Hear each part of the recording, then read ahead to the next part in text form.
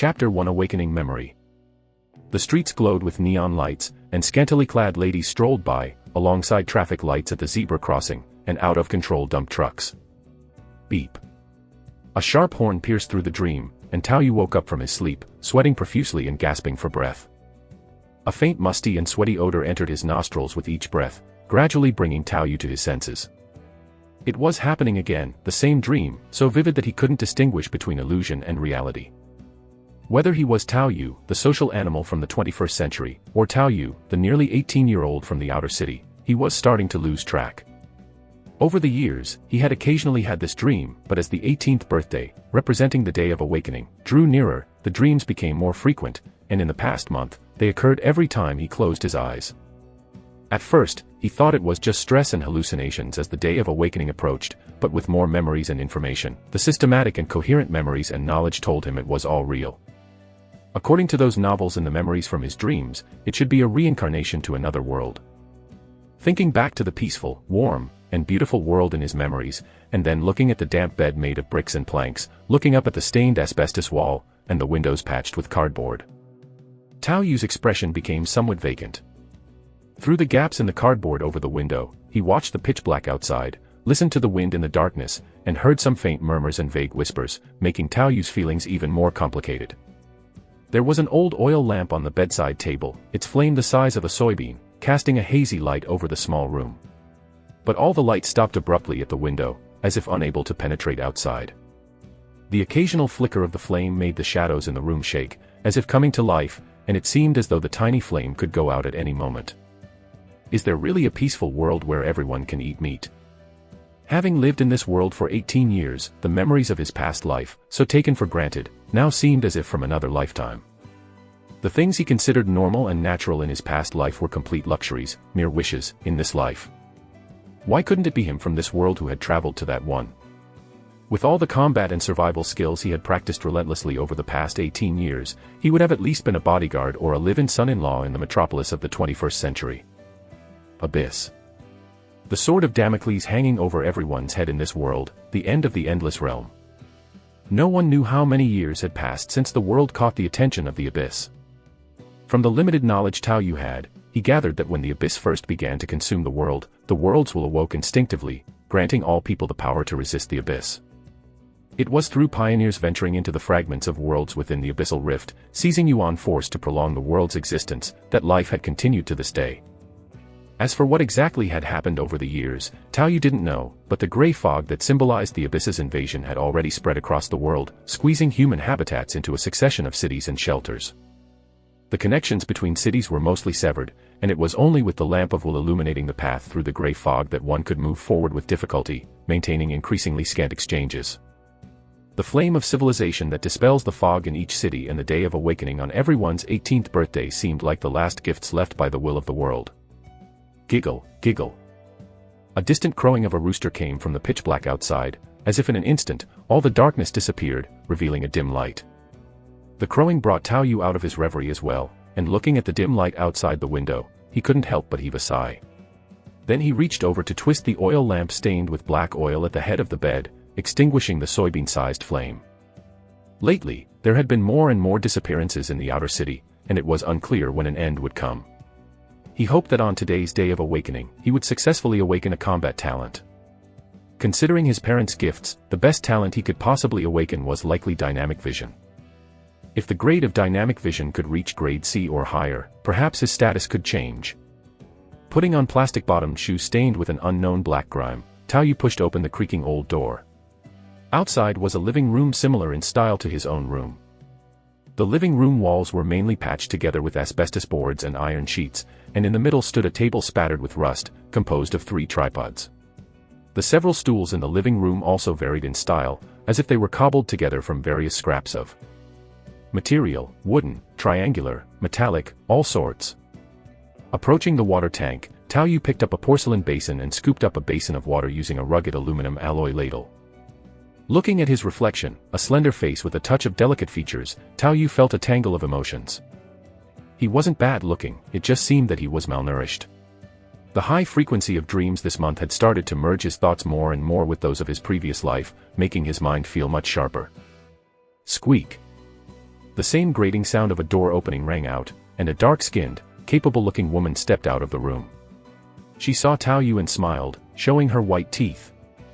"Ah Yu, today is your awakening day. You should rest well. I'll take care of the farm work." "Sister-in-law, I can't sleep." Tao Yu politely nodded to the woman, then reached out to wash his face. "All right. Mom and Dad should be returning by noon today. They should be able to bring you some useful weapons and equipment." The woman sighed, thinking Tao Yu was too anxious, so she comforted him with a few words. "I'll go get some fresh stuff for you to eat on the first day." "Thank you, sister-in-law." Tao Yu finished washing his face and voiced his gratitude. By count, this was his third sister-in-law. His eldest and second brothers had both died on their awakening day, his fourth sister was married off, his fifth brother died on a cannon fodder mission, and his sixth sister went mad and was killed by the security force. Besides himself, only his parents, his third brother, third sister-in-law, and his 16-year-old younger brother were left in the family. To lower the priority of the cannon fodder quota and to improve their own weight allocation, his parents had recently been considering having a ninth child, but it was uncertain whether they could still bear one. Although because both of his parents had relatively stable jobs, he had lived a relatively stable life since childhood, he had become accustomed to life and death from a young age. Since the beginning of the abyssal invasion, the world had awakened and bestowed upon people the power to fight back. The awakening day was a turning point of utmost importance for everyone. From the day of awakening, everyone in this world needed to spend some time delving into the abyssal rift to search for Yuan force to strengthen themselves, which also helped to fortify the world against the abyssal invasive forces. It wasn't about being datafied or panelized, but the world would enable individuals to understand their abilities more clearly after the awakening day and accelerate their empowerment through Yuan force, while also awakening their personal talents. Individual talents were myriad and strange, most of which were of little help in combat, greatly affecting the speed of personal growth.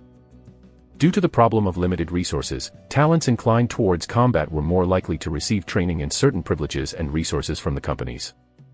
For instance, Tao Yu's father, Tao Long, possessed the talent Eagle Eye, grade C+. Although it was of limited help in direct combat, it gave him certain advantages in roles like scouting, sniping, and reconnaissance, allowing him to survive many years. His mother, Hong Xia, had the talent Dexterity, grade F, theoretically more suitable for combat than Eagle Eye, but her innate grade was too low, only slightly better than the lowest F-. Although there were cases of people improving their talent grades and even transforming or having multiple talents, such occurrences were clearly impossible for an ordinary family. Therefore, his mother chose to marry his father, hoping to cultivate the more suitable standard combat talent Dynamic Vision. She opted to specialize in a manufacturing skill, her dexterous hands earning her a position as a senior skilled worker in a leather factory. Coupled with the weighting boost from birthing many children, they had not been assigned cannon fodder tasks by the company over the years. Although individual talents had a not insignificant relationship with heredity, among Tao Yu's many brothers and sisters, only his third brother, Tao Tong, had inherited the optimized talent from their parents, acquiring Dynamic Vision, grade D+. Theoretically, he could have achieved even more, even joining the company's security force at one point. But after losing both legs on a mission, everything came to an abrupt halt. Whether it was items for regenerating limbs or mechanical prostheses that would allow him to continue fighting, none were affordable for the family. Fortunately, since he was injured on a mission for the company generously exempted him and his wife, Lili, from the cannon fodder quota for life, forever free from the worry of being forcibly drafted for such tasks. Chapter 2: The Oppressive World. This world is simply terrifying.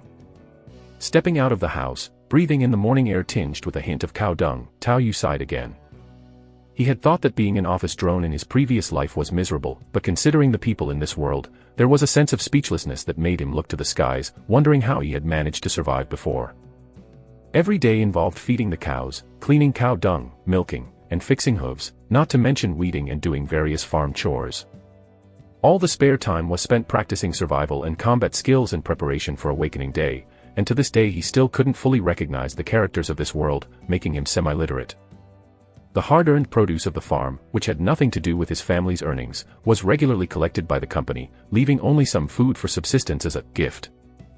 If it weren't for his parents having relatively stable jobs, earning a total of 300 units of yuan force to subsidize the household each month. Relying solely on himself, his third brother, sister-in-law, and younger brother, even working day and night was hardly enough to feed the family. not to mention saving up for equipment and supplies for Awakening Day. Besides that, his parents also had to find ways to continuously increase their cannon fodder weight, employing various methods to keep them from being conscripted by the company. And after turning 18, he too would be included in this hierarchy, also needing to find ways to continually increase this weight, unless something fortunate like what happened to his third brother occurred. Under the invisible threat to life, the level of vicious internal competition had already broken through the skies. Gazing into the distance, a gray haze known as the gray mist wall sealed off the periphery completely, the dense, churning fog occasionally revealing shifting shadows within. A faint layer of bluish mist kept this gray fog at bay. Turning around, he could see the towering, mottled walls of the inner city. The city wall seemed to be patched together from various materials, with all sorts of metal and concrete structures, marked with signs of filling and repairing. One could also see a distribution of watchtowers and autonomic gun turrets along the wall. Through glimpses beyond the wall, one could see some of the towering buildings in the inner city, with exaggerated neon signs flickering, and the same sense of patchwork at the tops of the buildings.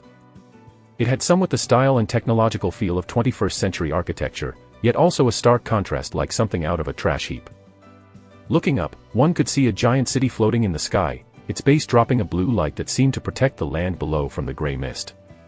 Below the majestic base of the floating city, a series of greasy, oil-smudged pipes connected the inner city to the outer city and various other places, transporting goods upwards for the big shots in the city to enjoy. The floating city, inner city, and outer gray mist were distinctly separate, representing several drastically different living environments. Turning back to look at his own home, the dilapidated farmhouse mainly pieced together from asbestos sheets, metal plates, and compressed boards, with a few bricks added for structure, and the surrounding farm that didn't belong to them but needed their care, Tao Yu felt oppressed.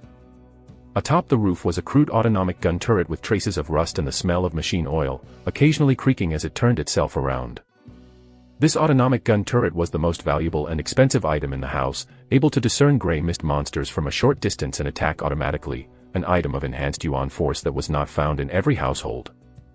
Although the outer city was also under the protection of the flame of civilization from the floating city, monsters from inside the gray mist would still occasionally attack. Tao Yu remembered hearing the roar of the autonomous gun turret 7 or 8 times a year during the night.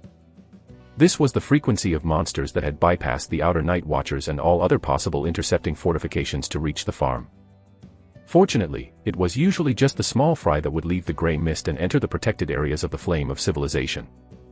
The lamp of wool defended against some invisible filth, while the gun turret physically defended against a few that slipped through, one reason they had been able to survive peacefully over the years. Just as Tao Yu was somewhat lost in thought, a creaking sound once again came from inside the house, and a lean man with a face covered in wrinkles and graying hair, along with an ordinary-looking woman with short hair, also came out of the room one after another. It was Tao Yu's parents in this life. The ones who had protected him from such a harsh environment until he turned 18. Although the dreams of his past life's memories made him feel a little confused with memory fusion, he still smiled when he saw the two elders. "Dad, Mom, aren't you supposed to come back at noon?" Tao Long saw his son and his wrinkled face squeezed out a kind smile. "Why is the 7th child up already? Although the survival rate on Awakening Day has gone up, you still need to rest and build up your strength to give it your all." Their eldest and second sons had died on Awakening Day, which gave Tao Long and his wife some PTSD about this day, which originally had a 60% survival rate. Therefore, the preparations for the younger children were thorough, preferring to scrimp and save on everyday necessities in order to accumulate enough goods for their children to use on Awakening Day. Ever since the second child's incident, no such tragedy has occurred on Awakening Day. "I can't sleep," Tao Yu candidly replied. Sometimes the more he forced himself to sleep, the more elusive it became, and there was nothing to be done about it. "Then join us for a trip." Upon hearing this, Tao's father did not insist anymore but casually made the arrangement. "We found your uncle who at the garrison before, he's now an instructor and can take charge of your group after a greeting. Let's pay him a visit together." The company had its own built-up area at the Abyssal Rift where many production and combat professions worked. Although Tao Yu's parents had just returned from their room, in reality, they had just come back from another world, a world that was perfectly synchronized with this one. Beyond the mandatory half-month of survival adaptation imposed by Awakening Day, once it was over, everyone could travel between the two worlds after about a quarter of an hour of meditation. Then, aside from needing to visit the Abyssal Rift regularly to prevent madness, the minimum interval for returning had been reduced to 5 days. If one could reach the gathering place, besides the company's assigned cannon fodder tasks, the pressure to survive actually decreased. Uncle Hu became an instructor. I remember his hand was severed, and he was disqualified from combat, right? Tao Yu was somewhat surprised. Although Tao Hu sounded like he was Tao Long's brother, they were actually only cousins. Under the dog-eat-dog pressure of life in the outer city, names were usually chosen casually, and having the same name was common. He got lucky and met a noble who helped him undergo mechanical augmentation, and his strength has not only been retained but increased. Envy appeared in Tao Long's eyes. Their younger brother was also talented, but it was just a pity not to have such fortune. Otherwise, serving a noble would be fine. Alright, let's go over there, he should have just returned as well. Hongxia, coming from the kitchen, carried out a big chunk of smoked meat. After brushing off some of the blackened areas, she also stepped out. Looking at the smoked meat, the scrawny Tao Yu also swallowed hard. It was indeed cruel. In this world, there were indeed people who could not afford meat. Recalling the delicacies of his previous life, even though his family's circumstances were average, as an only child he at least had the freedom to eat meat. Now in this world, meat was a luxury saved for days when their food was improved. Even that, by outer city standards, was considered decent living conditions.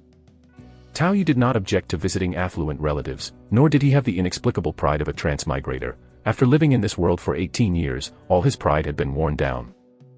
His parents were veterans who had lived in this kind of world for decades, and following their advice now would not be wrong. Moreover, Tao Yu had a good impression of his cousin Uncle Hu, who had the talent, predictive eye, grade C, possessing a strong ability to predict. This ability was even stronger than the dynamic vision of the same level. Its value at grade C could be compared to grade B dynamic vision. He used to be the best off among the relatives. He had left the combat sequence due to injury, but there had been some contact over the years, so the relationship was rather good. Before the injury, he had taught the third brother, and after the injury, Tao Yu's family helped his in return. So, there was mutual assistance between them. This relationship was even closer than that of other direct uncles, aunts, and cousins. Tao Yu's own shooting practice was done through his intervention, saving a lot of expenses for bullet consumption. For Tao Yu, who had lived in a peaceful period in his previous life, preparing as much as possible for the awakening day with only a 60% survival rate was naturally the best course of action. A 60% survival rate didn't mean that every person had a 60% chance to survive, but rather that those with better preparations and a higher survival rate would skew the average. Tao Yu did not want to be part of the averaged statistics. Haha, Long, why are you being so polite?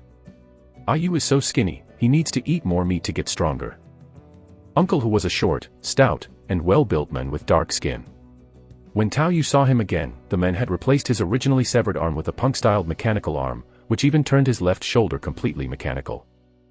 Although the mechanical arm reeked of oil and shone with a polished gleam, wear and tear were still visible, suggesting it was at least second-hand but a good fit for Tao Hu.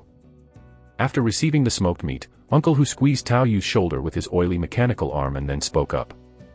People awaken every day, it shouldn't be a problem for me to arrange for today. At this point, Uncle Hu paused, then continued. However, I've heard that the children of two important figures will also participate today, so there are some things I need to mention in advance. Chapter 3, Talent. Above a plaza, in front of an old statue, more than 200 young people with various expressions gathered. They had all turned 18 today and were also awakening their talents. These 200 or more youngsters were dressed in different styles, but despite the variety, each one carried a large backpack, and many were adorned with various firearms, weapons, and ammunition. Some were even wearing padded coats in this stifling heat, with sweat on their foreheads, seemingly refusing to take them off, creating an oddly eerie sight. At the moment, Uncle Hu stood in front of the statue, waving his powerful, mechanical-looking prosthetic limb, righteously proclaiming something. From the moment you were born, you've owed the corporation a huge debt. The air you breathe, the soil you live on, the food you consume, all these are the corporation's gifts to you. You've survived up to this point thanks to the corporation's protection. And now, the corporation will give you another chance to change your destiny. In the audience, Tao Yu, still wearing a padded coat and carrying a 20-kilogram backpack, clutching an assault rifle akin to an AK, couldn't help but reveal an expression of utter boredom. Though he knew this was Uncle Hu's job, he never imagined that such toxic preaching could be spewed so forcefully, and judging by some people's excited reactions, it seemed that some indeed swallowed it whole. All 200 on the scene celebrated their 18th birthday today, true peers born on the same year, same month, same day.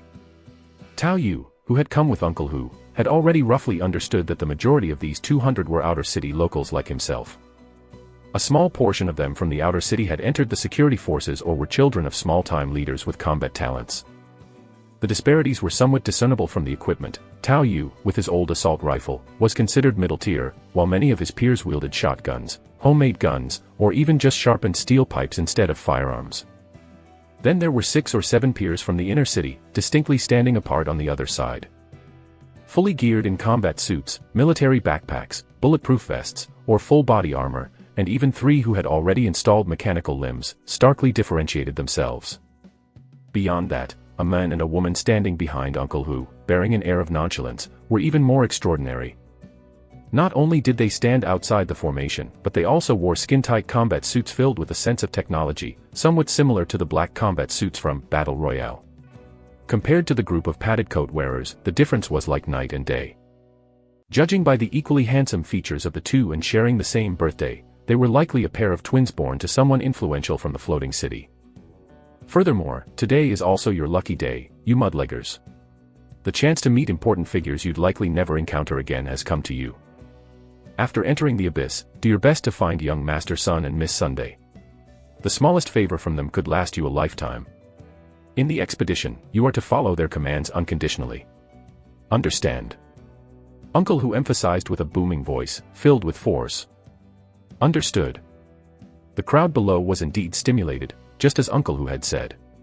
This might be the only chance in their lives to meet such influential people. Even the few from the inner city felt the same. Yet Tao Yu was indifferent towards it, mainly because Uncle Hu had already specifically instructed them to avoid them if possible during the mission, steer clear.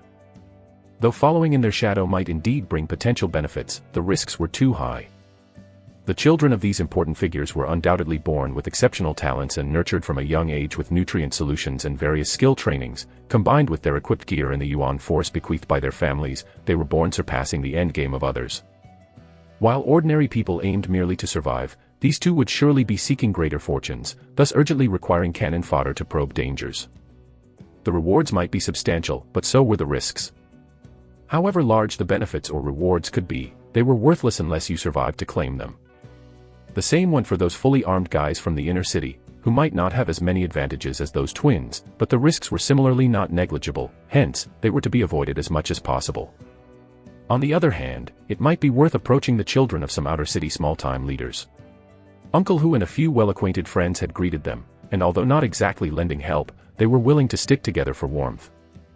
First off, one needed to showcase their value to be accepted as an equal. If lacking the strength, one should recognize their place. There is no such thing as love without cause in this world. Even Uncle Hu's support came from years of mutual assistance and the ensuing friendship. Had it not been for his period of decline after becoming disabled, his family could, at best, only be considered a vassal despite being relatives. Alright, time is almost up, and you already know what you need to know, but I must emphasize once again that the main goal of these 2 weeks is to survive. The will of the world usually places you in safer world fragments at the start. Then, using the radio, you must find the corporation's gathering place, as only those who make it there have the qualifications to survive in the abyss. After speaking, Uncle Hu also raised his hand. At the same time, at the base of the floating city in the sky, a hazy blue flame of nothingness seemed to emerge. A beam of light burst from the flame and struck the statue whose face could no longer be discerned. In the next moment, a radiance covered the square, and all the youths turning 18 today vanished in an instant. However, as the brilliance faded, Uncle Hu, who had been smiling, stiffened his expression instantly after glancing back at the statue. On the once blurry face of the statue, a faint blue glow began to emerge, which then gradually coalesced into a new small sphere of light that was absorbed by the statue. This made Uncle Hu quickly pull out a walkie-talkie, sweating profusely as he said, "Captain Zhechuan. There's an abnormal fluctuation in the teleportation this time. The regional binding isn't completed. A new coordinate has emerged. Everyone automatically receives a gift when they turn 18, and theoretically, it doesn't matter where they are. The reason they all gather here is to use the flame of civilization to complete a regional anchoring, so that this new group won't end up too far from the company stronghold. But now the teleportation feedback indicates that there was a problem. The abyssal rift contains endless world fragments. A slight deviation could mean crossing countless fragments. If one relied solely on traversing through the abyss, they might never reach the gathering place in their lifetime. Although such incidents were not common, they had occurred a few times before.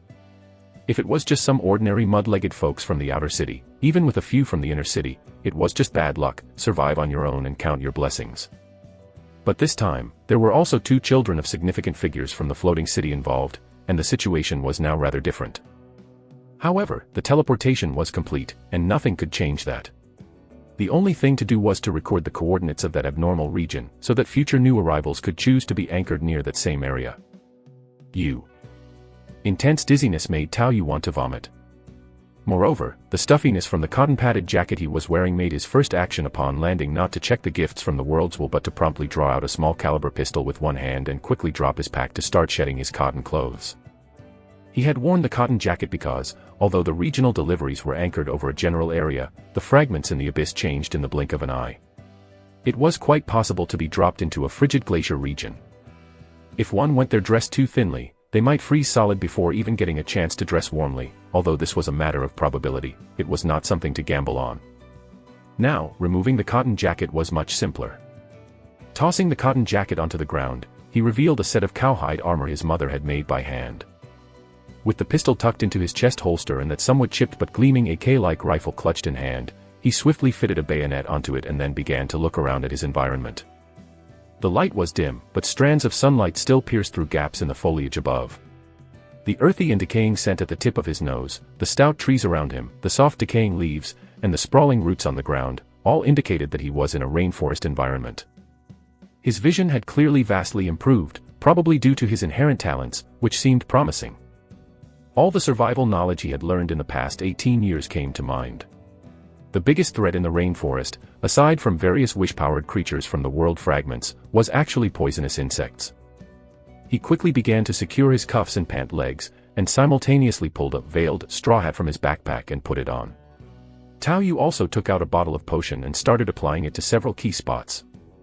Only after finishing all this did he keep his gun at the ready, maintaining vigilance while beginning to examine his changes. The will of the world had already transmitted some related information into his mind in a way that wasn't textual but was instantly understandable, causing Tao Yu to focus and review it, eventually becoming stupefied. My cheat has arrived. Talent 1, Dynamic Vision, very happy face, possessing strong dynamic vision and the ability to learn visual and perception-related skills more easily, with a slight increase in dexterity and reaction. Undoubtedly, this was a talent inherited from his parents and was innate to his body. It was already quite good. After focusing, he could sense the talent sphere and instinctively understand the information it entailed. But compared to the dazzling, golden talent 2 next to it, it was nothing. In this world, it's possible to have multiple talents, even to enhance or acquire new talents later in life, but that has nothing to do with ordinary people. However, Tao Yu now possessed a second talent. Talent 2, Divinity, Max++, from an outer god of the void.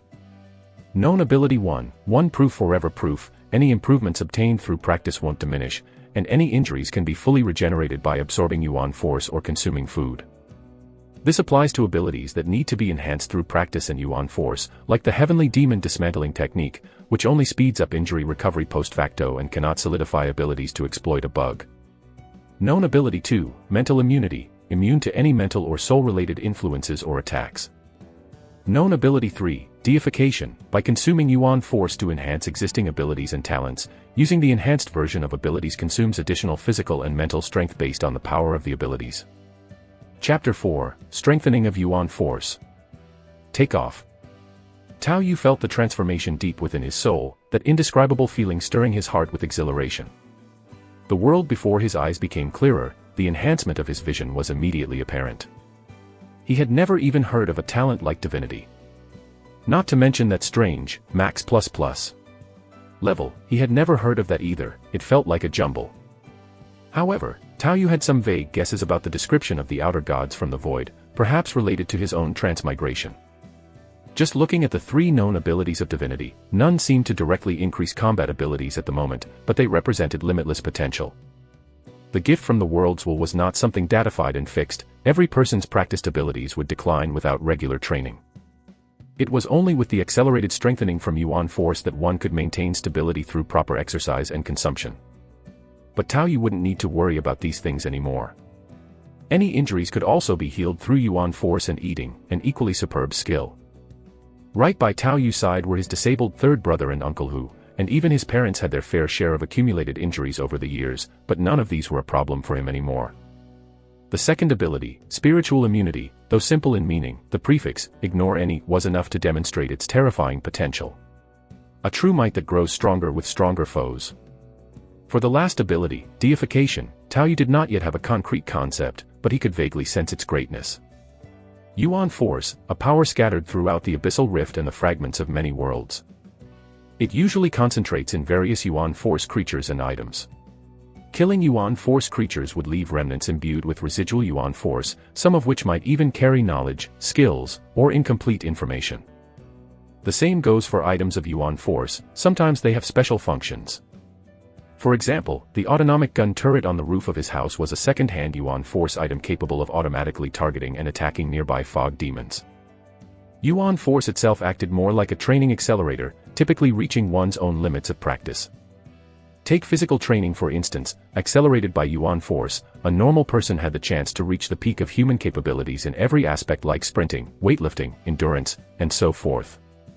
But without any other talents or skills, this would be the limit, and this limit would quickly decline without continuous practice, usually requiring consistent exercise and even some Yuan force consumption to maintain the state. The same applied to various skills, firearms, martial arts, and so on. If new skills or knowledge were acquired from the remnants of Yuan force creatures, or if a skill was learned from a character within a world fragment, it could also be accelerated by Yuan force, and at critical moments, one could break through bottlenecks by consuming considerable amounts of Yuan force, depending on personal aptitude and the difficulty of the skill. The consumption of Yuan force was closely related to one's base strength, talents, skill difficulty, and training methods. An individual with combat talents training in their specialized area would consume much less Yuan force. And the stronger the individual, the greater the consumption rate in acceleration. It could be said that Yuan force was important, but not almighty. It often brought about a quantitative accumulation. Now, with the ability of deification in play, was it possible to use Yuan force to achieve a qualitative change in abilities? This sent a surge of excitement through Tao Yu's heart. After taking a deep breath to calm down, he once again opened his backpack and took out a canvas bag. As he took it out, the tinkling sounds of metal colliding could be heard, as if it contained some metallic objects. Upon opening the bag, one could see the shining metal crystals inside. This was the currency that bore Yuan force, a gift from his parents, drawn from their own accumulated Yuan force and bestowed upon some special metals. It was something that could only be used after talent awakening, and the greatest gift his parents could give on the day of his awakening. Talent awakening didn't have a fixed panel, it was more like a consciousness, and the quantity of Yuan force didn't have a standardized unit of measurement either. But everyone could endow a definition convenient for recording with their will. According to his parents' experience and the common definitions used in transactions with the company, counting their combined monthly income of 300 units, these Yuan force could be seen as 1,000 units of Yuan force. Capable of accomplishing a 100-fold acceleration of practice at the level of an ordinary person for 10 hours, or a 20-fold acceleration for 100 hours. As personal abilities or skills improved, the consumption of Yuan force grew larger. Also, to achieve more efficient acceleration in a short term, the consumption would increase progressively, reducing cost effectiveness.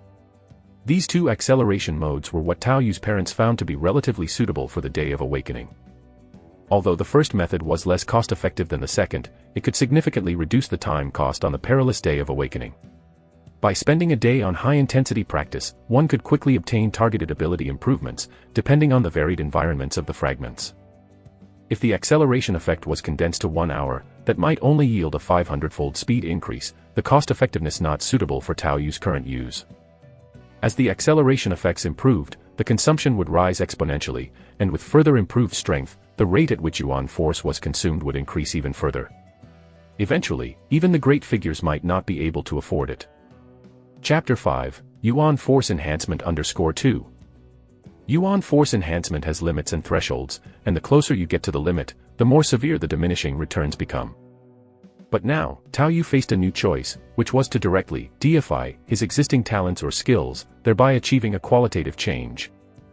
Although it seemed that the physical energy consumption of the skills would also increase accordingly, for someone who could restore his state through eating, this was definitely worth it. Yuan force could also accelerate state recovery, and most likely more efficiently, but for now, it was definitively ruled out by Tao Yu, the pauper. Having made the decision to use it, Tao Yu began to examine the other skills that had emerged with the awakening of his talents. All acquired through years of hard practice, the talents now manifested more directly after awakening, allowing him to perceive the skill's energy spheres and vaguely bringing about some enlightenment. Skills: Basic Shooting LV1, Basic Combat LV2, Basic Weaponry LV2, Basic Breathing Method LV1, Basic Herbal Recognition LV1, Basic Trap Making LV1. A mishmash of skills, a jack of all trades but master of none, mainly aimed at survival, among which those most related to his combat power might be Basic Shooting, Basic Combat, Basic Weaponry, and Basic Breathing Method. All are quite self-explanatory in their literal sense. If practiced and enhanced with Yuan force, even without leveling up, there would be an obvious improvement in proficiency and a consequent increase in some related physical qualities. The leveling markers are merely a convenient way to grasp the concept, a standard within the company. And the gap between the levels didn't involve any qualitative change such as breaking through a level, everything was a natural progression, with a large gap that wasn't too exaggerated. LV1 and LV2 could be seen as ordinary amateur players and top amateurs, while LV3 was a professional athlete. The first three levels could arguably be rushed out with Yuan force acceleration, but LV4, which was approximately equivalent to an Olympic athlete, already required talent to reach. Even without talent, it was possible to reach that level, but it was inefficient. And the decay rate was severe, with maintenance being tedious. LV5 represented various human limits, and within LV5, the range of proficiency could vary greatly, akin to the difference between running 100 meters in 9.8 seconds versus 9 seconds. Tao Yu didn't bother to learn about the skill levels beyond that. His father, with eagle eye, had only managed to reach Basic Shooting LV4, and perhaps could push to LV5, but couldn't sustain the maintenance cost, which was the norm for ordinary families in the outer city. Yuan force could also be allocated in any arbitrary units Tao Yu wanted. He could even design his own ability level to be LV99 if he wished, but naturally, the limit would increase accordingly.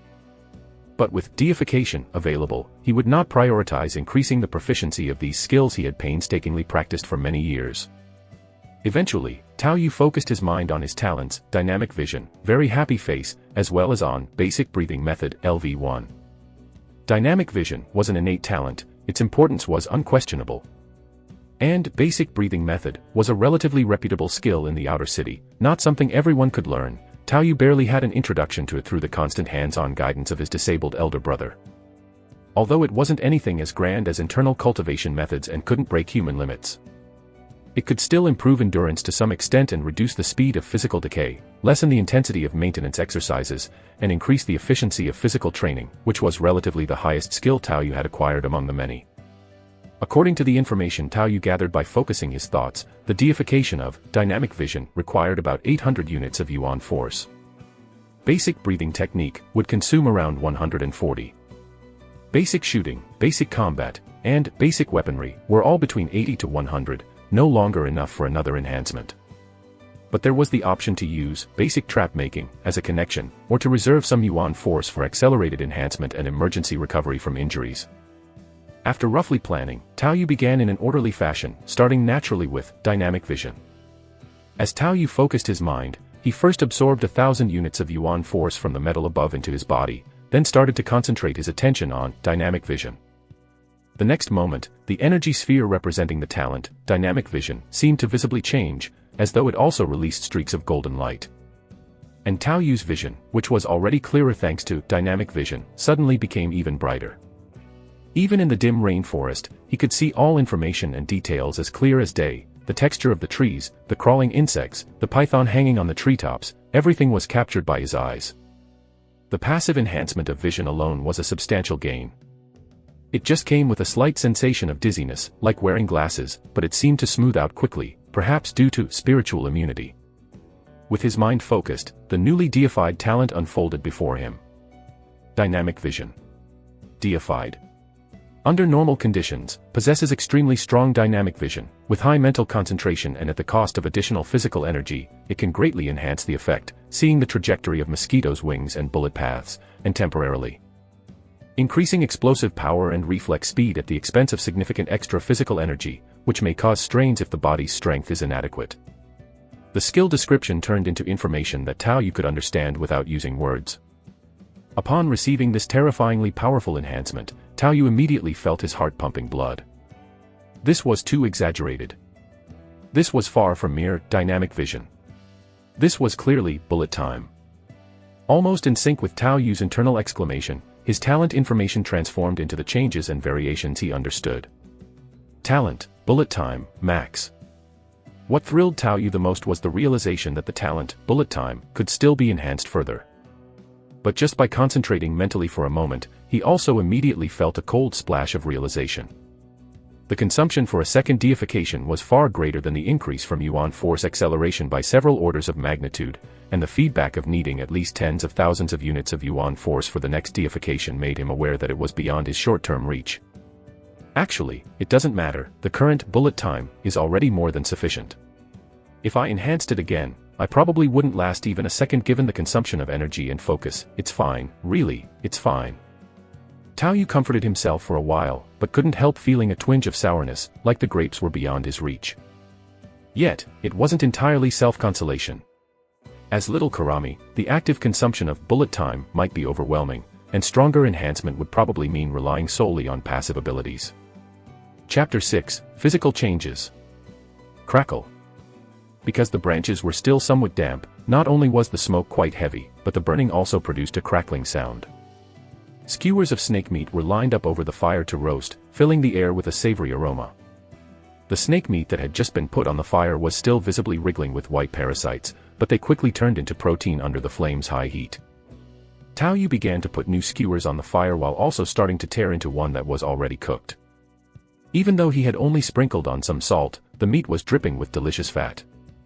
He had been sitting there eating for over 4 hours, and he had consumed more than half of a python that was 3 to 4 meters long and weighed over 50 kilograms. And the reason for all this was the successful deification of the basic breathing technique, as well as using the remaining dozens of units of Yuan force as fuel for acceleration. Skills will never be able to compare with innate talent. Although deification consumes less Yuan force, the effect is obviously not as stunning as that of talent. However, talent enhances potential more.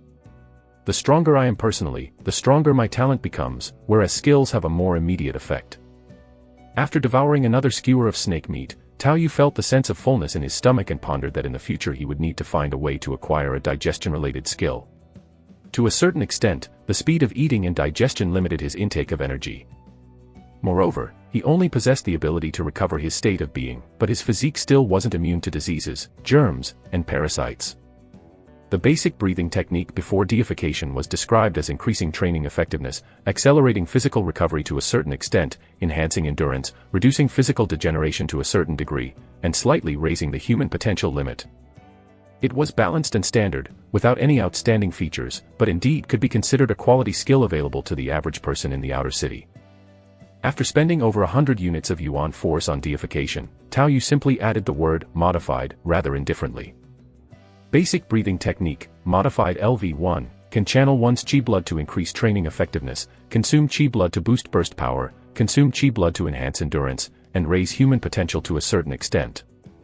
The basic breathing technique that Tao Yu had previously mastered was mainly a breathing skill that was very strict to practice and required guidance. If one practiced it incorrectly, it could cause lung damage. Once proficient, the primary changes were in breathing, with no special perception of inner strength or chi-like phenomena. After all, it was a skill available to his family. While relatively rare and valuable in the outer city, it was not something powerful in itself. Families with combat talents had basic breathing technique as standard. However, after completing deification, the sense of controlling the boiling chi blood coursing through his body like tiny mice was a clear sign of a qualitative change in the skill. While it had no effects like releasing chi blood outside the body, every circulation of chi blood let Tao Yu feel minor changes in his body. Even if the degree of change wasn't large, with the ability, one proof forever proof, these changes would only increase, never decrease. At least until he reached the limit of basic breathing technique, modified, his training efficiency would far surpass that of ordinary people. Also, with this feeling in mind, Tao Yu's original plan to deify his basic trap making was set aside momentarily. His frail body was definitely his biggest weakness. Surviving for 15 days in the rainforest environment, a healthy body was of utmost importance. The best effects of gym training also come in the first month, correcting postures and forming habits, with personal parameters like bench press increasing dramatically. Now, the basic breathing technique, modified, would naturally be the same. So, taking advantage of the prime period right after acquiring basic breathing technique, modified, when the efficiency was at its highest, Tao Yu decisively used the last bit of his Yuan force to speed up the training of the breathing technique. Since only about 60 units of Yuan force remained, accelerating 100-fold might only last for half an hour, which was not suitable. So he stretched the time to 5 hours, adjusting the rate to about 20-fold. He also reserved the final 10 units of Yuan force for emergencies, in case he got injured or fell ill without time to eat. Under Tao Yu's perception, using Yuan force to recover vitality and heal injuries was extremely cost inefficient. 10 units of Yuan force were roughly equivalent to eating a couple of bites of meat. The stronger one's strength, the greater the consumption of Yuan force for recovery, making it quite insubstantial and impractical for regular use. However, even so, having 10 points was somewhat comforting. Under normal training, it's impossible for a person to practice 24 hours a day. A significant amount of time is needed for recovery and rest. Those 5 hours of 20-fold acceleration are nearly equivalent to a few months of high-intensity training under normal conditions. However, Tao Yu also felt the increased energy consumption effect of deification. It was a stroke of luck that, thanks to his exceptional eyesight, he found a python hanging from a tree. Otherwise, he estimated that the compressed rations in his backpack would have been consumed entirely after this intensified practice session. Phew, not too bad. The increased physical exertion is just that, the accelerated consumption of Yuan force wasn't much greater. But the training effect was too outstanding. The accelerated effect in the last hour probably decreased by about 30%, he reflected. Feeling the accelerated effect of Yuan force gradually fade, Tao Yu stood up and threw a series of punches right where he was. The surge of qi blood made a creaking sound in his bones, and after the routine, his whole body felt refreshed, as if he was several pounds lighter. But in reality, he had almost devoured an entire python weighing over 50 pounds by himself and had drunk several liters of water, yet his excretion was far from sufficient. His body had visibly bulked up, and the sense of lightness was a misperception brought on by the improvement in his physical condition. If he had been a malnourished young man before, now, at the very least, he reached the level of physical condition of an amateur sports enthusiast, and it was a comprehensive one. The decrease in the acceleration effect with the same Yuan force consumption in the last hour could be considered a standard certification. He had become stronger. With the explosive power unleashed by the breathing technique, his extreme burst strength could be even higher. He would certainly be left in the dust by Bolt in a 100-meter sprint, but he should be able to catch up and leave him crying within 10,000 meters. Awesome. After stretching his muscles and feeling the changes in his body's condition, the experience of a healthy body made Tao Yu somewhat reluctant to stop, as he had never felt such a healthy and robust physique in his past or present life. Getting addicted to fitness was no empty talk. Picking up the black metal water bottle that was still not entirely cold next to him, Tao Yu finished off the somewhat bitter water from the tree hole, and then went to fill the bottle at the tree hole again before placing it on the fire to heat and boil. At the same time, he skillfully tore strips from the lining of his cotton coat, which he no longer needed, to wrap the remaining cooked snake meat. Although there wasn't much snake meat left, he didn't want to waste it. Among the supplies he had brought, besides the weight occupied by backup ammunition, most were survival items and food. In fact, relying solely on these, he could barely scrape by for 15 days if he economized and reduced his activities, at least keeping himself alive. However, the entry point to the abyss wouldn't change. Lingering here waiting for the day of awakening made no sense. Not to mention the dangers that could arise in the rainforest. If he successfully returned, the next time he came back it would still be this place. Would he have to carry a bag of food and scrape by again? So, having had his fill and completed the initial strengthening, it was time to consider the next steps. Although the company was quite wretched, with a level of blessing far beyond his previous life, for now, he still needed to find a place that could offer shelter for his weak arms and legs. Potential was potential, but strength was strength. Tao Yu, a man of two lives, hadn't become so delusional as to not recognize his own limits. After he had packed away the snake meat and the water in the kettle began to boil, Tao Yu had the energy and the time to check the bulky receiver on his wrist. The green LED screen was filled with a pixelated style, but this device could receive signals from a radio station. With knowledge from his previous life, Tao Yu knew that long-wave radio could form sky waves through reflection off the ionosphere. But it was quite clear that in this world full of rifts and fractures, it was uncertain whether such a thing existed. It was taken for granted that some Yuan Force-enhanced equipment allowed the company's radio station to have an exceptionally long range of influence. Time travel, the abyss, the will of the world, what else couldn't possibly appear? I probably still need to climb a tree, right? Looking at the tune channel without any signal, he patted the bulky receiver and murmured to himself with doubt. Surrounded by dense rainforest, it seemed normal to have some interference. Glancing around, he quickly spotted the most suitable tree to climb nearby, thanks to his keen eyesight. He left his equipment where it was and threw more branches into the fire before swiftly reaching the base of the target tree with his gun on his back. Weapons should never be far from hand, his parents had taught him that countless times. Looking at the rough texture of the tree bark in front of him, Taoyu was eager to try out his robust physique. It was time for a demonstration of strength. Chapter 7, Familiar Fragments. Damn, this tree is really hard to climb. Perched on a sturdy branch at the crown of the tree, Taoyu experienced a slight wheezing. Who knew what species this tree was? Being on the ground, he didn't feel the immensity, with many nearby trees of similar size, but climbing up, he discovered it was as tall as several-story building. Moreover, with a gun and clips weighing over 10 pounds on his back, it was quite a struggle. It was only thanks to the basic breathing technique, modified, that replenished his physical fitness, otherwise, he probably couldn't have made it up here with his former self. Physical conditioning was indeed his weakness. However, this tree climbing made Taoyu discover yet another new advantage in himself. It must be the boon of one proof forever proof, even though he felt a bit tired and there was a clear strain on his stamina, his strength, reflexes, and various other abilities hadn't diminished in the slightest. Soreness is soreness, but it didn't affect him, which was an odd contrast that he was still getting used to. Too bad the sensation of fatigue and muscle soreness couldn't be offset by mental immunity, otherwise it would be like cheating a bug in the system. Thinking about it, pain and fatigue were the body's way of signaling itself, and to be able to block that with mental immunity would actually be troublesome. Sitting on the branch with one hand hooked around the trunk to prevent falling off, Taoyu looked at the receiver in his hand, now showing a glimmer of signal indication with some bits of tree bark on it. This made him breathe a sigh of relief. The frequency had been pre-adjusted, the company's public frequency channel.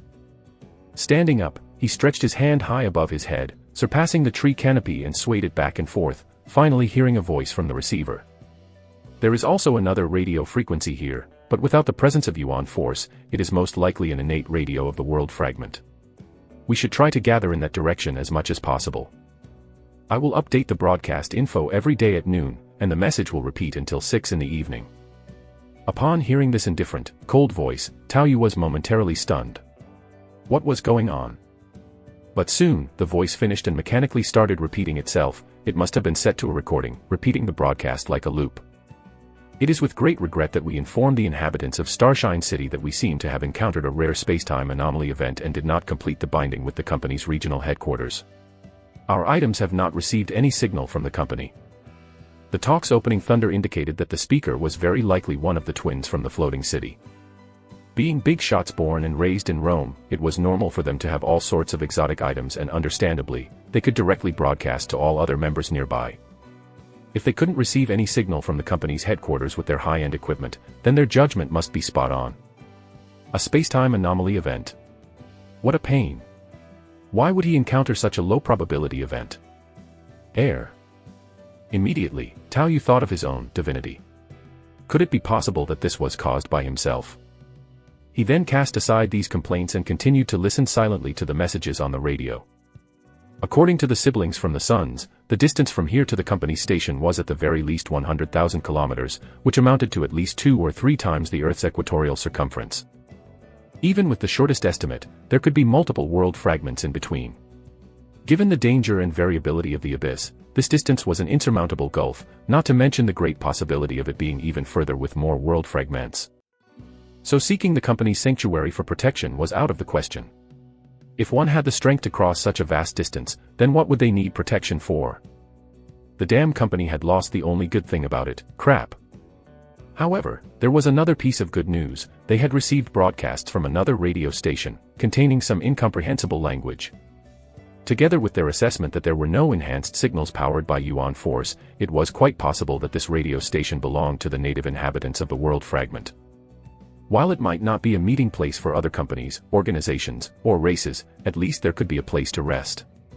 The presence of a radio station indicated the possibility of a local civilization, and there might be a chance to make contact.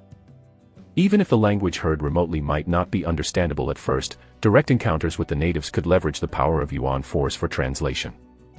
This was one of the gifts from the world's will, allowing the pioneers to travel conveniently through the worlds. It's said that some mental power specialists don't need Yuan Force, they have the skill to communicate on their own. With that radio station at hand, relying on their basic foundation, constructing a new settlement temporarily could be quicker. Encountering a space-time anomaly, you are indeed unfortunate, but being able to come here with us, that is your good fortune. With us as the core, we'll build a new company hub, and you will all become the founding members of that hub. The familiar pep talk concluded, and Tao Yu gained some new insights about the current situation. However, at that moment, Tao Yu felt a slight tremor in the tree trunk. The tree was thick, but once Tao Yu had almost reached the top, he was still keenly aware of the vibrations. Looking around from the height, though many views were obstructed by branches and leaves, Tao Yu could sense the shaking of the branches in the jungle. Judging by the amplitude and frequency of the shaking, it seemed that something large was coming. No, not just something large, but something long, something both large and long. And then, the next moment, a huge snake's head emerged from around the corner obscured by the forest, its size rivaling that of a water barrel, completely overturning the normal proportions of a snake. Even if a normal snake is long, it usually isn't very thick. The one that Tao Yu had eaten was 3 to 4 meters in length, but weighed only a little over 50 kilograms, and the weight of a python of about 7 or 8 meters was roughly the same as that of an adult human. It wasn't impossible for 2 skilled adults to catch a 7 or 8 meter python with their bare hands. A couple of slashes with a bayonet, and that python ended up as Tao Yu's meal. But this one, with a head as large as a water barrel, completely overturned Tao Yu's understanding and brought an unspeakable sense of oppression. At the same time, Tao Yu quickly searched through his memories of past lives, movies and television shows. It seemed he had seen similar works of fiction. Yes, it was a snake of that kind. At this point, Tao Yu felt a strange feeling inside. The abyss devoured many worlds, leaving a great number of world fragments, and the first to manifest were the various fantasy worlds. After his current world had been invaded by the abyss, he could tell from bits and pieces that many world fragments were stories and myths that circulated in this world. However, over the years, many stories had faded away due to various controls, and Tao Yu could only obtain limited information from what his parents told him. But whether through language or other means, Tao Yu could be sure that this was not Earth, and all the stories were unrelated to Earth. Even his divinity certification from the outer gods could be considered a recognition by the will of the world. But why were there things similar to Earth's movies and television shows appearing here?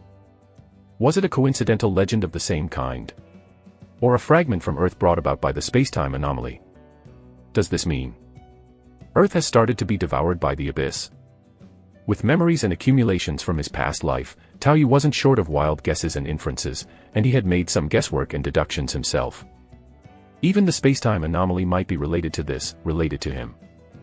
And then in the next moment, he saw the python, possibly attracted by the scent of snake meat, swallowed his pack and some debris nearby in one gulp. Damn it. Putting his speculation aside, Tao Yu sat firmly on the branch without a trace of fear.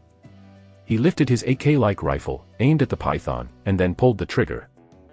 Confident in the killing power of bullets on carbon-based organisms, Tao Yu didn't care about the monstrously sized python. As long as he could hit its vital points, it would die. With his eyesight, there was no way he would let it get away, right? Rat-a-tat. The pained python quickly coiled up and, with the pack and the roasted snake meat it had swallowed, left Tao Yu's line of fire instantaneously, leaving him sitting on the branch speechless. I was sure I aimed at its head. Who could have thought that, while the eyes and hands could keep up, the quality of the firearms couldn't? The trajectory was just too erratic. Chapter 8, Gunshot. Mom and Dad probably never imagined I'd be doing long-range shooting. Tao Yu slid down from the tree and looked at the fire that had been extinguished by the python's writhing and the scattered items nearby, realizing he had to focus and start looking for any useful items that might remain. It wasn't that his parents had neglected the quality of firearms, but in this survival-focused environment, burst fire from a distance was almost never necessary. The first choice when facing a far-off threat was usually to hide rather than to make noise by opening fire.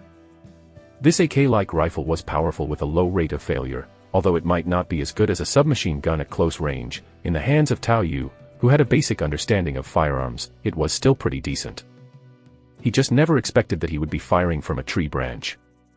Fortunately, the water bottle had been left on the fire to boil, and although the metal bottle was a bit deformed, it was still usable. Aside from the water bottle, the only things left were the equipment on his body. The cowhide armor made by his mother provided some defense, and it even had a small holstered pistol attached, as well as 2 full 30-round magazines. On the outside of his thigh, he also had a multi-purpose dagger with flint attached, along with this N-series assault rifle known for its elegant trajectory and 2 fragmentation grenades. After surveying his surroundings, Tao Yu's current dynamic vision and reaction speed meant he didn't have to worry too much about any sneak attacks. For protection, the places where the worlds will drop newcomers on their awakening day were usually low-danger zones. Based on the experiences of his parents, elder brother, sister-in-law, and uncle who, most of the time during awakening day, one probably wouldn't even need to use a weapon, the main challenges were environmental and about survival. The dangers outside of the environment were often from wild animals such as jackals, wolves, tigers, leopards, and bears, as well as various poisonous insects and snakes.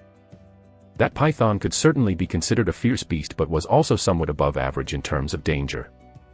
I hope there isn't anything even more outrageous around. Tao Yu's eyes flickered slightly. If this was indeed a fragment of that movie world from his memory, then these pythons were surely Yuan Force creatures. Although as a mere mortal, his Yuan Force reserves might not be much, having an extra 15 to 20 points was still a very decent gain for the current Tao Yu. The starting 1,000 units of Yuan Force were a gift from his parents. It was what they could save from not spending anything from their salaries for at least 3 or 4 months together. Even though they both held relatively low-risk jobs, as veterans who had been in the field for decades, they only managed to earn about 10 units of Yuan Force per day combined. Tao Yu wouldn't underestimate the Yuan Force carried by that python just because he had already spent 1,000 units cavalierly. Being able to gain Yuan Force during this standard period of acclimation for newcomers on Awakening Day was already a good thing. Moreover, if it was the world fragment he anticipated, those pythons could be related to another type of Yuan Force item, the Blood Orchid. Yuan Force items could not only be absorbed directly as Yuan Force, but they might also have various functions. Blood Orchid seemed promising. It was possible he might even be able to consume it directly. First, he had to confirm that he couldn't reach the company's gathering place, not just for this half-month, but also for a while after. He might need to play wilderness survival in this rainforest. These giant pythons, with their sensitive reactions and strength far exceeding that of a normal snake, posed a danger beyond that of ordinary wild beasts, but they also brought corresponding benefits. He had fired 3 shots from the tree earlier and, along with his spare magazine, he was left with 87 bullets for the rifle and 17 for the small-caliber pistol. Maybe he could try to convert these remaining bullets into some kind of advantage before they were all used up. Those 2 from the floating city, I wonder where they are. They're probably not in the rainforest, and I'm likely quite far from that place with the radio they mentioned. I'll still prioritize gathering resources and improving myself. Turning potential into actual strength as soon as possible is of the utmost importance. When I return, I'll stay in the outer city. Within this damn company's sphere of control, only strength is the best bargaining chip. He looked down at the bloodstains left by the python after it was shot, and the direction in which they extended, and after taking a deep breath, Tao Yu started moving in that direction. Python, here I come. If you've eaten my share, you better spit it out double. An hour later, Tao Yu looked up at the dimming light filtering through the leaves and frowned. Though his enhanced vision wasn't affected here, the rainforest at night was obviously going to be more dangerous.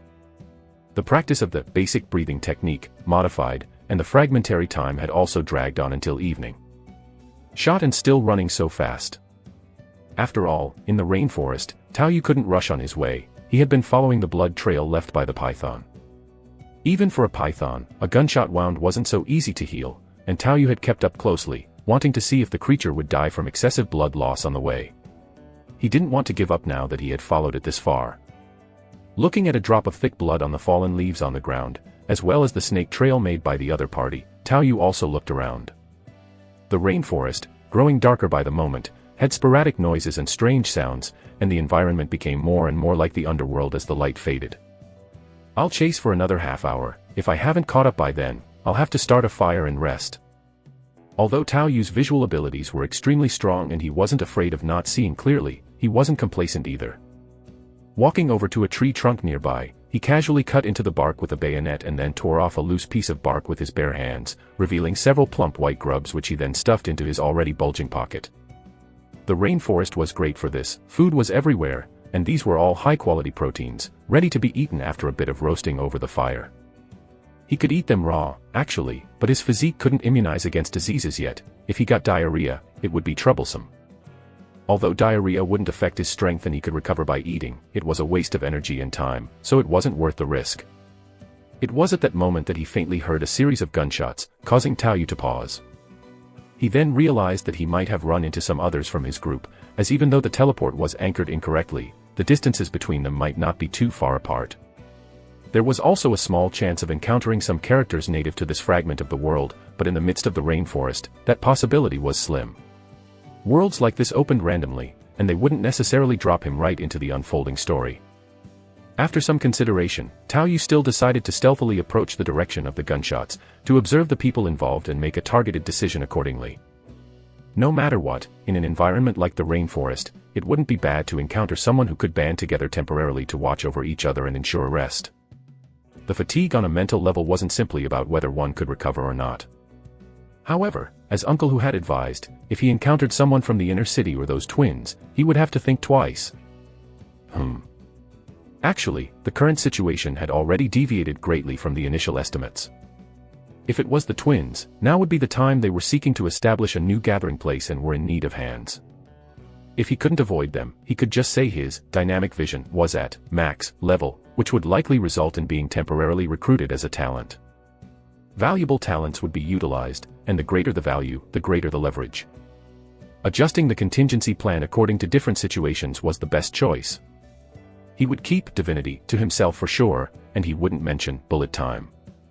But dynamic vision wasn't something that couldn't be revealed, as its ability at max level was most likely inferior to the innate talent inherited by the twins. However, based on the information heard from previous broadcasts, they were probably not in the jungle, so it shouldn't be them. Chapter 9, Time to Hunt. In the rainforest, a youth clad in leather armor, his face marked by acne, his body robust, roared incessantly at a tall and thin student in front of him clutching a steel pipe. That's clearly a Yuan Force creature. It just slipped away right before our eyes. Why didn't you stop it? What's the use of bringing you along? Although this acne-covered young man was the same age as the slim student in front, his physique was clearly much more robust, indicating he likely enjoyed better meals regularly. He wore a set of leather armor similar to Tao Yu's, and held an assault rifle in his hand, which was clearly superior to the tall and thin student's sharpened steel pipe and ordinary clothes. Facing his companion's scolding, the tall and thin student dared not retort, quietly listening on the side. After venting for a while, Lu Wen looked at Zhang Wei, who was honest and didn't talk back, and felt slightly more at ease. His heart had always been full of resentment due to his dismal awakened talent, and he had just taken the opportunity to lash out. Lu Wen being able to grow so robust in the outer city environment and have decent equipment indicated that his family's situation was quite good. His father possessed keen, C-class, combat talent and served in the security forces. His siblings' talents weren't bad either, all somewhat related to combat. But who would have thought that he himself would awaken a sensitivity, D-class, talent that was as useless as chicken ribs? To him, this talent seemed to be a negative enhancement, magnifying many of his sensations. Pain, itchiness, stuffiness, and other sensations were all intensified, which was sheer torture in the rainforest. He also felt a wave of darkness about his future. This talent wasn't without employment or developmental prospects, but most were auxiliary roles such as drug testing or skill assessment. Although the income might not be bad, the environments were fairly terrible. If he didn't take on such work, he feared that even with the effort to have many children, he might still end up queuing for the cannon fodder list in his middle age. In contrast, the mud-leg orphan before him claimed to have an endurance, E+ class, talent. Although it wasn't very strong, at least it was somewhat beneficial to fighting, and with training, the fellow's physical fitness would certainly be somewhat superior to an ordinary person's. After Awakening Day was over and they returned, the company would definitely be willing to provide some resources to nurture him. Fatherless and motherless, he might just become the motive for some people to want to take him under their wing. With effort, that person might never enter the cannon fodder list for life. Although the two of them were still mainly reliant on him, his future already seemed less promising than the others, which left a bitter taste in Lu Wen's mouth, along with a sense of impotent rage. If it weren't for needing someone to help keep watch at night in this damn rainforest, he really felt the urge to lash out and assail the other person. After all, deaths on Awakening Day were normal, and even more so with his gear. What are you standing around for? Chase after it. Do you expect me to lead the way? Lu Wen chided the dazed Zhang Wei, who muttered a low "oh" in response before slowly advancing with the steel pipe towards the direction the python had fled. Orphaned since young and raised by his aunt as a token for cannon fodder ranking points, Zhang Wei learned early to recognize his status and surroundings. With no opportunity to learn any skills, it would be difficult to survive in the rainforest without others, especially with abnormally large pythons like this one. Though he was filled with fear, he still trembled as he parted the bushes, following the winding snake trail ahead, the icy steel pipe in his hand providing no assurance of safety. It was only the endurance, D+ class, talent he had awakened that gave him a nice boost in physical strength, allowing his fitness to far exceed that of an ordinary person even without any Yuan force enhancement. Previously, he wanted to demonstrate his value without inciting jealousy, so he underreported his talent as E+. It seemed, though, that he had still agitated his temporary partner, who might not have awakened a combat talent. He really feared the men might turn on him. But in such a rainforest, where survival was everyone's top priority, a sidekick who would take risks on his command and keep watch at night was likely more valuable alive. Zhang Wei had never considered ambushing Lu Wen and going solo because he had no experience with firearms and few other survival skills. Alone, even with a gun, he feared the danger would be greater. Survive. This was the ultimate goal he set for himself on Awakening Day. Now with a decent talent, he could sell himself for a good price upon returning. This was the darkness before the dawn. He must endure through it. And at that moment, he noticed that the snake trail ahead seemed to suddenly turn.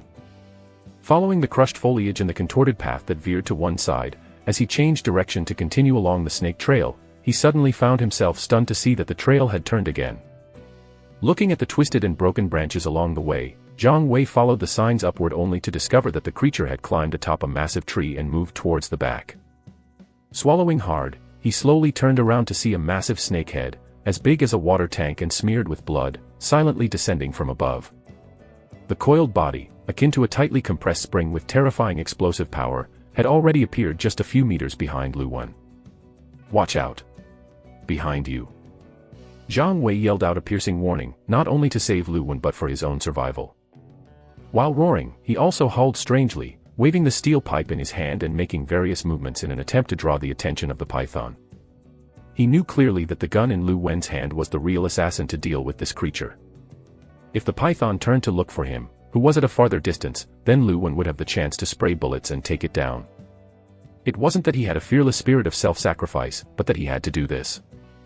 Lu Wen, who had always been a bit distracted due to his sensitive skill, jerked to alertness upon hearing Zhang Wei's loud roar. After all, they had done a lot of specific training before coming in, and without even turning his head, he raised the muzzle of the gun and pulled the trigger. Sparks flew with the rat-tat-tat of gunfire as he turned his body. He tried to scare off any potential attacks in this way, fighting for a bit of time. However, since the python had already turned to ambush from behind, it was clear that it had identified the more threatening target. At first, it approached slowly while in hiding, but now that it had been discovered, the coiled muscles of its body suddenly exploded with force, catapulting itself forward with released tension. The python's massive head dodged the gunfire with a side strike and bit Lu Wen into its mouth in one bite. The sound of crunching bones also demonstrated the python's terrifying bite force. The powerful impact instantly crushed Lu Wen's bones and burst his internal organs. If he had been a normal person, such instantaneous injuries would not have been felt, but Lu Wen, endowed with the sensitive skill, still managed to let out a pig-like scream. This scream seemed to be the python's war song, prompting it to toss the ragdoll-like body with a snap of its jaws and bite down hard once more. The gunfire and the screams both stopped abruptly, and then the python's mouth bulged as it shifted the corpse from a horizontal aspect to a more swallow-friendly direction, swallowing it down at a speed far exceeding that of a normal snake. Normally, snakes have little desire to attack while swallowing food and may even regurgitate their food when threatened. But this python was different, gulping down Lu Wen's body while its water tank-sized head turned towards Zhang Wei, who was holding the steel pipe and halfway to a charge, rapidly slithering in his direction. This caused Zhang Wei, who was frozen stiff, to show a look of despair, forced to firmly grasp his steel pipe and retreat to lean against a thick tree trunk. He braced the tail end of the steel pipe against the tree, then stared fixedly at the python slithering towards him. With Lu Wen gone, he knew he couldn't outrun the python on his own. The python's speed and dexterity clearly surpassed those of regular snakes. The current moment was his last chance for a desperate blow. "Come on, you beast." The desire to survive overcame fear and despair. He couldn't afford to die here after finally awakening the fighting skill he had longed for. The python had already started to coil its upper half, like a compressed spring ready to burst at any moment. But just then, a series of blood spatters suddenly burst from the massive head of the python, and at the same time, the rat-tat-tat of gunfire came from not far away. The powerful bullets of the assault rifle hit their target accurately, with many piercing right through the eyes, almost instantly incapacitating the python. Due to the primitive nervous system of snakes, even after its brain had been peppered with bullets, the python's massive body still writhed violently. The force was so strong it crushed many branches and shook the huge tree that would take several people to encircle with a single slap. The terrifying explosive power and raw brutish strength seemed to proclaim the dominance of this jungle overlord. However, it was unfortunate that even as the head of the flesh and blood python was turned to a honeycomb, it couldn't survive. Even as the python's head fell to the ground and its body still moved unconsciously, it was likely dead. "Could you please check and see if it's dead? I'll cover you from behind." Tao Yu emerged from the bushes and smiled politely at Zhang Wei. He had also faintly heard Lu Wen scolding previously, and had been observing from a distance, using his keen eyesight to keep watch. Having learned from previous mistakes with gunfire, he didn't take the risk to shoot when the python attacked Lu Wen, and instead went to a range where he was sure the bullets wouldn't fly erratically before he started firing. The result wasn't too bad. This tall and thin guy, through preliminary assessment, seemed like a good temporary teammate. It was clear he understood his position well and was cooperating. By speaking up and daring to draw the python's attention, he showed that he had a good grasp of the current situation. "Thank you. Thank you so much. Please cover me." Zhang Wei looked at Tao Yu, who had arrived like a heaven-sent soldier and rescued him, with a face showing a mix of emotions. Zhang Wei perked up upon hearing Tao Yu's words and, while his mouth overflowed with gratitude, controlled his trembling legs and walked toward the python. He prodded the python's head with his steel pipe, making sure it was thoroughly dead. Chapter 10, Break-In. Wiping the slime off the magazines with leaves, Tao Yu inserted the 3 newly acquired magazines into the slots on the chest of his leather armor. Although the dead guy here had probably absorbed all the Yuan Force items he brought, Tao Yu still replenished some magazines from his body, making up for the loss of his devoured pack.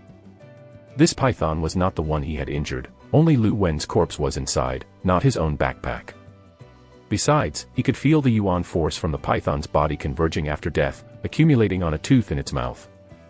Tao Yu extracted this tooth and absorbed it, gaining roughly 15 units of Yuan Force and some messy information about its diet. Thanks to mental immunity, Tao Yu wasn't affected by the disordered information at all, and he had a vague sense of understanding. If he continued and could kill similar pythons to complete the information, he might gain 1 or 2 complete related skills. They should be related to stealth and explosive power. The quality of the skills might be average, but for Tao Yu, who had deification, they weren't to be frowned upon. Turning to look at Zhang Wei, who was skillfully dealing with the python's body, cutting the snake meat into pieces and roasting them over the fire, Tao Yu wiped down the handgun he got from Lu Wen and said, "How are your firearm skills?" Lu Wen's assault rifle had been damaged by the python's bite, but there was still a handgun that could be used. Hearing Tao Yu's words, Zhang Wei, who was engaged in cutting the python meat and covered in blood, also looked up with an embarrassed smile. I've never trained." Upon hearing this, Tao Yu immediately dismissed the idea of lending the spare handgun to him. While firearm usage might seem simple, it's quite troublesome for someone who has never touched one, and might even pose a threat to oneself. He then holstered the handgun on the other thigh leather holster. After absorbing the python's tooth and obtaining the fragmented information, Tao Yu still wanted to continue hunting these pythons. Arming Zhang Wei a bit at this time would actually have a positive effect, but since he had no firearm skills, Tao Yu wouldn't waste bullets on his practice. Looking down at the sizable amount of python meat that had been cut, Tao Yu also spoke up to remind. "That's enough, you'll carry this meat later." "Oh, okay." Zhang Wei looked somewhat reluctantly at the mostly wasted python corpse but still dutifully began to roll the cut meat over the fire to roast. In the outer city, there are a few designated places selling supplies at exorbitant prices, where 2 units of Yuan Force could only buy a pound of meat, and yet they only offered 1 unit of yuan force for 5 pounds when buying from hunters. So, in fact, most of the meat brought back from the abyss was consumed by themselves or exchanged among relatives. Although there were private sales, getting caught meant direct obliteration of one's accumulated points, which seldom happened unless one was desperate. The same applied to food. With everyone being limited in the amount of supplies they could carry to and from the abyss, the corporation basically kept everyone in the outer city's living resources under a threshold, tightly controlling it through the adjustment of prices of living essentials. After Zhang Wei briefly roasted and packed the snake meat into his backpack, the sky had also completely darkened. The night in the rainforest is truly a dark forest, with heavy shadows of trees all around, and the flames from the campfire make it seem like a frenzied dance of demons. Even so, with such a stinky and large python corpse beside them, Tao Yu still urged Zhang Wei. "Let's get ready to leave, it's not safe to stay here for long. I injured another python earlier, not this one, and it might be nearby." Okay.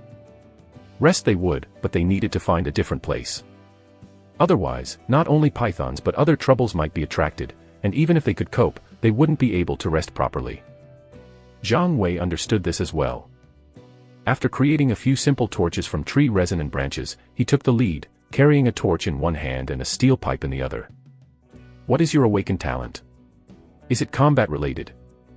Tao Yu looked at Zhang Wei's tall and thin body, which had been through so much and had even dissected a python, yet still seemed to have decent strength while carrying about 20 kilograms of snake meat on his back, and he decided to ask. The other party didn't have his own, one proof forever proof, trait, so the only explanation for maintaining normalcy was having a sufficiently high physical strength limit. "Bro Tao, the talent I awakened is endurance, E+, Zhang Wei said in an ingratiating tone while walking in front. "Leave this sort of heavy lifting to me. As long as you can hold the line later, I don't want anything. I just hope to follow you and live to make it back." Upon hearing his words, Tao Yu could roughly understand why Zhang Wei was being so subservient. Because he possessed combat talents, surviving this trip alone would allow him to achieve a certain rank promotion. With such hope and expectation, his words were not mere politeness.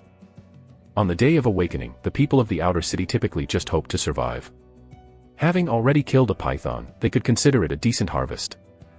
In comparison, after Zhang Wei returned, even if he sold himself, the price and income he could command would be much higher. Endurance, E+, was considered a standard laborer's talent, more helpful on the battle side than Eagle Eye, and about the same as Dynamic Vision, of the same level. It was considered a standard combat talent.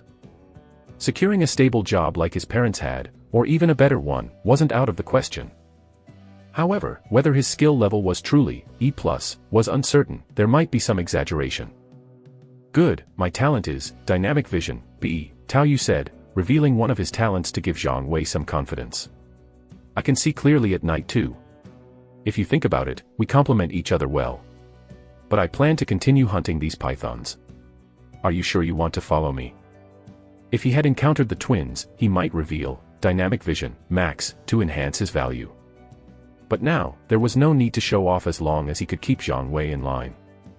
"A combat talent of B rank. Bro Tao, you're awesome.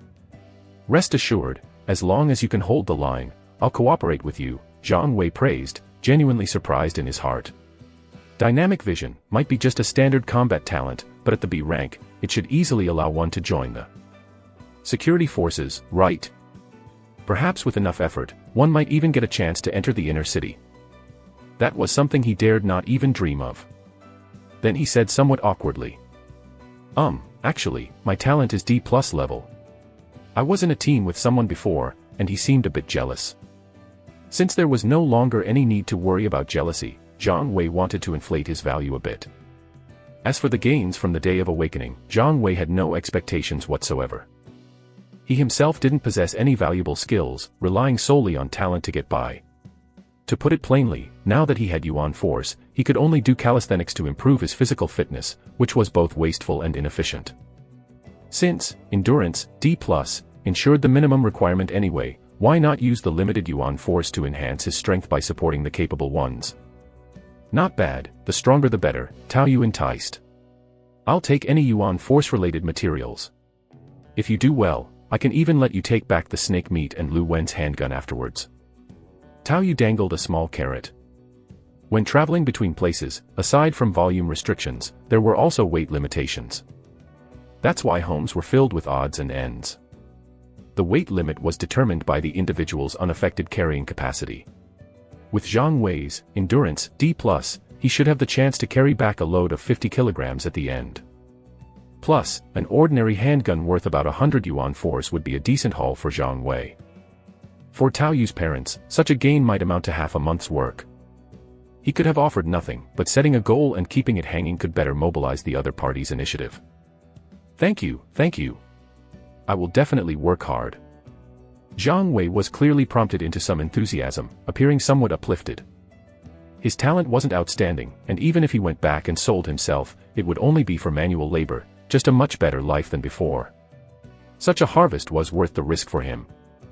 Moreover, this elder brother possessed the dynamic vision, talent, with an obvious foundation in firearms handling, shooting extremely accurately. These pythons seemed dangerous, but were still within an acceptable range. Chapter 11, Trouble. FZZT. Electric currents, suggestive of microwave radiation from the abyss, continued to buzz in the receiver. Tao Yu stood on a forked branch, hugging the tree trunk with one arm while constantly waving his hand back and forth. He quickly also received the updated broadcast information for the day. FZZT, that variety of Yuan Force creature excels in lurking and has both high speed and explosive power, posing a great threat to you. Perhaps it is due to some space-time anomaly that such a difficult Yuan Force creature has appeared, so now start gathering in groups as early as possible. Those from the inner city should get organized, each person should bring at least 5 peers from the outer city, and there will be rewards for those who bring more.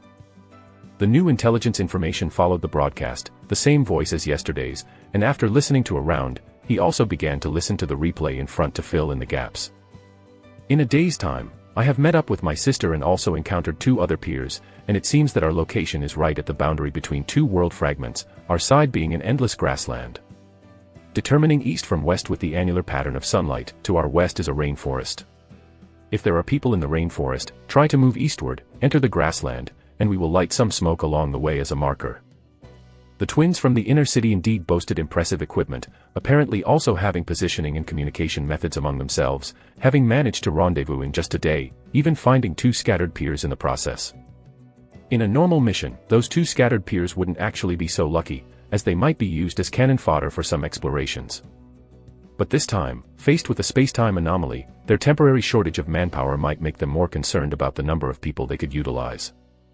Through the orders given over the broadcast to those few in the inner city, one could surmise their intentions. Regardless of their aims, at least in terms of the actions taken, they have aided a group from the outer city whose abilities were generally lower. They really weren't in the rainforest but on a grassland to the east. Tao Yu murmured to himself in contemplation. He was preparing to hunt a python to complete the 2 skill pieces of information, then see if he could find the blood orchid, with the matter of heading to the assembly being not so urgent. Surviving in such a place still came with a fair amount of pressure. And with those 2 guys from the floating city around, next time they might bring something tailored to deal with this very issue. He would still be living in the outer city upon his return, so ultimately, his direction of progression did indeed need to align with theirs. Tao Yu knew he had potential, but the floating city twins held an overwhelming advantage in both Yuan force and skills. Combined with their sophisticated equipment, his strength would surely fall short of theirs for a considerable time to come. To temporarily form a safe haven around them seemed like a good choice. Information in this broadcast also hinted at the presence of a great threat to newcomers in the form of agile Yuan Force creatures on their grassland. Tao Yu speculated for a moment but didn't come to any definitive conclusion. The information was still too sparse. This once again proved that the help provided by the world will on the Day of Awakening wasn't all-powerful. After all, the abyss was an endless terminus capable of devouring many worlds, and one couldn't rely on past experiences to make judgments. Having received the information for the day, Tao Yu looked around from his position in the tree, making a quick assessment of the surrounding safety, before looking down at Zhang Wei, who was busy dealing with the snake carcass and equipment. Having a little follower like this was actually quite good. He could take care of all the dirty and tiring tasks, never complaining, even acting as a meat shield to some extent with the scent of bloody snake meat on him. This snake had been freshly killed in the morning, the very one that had eaten Tao Yu's backpack, which had now been retrieved from its stomach, with Zhang Wei finishing up the cleaning of some useful supplies. With more and more bullets fired and equipment dropping from creatures killed, Tao Yu couldn't help but feel a bit speechless. Thanks to the increasingly ample ammunition, Tao Yu was getting more and more confident about finding the blood orchid and completing the python skill information. Given the immense size of the place, the blood orchid might be hard to find, but completing the information on hunting the python should be achievable. Ah wei, that's enough, it's time to leave. Tao Yu descended from the tree, landing beside Zhang Wei. Alright, Tao brother, here are the cleaned bullets. Good job. Tao Yu patted Zhang Wei's shoulder and put the bullets into his own backpack. Then he picked up a piece of snake jerky sprinkled with a bit of salt and began gnawing on it. Bro Tao, did the broadcast mention anything? Zhang Wei was packing up, getting ready to hit the road and looking at Tao Yu with some anticipation.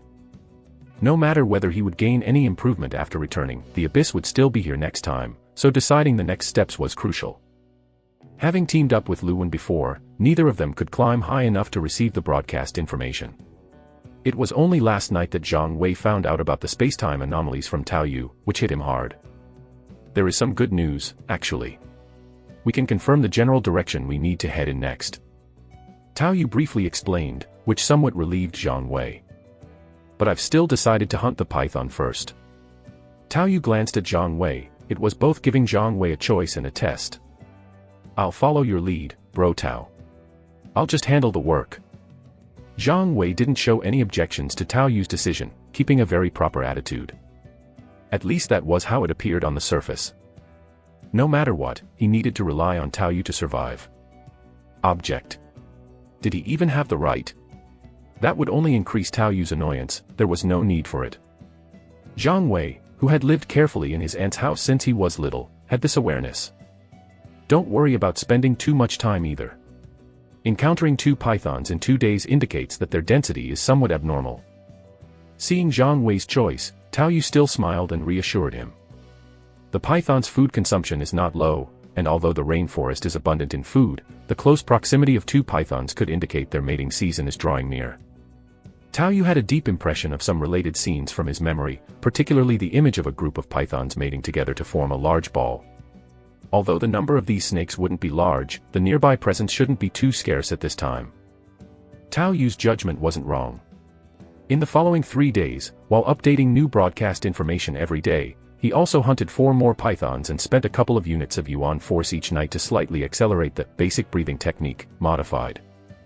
Although the consumption of Yuan force wasn't much, the practice time was long enough and he was well fed, so the effect seemed quite decent, allowing him to feel a slight improvement. Just that Tao Yu found it a bit absurd that one of the pythons even exploded with another peer's gear, unexpectedly increasing his ammunition count again.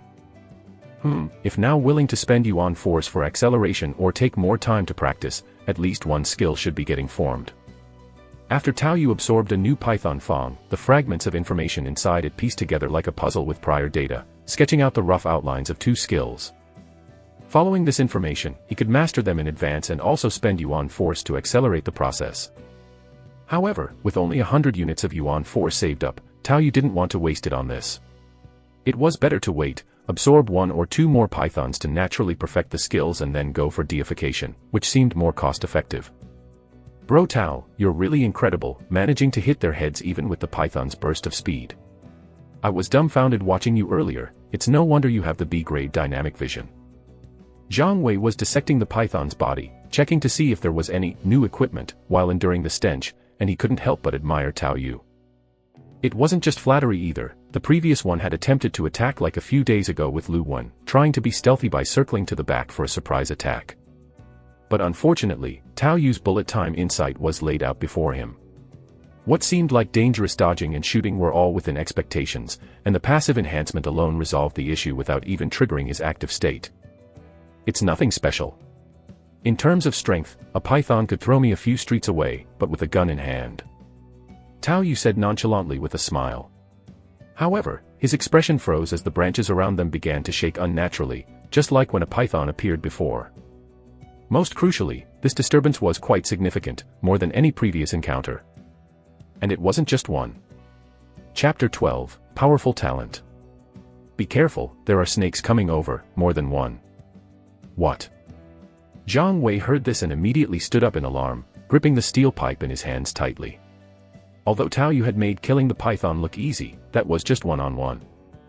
Each python's head was large enough and its vitality strong enough that normally it would take at least a dozen shots to the head to kill it. Human attention is limited, and it can lead to neglecting one thing while attending to another. If there were really multiple snakes, these pythons which could instantly kill with one strike would greatly increase the difficulty and danger. This caused the hand that Zhang Wei held the steel pipe with to also sweat, mixing with the blood from the snake carcass he was previously cutting open, making the steel pipe feel slippery in his grip. As the noise intensified, Tao Yu quickly glanced back at the snake carcass on the ground and cursed silently. Was this one a female?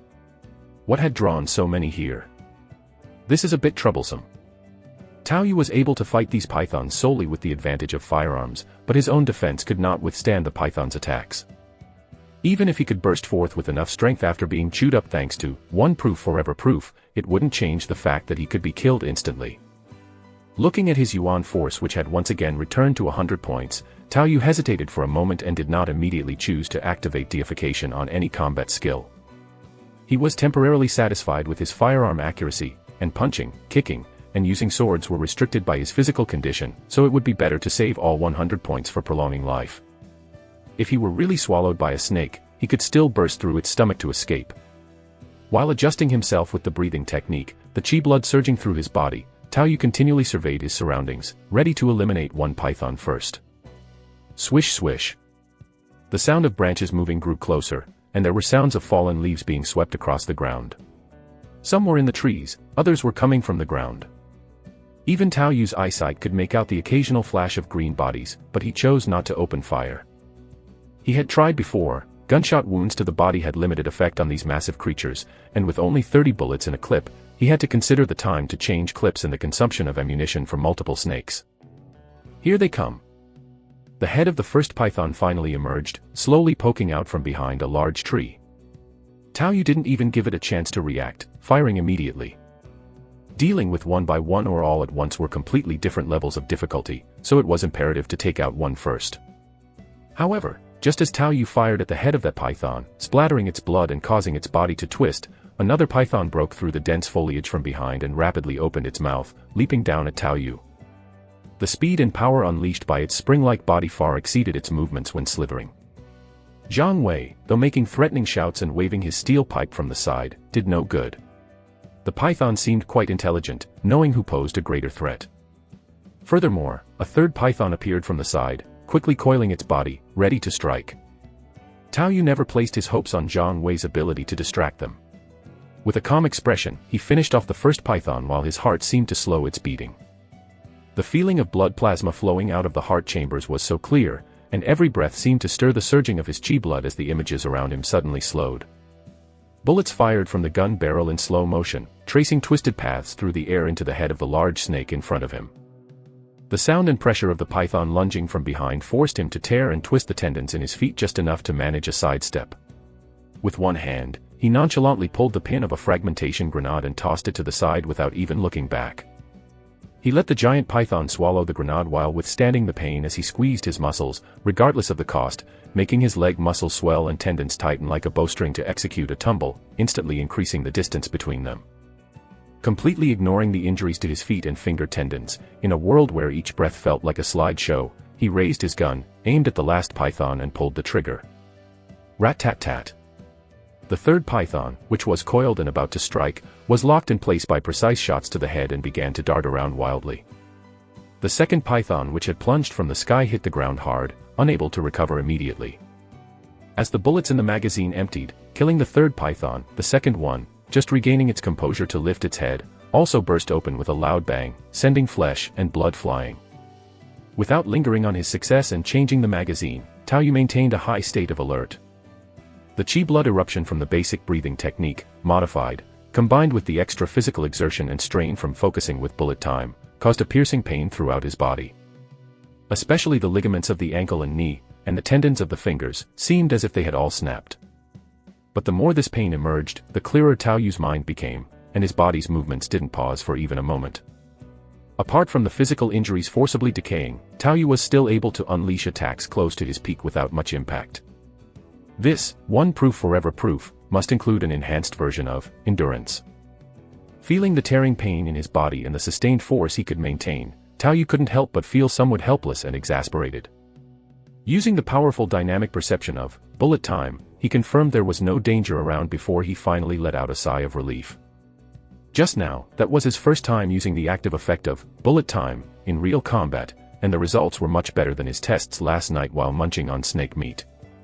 The burst of strength brought on by forcibly tearing muscles in combination with the chi blood from his breathing technique allowed him to maintain a certain level of mobility even in the slowed vision state. Tossing grenades and rolling to shoot seemed ordinary, but everything was under control.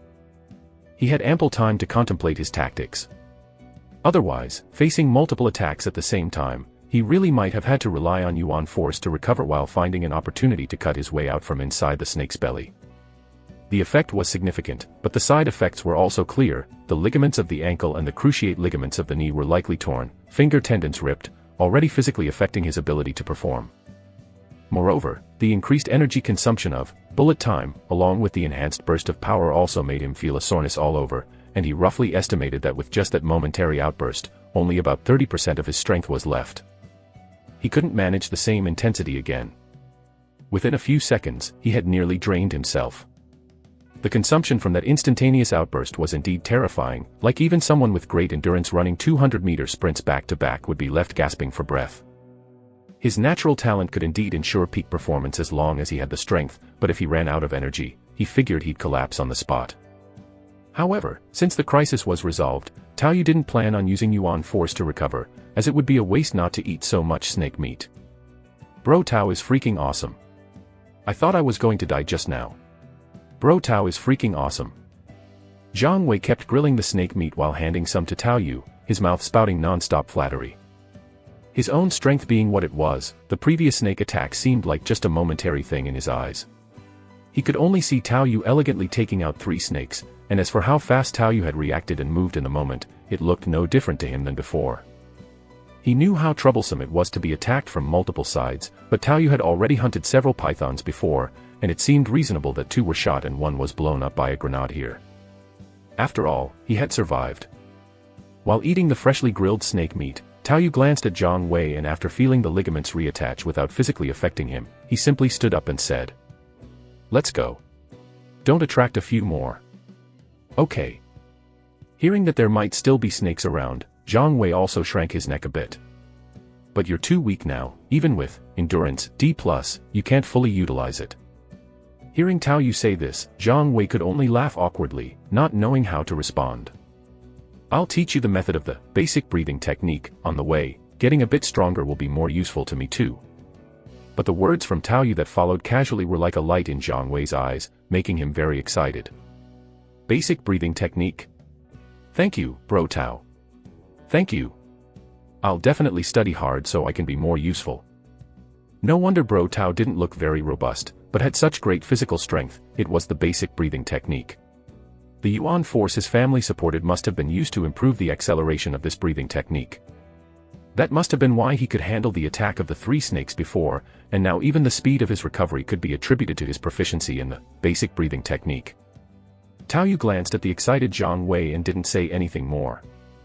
An offering that was of no loss to him, yet could motivate the other party and potentially solve some lurking issues, was still a worthwhile trade. As for whether the other party could learn it, that was none of his business. If he truly mastered it, it would indeed be beneficial to him. Either way, it was a win. Chapter 13, Completing the Information. Tao bro, it's all cleaned up now. You sit, I'll go set up some alarm bells, and when I come back, I'll start the fire for the barbecue. The pair had been hiking through the woods for over half an hour, distancing themselves from the place where they had previously clashed. Zhang Wei carefully wiped down a piece of bluestone and then began to busily set up several bells around the area. Tao Yu said nothing and quietly took a seat. Along the way, he had been gnawing on dried snake meat, flaunting about 3 kilograms of it. With the added half-hour of physical recovery, both his injuries and stamina had mostly recovered. After Zhang Wei roasts a bit more, he should be back to full capacity ready to face the night. While Zhang Wei finished hanging the bells and started to make the fire, Tao Yu took the opportunity to check out his new skill. Stalk, Python, LV1, lowers the chance of being discovered by others, reduces noise, and decreases presence. Burst, Python, LV1, a technique that allows for a sudden explosive force through muscle compression, which can place a great strain on the muscles and easily lead to strains. These were the two skills that had surfaced after absorbing the teeth of the three snakes, completing the information. They could be considered basic low-level skills, but very practical nonetheless. Some martial arts techniques, once mastered, could achieve effects similar to burst, python, and even stronger. However, Tao Yu had not been able to afford specialized training in the past and could only learn the basics. For ordinary people, the skill, burst, python, needed to be used with caution and could even be somewhat useless. But for Tao Yu, this skill was without doubt a perfect fit for him. He had already withstood the dual boost of Chi Blood Burst and Bullet Time without harming his body, so adding Burst, Python wouldn't be a problem either. Although it might affect his endurance, in a true life-and-death situation, it often comes down to a split second. Being surrounded by the three snakes earlier was the perfect example. If he hesitated for a moment and the python struck, it would be instant death. A miss is as good as a mile. The skill, Stalk, Python, was also good because, due to Bullet Time, Tao Yu had a strong ability to perceive his surroundings. Now, with his hiding ability paired with it. Why does it seem like he's accidentally going down the assassin's path? Tao Yu felt a bit dazed as he considered his skills. It really seemed so. Stalking, bursting, one-hit kill. But it was actually not bad too. Even if facing someone far stronger than himself, decapitation meant certain death. Tao Yu had heard plenty of gossip from his parents about how the mighty have fallen and encountered unexpected defeats, with numerous accounts of successful first-strike tactics. Setting other things aside, the python's power was supposed to be overwhelming, but he had managed to kill it 3 times. He checked his yuan force and, although he spent a few points each day to accelerate his breathing technique, because of the random larger gains of 18 or 20 yuan force units from the snake's teeth, he had accumulated around 150 again. The basic breathing technique was enhanced using about 140 units, which meant he could strengthen another decent skill. Without hesitation, Tao Yu focused his mind on Stalk, Python, but the next moment, he was somewhat taken aback. His yuan force wasn't enough. This skill requires 300 yuan force. Tao Yu was surprised. The consumption for some of the initial abilities wasn't that high, and his second talent was definitely a divine skill. The innate talent, Dynamic Vision, had only cost 800, and the effective breathing technique was just 140. Yet this seemingly ordinary Stalk, Python required 300. However, looking at this consumption, Tao Yu was neither complaining nor cursing. Instead, he felt a rush of excitement. Both Bullet Time and Basic Breathing Technique, modified, had shown their superiority, with the effect of Bullet Time being unparalleled. The higher the consumption, the better the ability. He shifted his attention to Burst, Python, and guessed it would cost around 100, which was much less than Stalk, Python, but a bit more than those 3 basic skills. This made Tao Yu hesitate for a moment, but he decided to hold onto it for now. Even if Burst, Python, could once again enhance his burst of strength momentarily, his main means of damage was still firearms, and there was no urgent need for this skill. By holding back, he could keep some yuan force for emergencies, and he was also curious about the effect of the 300 yuan force consuming skill, Stalk, Python. Basic Breathing Technique, modified, although not as significant as Bullet Time, was still quite impressive in Tao Yu's eyes.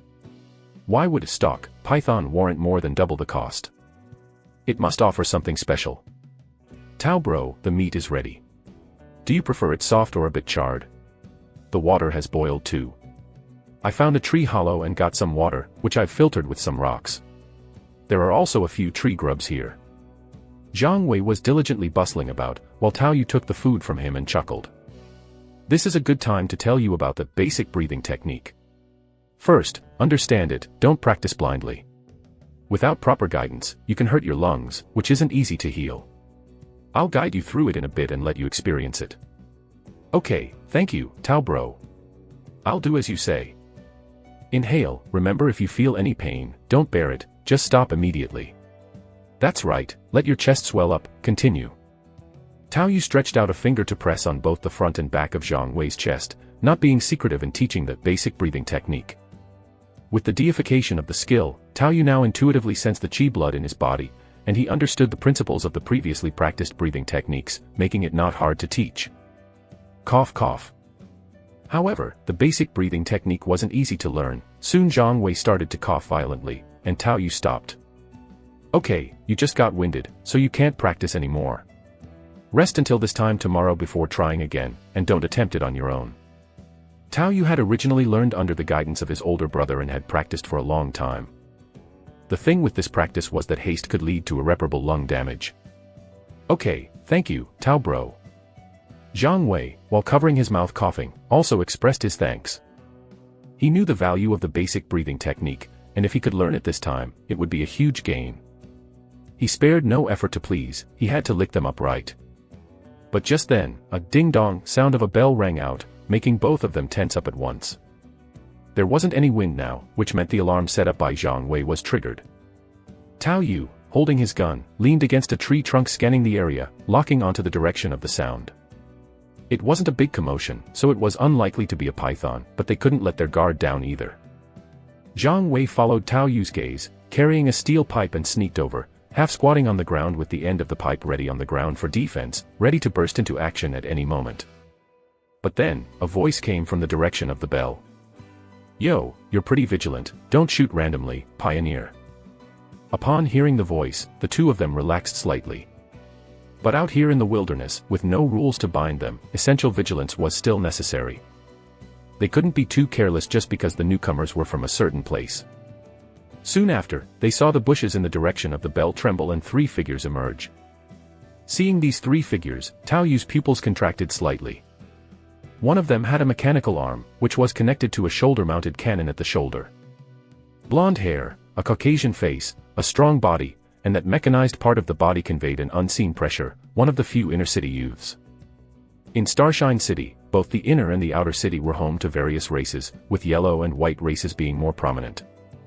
Upon seeing Tao Yu and Zhang Wei, the inner-city youth's eyes lit up, and then he laughed.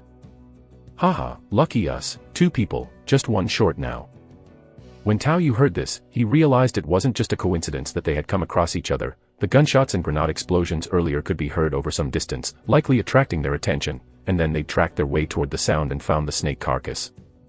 Before making their way over to the firelight. Slightly moving, Zhang Wei took away his steel pipe with a bit of panic and astonishment in his eyes, glancing at Tao Yu as if pondering something, then hastily got up and earnestly cleaned off another piece of blue stone. Please, take a seat, sir. Tao Yu glanced at Zhang Wei but said nothing. By now, Tao Yu had learned all the skills from the python, and given the broadcast information and the risk of the triple snake attack this time, he wasn't opposed to temporary interactions, so he too lowered his gun smoothly and said. Then it seems our luck is even better, having an inner-city noble for support. Saying nice things wrought no loss. After having been ground down by this world for 18 years, Tao Yu wasn't about to suddenly become overflowing with pride.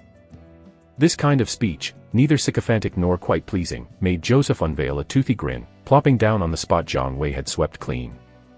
The mechanical arm, not fearing the heat, reached into the fire and pulled out a piece of snake meat, blew on it by his mouth, and then crunched down on it. You're lucky indeed. Normally, I'd find it a hassle, but since young Master Sun wants us all to bring along more outsiders, sheltering you on the journey is no big deal. Anyway, what are your abilities, and did you kill those 4 pythons? Is the Yuan Force Serpent Fang still there? Upon hearing this, Tao Yu knew that their meeting should not be considered a coincidence. After all, the gunfire and grenade explosions might have spread over a certain area, attracting the other party to actively go over and see the snake carcass, then fumble their way over here after seeing the firelight. I'm truly sorry, the difficulty of Awakening Day has clearly risen this time, and the Serpent Fang has already been absorbed. My talent is B grade, dynamic vision. Had I known you needed it, sir, I should have saved it. Tao Yu spoke with a smooth tongue of half-truths. After all, the item was already absorbed, so naturally, he only picked the most pleasant-sounding parts to narrate. Zhang Wei on the other hand honestly revealed his own endurance, D+, talent. B grade. Joseph paused for a moment, then quickly raised his mechanical arm and swung it in front of Tao Yu. What was the count just now? First 3, then 4, and last a fist. Tao Yu knew the other party was doubtful and testing him out. The mechanical arm moved with great speed. But showing off his own definite value was necessary, hoping that the other party's talent wasn't too poor, thus causing some jealous emotions or such. Inner city folks, they wouldn't be like that, right? Huh, not bad, 2 combat talents, way better than these 2 weaklings. Having said that, he also seemed to dismiss Tao Yu's use of the Yuan Force Fang as an inconsequential matter. No problem, since it's used, it's used. That thing's information is a bit chaotic anyway, you'd need at least 20 or 30 to possibly straighten it out, and the mental contamination isn't low. Joseph clearly had only asked casually, not placing much importance on the serpent Fong. An inner-city youth, just that mechanical arm alone would cost at least tens of thousands of yuan force, and connections were necessary too. The number and quality of skills learned from childhood were naturally far beyond those of outsiders, so he wasn't too concerned. Rather, it was Tao Yu and Zhang Wei's two combat talents that caught his interest. B-grade, dynamic vision, try hard and you might even make it into the inner city. Endurance is also a cure-all talent, not too shabby.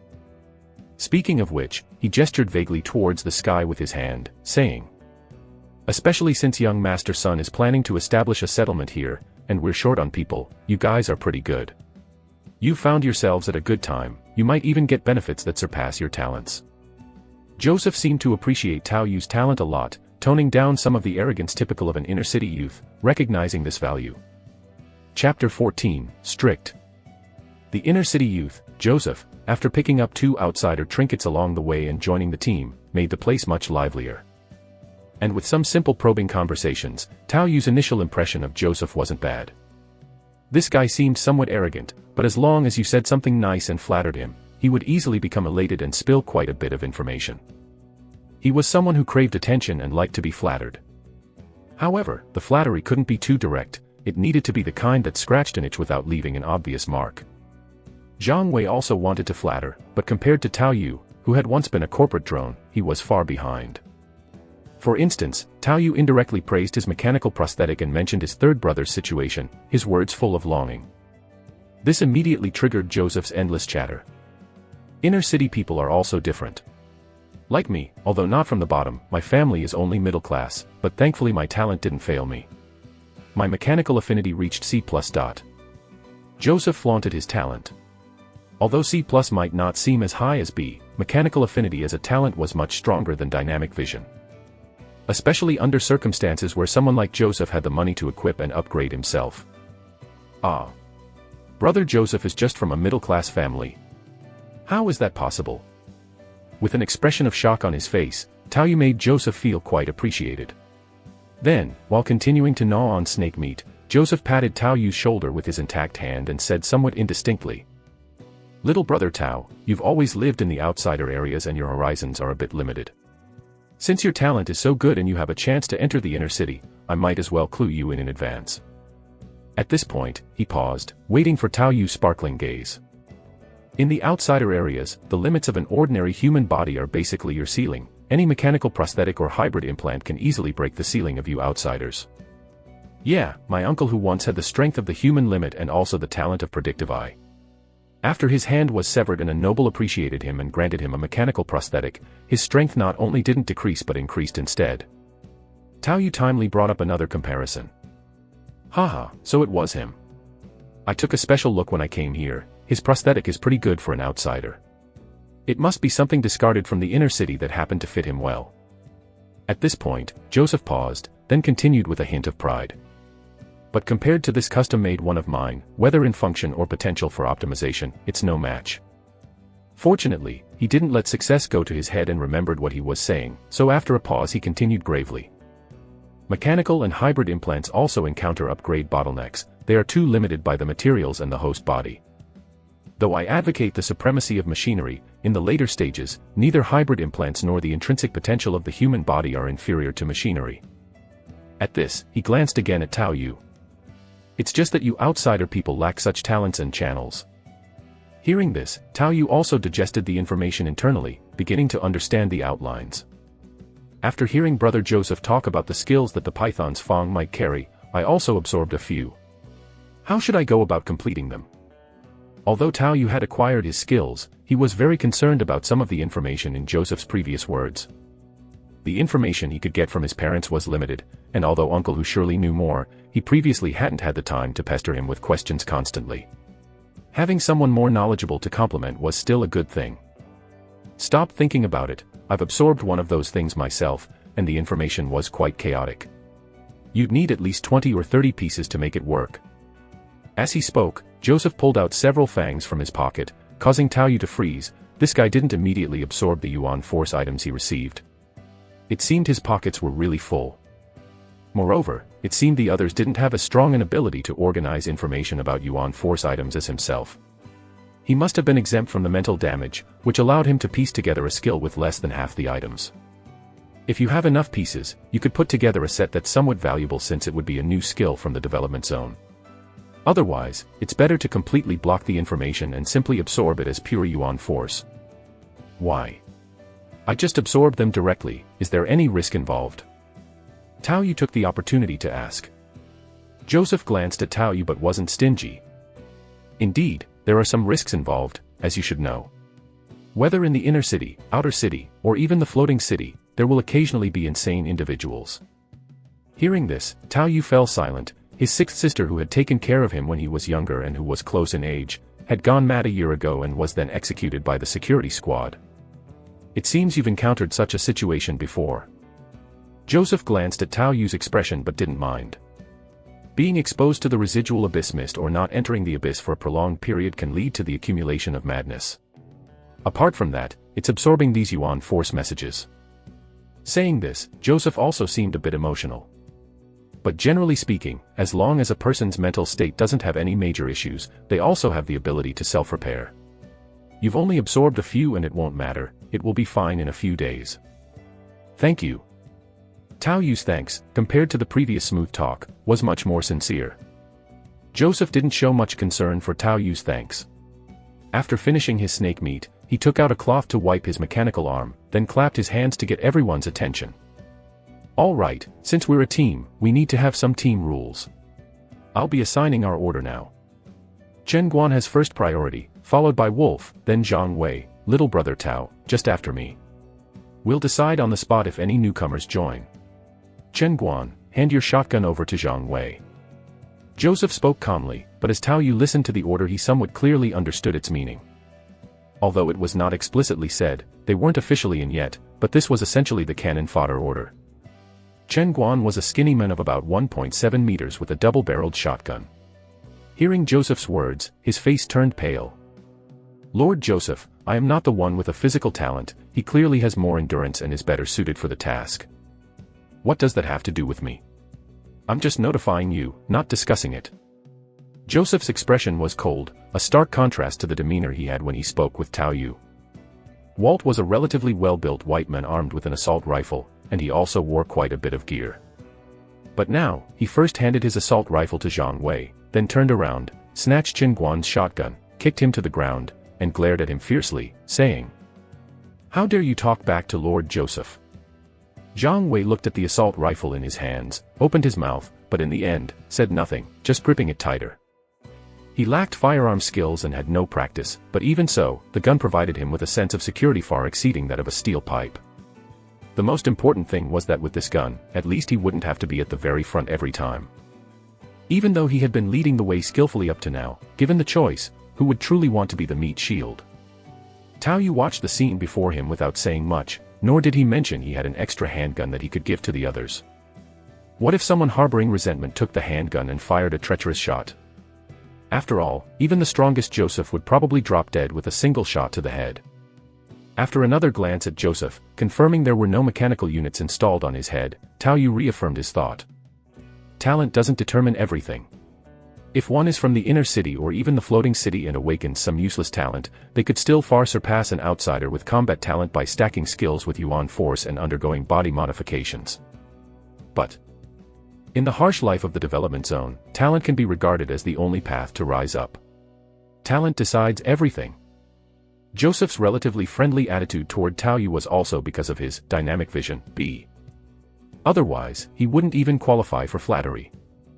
And just as the team's integration issue was smoothly resolved and Joseph had gained the goodwill of both Tao Yu and Zhang Wei, he threw out 2 sealed vials filled with a white powder. Catch.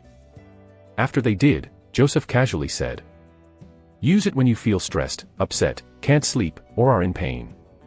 The effect is great. These 2 are on me, should be enough for half a month's use."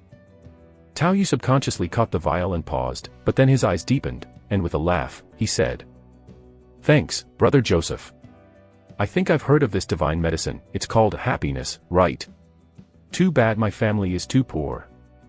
Zhang Wei was also full of surprise. My uncle really likes happiness. This vial must cost at least 200 units of yuan force, right? And it's hard to come by. As Zhang Wei spoke, there was a hint of nostalgia on his face, his mouth watering unconsciously. When he was delirious with fever as a child, his aunt had used half a fingernail's worth of divine medicine to control the illness.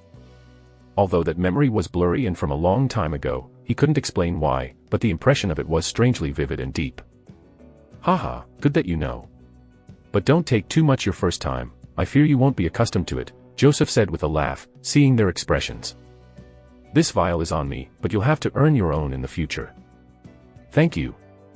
Tao Yu wore a smile, pretending to be about to open it but then paused and hesitantly asked. Brother Joseph, I've seen people get a bit woozy using this stuff. Will it affect my aim? While saying this, he also touched the assault rifle that hung by his side. The scenes around him started to slow down, and the pulsating of his heart and the feeling of blood pumping became distinctly perceptible.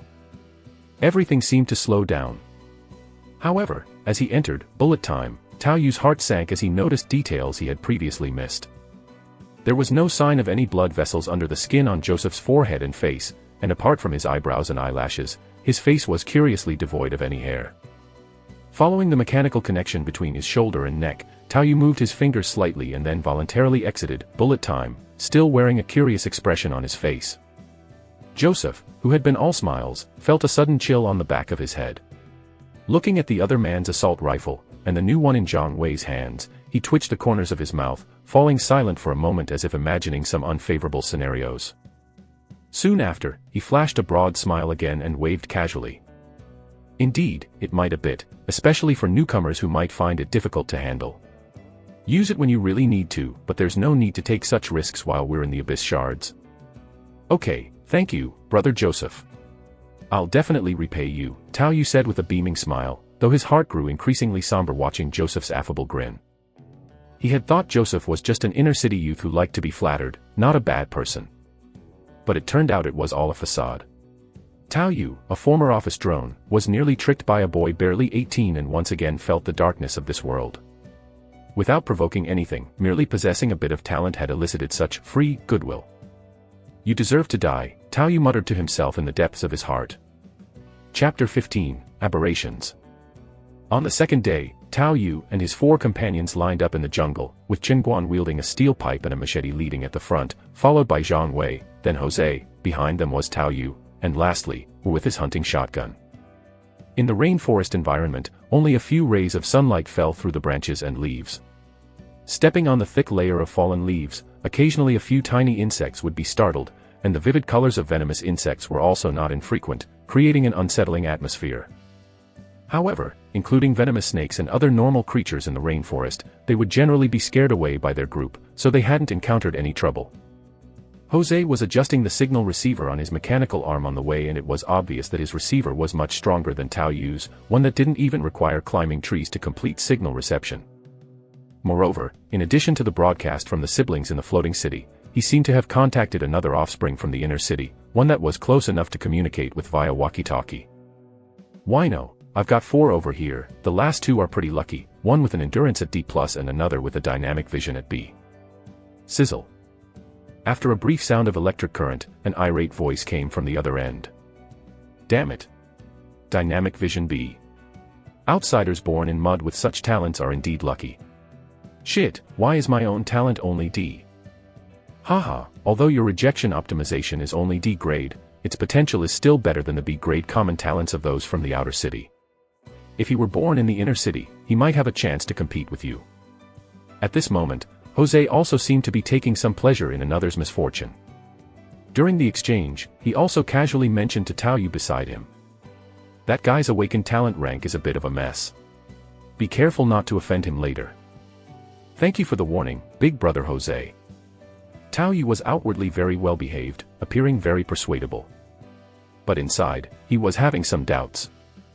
Ever since Jose gave him that divine medicine, the man's true colors were completely exposed. If it were just an ordinary outsider, perhaps they wouldn't understand the threats and dangers of such a thing. For example, Zhang Wei was actually excited, genuinely grateful. Now Tao Yu was beginning to understand why so many outers never seemed to have any excess savings. Poor family conditions meant that the parents were committed to preparing for the day of awakening, excluding all of life's and their own needs for acceleration maintenance, plus paying land rent. To save up a surplus of 1,000 yuan force units for themselves, they probably had to tighten their belts for at least a year. And for many other families like Zhang Wei's who didn't care about survival at all and didn't contribute any yuan force, it's likely that a good portion of their spare money was squandered on happiness. Not only did they control the basics of food, clothing, housing, and travel in the outer city, but even if there was a little surplus, it could be completely scraped away by happiness, leaving nothing left.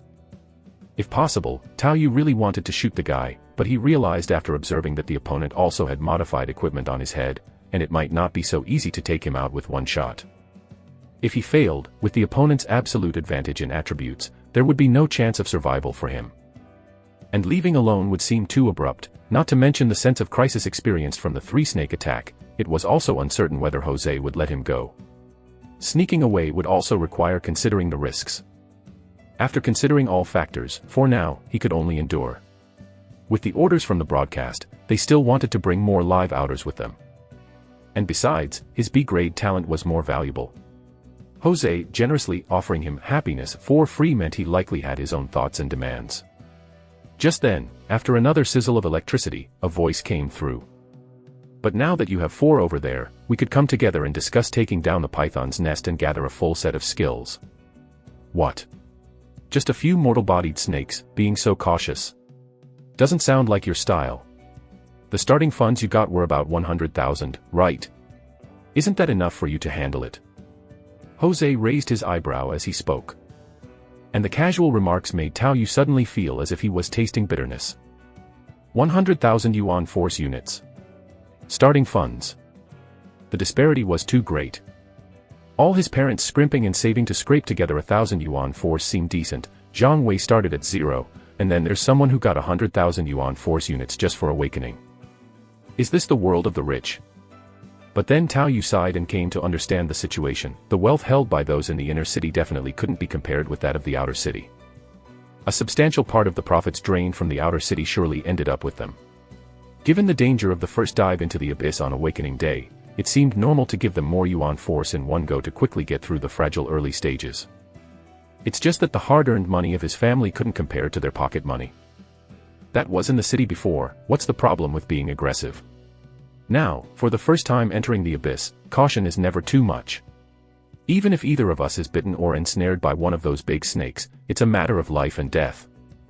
Wino, though irascible by the sound of his previous tone, demonstrated with these words that he wasn't purely reckless. They couldn't undergo the skill deification and transformative qualitative change like Tao Yu. They could only rapidly strengthen their proficiency in various skills to reach a mature bottleneck period in a short time. After all, if 100,000 yuan force were used in a compressed time frame, based on the physical quality of an ordinary person, it would be equivalent to over 20,000 hours of training, and the effects would be even stronger if the time were spread out. However, as their own strength rapidly improved, this acceleration effect would only become weaker, and there would be diminishing returns.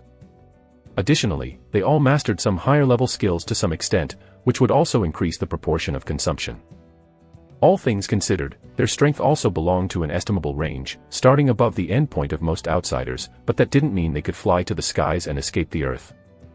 The python could kill Tao Yu in a second, but looking at Jose's current state, a successful sneak attack would skin him alive, even if it didn't kill him. Thinking about his own talent, Tao Yu quickly regained his emotional balance. Then, his thoughts became more agile. It seemed that Wino might have already found the location of the blood orchid. However, unfortunately, with Jose and Wino from the inner city, it would be difficult to get a large share of the spoils. He decided to take one step at a time and see how it went. If the blood orchid was hidden well, they might not notice such yuan force items. Orienting oneself in the rainforest was challenging, but Jose and Wino both had short-range communication devices. By following certain markers along the way and communicating constantly, they were getting closer and closer. I see the creek you mentioned. Did you light a fire? Yes, come over here. There's an uninhabited primitive village. Continuing along the creek, the group suddenly had a clear view, spotting a thatched hut made of branches and dead leaves, and then more and more, revealing a village full of primitive style. It was now high noon, and with fewer trees in the village, the scorching sun was blazing down. Nevertheless, they could see a bonfire burning in the center of the village, with black smoke billowing into the sky. Near the bonfire, there were several small pavilions made of branches, with 3 people sitting inside. One of them, a hulking bald strong man over 2 meters tall, drew Tao Yu's attention. With his superior dynamic vision, Tao Yu could see the man's exaggerated inverted triangle physique and the metallic luster shining on his body. At first, Tao Yu thought it was a mechanical transformation, but then he realized it was a full-body metal armor set. The man had removed his helmet and set it aside, next to a massive double-bladed axe, presumably his weapon. Through the uncovered neck, one could see a kind of raised keratinous skin, extending all the way to the bald head, appearing somewhat fierce and clearly different from that of a normal person. This must be the mutation Jose mentioned, choosing to implant non-human tissues for enhancement. Having completed the implant surgery before entering, they primarily relied on Yuan force to quickly adapt their skills. In the outer city, mechanical arms and such were seen, but Tao Yu had never seen a mutated body before. Even if it might be related to their family's limited exposure, it was enough to show that the number of mutated bodies in the outer city was less than that of mechanical limbs. Perhaps the side effects were greater, more troublesome, but from the fact that the other party could use the full body armor as everyday gear, it was clear that it could bring formidable physical strength, surpassing the limits of the normal human body. No wonder he wanted to team up with Jose. This guy probably specialized in wielding heavy weapons and recklessly slashing, going head-to-head with pythons. Considering the python's exaggerated size and the hard data it presented, this was indeed not in his favor, and if he turned to use guns instead, he would be even less effective than Tao Yu. Now, in combination with Jose, who had long-range strike capability, they indeed complemented each other perfectly. Wino, hearing the noise behind him, also stopped his casual conversation, turned his head, and saw the group at the entrance of the village. The 2 outsiders beside him, however, were a stark contrast in appearance. One of them was ragged, with red swellings from bug bites on his body, along with clear signs of being beaten up. The other looked much better off. Despite being dwarfed by the over 2-meter-tall Wino, his height of 1.80 meters and his robust physique looked very strong. He was fully outfitted with tactical gear, including a bulletproof vest and goggles, quite top-notch equipment for the outer city. Seeing the people at the entrance of the village, Li Lu also eagerly said, "Lord Wino, my family used to come from the inner city. Happiness, you might as well give it to them, hee hee. PSH, what of the inner city? I'm using it too, never mind, boring." Wino glanced at Li Lu dismissively and said no more, leaving Li Lu to respond with a forced smile while inwardly rolling his eyes. Of course, you, with your body full of mutations, wouldn't care. You might even need it to suppress the sensation of rejection. He knew all too well what that stuff was. Instead of calling it happiness, it might as well be called devil. Chapter 16, Crisis. Yo, finally arrived, eh? I'm still sitting on 2, when will we ever complete the set? Upon discovering Tao Yu and his party, Wino stood up and turned around. One could see not only the keratinized layer of skin on his neck and the back of his head, but also his face adorned with war paint akin to that of a barbarian. The whole man exuded an aura of wildness and ferocity. Over 2 meters tall with a muscular build, plus a full set of armor, he truly looked like a humanoid weapon, highlighted even more under the flickering firelight, like a demon incarnate. The burning branches nearby crackled intermittently. Lucky, isn't it normal? Jose spoke carelessly, seeming quite familiar with Wino. But these pythons do indeed exceed the handling capacity of most newcomers from the outside city. The survival rate these past few times must be pretty low. Most. Looks like your B-ranked bumpkin managed to kill a python. Wino said with relish, then extended his palm. Hurry up, how many teeth you got? Let me help complete the set. Jose glared at him irritably. Asking for a favor without the slightest bit of manners, here, 5. After finishing his sentence, Jose handed over the Yuan Force serpent fangs to Wino. Not bad, adding mine, once we take down the snake nest later, it should be just about enough. If it's still a bit short, I can make up the difference with Yuan Force. Wino tossed the serpent fangs and then tucked them into his chest. Tao Yu estimated based on Jose's earlier projections that Wino himself must have saved up quite a few as well. Considering he had found the snake nest, he must have deliberately tracked these giant pythons. So happy over such a skill. Probably gonna need a breather once you've learned it. Jose mocked from the side, but when the 2 bigwigs from the inner city spoke, the others fell silent. But the path I walk is different from yours. I don't know what skill the Yuan Force Serpent Fang will bring, but a wild beast filled with a violent aesthetic should be a match for me. Either way, it's a skill not yet seen in the new development zone. Having received the goods, Wino naturally didn't mind Jose's attitude. They were all careful when learning skills because of the potential mental contamination during absorption, so they usually chose something more compatible with themselves. Even if the skill provided by the python wasn't that strong, it could still fit Wino very well. Tao Yu already knew what the skills were, not to mention Lurk, Python, but Burst, Python might indeed add wings to the tiger if applied to Wino. The strain it brought on tendons and ligaments might be forcibly endured by his mutated, strong body, resulting in an effect that exceeds that of normal humans. By the way, which one's the B-ranked bumpkin? Wino then casually scrutinized the 4 outsiders among Tao Yu's group. There, Tao Yu, a pretty decent lad. He might even enter the inner city in the future. We'll likely stay in this new gathering spot for quite a while, so let's all get acquainted. Yos casually picked Tao Yu, but perhaps Tao Yu picked up on his good intentions, so his words were somewhat protective, almost like declaring sovereignty. With temporal anomalies, cultivating this land from now on wouldn't be too bad with a B-level talent bumpkin under one's command. As long as they are touched by joy, they are easily controlled, and others would have to give face and not just snatch them away. Got it, you're so annoying, always wanting to meddle, Tao Yu replied. Maybe Yo's words had an effect, for although Wino sized up Tao Yu from head to toe, he didn't actually do anything. He just smirked without warmth, saying, "Not bad, I hope to see you in the inner city. Don't get killed in an awakening task and waste such talent. You're so skinny, are you not getting enough to eat?" Then it seemed he remembered something and chuckled. "Oh, I forgot, you outsiders don't have much Yuan Force saved up, do you? You probably haven't mastered any skills yet, right? Can you still get support from your family when you go back?" The condescension and undisguised mockery in his tone made Tao Yu sigh in his heart. His own self-acknowledged B-level talent had managed to somewhat unsettle the composure of this inner city guy with subpar talent. Indulging purely for emotional release, without caring about actual benefits, they derive complete satisfaction from their mental and emotional state, obtaining emotional value. These inner city folks actually acted more like people their age. Considering everyone was about 18 years old, but those from the outer city, including himself, had been dulled by oppressive circumstances, whereas these inner city folks seemed unconcerned with gains or losses. They say youth is impetuous, after all. Tao Yu glanced at the man's shiny bald head, which, unlike Yo's, showed no signs of mechanization. It made one curious about just how strong the defensive capabilities granted by mutation were. He then took another look at the helmet on the ground, concluding that it probably wasn't as durable as that bald head. Wino is right, our foundation and accumulated resources are too poor, with mostly basic skills, and we don't get much meat to eat regularly, not as good as the food we get here, Tao Yu said with a smile, seemingly unaffected by Wino's previous comments.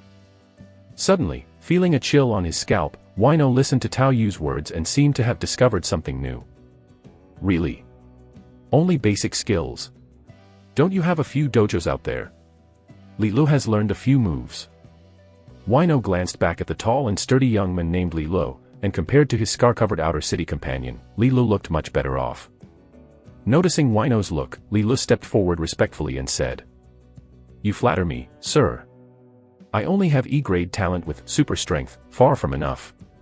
I merely have a few basic skills, but now, perhaps my strength is slightly better." Li Lu was perceptive, he recognized Tao Yu because his father worked with Tao Hu, and he even greeted him. But such verbal promises meant nothing compared to the preferences of inner-city bigwigs. Tao Yu also glanced at Li Lu, perhaps he too found Tao Yu a bit displeasing. Was it assumed that all he would do was take it lying down? It seemed that without any accident, against an inner-city offspring, that was indeed the case. If the factor of joy was added to that, then...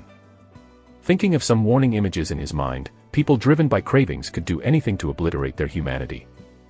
Truly condemned to a life of endless servitude. Super strength is at least 2 levels higher than dynamic vision. If it could go even higher, maybe your generation could make a comeback. Being a muscle-bound close combat type himself, Wino admittedly provided some care for Li Lu with his super strength. The most obvious contrast was the youth from the city outskirts beside them, covered in wounds and too timid to speak. It's also our family's lifelong dream. As it stands, your strength still seems greater than his, so you'll be placed behind him in the ranking. Wino casually set the tone, but then glanced at Joseph and said, "No issues with that, right, Brother Joseph? You handle it, it's your snake pit we're dealing with, isn't it? Let's solve the problem and go find young Master Sun and Miss Sunday." Joseph knew Wino did it on purpose, but he wouldn't disrespect Wino over something so trivial. Tao Yu wouldn't comment on it, and everyone else thought it was only natural. This was the way the world worked. Even Chen Guan and Wall, who were originally on the same team, were now looking at Tao Yu with some schadenfreude. Zhang Wei was also showing some hesitation. Now that an inner-city elder had openly shown his stance, he too did not dare to get close to Tao Yu anymore. When Joseph did not object, Wino looked at Tao Yu with a laugh, feeling very at ease, and said, "You're not discontented, are you, kid?" "How could I be? We'll follow the will of the two inner-city elders, our job is to obey." "Good, you've got some insight." Seeing Tao Yu's attitude despite his B-grade talent put Wino at ease. The frustration of awakening a less impressive talent finally seemed to ease a bit. "So what if your talent is great? Outsiders are outsiders. Just country bumpkins who still have to lie down in front of us. Let's get moving." Seeing Wino satisfied, Joseph urged again. "Sure thing." When it came to business, Wino couldn't help but grin, and he put on his helmet and looked up at the sky. "Let's get going. We can get there by evening if we leave now. A quick battle is preferred, we shouldn't drag it out until nightfall. They're probably in their mating season. It's uncertain whether the villagers have been eaten, or if they moved away beforehand, but it doesn't seem to have been abandoned for long." Wino and his team had been staying in this place for a while, and had already checked everywhere they needed to. "Oh, right, we also found a weird python carcass on the way, you guys should take a look as well." Wino's towering figure, cloaked in full armor and with the helmet covering his horn-like skin, now seemed even more imposing. He casually carried the Manhwa double-bladed axe on his shoulder and strode ahead with strong, powerful steps that seemed to make the ground quake. Soon, the group came upon the withered corpse of a python. "Here it is, this one," Wino pointed out the python found in the village. "Initially, I thought it was shedding its skin, but it seems like it was eaten by something. Yet, it doesn't look like it was our doing." Wino poked at the snake corpse with the tip of his axe, sensing a hollow feel to it, yet it still retained some elasticity. Tao Yu also approached to examine the snake carcass. What in the rainforest could possibly kill a python like this? What the heck? They saw that the python's body had a huge gash on the abdomen, with flesh turned inside out. Peering into the wound revealed much of the internal tissue and meat were missing. But Tao Yu, with a trace of fear in his eyes, noticed something horrifying about the abdominal wound. It looked as if it had been burst open from the inside. The wound was made from the inside out, it must have swallowed something problematic, which then ate its way out. Wino, who had already studied the snake corpse, nonchalantly pointed out the obvious. He then seemed to remember something else. "Oh, right, we also found a dead bug nearby, do any of you recognize it?" As he finished speaking, Leela quickly opened his backpack and took out a limp, white insect resembling a spider. Its long stinger hung lifelessly, sending a chill from Tao Yu's spine to his scalp. Facehugger.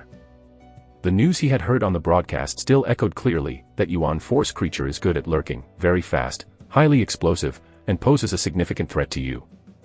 Big brother. Come on, be more specific. Acidic blood, strong tail stinger, and a launching submouth, wouldn't that have been clear? And how did that thing, which was supposed to be on the plains, end up in the forest? Yuan Force creatures are typically considered indigenous to the current world. Wasn't it said that Yuan Force creatures face resistance when moving to other world fragments? How weak is that resistance? Facehuggers, a python it successfully parasitized, what a nightmare of a start. Although the two from the inner city harbor no good intentions, thanks to the sun's broadcast order, their safety was somewhat assured for the moment. But now, what to do when encountering such creatures? Good thing he hadn't opted to split from the group. Glancing back at Joseph with mechanical modifications and a shoulder-mounted cannon, and then at Wino wrapped in full armor, Tao Yu could only view them as budget versions of predators now. I hope they step up, don't let the inner city down. As for Tao Yu himself, he quickly focused his attention on his other relatively affordable skill. Basic shooting. Chapter 17, 16 Urgent Matter. Because he didn't have many wish power points on him, and previously there wasn't a significant safety risk, Tao Yu wanted to save up his skills for deification. On ordinary days, when using acceleration, he would typically expend just 1 or 2 points of wish power simply as a gesture. Now, with the 150 points he had on him, his original plan was to save up 300 for the deification of Python. The consumption of deification skills and that of training were somewhat similar, increasing rapidly. For instance, to deify bullet time would require tens of thousands of wish power units, while basic breathing technique, modified, would need around 30,000. The effect was likely excellent, but the cost-performance ratio was certainly not as economical as deifying a common skill for the first time, and it wasn't something that could be accumulated in the short term. The 300-unit consumption for Python made Tao Yu curious, but he also felt that this ability could help increase his chances of survival. But now, having seen the face-huggers and the gut-spilling pythons, he couldn't afford to keep saving up. As regards the effects of bodily enhancement, he was still not quite bulletproof. His greatest destructive power actually depended on the capability of firearms, which is why Tao Yu's attention was focused on the basic shooting skill. Even though this skill was merely at the level of having just reached LV1 to be displayable, since it required feeding it with bullets, this skill was considered one of Tao Yu's relatively expensive abilities to use. While Jose and his group were discussing the facehugger's strange shape, Tao Yu already concentrated his mental energy on basic shooting. Soon after, as wish power flowed in, the skill's orb radiated a strand of golden light. Basic shooting. LV1, expending a small amount of mental energy allows for minor shooting trajectory correction. Concentrating mental energy consumes more but can significantly alter the bullet's path and endow it with a substantial mental blast from the attached mental force. After adjusting his will to basic shooting, modified, a hint of pleasure surfaced in Tao Yu's heart. It's quite good, even surpassing his expectations. It not only significantly improved his hit rate but, when combined with the passive dynamic vision from bullet time, it was like adding wings to a tiger, and it even added mental blast, this type of magic damage. For an average person with low mental strength, attaching mental attacks recklessly might backfire and injure themselves. But Tao Yu, equipped with mental immunity, wasn't afraid of severe backlash. It was more like a physical exertion, only bearing the burden of consumption. Tao Yu's strongest attack now relied on external forces. Dealing with pythons was still quite manageable, since this generation of pythons didn't possess the ability to resist assault rifles. As long as he could lock onto the head, he could execute a kill. This was also the reason why Tao Yu hadn't upgraded his shooting before. His firepower was sufficient, and his accuracy was enhanced by the passive dynamic vision from bullet time. But now with the appearance of facehuggers and the parasitized pythons, it was very likely that breaking their defense with assault rifle bullets would be a struggle. Aliens had exoskeletons after all. While not immune to gunfire, a standard alien could withstand quite a few shots. The added defense from the python alien could ensure it withstands fire long enough to knock him out during its attack. Whether it was a regular python, a standard alien, or a python alien, Tao Yu had a clear picture in his mind that he could only take one hit. At most, he could rely on the one-proof forever proof ability to use wish power to recover a bit. If he encountered a python, he could hope that its way of feeding would be to swallow him whole, and he would escape from the stomach. But an alien's cherry-sized mouth. Thinking of certain images, Tao Yu quickly shook the mental contamination out of his mind. With enhanced attack capability, Tao Yu felt a bit more confident, but thinking of the difficulty of dealing with aliens, as well as the unpredictable number, still gave him a sense of urgency. Seeing the others had finished studying the facehuggers and the snake carcass without coming to any conclusion and were preparing to head toward the snake den, Tao Yu timely spoke up. "Excuse me, Lord Wino, how well can your armor defend against assault rifles?" Tao Yu's timid tone made Wino frown inside his helmet, then he responded through the helmet with a bit of distortion but still a lofty voice, sarcastically saying, "What? Do you plan to shoot me in the back?" This voice also made the others turn to look at Tao Yu, causing him to hurriedly wave his hands and say, "No, no, no, you've misunderstood me. You are an important figure from the inner city. Even if you lent me 100 guts, I wouldn't dare." Tao Yu's statement didn't surprise anyone, nor did Li Lu and the other outsiders think there was a possibility of such a sneak attack. This was a big figure from the inner city, and they were banded together. One would have to be mad to make such a boneheaded move. Yet Tao Yu hesitated before continuing. "Previously, I didn't feel much pressure just dealing with those pythons because I wouldn't let Zhang Wei take the lead. It was sufficient to just fire away brainlessly. With my natural gift, it indeed wasn't difficult. Hearing this, the others also caught on because Wino's attire was clearly geared toward close combat. If he were to dash forward to fight, an inaccuracy in shooting from behind Tao Yu could indeed lead to friendly fire. Wino hadn't spoken yet when Li Lu took the initiative, his eyebrows lifting as he said. Before coming here, one could practice basic shooting too. After entering, just add a bit of Yuan force to get familiar, it shouldn't be that bad, right? My talent doesn't even have a shooting bonus, and I've already passed halfway to proficiency level 3. It shouldn't be a big problem as long as I pay attention to a few issues. Before turning 18, Li Lu had learned not only basic shooting, but also gunfighting and moving shooting. After coming here and accelerating with Yuan force, his shooting skills had indeed become quite strong. Brother Li must have heard a bit about me from Uncle Hu, it's mainly because my family couldn't afford the bullets to feed my practice. Since coming here, I haven't practiced shooting at all, I've focused solely on the breathing technique, Zhang Wei knows. Tao Yu's face showed embarrassment. So what level is your shooting skill at? Wino asked, somewhat concerned, as his armor did offer decent bulletproofing, along with an under armor for extra protection. However, to maintain freedom of movement, there were still vulnerable spots it couldn't cover, unlike the integrated combat suits of those two from the floating city. If luck was truly poor, getting hit in the knee with a bullet would indeed be troublesome. Level 1, and my proficiency is almost non-existent, so I'd like to borrow some Yuan force from the two of you. I'm willing to pledge this bottle of joy as collateral.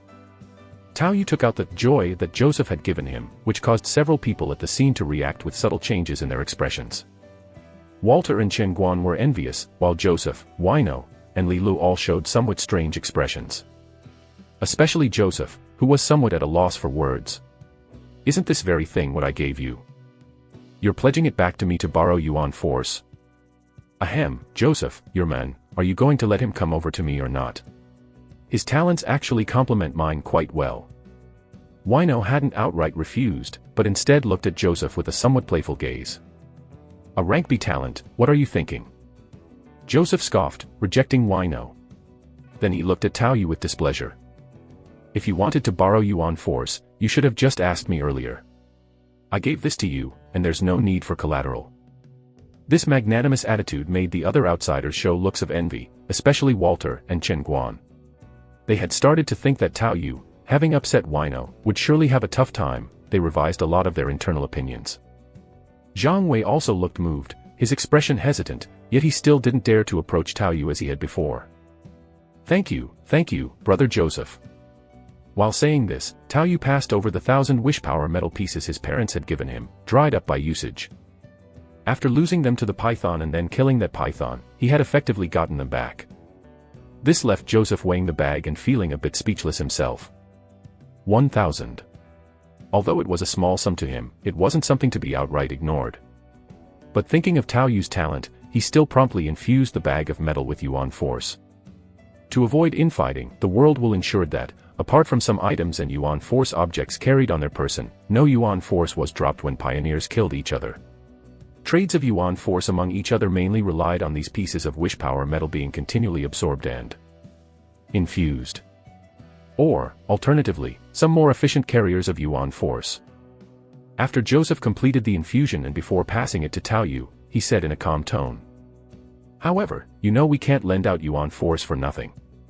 There's too much risk with possibilities like death or the inability to pay it back, so let's just say 90% return for 130%, as a gesture. Before Tao Yu could reply, Li Lu chimed in from the side. That's the lowest interest rate for us outsiders anyway.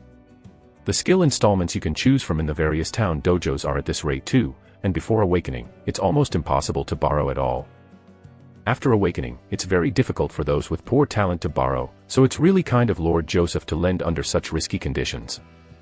Outsiders typically don't have much, and the death rate on the day of awakening isn't low, so it's normally impossible to borrow before that.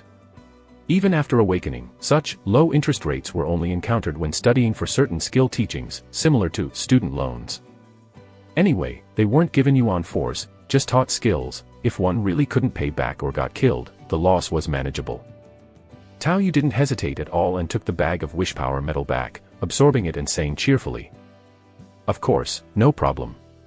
Thank you, Lord Joseph, for helping me out of a tight spot. After absorbing, Tao Yu passed it forward again, saying, Could I get another 1,000? Chapter 18, I'm really not an assassin. Joseph looked at the bag in front of him, and after merely a moment's pause, took it again. Okay. As he infused yuan force into the bag, multiple thoughts flashed through Joseph's mind. It was Li Lu who explained the interest rates before, not himself. So whether the repayment schedule was 1 year, 1 month, or 1 week, it was all up to him to decide. The loan of 2,000 yuan force, along with the happiness, should be about enough. Joseph actually never intended to let Tao Yu repay those 2,000 yuan force. He planned to keep him in debt indefinitely, treating the interest as compensation for his services, and with the help of a happiness, that should be enough to maintain control over him. With this thought, a slight smile could not help but curl at the corners of Joseph's mouth. An outsider with a grade B talent was actually quite good. Dynamic vision also counted as a talent that could rapidly develop combat ability, the python he had killed alone being the best example. A small investment could quickly yield a loyal henchman who's a human artillery piece, why not go for it? This time they had run into a spacetime anomaly, making it somewhat difficult to find a valuable henchman. While watching Tao Yu finish absorbing once more, Joseph even asked again. Do you want more? Yes. Tao Yu, seeing such a good opportunity, did not hesitate at all. As much as you can lend, that's how much I want. Having said that, he looked expectantly at Wino. And Lord Wino as well. Upon hearing this, Wino scoffed. You belong to Joseph, I won't overstep and interfere. I also want to borrow. Chen Guan said, trembling as he raised his hand. His gun had been taken, and now he had no long-range weapons, which made him feel very much in danger. Indeed, Chen Guan didn't want to borrow yuan force at such interest rates, but borrowing the Lord's yuan force should prevent his easy demise, right? Let the interest be the price for his life. But no sooner had he spoken, Joseph, who had cheerfully lent 3,000 units of yuan force to Tao Yu, backhanded Chen Guan across the face. The blow lifted Chen Guan off his feet, his teeth spraying out mixed with blood. Tao brother has a grade B talent, what are you worth? You can't even know your own value and you dare to speak. The teeth would not grow back. Joseph's slap had virtually crippled Chen Guan. If it led to an infection in his mouth or something, he might well drop dead on the road. Head spinning, Chen Guan staggered to his feet, his vision layered with multiple images, but after such a blow, he didn't dare utter a word of retort. Instead, he kept apologizing profusely, with his now whistling mouth. I am wrong, I am wrong. Aren't you going to take your things and get up front? You really want Lord Wino to go in front? It was Wino, who was always quick to anger, who now noisily spoke up. Enough, if this guy really dies on the road we'll have to find another replacement. Just let it be, don't get in my way. After speaking, he even cast a teasing glance at Tao Yu. Since you have yuan force now, practice well on the road. The one with the endurance talent doesn't have much shooting ability, right? Give the bullets to him, don't shoot recklessly. With Chen Guan in front of him having just had his teeth knocked out, Zhang Wei didn't dare to say anything and nodded repeatedly, handing all the spare bullets over to Tao Yu. And Li Lu, who had been observing coldly from the sidelines, also laughed inwardly. Did you really think borrowing yuan force was a good thing? Haha, ignorant. Only Tao Yu at this moment cheerfully thanked Jose for a moment, then took the bullets passed by Zhang Wei and began to distract himself by focusing on his numerous skills. 3,000 yuan force units credited. His own parents would have to scrimp and save for several years to accumulate the amount of yuan force that a child of the inner city could lend casually. Although by the free offer of happiness, Tao Yu also knew the general idea and intention of the other party, but the fact that they could lend it outright was sufficient to demonstrate the absolute disparity in wealth accumulation. Without the issue of the facehugger, Tao Yu actually had no intention of borrowing yuan force.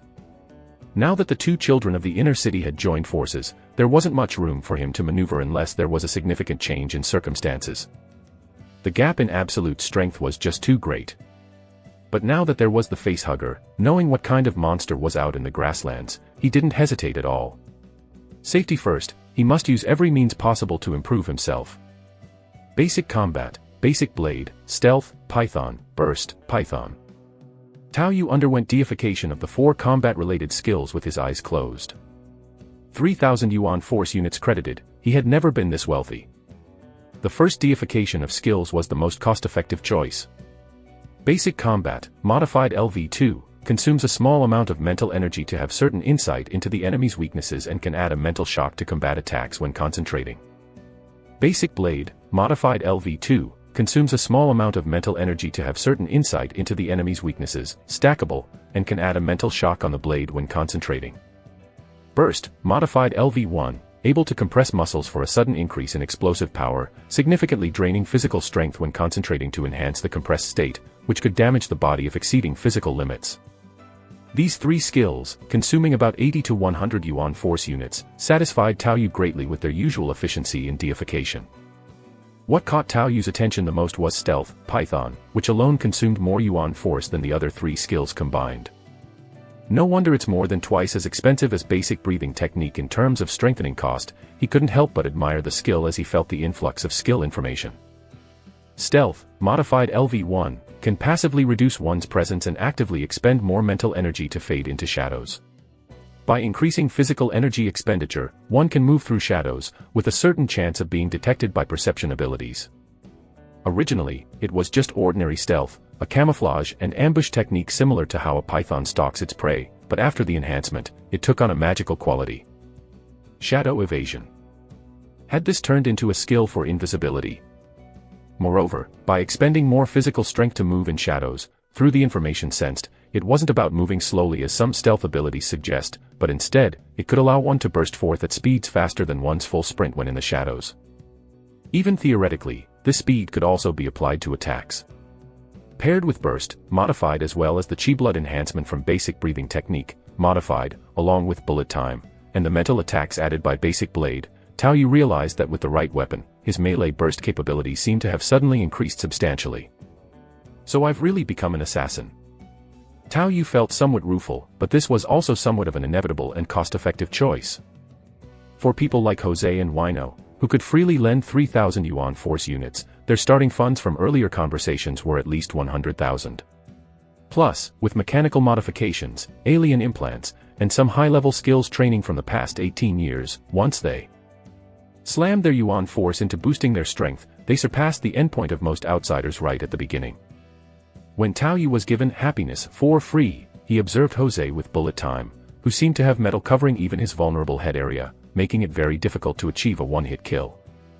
Adding the shoulder cannon, mechanical arm, and other related abilities, one could say that their panel abilities comprehensively crushed Tao Yu. Even if Tao Yu spent all 3,000 yuan force points, it was still the same.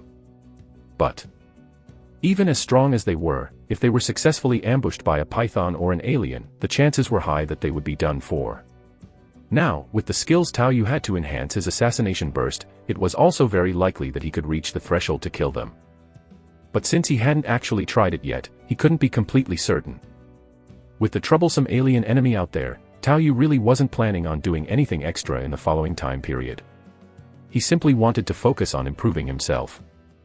Looking at the remaining 2,000 plus yuan force, Tao Yu hesitated only for a moment before focusing his attention on auxiliary skills such as basic herbal identification.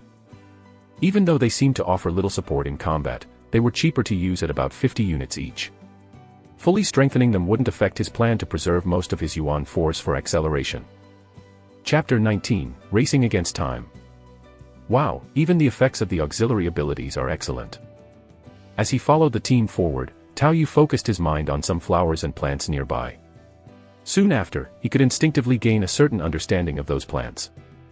There were no words or images to describe it, but the information allowed him to understand the general properties of the plants, mainly, whether they were edible, poisonous, or had some therapeutic effects on his current physical state, just some basic information.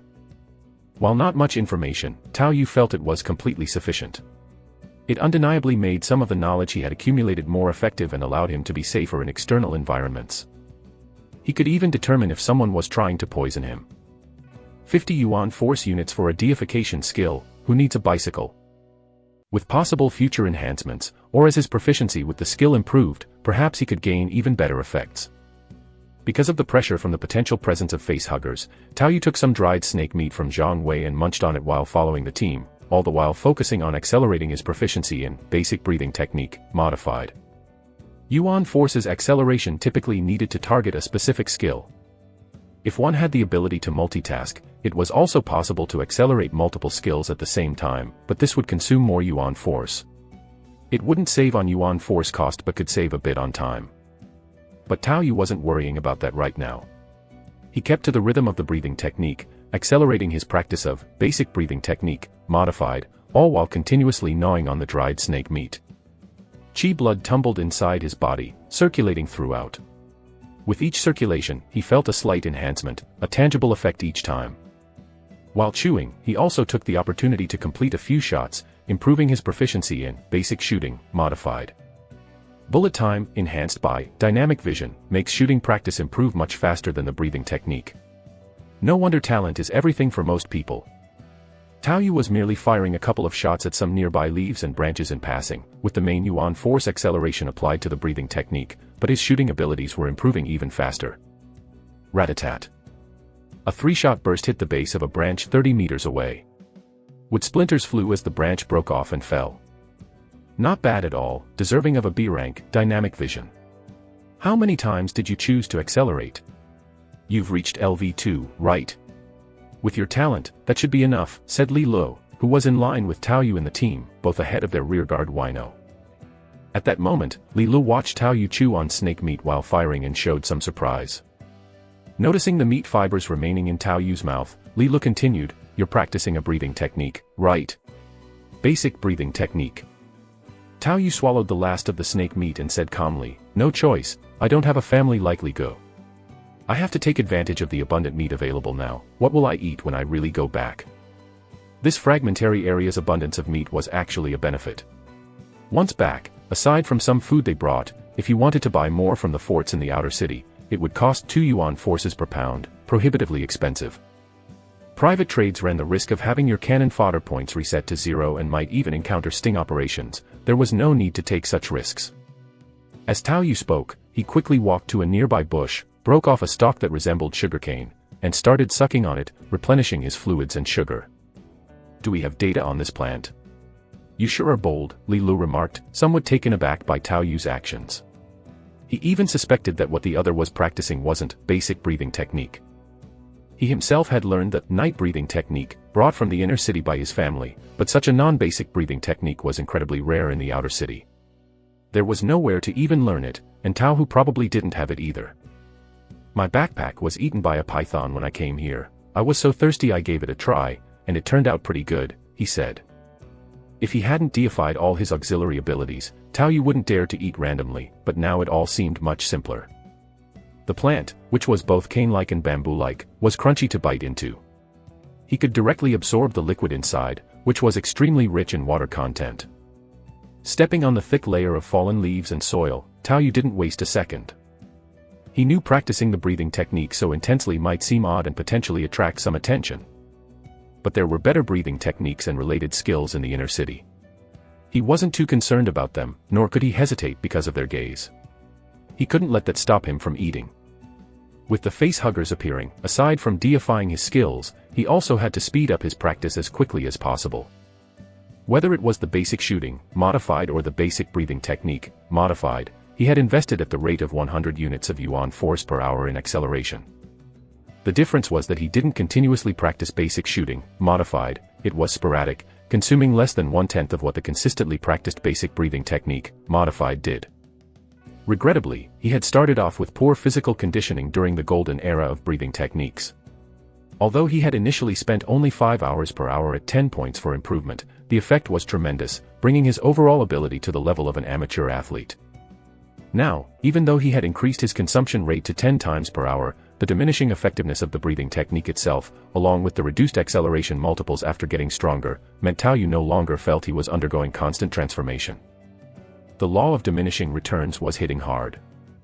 After all, the description for basic breathing technique, modified, was just, it can increase the physical upper limit to a certain extent, which, while far better than the unmodified breathing technique, wasn't overly exaggerated. The main benefit was actually the active surge of qi blood during a burst. Continuing at this rate of increase, Tao Yu estimated that when he used up all the yuan force points for acceleration, he might just barely reach a level comparable to an Olympian all-around. Being able to run 100 meters in about 10 seconds would be pretty good. But because it was an all-around increase, he could almost achieve this level even with weights on, and he could keep it up for longer. However, looking at the speed of proficiency improvement, the basic breathing technique, modified, should soon reach LV2, and the surge from the instantaneous burst of chi blood would increase a bit more. Due to his talent, shooting had already reached LV2. After getting used to the gun he was holding, he could ensure a decent hit rate despite the unpredictable trajectory. Another increase in burst capability. It feels like I'm getting more and more off track, Taoyu muttered as he chewed on another pile of snake meat, feeling slightly helpless. While it's true that most life or death situations are decided in an instant, he couldn't help feeling that there was something odd about it. Wasn't the dream of every man to be a muscular, enduring powerhouse? We're getting close, stay alert, Wino's voice came from up ahead, and the team's pace slowed a tad more, everyone heightening their vigilance. Thanks to Taoyu sporadically firing a shot now and then, this tactic of alerting potential threats worked in their favor, allowing them to avoid minor troubles along the way. Taoyu, meanwhile, had stopped his shooting practice and occasionally looked around. He had already reached LV2 in shooting, it was time to stop wasting bullets. And after firing the gun for so long, he wondered if they might attract something prematurely. For normal animals, and even for pythons, an unknown sound warranted evasion first and foremost, an instinct for survival etched into their genes by nature. But for some other abnormal creatures, perhaps it was a different story. If it weren't for the face-huggers, where would I have borrowed so much from, eh? You guys better think of something. Chapter 20 Blood Orchid. The dim light filtered through the foliage. After hours of travel, they had now ventured into twilight. The rainforest was growing darker, and soon it would be engulfed in complete nightfall. It's just ahead, in a valley. I've picked a good geographical location. We can start by depleting them from a distance, Wino said as he removed several grenade-like devices from his waist. With his physical abilities, using these explosive projectiles could be considered a major weapon and a very effective means of long-range attack. Oh, that shouldn't be hard, our long-range firepower is not bad, said Jose with a relaxed face. He had always been carefree, understanding the python situation, he felt no substantial threat to himself and, with a friendly turn to Taoyu, the debtor, he said. Little brother Tao, you can see clearly at night, right? Yes, the night doesn't affect me, I can keep watch then, Taoyu responded while observing the surroundings. Although he hadn't detected anything approaching, he could vaguely sense an unsettling atmosphere, as if something was lurking in the shadows, spying on them. Knowing the alien would be tough to handle and worried that the two from inner city hadn't yet experienced the brunt of combat and might be taken out in an ambush, Taoyu still reminded everyone. Although I haven't found anything unusual, I always feel something's off. I don't know if it's because of my shooting practice earlier drawing attention. Everyone, be extra vigilant. Don't worry, who wouldn't be careful in a place where giant snakes might appear any minute? Li Lu smiled beside Taoyu. My shooting has also reached LV2, so even if Brother Wino rushes forward, I'm confident about avoiding friendly fire, he added. That's good, but I still hope we keep them at bay directly, these creatures pack quite a punch. At that moment, Wino's attention was already fixated ahead, heightening his vigilance. As they proceeded, the density of the rainforest sharply decreased, revealing a cliff edge and the valley Wino had mentioned. Even before getting closer, they could faintly smell a stench that grew stronger as they approached. The cliff edge was covered in pale stone blocks, resembling granite and overgrown with moss-like vegetation. Some of the uneven rocks had clear signs of friction, as if the moss had been rubbed off, and next to them, palm-sized scales could be seen. These seemed to be the spots where the pythons rubbed against while shedding their skins. The valley below the cliff was steep but manageable with caution. The valley was about 100 meters wide, and the opposite side featured even steeper terrain, resembling a vertical forest area that was slightly shorter in height. Following the valley's flow, a small stream stretched outward. As everyone drew closer, the twilight sun cast its dying light into the valley. Below the several-meter-high valley, in a pool of water, 2 to 3 dozen pythons were entwined with each other, forming a massive ball of snakes. The sight was shocking, given the monstrous size of these pythons intertwined together. The slippery snakes coiling over each other also evoked a combined sense of disgust from both trypophobia and megalophobia. Such wild beasts seemed to excite Wino. There's even more than I saw before, haha, taking them all down should be enough. He had been concerned about there not being enough of them, but now that worry seemed unnecessary. Taoyu, meanwhile, was closely examining the walls of the valley. In short order, his keen vision caught sight of a peculiar red flower. The brilliant blossom glowed under the setting sun like a burning flame, easily noticeable even to the untrained eye. However, everyone's attention was fixed on the pythons. No one had noticed the blood orchids. "Shall we start right away?" Tao Yu readied his gun without keeping his gaze fixed on the blood orchids. Given their plan to snipe from a distance, it was highly unlikely they'd come close to the blood orchids, and without contact, they wouldn't realize the import of the plants. He had a perfect opportunity to keep the spoils to himself. Just as his supply of snake meat had run out, freeing up space in his backpack. "You guys don't shoot first. Jose and I will handle it," Wino reminded calmly, then looked to Jose. "I'll throw first, you snipe based on the situation. The rest of you wait until Jose fires before shooting. I'll intercept the first ones that come close." A straightforward tactical arrangement. They had never trained together, so making it too complicated would be pointless. "You two with the good marksmanship, aim for the head," Jose advised Tao Yu and Li Lo. "Understood. Get ready, I'm starting," Wino said as he appeared to set a timer on his grenades by twisting them. He showed his superior arm strength by hurling 7 or 8 grenades toward the massive snake ball. Tao Yu could even see the grenades bouncing off the snakes' bodies. The falling devices seemed not to interrupt the writhing snake ball. But a moment later, several huge explosions nearly burst forth simultaneously. Wino's high-explosive grenades had more power than the fragmentation grenade Tao Yu had left. The tightly coiled ball was suddenly blasted apart. Several pythons were blown to pieces, sending blood and flesh flying. Their close proximity compounded the damage, maximizing the grenade's lethality. However, because they had been coiled up so tightly, some of the pythons at the core were unharmed. Chapter 21 Blood Orchid _2.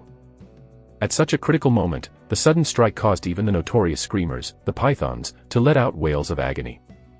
That feeling of rage was palpable even to those who couldn't understand the language of snakes. As the undisputed overlords of the jungle, when had they ever experienced such humiliation? Boom. Wielding a shoulder cannon, Joseph fired, instantly blowing the head off a python. The hit rate and power far exceeded that of firearms. Tao Yu, who had been observing from the side, could tell from the flames shooting out of the rear of the shoulder cannon that it seemed to be designed as a recoilless rifle. But it was still a gunpowder weapon, and the ammunition capacity and reserves must be limited, probably stored in the ammo box on his back. Yet, with a hit rate like that, there must be some sort of fire control system. Upon closer examination, what seemed to be normal pupils in Joseph's eyes seemed to flash with numbers. Brain-machine connection, iris data, truly formidable. While Joseph's shot had instantly killed a python, it had also marked the direction for those that were still able to move. The enraged pythons, with blood rushing to their heads, didn't even consider fleeing, they swiftly began slithering toward them. The water below splashed violently, and the boulders on the path were tossed aside by their frenzied movements. Even those standing on the edge of the cliff could feel a vibration on the ground. It was the noise of their massive bodies rapidly closing in. The sight of the remaining 20 or so pythons, each a symbol of immense pressure, was genuinely terrifying. Especially a few blood-covered, wounded pythons that were still shedding flesh and blood along the way, their speed was even faster. At this moment, Tao Yu, Li Lo, and Zhang Wei, each armed with assault rifles, also opened fire. Zhang Wei lacked shooting skills, but with such large targets, he could almost hit them with his eyes closed, he just couldn't guarantee a headshot. In contrast, Tao Yu and Li Lu each fired with precise shots. Tao Yu, relying only on his eyesight to achieve ordinary shooting standards, didn't expend mental energy for correction. Even so, his long-range precision shooting was not inferior to the more skilled Li Lu, and he even had a greater advantage in shooting at moving targets, second only to Joseph in the number of kills. As one python after another was headshot, soon only 5 remained. But these 5 had closed into within 10 meters. "I'll take the nearest one, you guys handle the others." Wino crouched slightly, and then the armor on his legs visibly bulged, his entire body, weighted down by the armor, shot toward the nearest python like a cannonball. His speed was so fast it even stirred up a strong breeze, clearly surpassing human limits even with the armor. He viciously chopped down at the nearest python with his double axe in hand. The python, displaying its dexterity, raised its head to dodge the vital strike, but still suffered a deep cut nearly severing it. Blood plasma flew everywhere, fully expressing Wino's brutal aesthetic. Long-range attacks were simpler than close combat, free from geographical interference. After Wino chose his target, the others easily divided the remaining pythons among themselves. Tao Yu continued his standard procedure, locking onto a python's head and firing repeatedly, then changing the magazine. Li Lu achieved his target, while Joseph took on the remaining two. By then, Wino, having bought some time, did not persist in exerting himself and swiftly retreated following a collision with the python. The python, nearly bisected by an axe strike, furiously shoved Wino aside but lacked the strength to pursue and eventually fell under the barrage of gunfire. "Hey, that beast's strength is no joke," Wino said, sliding back a distance after landing, an indicator of the python's power. Though he only briefly engaged with a single python, his voice still held a breathless quality. Given the python's size advantage, even a skilled close-quarters combatant like Wino had to be thoughtful. Hence, after delaying for a bit, he retreated with reserve strength to leave the kill to the more efficient firearms. To resolve the battle within a minute may seem unremarkable, but if Wino hadn't taken the initiative, things could have definitely gone south. "Alright, proceed in sequence to assure they're all dead and don't touch the serpent fang. I'll handle that myself. Snakes are known to have a death rattle, so it's quite normal to have some slip through the net." The last python to hit Wino had demonstrated such terrifying bursts of strength, naturally, they'd be wary of sticking their faces into the bushes. Cannon fodder, isn't that what they're used for? Blindly sending cannon fodder is an inefficient waste, probing for mines this way is optimal. Got it, but be careful, big brothers, there seems to be something in the woods. Tao Yu obediently accepted the arrangement, and even though he was behind in sequence, promptly took a few steps forward, landing on a raised rock platform. While securing a spot in the Blood Orchids area, forcing others to look for other footholds upon arrival, Tao Yu also turned back to peer into the increasingly gloomy rainforest as the sun set. This time he truly saw something moving stealthily between the trees, making very little noise.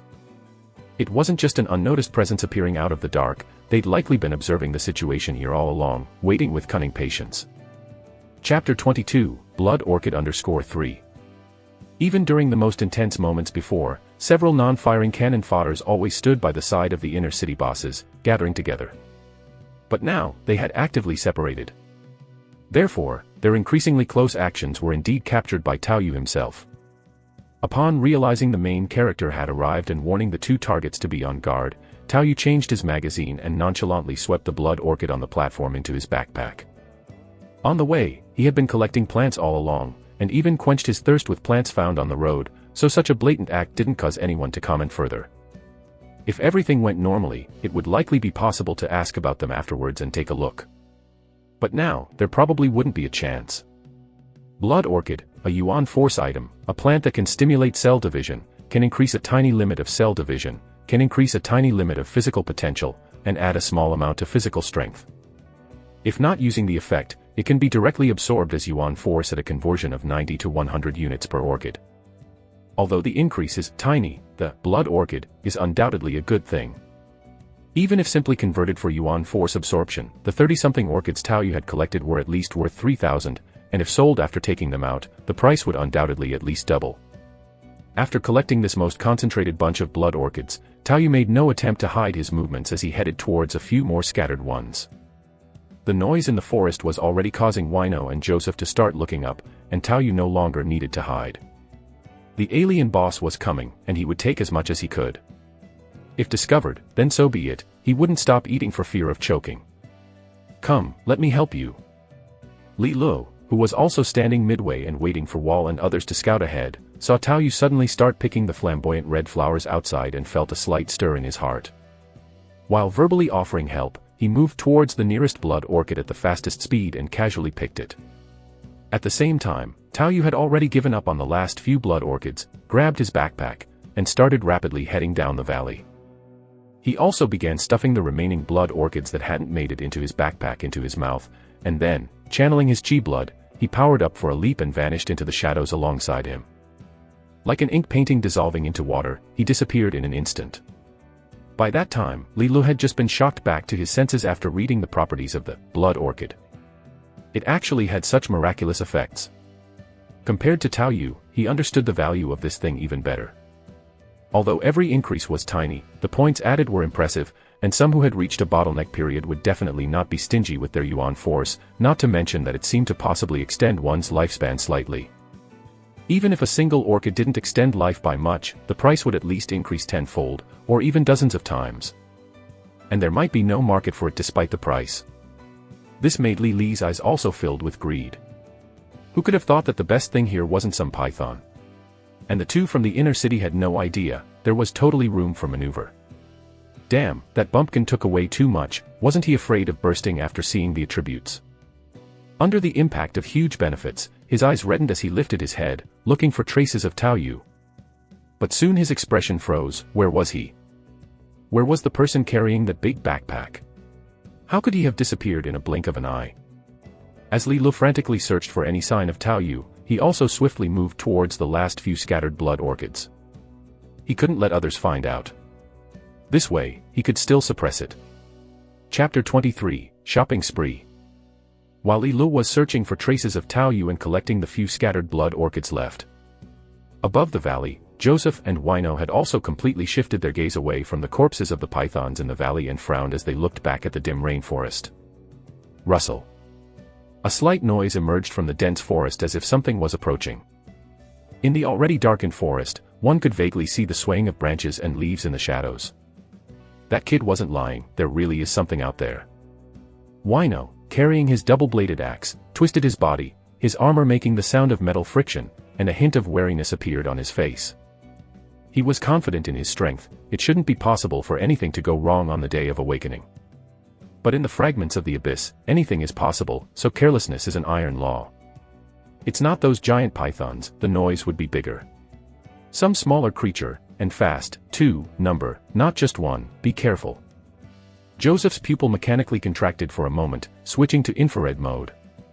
However, even in infrared mode, looking at the dimly outlined rainforest in front of him, he still couldn't see anything useful.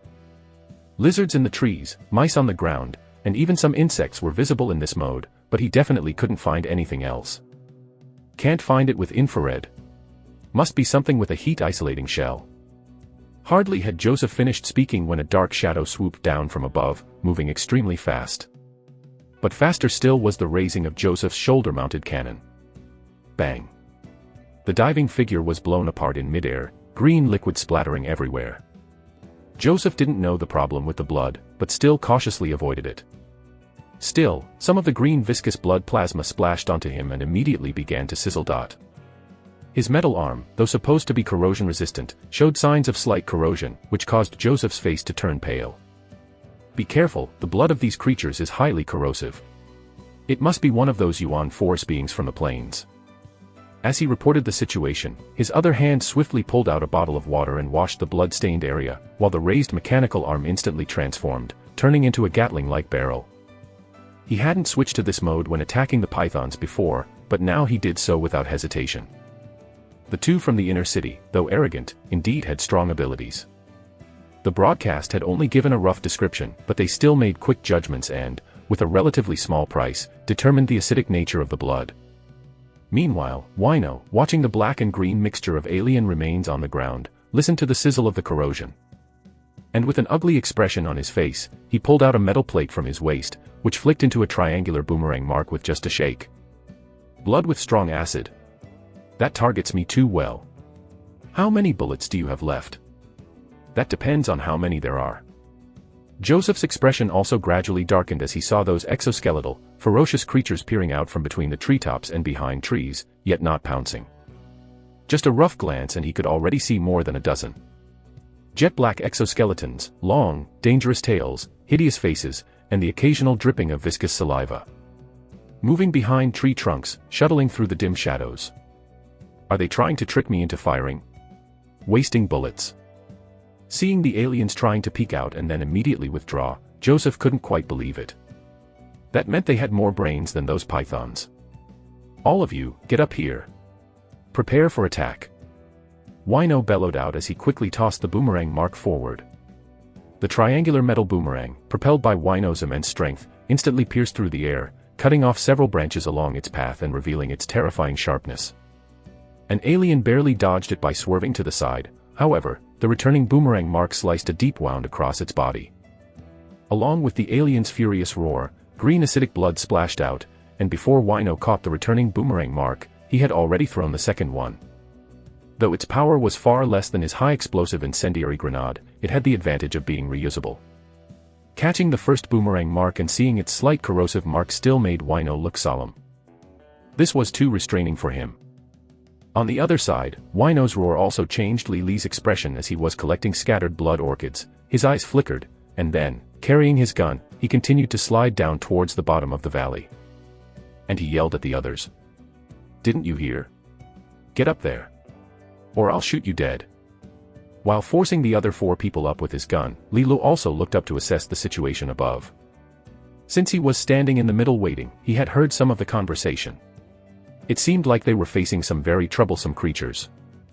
Thinking of the blood orchid in his hand, and the bag full of Taoyu, he urged the others to climb faster while he himself quickly retreated, running towards the gap on the other side of the valley along the bank. "God damn it, I haven't joined the cannon fodder squad yet. You won't die with me, I have no obligation to follow your orders. Just need to find that guy who fled, just find him, that's all." Thinking of the other's backpack, which was stuffed with dozens of blood orchids, Li Lu felt a fiery desire in his heart. Zhang Wei, who was climbing up and had fallen behind, also heard the noise of Li Li's escape behind him, looked back at Li Li's retreating figure, glanced ahead, and then his face darkened as he quickly pocketed his gun and retreated. Having barely awakened a combat talent, he had to survive this time, he just had to. Seeming to sense the others drawing near, the alien that had been lurking and probing behind the trees suddenly changed its original tactical plan. With just a few short roars, the aliens quickly attacked the 2 from multiple directions. Although they were not as big and strong as the pythons, their greater dexterity provided them with better evasion tactics. Moving swiftly between the trees, constantly using various forms of cover. Bang. Tat tat tat. Jose fired first, blasting one alien to pieces with his shoulder cannon, while the transformed Gatling gun in his wrist turned another into a sieve. Their hard exoskeleton was torn to pieces, and green acidic blood splattered everywhere, hissing as it hit the ground. Though he quickly dealt with 2, Jose's expression soured. Damn it. These things have a decent resistance to bullets. Although his shoulder cannon could still achieve 1 shot per alien, his arm-mounted Gatling gun was far less effective than expected. If this were against those giant snakes' heads, they'd have been pierced and he'd have switched targets 2 or 3 times over. But here, 20 to 30 shots barely managed to take down one. With a slight movement of his finger, a belt-like device at his waist rapidly shot out a row of small spheres towards the area in front, quickly setting up Guile Thunder for close defense. He then pulled out a red grenade from behind his back with the same hand that seemed human and tossed it into the woods without looking. Boom. A fierce flame erupted. Even though the branches and leaves were damp and hard to ignite at once. The blast from the high-explosive incendiary grenade spread like a Molotov cocktail, instantly covering the front and burning several aliens as they writhed in agony. Meanwhile, another alien approaching from a different direction was automatically hit by a Guile Thunder on the ground and exploded into pieces with a bang. The precious items they hadn't used against the pythons were now being thrown around like they were free, an indication of the foundation that set them apart from the outsiders. Wino, while being careful not to be hurt by the Guile Thunder, was also constantly throwing more and more boomerang marks. Despite his bulky appearance, he was extremely agile, throwing 5 boomerang marks at high speed while continuously reloading to maintain the barrage. The double-bladed axe was stuck in the ground, ready to be drawn at any moment to face the enemy. Every now and then, he threw a high-explosive grenade to stop the aliens from getting too close. However, what should have been a sustained ranged attack for Wino seemed somewhat awkward against the aliens. After cutting through the bodies of several aliens a few times, the corrosion-resistant alloy on his weapons became pockmarked. Soon, only 2 battered boomerang marks remained out of the 5, the other 3 got stuck in the bodies of aliens and couldn't return due to losing their smoothness. Damn it. I need to take some meds, watch out for yourself. Seeing the resilient pests lessening their probes against Jose and turning their attention towards him, Wino roared and then forcefully slapped his left shoulder. A needle hidden within the shoulder guard pierced his neck, injecting an unknown substance into him. Almost instantly, along with Wino's roar, his whole body seemed to grow in size, stretching the seams of his armor, exposing layers of scale-like skin. Roar. Letting out an animalistic roar, Wino, whose size and strength had surged, lifted the double-bladed axe and charged in the opposite direction towards the aliens. Thump. One blow from the axe flattened an alien, splattering viscera. Although his armor and axe were still vulnerable to corrosion, the thickness meant it wasn't fast-acting, which seemed trivial given his desperate state, likely due to side effects. One after another, aliens lunged at Wino, only to be smashed away or crushed flat. That's when Whirl, who had just climbed up, witnessed this scene. Although frightened, the deep-seated reverence for the inner city elite compelled him to grip his shotgun and step forward. But in the next instant, he too was cleaved in two by Wino's axe. Guts and blood spilled everywhere. This tightened the hearts of Qingguan and Wino's group member, aside from Li Lu who was an outsider, and they slid down the valley with the momentum. Looking back at Li Lu who was almost out of the valley, and Zhang Wei, who had run halfway, as well as Tao Yu who had disappeared without a trace, they cursed under their breath. Chapter 24, Harvest. Wino, this guy. Joseph saw Wino split Vor into two with an axe and felt a heaviness in his heart. He knew that his adversary had used a special drug, relying on a mutated body to endure, drawing out greater potential.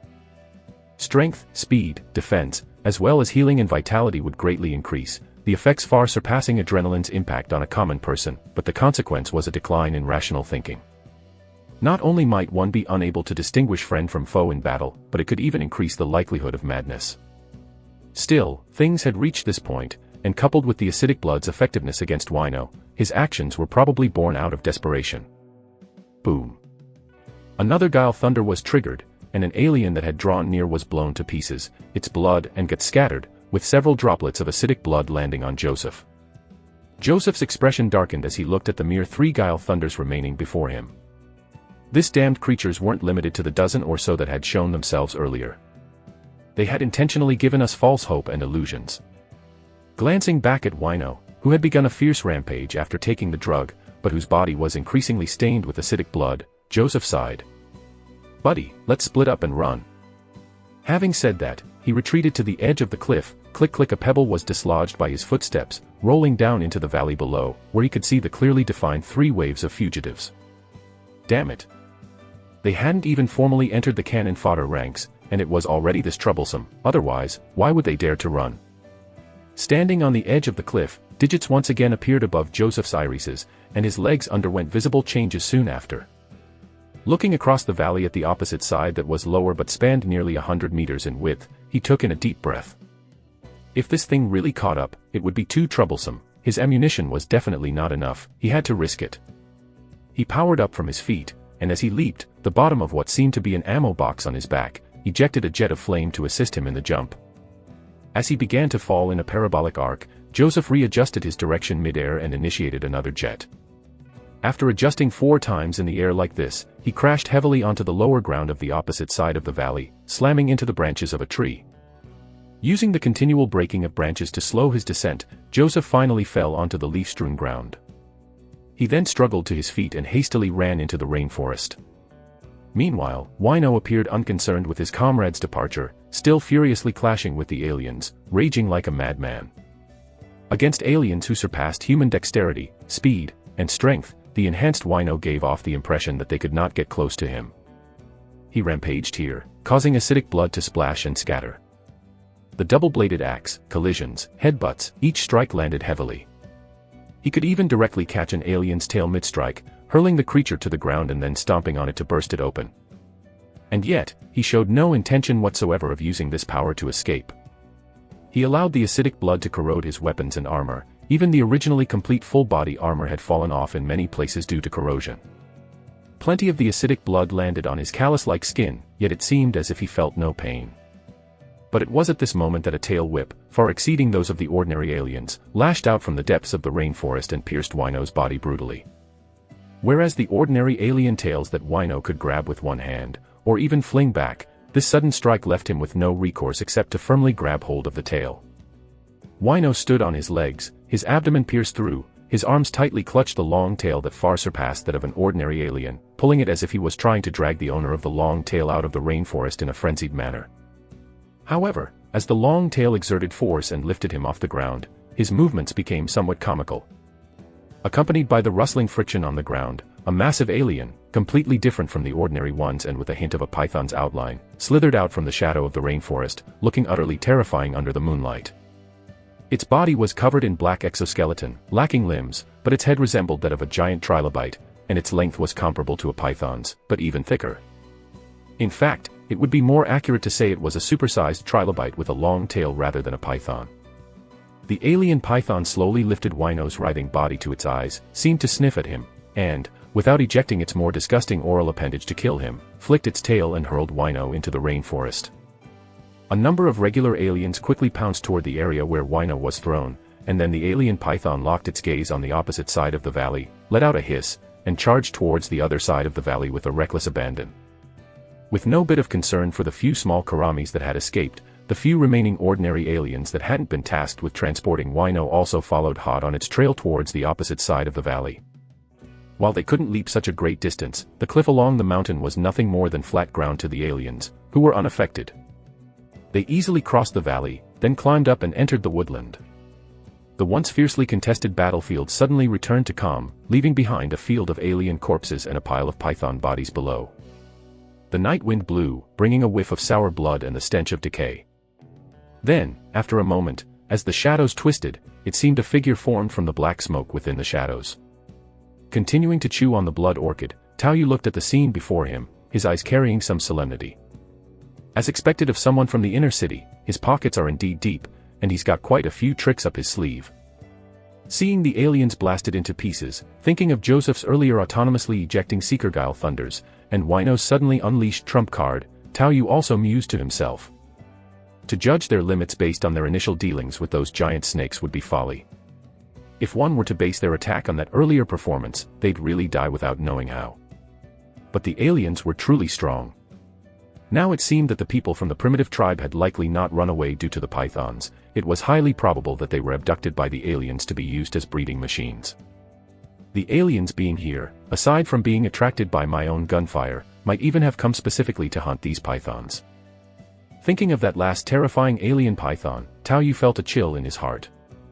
If these 20 or 30 pythons were to be captured by the aliens, for newcomers like them who had just awakened, it would truly be a hellish difficulty. But Tao Yu didn't have time to think further. He immediately started searching for the Yuan Force items condensed from the dead aliens, enduring the disgust. Most of the Yuan Force was concentrated in the tails of the aliens, with a smaller amount in the oral appendages. Tao Yu didn't care about the strong acidic blood that accidentally stained his hands during collection. He forcefully sped up the harvest using the exaggeratedly potent action. Capability from 1 proof forever proof, even surpassing that of combat movement. Initially, Tao Yu was worried that the aliens might have the ability to sense his presence. However, after trying to approach a couple of solitary aliens and confirming they really couldn't detect him using bullet time, his courage grew. He waited for an opportunity from the shadows in the distance all along. The continuous consumption of mental energy to hide in the shadows was significant, and under normal conditions, he wouldn't have been able to stay for so long. But by continuously consuming blood orchid to enhance himself, the side effect also rapidly replenished his mental energy. The blood orchid not only strengthened his body when ingested but also contained energy far surpassing ordinary meat, allowing Tao Yu's consumption while hiding to be even slower than his replenishment rate. For ordinary people, the blood orchid might only provide fullness and energy, having no healing properties. But for Tao Yu, the injuries he sustained while searching for loot, acid burns included, were also healed on the go. Now was the time for harvest, and his wait had not been in vain. Chapter 25, Direction. Different abilities can be stacked, but it's a pity that the same ones can't be exploited for bugs. Tao Yu looked at his new, stealth, alien, skill, also feeling somewhat sentimental. Through the previously modified, basic combat, and basic blade, which allowed for stacking by doubling the energy consumption for flaw insight, Tao Yu also knew that some redundant parts within deification skills could indeed be stacked. The dozen or so aliens provided him with over 300 units of Yuan Force, and the information carried by the alien tails also successfully converged to form the stealth, alien skill. After his deification, Tao Yu found that this ability was similar to the Python's stealth deification effect, only it cost 450 Yuan Force and was stronger in all aspects. The most critical aspect was that the effects of both stealth abilities could be stacked. Once the skills were stacked, his degree of transformation during shadow evasion had significantly increased. Now, passing through shrubbery while in the shadows, he no longer experienced collisions. However, the price of the power stacking was an increase in the consumption of mental and physical energy. Fortunately, the degree of stacking could be adjusted by the individual based on the varying levels of energy exerted. Having already tasted the benefits of stealth modified, Tao Yu was quite satisfied with this skill. With the reaction from bullet time, as long as he still had enough physical strength, he could even use the skill to evade some damage. He took another step towards becoming an assassin. Unfortunately, Tao Yu excitedly collected another python tooth, only to find out that he could not acquire python abilities again. Bugs are hard to exploit. After absorbing another alien's yuan force mouth, Tao Yu also closed his eyes to sense the new skill that had yet to take shape. Unlike the python, whose two skill informations lies in the teeth, the alien's skill informations were in its tail and mouth. However, the chances of a yuan force mouth appearing after death were much lower than that of a yuan force tail, so Tao Yu hadn't yet completed that new skill. But through the chaotic fragments of information, he could roughly make out that it might be some kind of ambush ability that increased stealthy killing power. If I'm to be an assassin, then so be it. It seems I'm quite suited to this ghastly environment, and the speed of my physical enhancement isn't too bad either. Tao Yu pinched his bicep. Previously skinny, his body had become strong thanks to the accelerated basic breathing method and sufficient blood food since his arrival here. Especially after indulgently consuming dozens of blood orchids, Tao Yu could vaguely feel that his current physical condition had reached, or even exceeded, the limits of an ordinary person. Not only that, but as the chi blood surged within his body, he could feel that his upper limit had increased a bit, and he could continue to develop his remaining potential using the basic breathing technique, modified. The increases to the upper limit from the breathing technique and the blood orchids could be stacked. Although it's a bit extravagant, it's also absolutely necessary. Tao Yu knew that if he took the blood orchids back to sell, he could get a high price, but he did not feel a loss spending on his own strength. If he were to sell them, such a number of blood orchids might even attract trouble. Better to consume them himself. It's crucial to stay alive for now. Nevertheless, Tao Yu still kept 5 blood orchids just in case. Not only could he have the opportunity to sell them outside, but they could also be used in critical moments as high-energy food for rapid replenishment of physical and mental energy. Beyond that, his backpack was packed full with the remaining serpent fangs.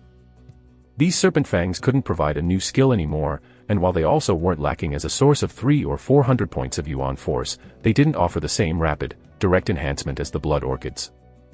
Should he urgently need it, Tao Yu would certainly absorb them directly, but if there was a chance, they could also be sold, especially since they were part of a set of skills from the development zone. Wino's effort to recruit people indicated that these skills were quite valuable for some pioneers, potentially worth several or even more than 10 times their value once completed. His parents' annual income without spending was only 3,000 or 4,000, and if daily expenses were deducted, they had to save for several years. No wonder the aristocrats of the inner city start off so easily with 100,000 units of yuan force, and their equipment and items are probably of the same level. The income gap is just too vast. Tightening his backpack, Tao Yu, standing within the valley, looked towards the opposite bank. However, the inner city aristocrats don't get this sort of reward every time, or else Wino wouldn't bother recruiting people. So, the 3,000 yuan force that Joseph lent must be quite important to him. With this thought, a profound look appeared in Tao Yu's eyes. The interest rate of returning 13 for a loan of 9 is too high. I need to clear the debt soon. Afterward, he didn't choose to leave through the path leading out from the valley along the bank but instead climbed towards the opposite bank where Joseph had jumped towards, in the direction where the aliens and Python had gone.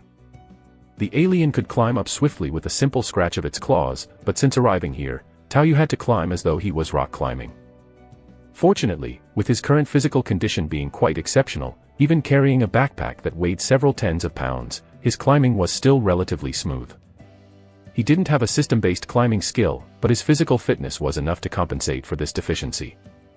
Moonlight poured over him, and thanks to the passive dynamic vision provided by bullet time, Tao Yu's sight was completely unaffected by the darkness. After climbing the cliff on the opposite shore, the dark rainforest before his eyes appeared quite clear, and he could even discern the traces of the Python alien moving through the woods. Glancing at his Stealth Modified and Stealth 2 Modified skills, Tao Yu's courage surged. Previously, a single stealth skill was enough to slip past an alien. Now, with 2 stacked, there was no reason to fear anything. Moreover, even without actively using shadow evasion, the combined passive stealth capability of the 2 skills ensured he had a decent level of concealment, not easily detectable by others. Passive stealth might not be as good as shadow evasion, but you just can't ignore that it has no consumption. Actually, my body has become quite strong, climbing up such a steep cliff easily with a load on my back, and without even being out of breath. Tao Yu looked back at the cliff face, which was far more steep than the descent had been, and felt a sense of achievement in his heart. When he had first arrived, even with the enhancement from the breathing technique, climbing a tree would leave him breathless. The difference now was quite clear.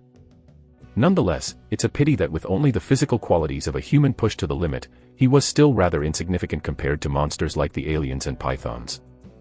Compared to the enhancements from his skills, he was still too weak, extremely unbalanced in abilities. The body is the foundation of everything. With these musings in mind, Tao Yu also tucked his gun away and, carrying his backpack, entered the dark rainforest ahead. Being in debt makes even sleep uneasy. It's time to resolve this debt. It's inconsequential if others scatter, the slight injury is of no major concern, but I definitely need to find Brother Jose and repay him properly. An alien crouched atop a tree, its mouthparts continuously sniffing at the trunk, oozing mucus that kept on dripping, looking utterly disgusting. Its slender tail swished about, emitting a lethal threat. The next moment, as if it heard some movement below, it pounced on the ground covered with thick leaves, moving closer to a large tree trunk in the direction of the sound. It accelerated suddenly and poked out its head, its tail seemingly ready to strike at any moment. But then, it discovered that there was nothing behind the tree trunk, no sign of anything. All it saw when it looked down was a pebble that had just stopped rolling, and it slowly extended its mouthparts as if to sniff at something once again. A flash of cold, white light swept by and the alien's body stiffened, and after a moment, its head slowly slid off, resulting in a decapitation. Puffed. As the head fell, the alien's green acidic blood gushed out, staining the surroundings green and emitting a sizzling corrosive sound. Only after the alien's body completely stopped moving did a figure emerge slowly from the shadows with a wisp of black smoke, looking at the alien's tail, which was gathering yuan force, and couldn't help but purse his lips. It's the tail again, what a misfortune. Shaking and folding the slightly damaged boomerang mark in his hand, Tao Yu reattached it to his back, and also took a moment to feel the strain on his body. A double stealth charging, combined with bullet time, the chi blood from the breathing technique, and the multiple layers of charge from burst, modified, and basic blade, modified. Using Wino's alloy boomerang mark to behead, cutting through the alien was as smooth as slicing through butter, decapitating the alien in an instant. However, this test also made Tao Yu aware of minor strains from his thigh to his waist, and then to the tendons and ligaments in his arms, along with nearly 40% physical exhaustion and about 20% mental fatigue. Compared to the previous encounter with the 3 snakes, this is much better, at least it's just a strain without any tears, and it's less costly to repair. An additional 10% of my energy should be enough to recover from the injury, and there's still energy to spare. But my endurance is still inadequate. Tao Yu stuffed a few plump tree bugs into his mouth. With some auxiliary abilities from deification, his eating habits had also become much bolder. However, looking at the chunk of alien corpse ahead labeled toxic, Tao Yu still couldn't bring himself to eat it. Best stick to eating bugs instead. Jose is pretty good at hiding, the alien that came over obviously hasn't found him yet, so he must have some unrevealed abilities. After securely collecting the alien's tail spike and realizing he couldn't fit it in his backpack, Tao Yu hesitated briefly then directly absorbed it. Such skills need to be in sets to fetch a high price, if not in a set, it's better to just absorb them as units of yuan force. Ordinary people can't ignore the mental impact of cluttered information, they need much more than I do, so it's probably very difficult to assemble another complete set that would be sufficient for ordinary people to take with them. The absorbed yuan force can be used to heal injuries when necessary, it's somehow more reassuring. Chapter 26, Paying Off Debts. Joseph relentlessly weaved through the forest, his skin showing numerous signs of corrosion, exposing half of his mechanically augmented face, which resembled a metallic skull. One of his eyes glimmered with a red brilliance. Beasts. The half-skull mechanical visage of Joseph twisted into a ferocious expression. Who would have thought that a mere awakening day would bring about such a mess? The death of inner-city offspring on awakening day, how long had it been since that was news? Such a disgrace. But thinking of the troublesome yuan force creatures, and the python-like monster he had caught a glimpse of when he had looked back earlier, Joseph felt a heavy weight in his heart. Fortunately, he was partly mechanized, and in combination with certain devices on his body, he had fairly advanced methods of masking his scent, otherwise, he might have already been caught by those creatures. Even now, through the early warning devices he had set up along his path, he could sense that those things were drawing near. Although the number seemed small, enough for him to deal with, Joseph had no intention of turning to fight. These were cunning yuan force creatures, they would intentionally expose weaknesses to entice their prey, giving the illusion that they could be defeated. The reason he and his partner had lasted so long was precisely this: having barely escaped, he couldn't risk trying his luck.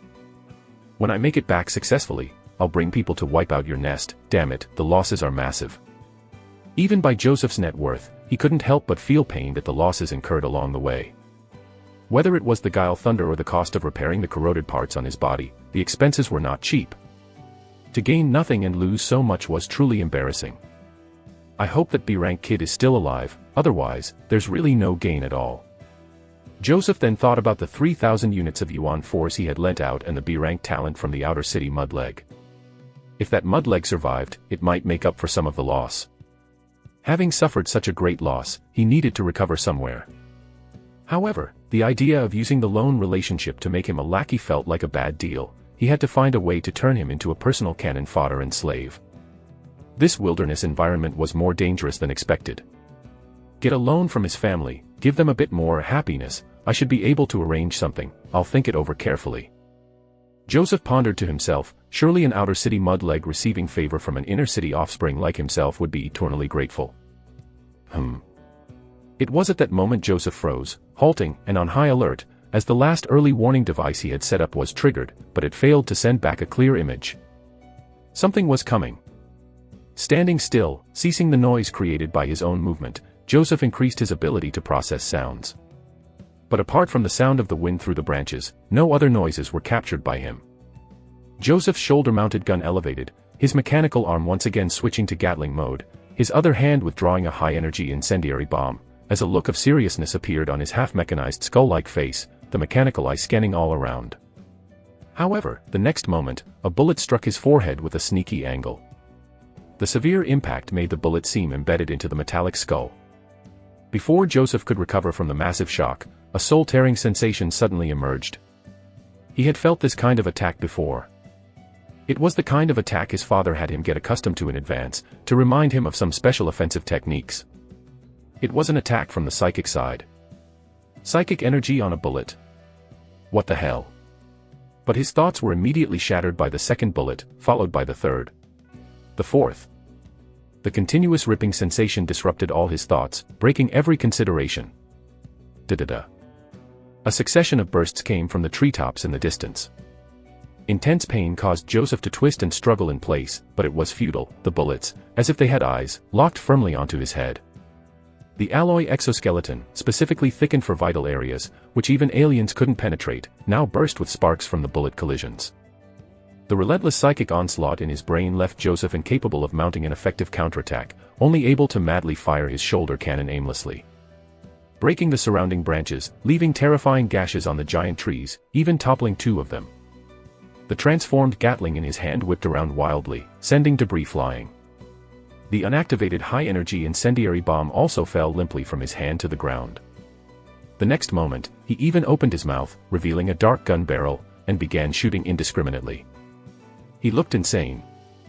Bursts of electronic noise poured out of the speaker in his chest. Come out, beasts. Beasts. Who is it? Who is it? But obviously, no one could answer his questions, leaving Joseph in agony as he struggled futilely and raged in vain. Finally, a bullet pierced through the last layer of protection, lifting the armor over his eye socket, and drilled in mercilessly. Da-da-da. After firing blindly into the air for a while, Joseph's body stiffened and he fell to the ground. But even though he was already on the ground, the shooting never paused for a moment, continuing until 2 magazines were emptied. It was only then that Tao Yu started to reload a fresh magazine while refilling the empty ones with bullets. Chapter 27, Debt Repayment _2. No wonder mechanical and alien augmentations are so popular, they do have an innate advantage in terms of defense. Tao Yu looked at the head of Joseph, which had already been battered, and couldn't help but feel some emotion deep inside. In the many shards of worlds within the abyss, situations where the weak overcome the strong and make a first kill were quite common. Top warriors being shot in the head and dying in resentment wasn't anything out of the ordinary. The many stories he had heard, as well as rumors from his parents, all contained such records. Clearly, Joseph's head modifications were likely meant to guard against sneak attacks with firearms, equipped with armor, taking more than a dozen bullets before losing the ability to fight back. The additional stabs made Tao Yu feel uneasy too. Earlier, Wino, with his alien enhancement providing a more robust physique, also had full body armor. They must have armed themselves that way to increase their margin for error. They were guarding against a catastrophic failure. This deadman was also an inner-city pioneer, still had a gun in his mouth. If it hadn't been for the sneak attack, even if we had knocked him to the ground, giving him a chance would have possibly led to a turnaround against the odds. Tao Yu thought about how the other had chaotically shot from his mouth at the last moment, and felt somewhat stifle. This was something he had not exposed even when fighting the aliens. He had considered crippling the opponent and then forcing him to convert his yuan force over, but now thought it was good that he hadn't acted on it. After all, he wasn't foolish. Had he really converted it for himself, it would have truly been worthless. Looking at Joseph's body, Tao Yu fell silent for a moment and ultimately chose not to search the body. After being pressured by an alien onslaught, this guy had probably been forced to reveal most of his trump cards. After all, with mechanical augmentation, who knew if there was anything installed for a desperate last stand? Boom. A violent explosion rose to the sky. Even at some distance, Tao Yu could feel the strong wind and heat wave hitting him directly. Seeing the explosion bigger than Wino's high-explosive grenade, Tao Yu couldn't help but inwardly curse. You Temer really had something up your sleeve.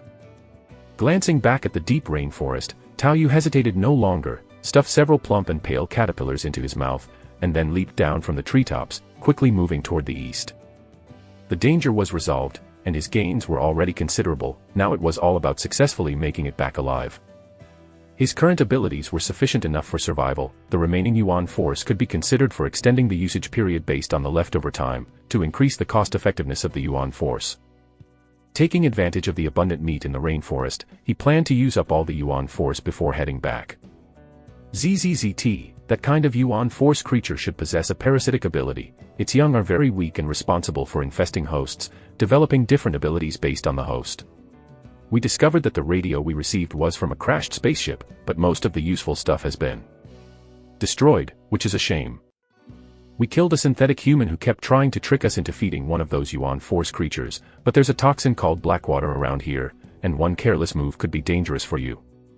It's not suitable as a new settlement location. Atop the treetop, Tao Yu held his antiquated receiver, picking up the new day's reports. It turned out the siblings from the floating city had almost cleared the neighboring grassland area. Joseph and Wino, these inner-city pioneers, had shown various powerful trump cards at the critical moment of life and death, which made Tao Yu tense just thinking about it now. The sneak attack on Joseph would have likely resulted in our position being locked onto from a distance for a precise counterattack had it not been combined with a psychic assault. Wino's fury was quite explosive. It seems that it's not all that strange for the siblings from Floating City to bulldoze through the neighboring fragments. The mission objectives have now been updated. Centering around the descendants from the inner city, everyone should start to disperse and explore, to select a site for gathering, searching for new world fragments. There are still 3 days left before the first batch of pioneers returns. The main task for all pioneers these few days is to stick together and survive. After returning to Starshine City, we'll arrange according to everyone's specific circumstances. As long as you make it back alive, you'll have completed the mission. Any recognized combat talent or support talent will receive a guaranteed reward of 1,000 units of yuan force. Obviously, because of the presence of the Blackwater toxin, capable of giving birth to aliens, the prairie area is indeed not suitable for use as a gathering place. If they put in some effort to develop the forest area and spend some time, it does have the potential. However, it's clear that the siblings are still looking for a better area. A temporary gathering place is fine, but there are many factors to consider if one intends to develop it into a new long-term gathering place. The environment for survival, resources for living, the general situation of the nearby world fragments, safety, and risk, among other things. Although the guy from Floating City is sometimes blunt, Tao Yu has to admit that for ordinary people entering this time, it's indeed fortunate to have 2 strong supporters from Floating City. Only they have the ability to mobilize enough resources to create a relatively stable area. The reward of at least 1,000 units of yuan force for combat talents and recognized support talents alone after returning is already quite generous. This is probably a benefit that only happens during a temporal anomaly when new lands are opened, enough for the average families of the outer city to go wild with joy. There is quite a big difference in style between the Floating City siblings and the 2 inner city pioneers.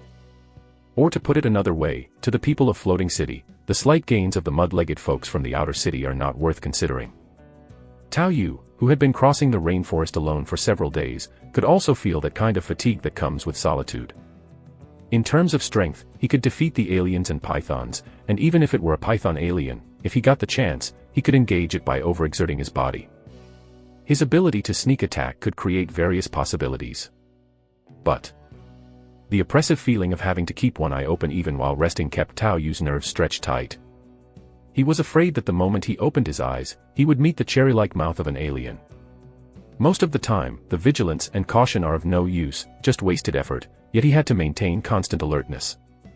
Tao Yu could develop different versions of infiltration from both the python and the alien, which shows that they were extremely good at sneak attacks as well. With Tao Yu's current strength, if he were successfully ambushed, he would be done for.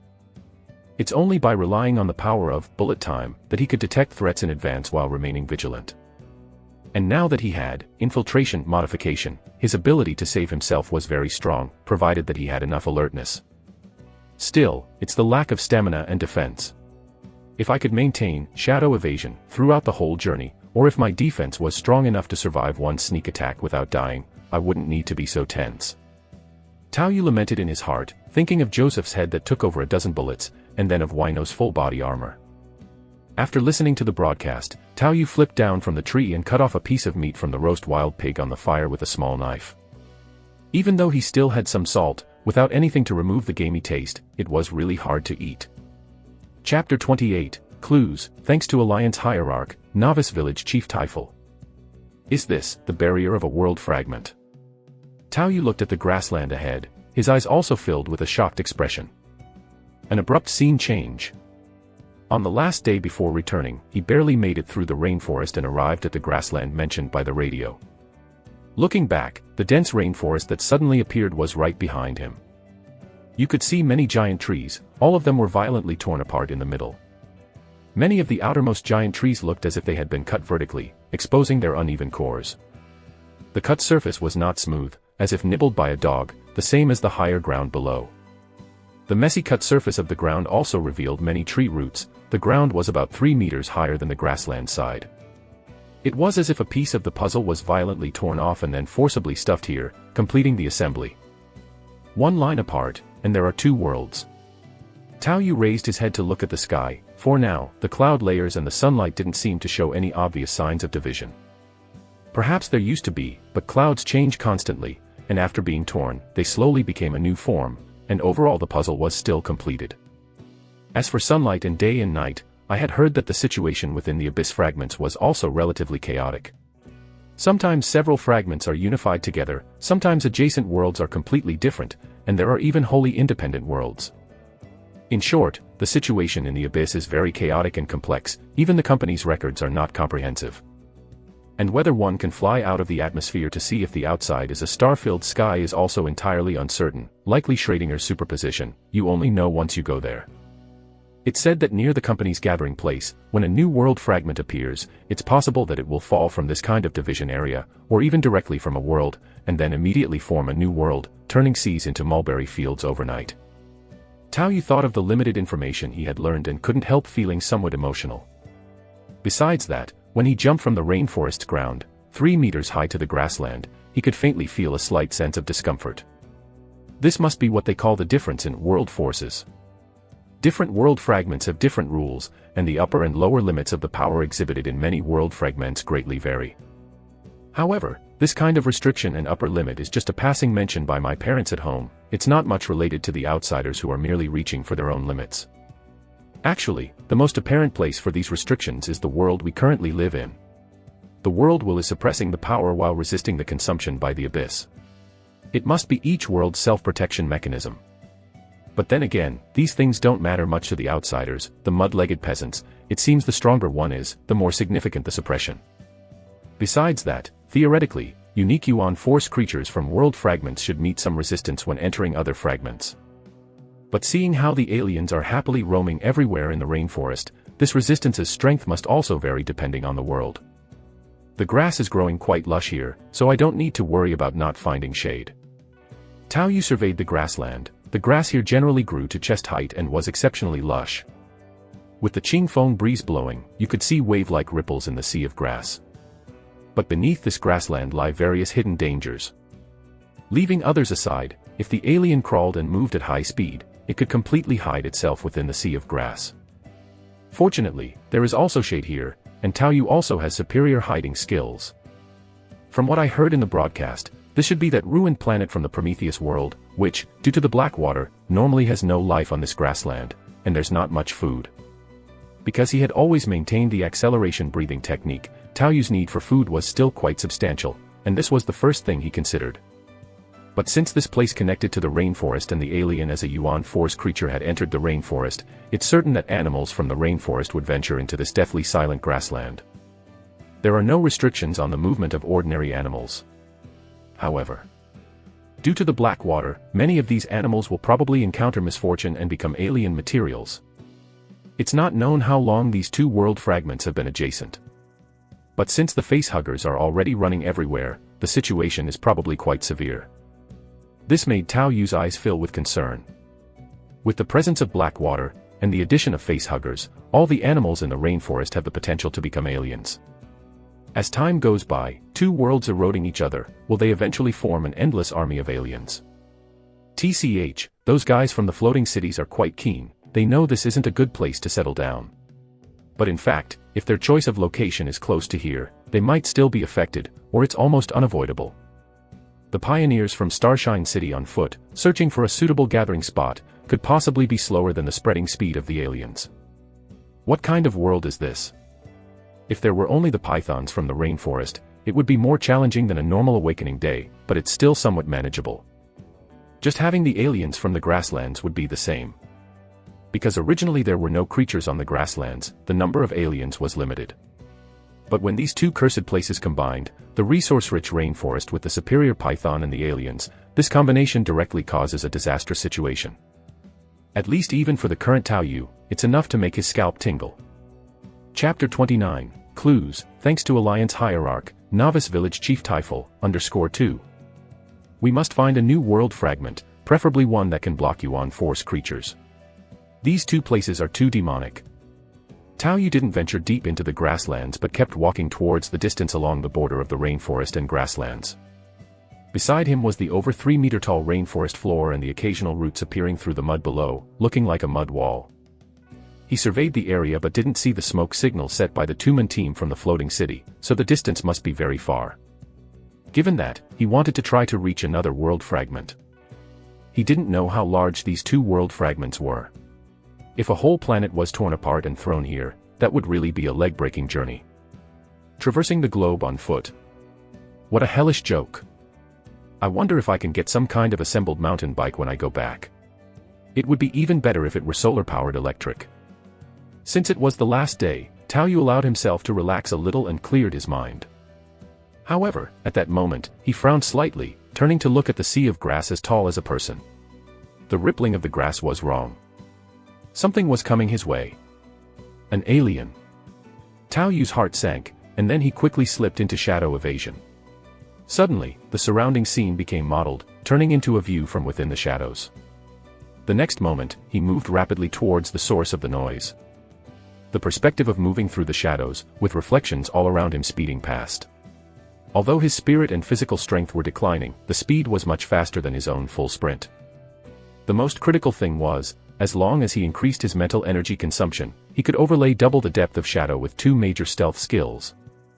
He could keep reducing his own collision volume, though not capable of passing through walls, but moving through the grass he could almost not affect its sway, and no footprints or traces would be left on the ground. Looks like it's 5 of them, TSK, quite troublesome. Tao Yu now had a clear judgment of himself, he could dispatch 1 or even 2 aliens with consecutive close combat sneak attacks. But if he encountered more than 3 at the same time, he would have to consider using firearms for a tactical retreat. 5 was about the limit he could handle. He would need to use all his abilities and items. The endurance was nearly pushed to the limit, which was too risky. He would probably have to make a tactical retreat first. He had high burst damage and high killing power. Even if an alien's individual strength was a bit stronger, he was confident he could handle it, even assassination in a sneak attack. But facing an ongoing battle or encirclement was quite awkward. Still not enough endurance.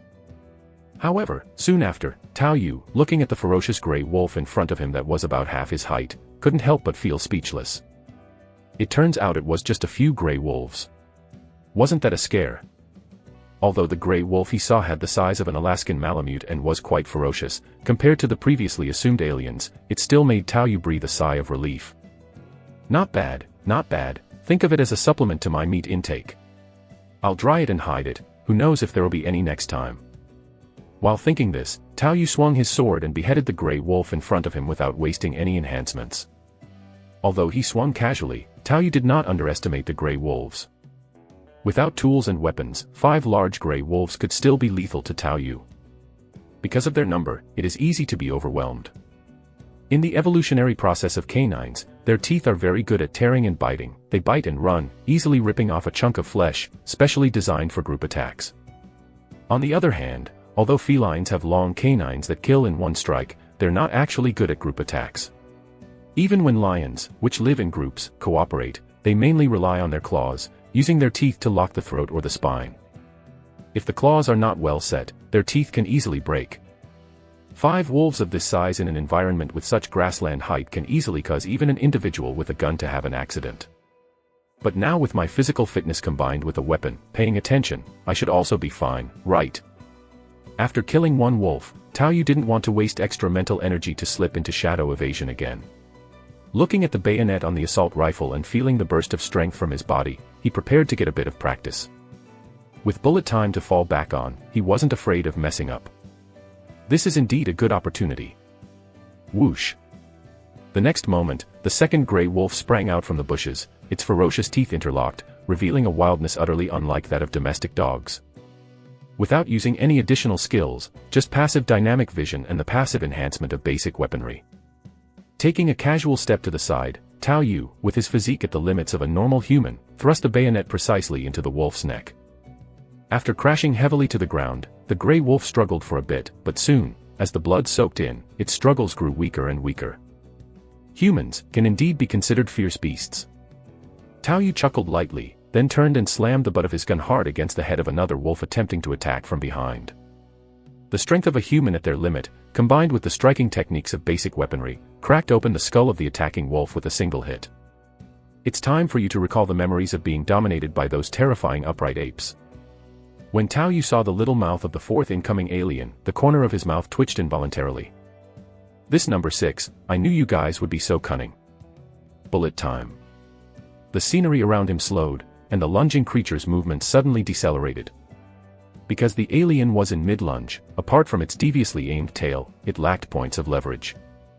Relying solely on the consumption bonus provided by bullet time, complemented by the chi blood from his breathing technique and the explosion improved, Tao Yu pushed his tendons to the extreme and easily completed the evasion.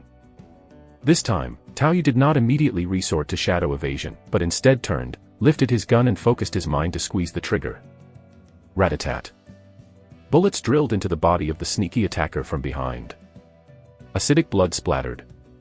After being hit by the bullets, the alien, aside from the physical rigidity caused by the bullet's impact, also seemed to react much slower. It was left writhing and rolling on the ground, unable to mount any effective counterattack. After firing half a magazine, Tao Yu retreated into the shadows while moving back. His speed surged again as he headed towards the last wolf at high speed. Why has it turned back into a wolf again? After casually chopping down the last one, Tao Yu also appeared somewhat speechless. He was already prepared for the last 2 creatures to be aliens, planning to deal with one using firearms to save strength and mental focus, and then stealth killing the second, but the confidently anticipated second hit turned out, yet again, to be a wolf. 4 wolves and 1 alien. Tao Yu even suspected that the alien had originally intended to quietly trail and capture these gray wolves. That seems to be the only reasonable explanation. However, given the appearance of the alien, Tao Yu wasn't in the mood to relax and slowly make jerky anymore. After cutting off the hind legs of 2 wolves, Tao Yu didn't get greedy. It was already the last day anyway, and he cut off 2 legs just to bring back some meat. Hey, not bad luck at all. Feeling the location where the alien was concentrating its yuan force in its mouth, Tao Yu also appeared somewhat pleased. He was only 1 or 2 away from his second skill, and the chances for the mouth of yuan force were rather slim. Even if it didn't fully form after absorbing this one, the added yuan force should be enough. But, are there such large wolves in the rainforest? While absorbing the mouth of yuan force, Tao Yu also wondered. Traveling through the rainforest for so many days, he had only seen one type of frail little wolf that ate fruit, never one this large. Does that mean, it could have come over from another fragment of a world? Creatures infused with Yuan force might face resistance when traveling through world fragments, but ordinary creatures wouldn't. Chapter 30, Return. Time is up.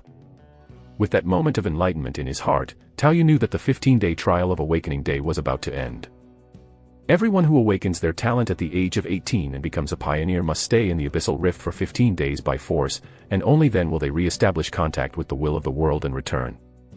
Besides this time, subsequent travels between the abyss and the real world rely on individual meditation, and after getting proficient, a quarter of an hour of meditation is enough to complete the transfer.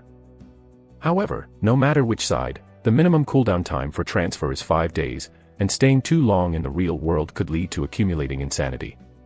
Therefore, it is best to visit the abyss once a month. The same holds true in the abyss, one must regularly return to the real world if they stay for too long. However, this varies from person to person and is not absolute. Some can last longer, others go mad in less than a month, and current conclusions are drawn from experience. It is only certain that the stronger one's power, the longer they can maintain continuity, whether in the abyss or the real world. Stories circulate about some powerful figures who are thought to be dead because they haven't been seen for a long time, but in reality, they have encountered some special events in the abyss. It is said that in some unique areas of the abyss that are beyond the influence of the world's will, transfer becomes impossible. Wealthy people can use Yuan force to extend their duration and such. However, these special circumstances had nothing to do with Tao Yu, the former outsider Mudleg. Ordinary outsiders would travel to and fro once a month. Shua. Tao Yu found his body gradually disappearing like a mosaic being erased, and in the next moment, the scene before his eyes transformed. It was still the public square he had left from in the outer city, with the same old spotty statue. The floating city above their heads still hung in the sky, bringing with it a heavy sense of oppression. The gray mist wall on the perimeter was also still churning. As he returned, human voices gradually began to enter his ears. He's back. He's back. The first batch has already returned, why so few? Are there even 50 people? Abayo. Abayo, are you there? Why only so few? What has happened with the space-time anomaly? Even the inner city has lost people. Where is Joseph? The chaotic sounds were like those in a vegetable market. Tao Yu looked around and saw that the perimeter of the square was filled with people, mostly poorly dressed and even unkempt outsiders. There were also security squads specifically maintaining order.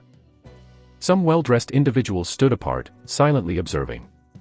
They must be important figures from the inner city or even the floating city. In the center of the square lay or stood sparse groups of 40 or 50 people, almost each one covered in dirt and mud, with many obviously injured and continuously crying out with bloodstains. Tao Yu himself was no better off, with 15 days without a bath, rolling in mud, and some stench of blood plasma decay on his body, reeking, and the surface of the cowhide armor all congealed and filthy. Yet his dynamic vision easily caught sight of his parents, who were full of concern. They seemed to be anxiously searching for him, and then Tao Yu raised his hand and called out. "Dad, Mom, I'm here, I'm fine." Although Tao Yu had undergone a great change, strengthened by the blood orchid and the breathing technique, and with a diet constantly supplemented by meat, he had grown stronger. His height had increased considerably from being less than 1.7 meters with a skinny stature to a smooth figure close to 1.8 meters.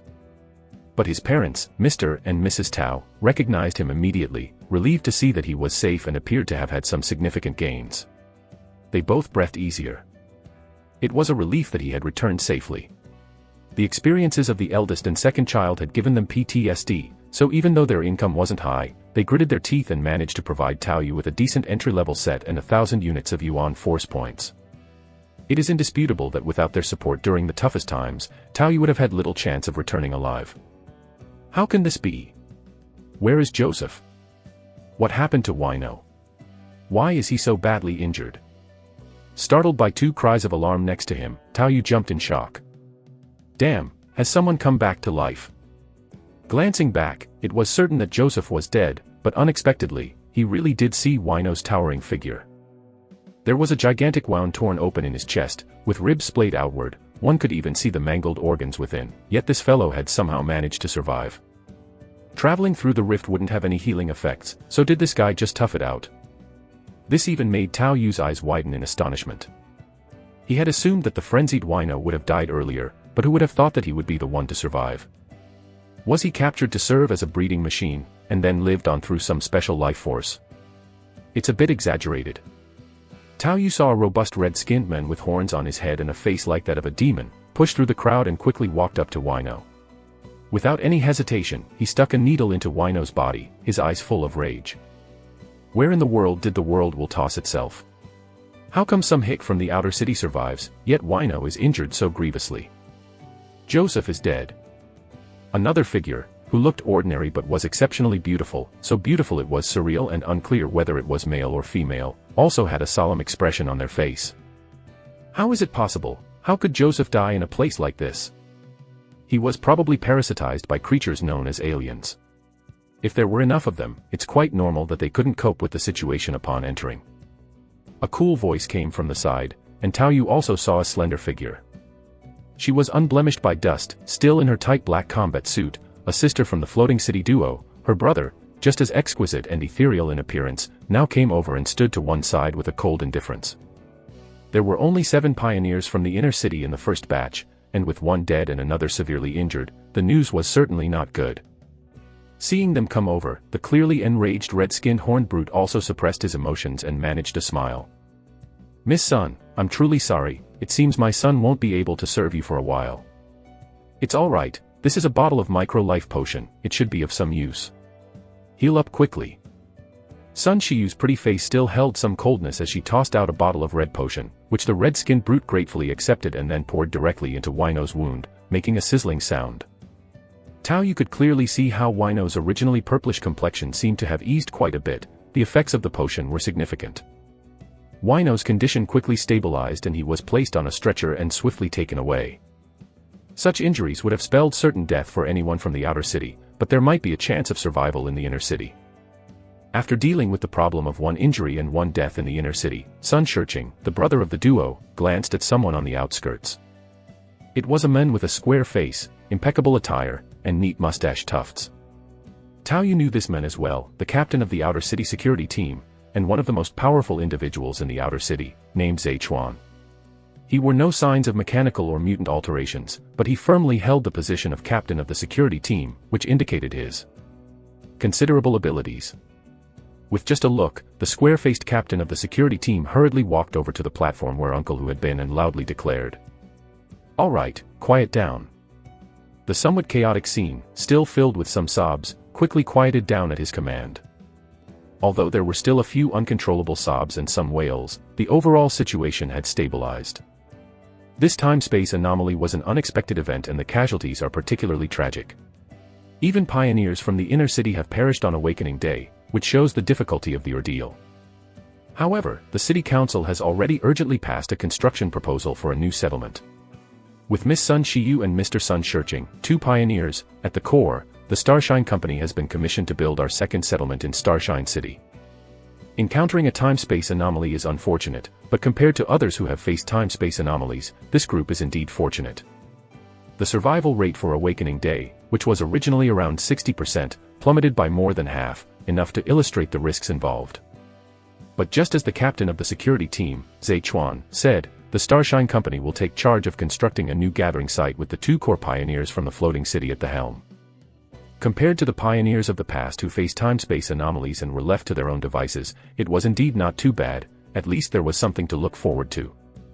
However, judging from the fact that they have immediately drawn conclusions now and it seems that the Sun siblings were already informed, the siblings from the floating city must possess an artifact that allows direct communication with the present world.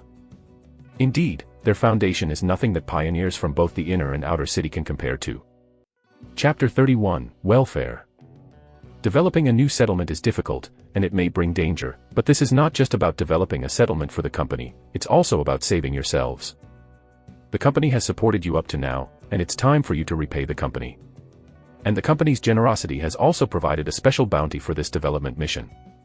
There's even an inner city quota. Like Uncle Hu before him, Zhechuan first fed them some poisoned chicken soup, but he also offered some benefits and promises. When the words, inner city quota, came out, it was clear that many people's expressions changed at the scene. Many of the outsiders who had come had probably just lost loved ones, but now they were all ears, listening to what Zhechuan had to say. Tao Yu was also listening. The inner city had a better environment, and if he was truly strong enough to make a stand, of course, he wanted to move in with his family. But for now, that wasn't something he needed to consider. Because the so-called inner-city quota was just a carrot dangled to entice them, still too intangible.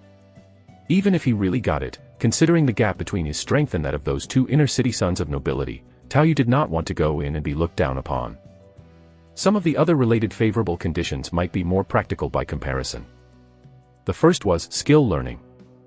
There were many dojos in the outsider areas where skills could be learned, but Tao Yu's family couldn't afford to send him there, so he only had the basic breathing technique, which his third brother taught him hands-on.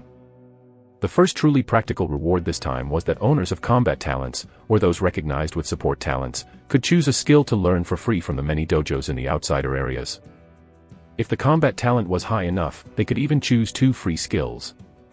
The first skill beyond the free ones was half price, and this discount was not restricted by talent, applying to all pioneers who survived in the new settlement.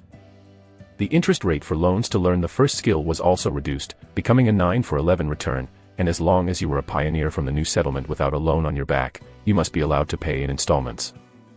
In addition to the cash previously mentioned by the siblings, if the conditions were met, you could get 1,000 units of yuan force, which essentially paid for the half-price learning fees if you only chose a standard skill. This was a case of tangible benefits being offered. Because of the usual hard-pressed environment, now that such a level of benefits was suddenly on the table, the scene was full of praise and gratitude.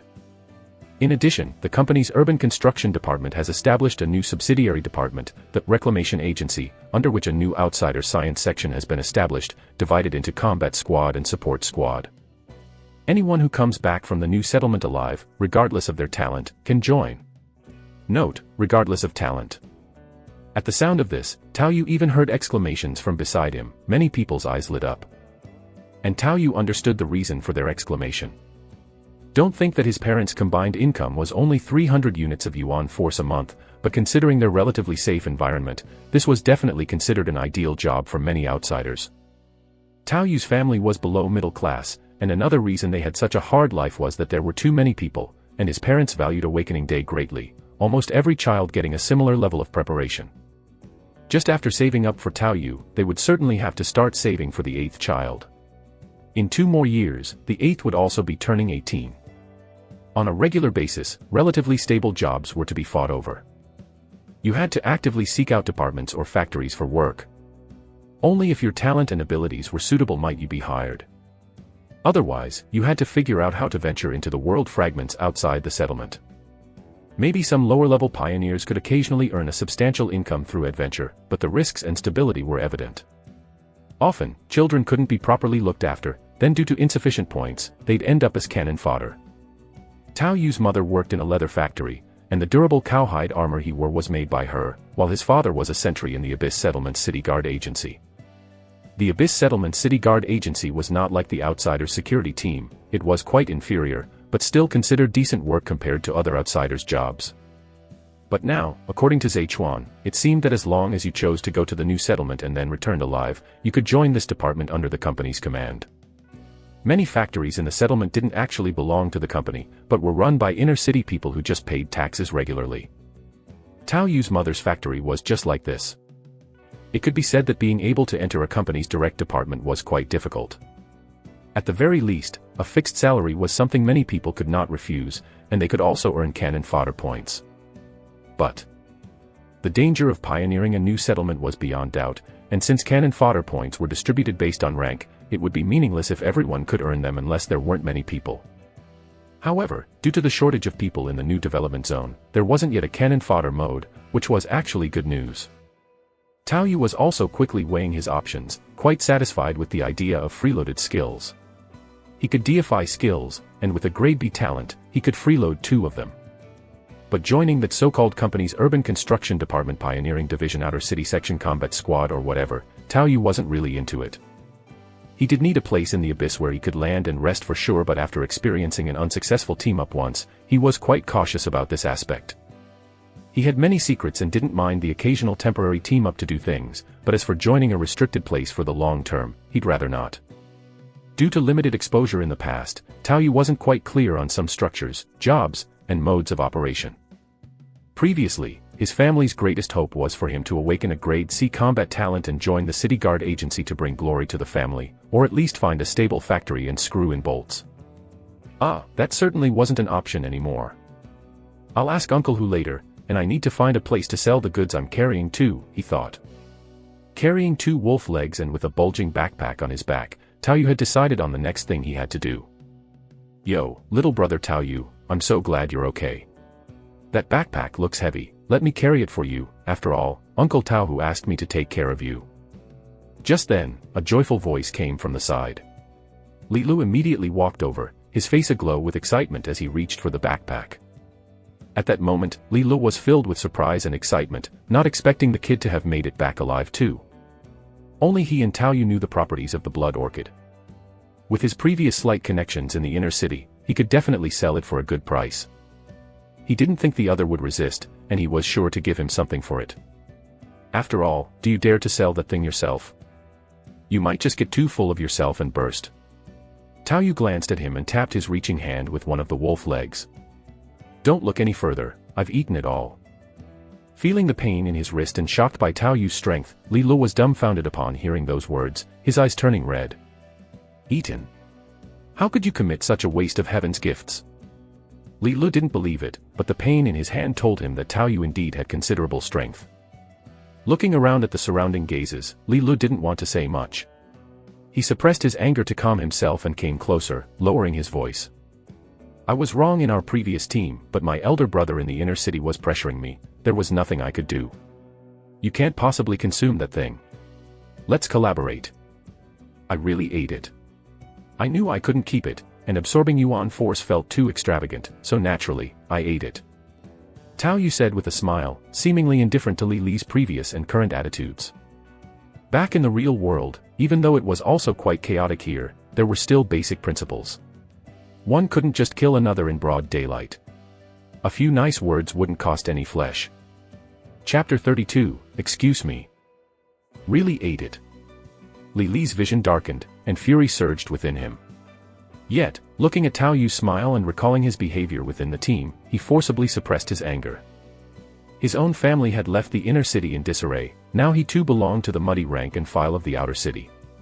He could no longer act as carefree and impulsive as the scions of the inner city. Rage solved nothing and brought no benefits. If it were just some trashy little Karami, it wouldn't matter, but a grade B dynamic vision, after consuming so much blood orchid, probably meant his physical fitness wasn't weak either, a ready-made, rapid combat force. In the era of pioneering new territories, this could be a considerable source of strength. He had been unfriendly toward Tao Yu and the team and hadn't given face to Tao Hu, mainly because Wino didn't like Tao Yu. Now that Jose was dead and Wino was severely injured, this fellow was not without value. This made Li Lu reluctantly muster a forced smile and say, "All right then, investing in one's own strength isn't a loss. You have good talent." It pained him to say such words while holding back his anger, but he had no choice but to speak. "Is that so?" "I think so too. You've got quite an eye for talent." Tao Yu's casual remark nearly broke Li Li's composure, who then took a moment to don a feigned hearty expression before saying, "With talent like yours, you should be able to claim 2 skills for free. What's all this you're carrying? It's packed to the brim." Still hopeful but constrained by the rules of this place, he couldn't just rob someone in broad daylight. Initially, taking advantage of a torn bag to peek inside was feasible, but now there was no excuse. Regardless of the darkness here, the public rules had to be followed, at least for Li Lu, a fellow outsider. Unless Tao Yu initiated, there was nothing he could do right now. Tao Yu, not wanting others to continually covet his belongings, slightly opened the gap for a peek. Serpent fangs, a whole skill set. Though this skill set was quite a significant haul, it wasn't too conspicuous compared to a bag of blood orchid. With Uncle Hu's support and Tao Yu's own talent, they were more than enough to suppress the visibility of such wealth. "You went back there?" It was a casual inquiry, but upon seeing those serpent fangs, Li Li's eyes widened. "Fuck, all the inner city folks are dead, and you're still kicking. Tough as a tiger. Why shouldn't I go back? You're not thinking of robbing me, are you?" "Of course not. Our Starshine City has its rules." Li Lu silently scoffed. What a country bumpkin, unaware of the world's ways. If it had been the bag of blood orchid, he might have been tempted afterward to make a move, but a mere common skill worth around 3,000 units of yuan force. Not worth the risk or effort. Well, actually, I went back afterward too, just a step too late, said Zhang Wei, lugging a large sack of snake meat. With his D+ grade endurance and now armed with a gun, this kid was also lucky enough to survive. Li Lu thought if they had really encountered an alien, he would have been done for just like both of them. They were just as lucky as the rest of the folks who survived in the square today. After Wino had shown his suppression of Tao Yu, Zhang Wei changed his attitude, but Tao Yu didn't hold any grudge against him. Everyone had their own stance and interest to consider, which was fair enough. Such a stance could be understood but didn't need to be accepted. Their relationship thus remained that of casual acquaintances, willing to team up temporarily, but without the need for closer bonds. Oh, and given the gap in their strengths, even temporary team-ups were unnecessary. It was unlikely they would cross paths again in the future. Of course, there was no need for harsh words either. Why make unnecessary enemies? Even Small Fry had plenty of nasty tricks up their sleeves to irritate others. It's a rare occasion that members of the same team can meet again. Perhaps in the new settlement, we can find opportunities to cooperate more, Tao Yu said, his words brimming with insincere politeness, but neither Zhang Wei nor Li Lu found anything amiss. Looking around again, they realized that among their former team, only the three of them with combat talents and weapons had survived. The loss of life on this awakening day had indeed been horrendous. Grade B dynamic vision. Good lad. Haha, I knew you had it in you.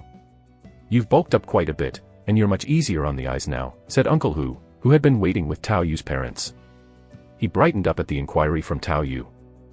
Seeing Tao Yu's sturdy build and increased height, he guessed the boy had done well. Yet, he hadn't expected a grade B talent. Dynamic vision was a common combat talent, but it was still a combat talent.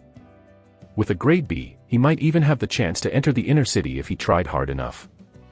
The key was the timing coincided with the development of a new settlement. It was a risk and an opportunity all in one. Although the space-time anomalies are troublesome, they are also your chance. The higher your talent, the better, and the more valuable you are, the more likely you are to be recognized. Now, when there's a shortage of manpower, you might even get the chance to be listed under young Master Sun and Miss Sun after your talent is reported. Speaking of the two from the floating city, Uncle Hu's face naturally took on a respectful hue. Both Tao's parents were so overjoyed that they wept, their eyes red. My old Tao family has produced a B-level combat talent. Once their status improved, they too would rise with the tide, and even the scores for the Cannon Fodder series could be raised. In all respects, this was great news. As for the dangers of reclaiming land. What isn't dangerous in this godforsaken world? Out of 8 kids in the family, 4 had already perished. Compared to that, having an opportunity and a channel to enter the inner city was stronger than anything else. Thinking about what the head of the security team had said, Tao Long said through gritted teeth with a bit of a rough breath. 7th kid, go for it. We'll sell the pot and iron if we have to, just to arm you up. You must learn those half-priced skills. Then he looked at Uncle Hu with a bit of a plea. Uncle Hu, our family only knows you. You have to help out with this, give your big nephew a hand. Haha, I would have given him a hand without you asking. A B-level combat talent shouldn't be wasted. A glint flashed in Uncle Hu's eyes as he readily agreed. Tao Yu's talent was a very nice return on investment for him. Tao Long had helped him when he was down and out, but favors diminish the more they're used, and ever since he got the mechanical arm, the gap between their families had grown even wider. But Tao Yu's timely B-level combat talent solved all problems anew. A give and take ensured a stronger relationship. Let's go back and think carefully about the kids' future plans. First, test the talent. You can't bluff your Uncle Hu with your talent, huh? Uncle Hu joked. Even though the head of the security team, Zhe Chuan, spouted a bunch of words, there was no actual talent registration or testing on site. Such things were always personal knowledge, you cannot just claim anything to be true. Actual talent tests are typically administered when one proactively signs up for a job, with experiences over the years dictating different tests and classifications based on different talents. So the talent levels claimed by outsiders often had various degrees of truth and falsehood. Hee, only stronger, never weaker. Uncle Hu, rest assured. And so, Tao Hu with a mechanical arm took the 3 back to his home first. Tao Hu's status wasn't bad before the injury. His home was in a much better location than Tao Yu's, already close to the inner city wall, within the protective reach of wall-mounted firepower. This was a benefit for the members of the security team, being close and safe to their workplace. It was impossible for Tao Hu to be driven out while he was injured on duty. There were many residences nearby, most cobbled together in a style typical of refuse, with limited items brought back from each abyss trip. Haphazard construction had become the norm, and no one found it odd. In terms of living conditions alone, these family areas for the security team were much better than the fortresses in the outer city. Just right to work on these two good legs, let my wife show you a thing or two today. Arriving at their abode, resembling a tin shack, Tao Hu took the wolf legs from Tao Yu's hand and shouted for his wife to prepare dinner as he entered. Tao Hu was dark-skinned and stocky himself, but the appearance of his wife was quite decent for an outsider.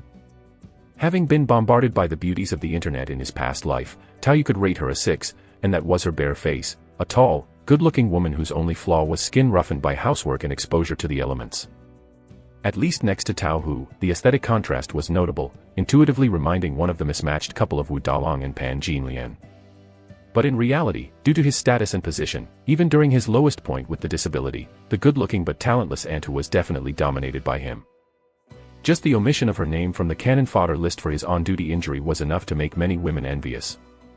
Uncle Hu had 2 sons and a daughter who were still alive, but they weren't home today. While Aunt Hu efficiently prepared the ingredients in the kitchen, Uncle Hu sat with the others in the living room on a genuine leather sofa.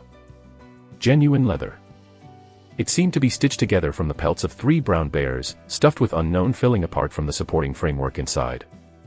Tao Yu, dirty as he was, left several marks on the sofa as he sat down, but for outsiders, such tidiness was never much of a concern. The specific standards of a B-level, dynamic vision, are only vaguely known to me since I don't handle testing, but let's give it a rough test first. He got straight to the point as soon as he sat down, as this needed to be clarified. It was all well and good to boast in front of relatives, but if deception came to light during the official test, it would be over. While speaking, Tao Hu rubbed his mechanical arm, seemingly adjusting the speed with his eyes closed. In the next instant, he moved swiftly in front of Tao Yu. Sorry, I think I turned it up too fast. Punch, 3, 2, punch, 4. Tao Yu's voice synchronized with Tao Hu's, and then both fell silent simultaneously. The same thought unwittingly flashed through their minds. Are you playing me? Chapter 33, Partners. Tao Yu had no idea about the ranking parameters, he only possessed the passive, bullet time, dynamic vision. Even without actively using it, it was much stronger than the grade B- dynamic vision he had when he first entered, a max ability certified by the will of the world. Without actively using it, it might reach or even exceed the max dynamic vision. In such a disparity, Tao Hu being a little faster or slower made no difference to Tao Yu. It was like humans watching a snake attack a cat, where everything seems as quick as lightning, but in the cat's eyes, the snake's speed is forever unable to catch up. Is grade B that accurate? Tao Hu gave Tao Yu a deep look. Although he wasn't responsible for testing, the second-hand mechanical arm had just gone full power. Could grade B really be that clear? This was about attack speed, not movement speed. Cough, actually, I added a bit of a spin, mainly because I had experienced others' envy in the abyss before. Tao Yu coughed. That brought a sneer from Tao Hu. What spin? Envy what? Not arousing envy is mediocrity. After speaking, Tao Hu looked earnestly at Tao Yu. Kid, when you are strong enough, you'll find only good people and goodwill around you, there's no need to mind the rest. Tao Hu has been through ups and downs, from working in the security forces to being invalidly retired, then obtaining a mechanical arm to make a comeback, so he had a thorough understanding of these matters. Grade A dynamic vision in the inner city should just be a standard ability, no need to pay it any mind. Speaking to this point, Tao Hu paused, then emphasized. Besides, now is just the beginning phase of the new settlement project. Your grade A dynamic vision can easily catch the attention of the 2 big shots from the floating city. This is a once-in-a-lifetime opportunity. Tao Hu's face then turned somewhat solemn. Even if some may feel you're vying for favor and causing trouble, at times like this, you must compete. You're an outsider, apart from fighting and striving with all you have, there is no other path for you. You cannot compromise to make others agreeable, but you can when you are strong enough. Upon hearing what Tao Hu said, Tao Yu also hesitated for a moment. Then let's start with grade A and adjust according to the situation. Actually, This was what he had been thinking from the beginning, even feeling that it wouldn't matter even if he showed off max dynamic vision. But after experiencing a round of talent envy among the inner-city youngsters, he felt it wasn't so secure anymore. Furthermore, the new settlement really might encounter situations of vying for favor and entanglement of interests from others who think you're in the way. So at the beginning of his return, he only claimed the innocuous grade B. Uncle Who is right.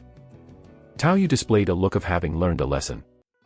But at this moment, Tao Hu's heart was still filled with some lingering shock and delight. The gap between grade A and B seemed not too large, but in reality, the status difference was clear. A regular combat talent of grade B had the chance to enter the inner city, but even if they luckily made it, they would definitely be at the very bottom. Several of his colleagues possessed such ordinary grade B combat talent. They could work hard and make it in, but they were still accustomed to the stable life of the outer city. A grade A combat talent, given enough time and resources to grow, could potentially climb to the middle layers of the inner city. That was a completely different story, even having the chance to bring the entire family in to form a small clan. However, all of these premises depended on having the time and resources to grow. Occasionally in contact with some bigwigs due to his status, Tao Hu clearly understood the huge difference in the foundation between the people from the inner and outer cities. Tao Yu's parents, standing beside him, were also looking somewhat confused, clearly still struggling to adapt. Grade A is good. Now we can think of a new plan. Your main priority at the moment is to latch onto the thighs of the two big shots from the floating city. Now is different from before. You've all arrived at the development zone, which isn't the same as the old gathering grounds. In times of need, whatever they carelessly let slip is enough for you to struggle for a long time, and if you can become trusted, it might save you decades of detours. Tao Hu's expression was somewhat excited. With such great talent, and coincidentally during the tough time of opening up the new settlement, the two bigwigs from the floating city were short on people. This was a godsend opportunity. In fact, this suggestion from Tao Hu was something Tao Yu had actually considered and even been tempted by once. Watching the mist from the suns go by, he had even briefly fantasized about it. Having been baptized by the internet of the 21st century, Tao Yu acknowledged that women could affect the speed of drawing a sword. But not a wealthy woman. Thinking about how Joseph could casually lend out so much, one awake Nanang day alone could bring a dozen luxury equipment sets, and the starting unit for Yuan force was 100,000. What might the offspring of the floating city have in their hands, with a disparity even greater than that between the inner and outer cities? Indeed, those who can cultivate good relationships truly can surpass Tao Yu's current speed at wilding.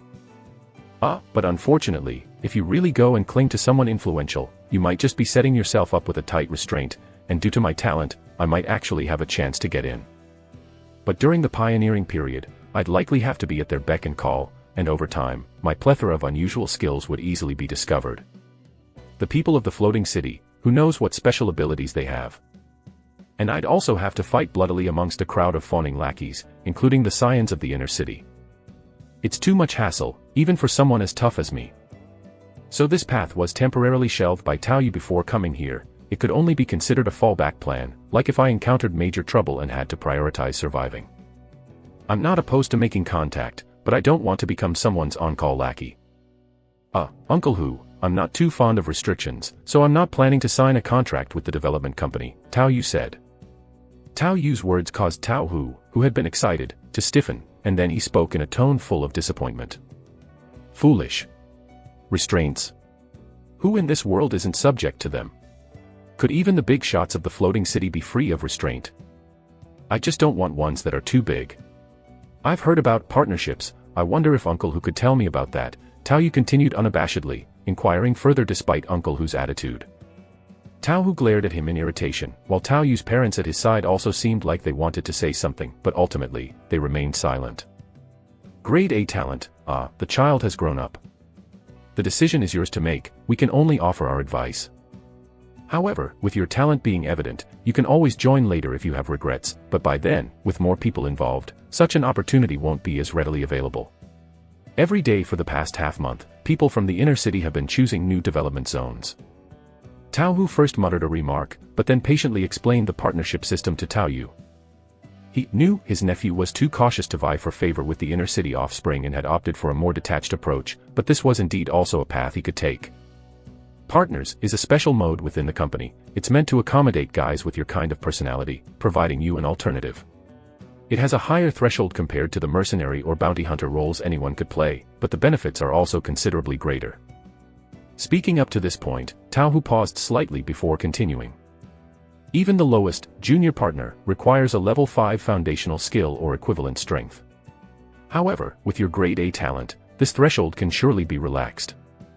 Tao Hu's words gave Tao Yu a clearer understanding of the situation. Level 5 foundational abilities can be seen as the limit for ordinary people, a broad yet overall standard. Without using any special bonuses, Tao Yu should already meet these criteria. The blood orchid he consumed wasn't for naught. Becoming a partner also means considering the cannon fodder sequence, but with your talent so greatly enhanced, you usually don't need to worry about that. With personnel needed for the new gathering place, they likely won't introduce the cannon fodder system right now. As Tao Hu slowly shared, Tao Yu also gained a clearer understanding of the partnership system, something he'd only heard about in passing from his parents' stories. In the company, partners are categorized as junior, mid-level, senior, silver, and gold, with each tier offering certain privileges. The freedom is significant, but promotions are also strictly based on merit. There are a set of standards for the number of missions, mission points, mission difficulty, and even personal strength. Several of the company's gold partners have capabilities and privileges no less than those of the company's decision-makers. There's actually a future in it, but it's all on you, and this path is a hard one. As Tao Yu still seemed determined, Tao Hu couldn't help but sigh. Alright, I won't try to persuade you further. Go and get a feel for it yourself. With your talent, you can always turn back and do as you wish. Heh, thank you, Uncle Hu. Tao Yu knew what was good for him, his parents and even Uncle Hu had helped him greatly up to this point. Perhaps Uncle Hu saw it as an investment, but regardless of motives, Tao Yu acknowledged this favor. Oh, and if you register as a partner, you could also register as a mercenary and a bounty hunter on the side. More types of missions mean more sources for information. But carefully discern between mercenary and bounty missions. Not all are directly from the company and sometimes there are pitfalls. After a moment's hesitation, Tao Hu added another piece of advice. While partner missions come directly from the company, sometimes you need to watch out for traps too. Generally, they're better than the ones for mercenaries and bounty hunters. Becoming a mercenary or a bounty hunter requires no threshold, anyone can do it and can even work part-time. Not only did Tao Hu himself register, but so did Tao Yu's parents, his disabled older brother, and sister-in-law. Both roles involve completing missions, but there are certain differences. Bounty hunters often work alone or in small groups and handle a variety of tasks. Mercenaries usually team up for combat, exploration, escort, convoy, rescue, or cleanup tasks. Some mercenaries form stable mercenary companies or even establish their own companies, but many operate informally. A squad leader gets a suitable mission and calls out. A familiar and available group of mercenaries quickly assembles, somewhat akin to a construction foreman and extras manager in film production. The biggest difference between partners and these threshold-free jobs is that partners take on official company missions, while the other two can accept missions from anyone. All company missions that end up with mercenaries and bounty hunters have already been sifted through by partners. There are even some pure partner companies or mercenary groups that cherry-pick quality company group missions. This jumbled mix made Tao Yu feel somewhat confused, yet when he thought about this terrible world, it all strangely seemed to fit. This world seems to be normal in just this way. Chapter 34, Good Intentions. In the outer city, among many oddly pieced-together structures, there stands a swastika-shaped castle that stands out like a crane among chickens. Speaking of craftsmanship and uniformity of materials alone, it is even more aesthetically pleasing than the patchy wooden walls of the inner city. And this is also the Starshine Company's office in the outer city, handling nearly all of the company's affairs there, a place even the security forces have no right to enter on their own, referred to by the outsiders as the Black House. The dark stone material of the building's outer walls truly lives up to this name, but at the same time, it might carry other meanings as well. Yo, Tiger's here, eh? How's it going, getting used to the mechanical arm? At the gate, there's always a security team patrolling and in charge of access control. When the team leader saw Tao Hu bringing Tao Yu over, he greeted him with a smile, and Tao Hu handed out homemade cigarettes to all 6 members of the security team. My nephew has some talent, I'm taking him to handle some business. Wow, for you to say, not bad, it must be at least a grade C combat talent, right? He can join the team. Do you have a grade B? The team leader lit his cigarette with a smile and chimed in appropriately. Tao Hu, who used to possess predictive eye, was already strong. Now that he has a mechanical arm, he's become an even more formidable member of the security forces, so of course people treated him well. Haha, great, a dynamic vision, it's a shame it's just a common combat talent, a bit of a pity, eh? Tao Hu laughed heartily, having been waiting for this moment, his face full of pride and bragging. Grade A. The sound made several members of the security team exclaim in low voices. The security forces are a fairly decent destination in the outer city, requiring at least grade D+ in common combat talent for admission, along with assessments, and to get in securely, one needs to be as good as grade C in common combat talent. The talent level had to be solid even if current abilities were somewhat lacking. It could be said that their own talents were not bad, and they had their pride on normal days. But now, hearing about a grade A talent, each of them turned their heads, many showing expressions of envy. If they had brought him here, it definitely wasn't just a bluff. This must be to take care of some business, and there will likely be a test. Even if it is a common combat talent, reaching grade A is still extraordinary. Haha, lucky kid, lucky indeed. Tao Hu had the expression of a fisherman who had caught a big one, a smug smile playing on his face, making Tao Yu feel somewhat speechless. However, this was something meant to be showed off to others, to flaunt it a bit wasn't a bad thing. Because when you first witness the power of the assassin, information is indeed very important, but what outsiders need to ensure first is to use their talents to gain advantage. There are choices to be made, you can't miss out on eating because you choke. So they watched as Tao Hu went through the procedures in an orderly fashion, signed a document, wrote down a destination, and then entered the castle. In the dim light of the outside environment that felt perpetually like twilight, the castle was extravagantly lit with electric lights, making it brighter than outside. There were some mottled patches on the walls but still much better than most buildings in the outer city. Occasionally, the employees they passed had an inherent arrogance on their faces, while others who were obviously outsiders there to conduct some business seemed somewhat constrained. In both attire and demeanor, it was easy to tell them apart. At this time, Uncle Hu's mechanical arm became a symbol of status, and they encountered no trouble or petty difficulties along the way. Even for Uncle Hu, Tao Yu could sense that he wasn't as carefree as he appeared outside, but as a seasoned denizen of the outer city, he quickly led Tao Yu to an office and knocked on the door. Tao Yu saw the sign above the door of the office. He recognized the characters, "Comprehensive Office." There aren't many partners from the outer city, so we usually handle business here, but don't worry, you'll find everything you need. Tao Hu quickly said to Tao Yu before hearing a lazy voice from inside the room. Come in. Upon entering, they saw a middle-aged man with silver hair, lounging and flicking through a magazine. Last seen yesterday, Tao Yu had been in this world for 18 years and had almost come to believe that there were no books in this world, barely able to recognize the characters, virtually illiterate. And yet, here he was, seeing a magazine. It must be something distributed from the inner city. He hadn't seen this in the outer city, only large character posters filled with the smell of ink. Team leader Tao Hu. The silver-haired man glanced at Tao Hu's mechanical arm, raised an eyebrow, then folded down his legs and casually tossed the magazine onto a desk beside him. Do you have something? He showed the basic respect for Tao Hu, but as a direct employee of the company, that was as far as he would go, there would be no semblance of a smiley service. Manager Chen, this is my nephew, who has a great dynamic vision talent, and he wishes to become a partner. Whoa, just call me Chen big brother instead of manager, I'm only a few years older than you, said Chen Yong as he stood up from his seat, a smile gracing his face, before he turned to Tao Yu with a gentle expression. Great a talent, now that's truly remarkable, and it's even a combat talent.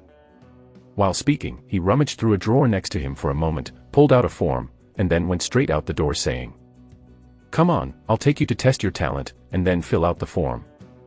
Leading the two out the door, he closed it behind them, seemingly unconcerned whether anyone else came to conduct business. Just talent testing, right? He also has an LV2 shooting level. Combined with his talent, the standard should be no problem, and there's an entry bonus for grade A talent, right?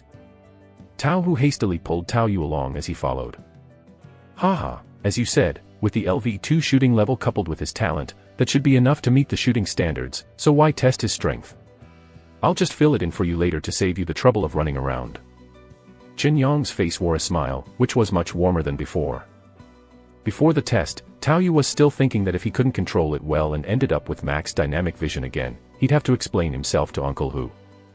But this professional place was not the same as Uncle Hu's casual tests.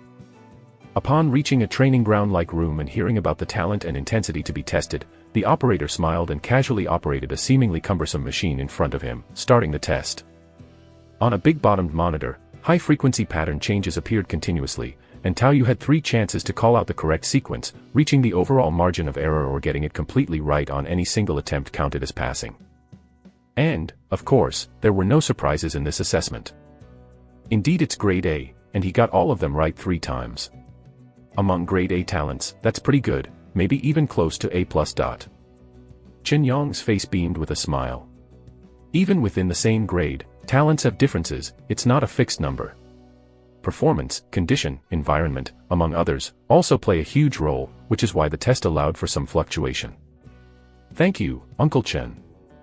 Tao Yu was also on his best behavior next to him. Uncle Hu was right, once one's own value is shown, if there's no conflict of interest, the attitudes of those around tend to be mostly kind. Arrogant inner-city youths like Wino were relatively rare in the outer city.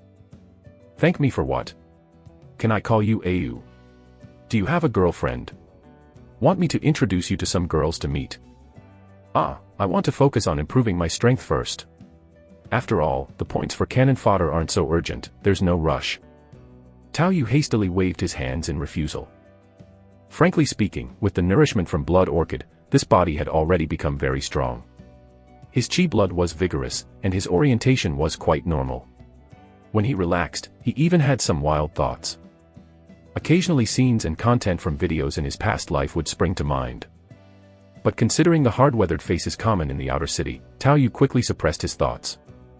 Moreover, he truly did believe that enhancing his strength was the top priority at the moment and didn't want to waste time or energy.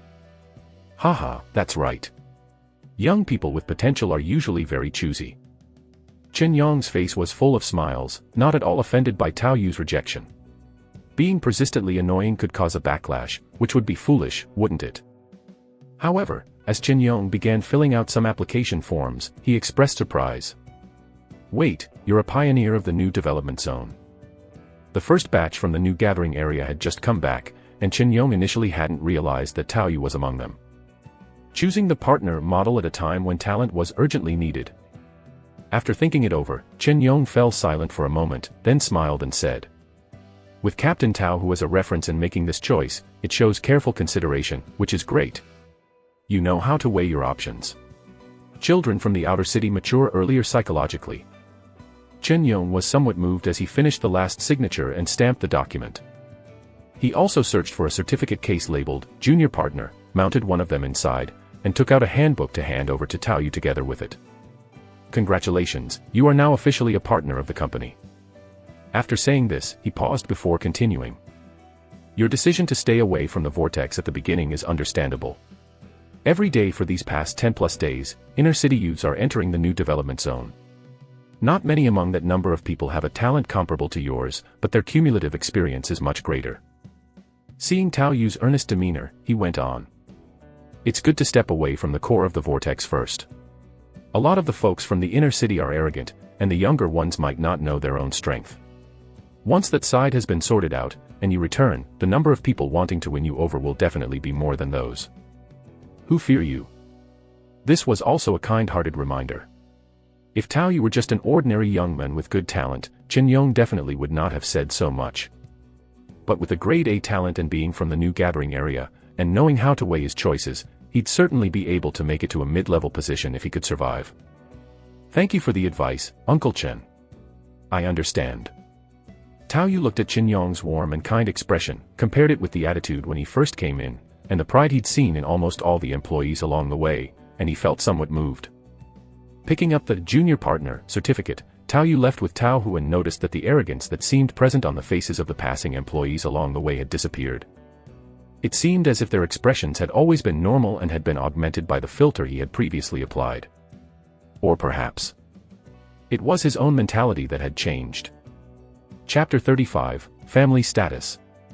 Junior Partners, After bidding farewell to Uncle Hu, Tao Yu began his journey home, his gaze drifting as he looked at the certificate in his hand.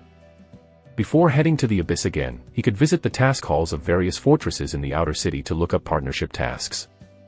There were no compulsory requirements for partners, they were motivated by profit, and there were no mandatory tasks assigned to them.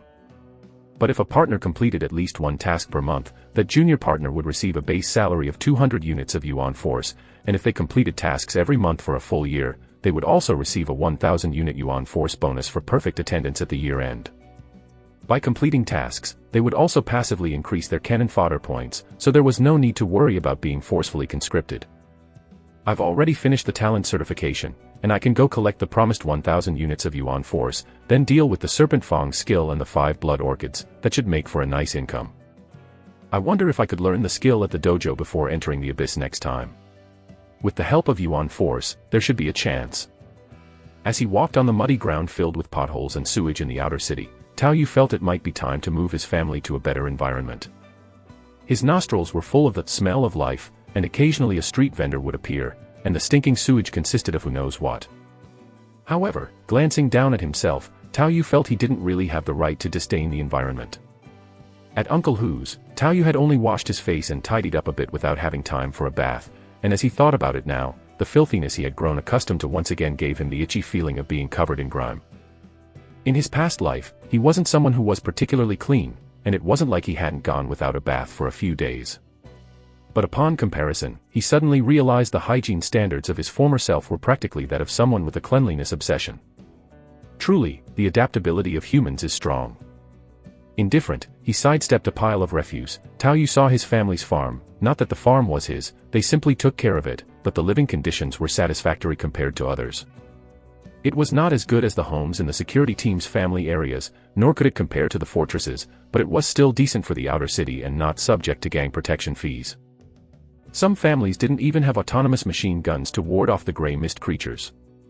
Smelling the familiar scent of cow dung, Tao Yu pushed open the door and entered the house. I'm back. Brother. Are you really great at talented? A boy a head shorter than Tao Yu, skinny just like he used to be, rushed over first, his face brimming with excitement. Looking at his youngest brother, Tao Shi, Tao Yu smiled and ruffled his hair, only to stiffen as his hand came away greasy. Petting had really assassinated him, he had to admit it. First get familiar with the breathing technique, and be better prepared. Tao Yu withdrew his hand and wiped it emotionlessly on his not-so-clean clothes. I will choose a new gathering place in the future too, I want to be with 7th brother. Tao Shi jabbered incessantly. But Tao Yu paused and sighed. You still have 2 years, let's see. If it were up to me now, I wouldn't let you go there, it's too dangerous. 8th, what are you thinking? Looking for a beating. Only 50 of the 7th's group made it back. There were over 200 when they left. Tao Long had been repairing a 3-legged stool, but now he stood up, posturing as though he were about to strike. TSK, I can awaken a good talent too, I want to help 7th brother. Though Tao Shi was small and skinny, he was quite agile, circling around Tao Yu, sticking out his tongue at his father, and then ran off as if he were set free. I'm going out to play, won't be back for dinner. Tao Yu shook his head helplessly as he watched his brother leave, then turned to his sister-in-law, who seemed somewhat restrained, and said, Sister-in-law, is 8th still hanging out with those guys from the Chaoyang Society? Ah, yes, that child, really. Lily didn't have a great talent and no steady job, so she tended to the home more, making periodic trips to the abyss every 5 days to meet requirements. She understood Tao Shi better than anyone else. Chaoyang Society is one of the many bizarre clubs and gangs in the outer city, made up of a group of young people. Compared to those who collect protection money and run illicit businesses like the Wild Wolf Gang and the Skull Gang, it is much better. Overall, it's not bad. They often help some suffering families. Being able to do this kind of thing in the hellish environment of the outer city is already quite impressive. Forget about that little brat, it seems he has learned some crafts at Chaoyang Society. Tao Long's wrinkled face didn't show much concern for old 8's shenanigans outside. The outer city's children are left to fend for themselves, and he had already been more involved than most. Old 7, your mother and I have saved up some money, and will borrow some more when the time comes. You must learn all the skills you can, too many people have died, it's too dangerous. Even though Tao Yu was highly talented, Tao Long's face was filled with sorrow when he mentioned the dead. In the inner city, with such talent, one could initially invest a lot of resources and quickly secure a foothold, but that simply wasn't an option for them. Stop fretting over this, how long would it take with your earnings? Let's sell the things I've brought back first. I've had uncle who estimate their worth, and it's at least a few thousand units of yuan force. Tao Yu patted his backpack. The initial 1,000 yuan force of startup capital had already been scraped together by his parents, and considering their earning speed, it was too much to ask them to manage his expenses as well. A few thousand. Tao Long was shocked, then walked to the door, looked around, and closed the door that Tao Shi had earlier left open. That much? Yes, that much. Danger and opportunity always coexist. Why are you talking so fancily? Being asked that, Tao Yu was at a loss for words. How was that talking fancily? But considering his background as a semi-literate, it did seem a bit. Anyway, don't worry about it. There are plenty of opportunities at the new gathering place, and your income isn't going to be enough to support the upgrades I need. Tao Yu spoke harshly to prevent his parents from worrying. If they didn't understand, they would probably just save money for him again. It would be better for them to have a better life. As his strength increased, the gap in yuan force consumption only grew. Even now, Tao Yu had to admit that the goods he carried in his backpack would take his parents a long time to save up for. Tao's father opened his mouth, but in the end, his dry lips just quivered slightly, and he said nothing. Don't worry, I will definitely take any matter related to my life seriously, and I will try my best to use the time to improve myself. Tao Yu looked at the wrinkles on his father's face and sincerely smiled. All right, I indeed don't have the ability to guide you, Sai, you should ask your uncle who more when you have the chance, and remember not to go empty-handed when you visit him. Tao Long looked at his son, who had clearly become stronger, and sighed a bit, feeling proud that the Tao family had raised a good child. Don't put pressure on yourself, all we want is to be safe. I am very afraid of dying. Tao Yu grinned, then went to the room to see his third brother, who also had combat talents and was once full of vitality. However, because of his talents, losing a leg was a great blow to him, leading him to confine himself to his room every day. Brother, don't worry, I will definitely find a way to get you mechanical limbs in the future. In the room, Tao Tong sat in a handmade wooden wheelchair. His legs were gone, but he was very clean, much cleaner than Tao Yu was now, with hardly any stubble on his face. Upon hearing Tao Yu's words, Tao Tong's weathered face also revealed a smile. You fool, do you have any idea how much prosthetic limbs cost? It's the thought that counts. Right now, your first goal should be to improve your strength. Tao Tong certainly wanted mechanical limbs, and he also knew that his brother with grade A talent really had a chance to help him. But, all of this was predicated on his brother growing up. The resources of a family in the outer city were too scant, and now the family's primary task was to not hold him back and send him through the adaptation period as soon as possible. Anything that could potentially hinder his brother's strength development, or affect his energy, must not be done. He could never show any desire for prosthetic limbs in front of his brother. Everything depended on his brother surviving and growing up. That was the consensus of the family. From today on, Tao Yu had become the core of the household. Chapter 36, Make a Friend. Glad she hasn't been nagging about marriage or anything. Tao Yu, relying on his current physique, took a good cold shower, scrubbed himself clean, then lay on his wooden bed, watching the gradually dimming night sky through the cardboard window, and lit the lamp of wool by his bed. He pricked his fingertip with a needle and dropped 2 drops of blood into the lamp oil. Although it was only a dim glow the size of a soybean, it gave the room a warm and cozy feeling. Speaking of which, since I have mental immunity, I guess I don't actually need to light it at night, do I?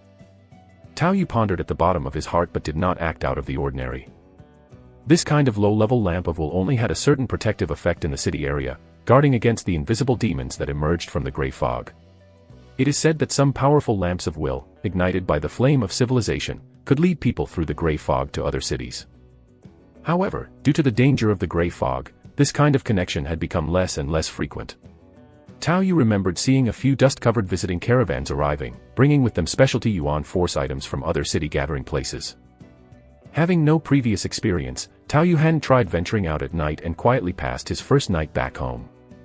Compared to the abyss where he had to sleep with one eye open, home, despite also being in terrible condition, unexpectedly made Tao Yu feel secure. Even though the sounds of automatic cannons from other areas occasionally broke the night, they somehow helped Tao Yu fall asleep and recover his tense mind. Indeed, humans are social animals after all. Too bad his talent meant he'd probably have to act alone most of the time. Early the next morning, Tao Yu went out. Tao Long wanted to follow him, but Tao Yu persuaded him to stay at home. The nearest fortress city to Tao Yu's home was not far, less than a kilometer away. The produce harvested from the farm was also transported to this fortress city for processing. There were over a dozen such fortress cities for outsiders. Although Tao Yu had risen early, by the time he arrived at the city's entrance, a queue had already formed. It seemed they were all outsiders going to work or set up stalls in the city, with many carrying various goods on shoulder poles. The fortress city itself was quite rudimentary, with discarded oil drums and wire netting on wooden frames at the entrance, and city guards with various weapons conducting checks. The perimeter of the city was piecemeal, with wood planks, wire netting, and oil drums cobbling together a defensive barrier for the area. Beyond that were tall stands fitted with automatic cannons to fend off fog demons. With direct coverage by crossfire, these automatic cannons could cover a larger area with fewer units, ensuring the safety of the fortress. This was the most stable environment in the outsider area, second only to the public security team's family quarters. Many outsiders' lifelong goals might be to move into a fortress, but only a few could achieve it. The fortress has a radio station, a quest hall, and partnership quests can also be accepted here. Plus, there's a skill dojo in Hound Fortress City recommended by Uncle Hu. Tao Yu's main goal this time was to sell stuff, and once he had starting capital, he planned to begin using his free learning privilege. Since it was free to learn 2 skills, naturally, he had to pick the expensive ones. Unfortunately, there were no breathing techniques available in the outsiders area besides the basic breathing technique. Only a few people had this or similar abilities that could enhance human potential, and they were not shared. Even if someone were willing to teach it for a price, the cost would probably not be worth another deification of my breathing technique. If he could stumble upon such a thing for free, Tao Yu would certainly take it, but with his talent as a safety net, he was not so desperate. Learning the skills he could learn and then using the first, relatively cheap opportunity to deify them, that was the most cost-effective choice. While Tao Yu was mulling over these thoughts, it was his turn in line. As soon as he showed his partnership certificate for a brief moment, he was quickly let in without any trouble or questioning. Even as just a junior partner, one must have at least an LV5 basic skill to back that up. In the outsiders area, that was already considered a respectable status. Moreover, seeing that Tao Yu looked so young, nobody was going to cause him unnecessary trouble. Although the oil drums and wire netting on the outside of Hound Fortress City seemed pretty crude, the interior was much cleaner than the rest of the outsiders area. At least, you wouldn't see anything that needed to be pixelated on the road, like in OLE. Inside, the buildings were tightly packed, resembling a refugee camp with makeshift structures forming rows, revealing narrow streets and alleys. Since there were no vehicles, it was still possible to navigate normally, though complex layouts made this not-so-expansive fortress seem like a maze. And it was common for first-timers to get lost. Tao Yu had lived in the area for 18 years, and this was the city closest to his home, so he was fairly familiar with it. When selling, he didn't choose to set up a stall or shop around for prices, instead he headed straight for the Starshine Recycle Station, which nominally belonged to the company. This saved a lot of trouble and conserved energy since there weren't many in the outsiders area who could fork out so much cash all at once for skills. Compared to the neighboring camp, this Starshine Recycle Station still decently passed as a normal 3-story wooden building. Since Tao Yu arrived early, it seemed they had just opened, there weren't many customers around. After all, most outsiders were penny pinchers who would try to sell for more elsewhere rather than come here. "Yo, is that a customer I see? What can I do for you?" A man in his 30s, looking much cleaner and more cheerful than the average outsider, greeted Tao Yu with a chuckle when he saw him coming in. Judging by the slightly more refined clothes compared to the average outsider, this must be the manager, probably out early for a breath of fresh air. Compared to those company employees in the Black House, this manager seemed more like a businessman, pleasant and looking to make a profit. "I have a set of skills to sell, from the new development zone. It's a set with 2 skills.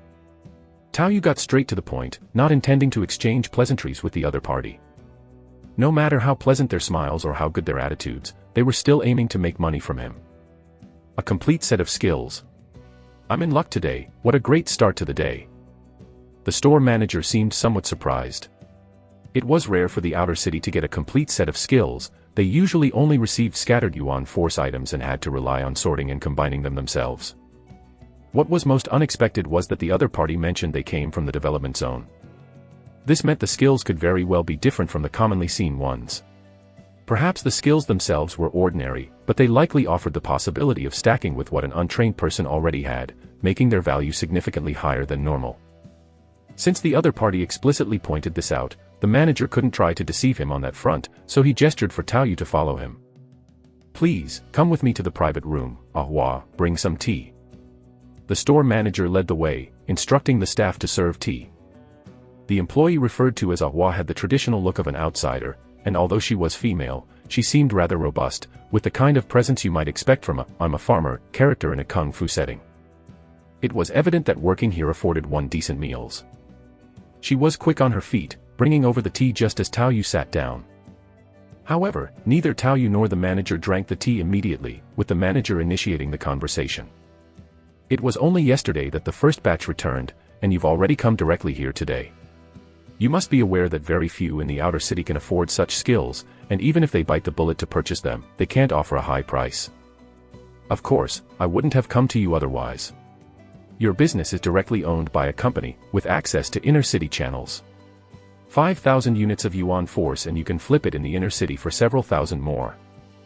Tao Yu knew the other side wanted to haggle, so he straightforwardly threw out a relatively high offer to shut down any attempts at driving the price down. He had discussed with Uncle Hu before, and because it came from the new development zone, those two skills, Lurking Python and Burst Python, would likely interest some people with corresponding talents in the inner city. To those with the resources and foundation of the inner city, if someone truly suitable and interested came along, they might be able to sell for as much as 10,000. That being said, if he tried to sell the skills in the outer city, he could get at most 3,000 units of yuan force because the vast majority of outsiders were not like the inner city inhabitants, who had started to gild the lily. For outsiders, the skills from the development zone were no different from ordinary skills found near their own settlements. And Tao Yu himself lacked the channels to sell in the inner city, and even Uncle Hu didn't have them. Therefore, the markup was something Starshine Company had to earn. 5,000 was an inflated price, but Tao Yu's bottom line was 3,500. "Would it be possible for me to appraise the skill first?" The manager pondered for a moment and showed no reaction to Tao Yu's asking price. "That's possible, I have a few extra pieces." Tao Yu took a serpent fang from his backpack and handed it over. "Haha, there's no need to absorb it. In our line of work, we must at least master some crafts." The manager chuckled, wrapping the serpent fang with a cloth before placing it on the table. He then moved his finger over the surface of the fang, following its textures. After a short while, he nodded and said, "Indeed, there are two skills, but both are rather common. One should be related to lurking, and the other boosts muscle explosiveness, possibly with side effects."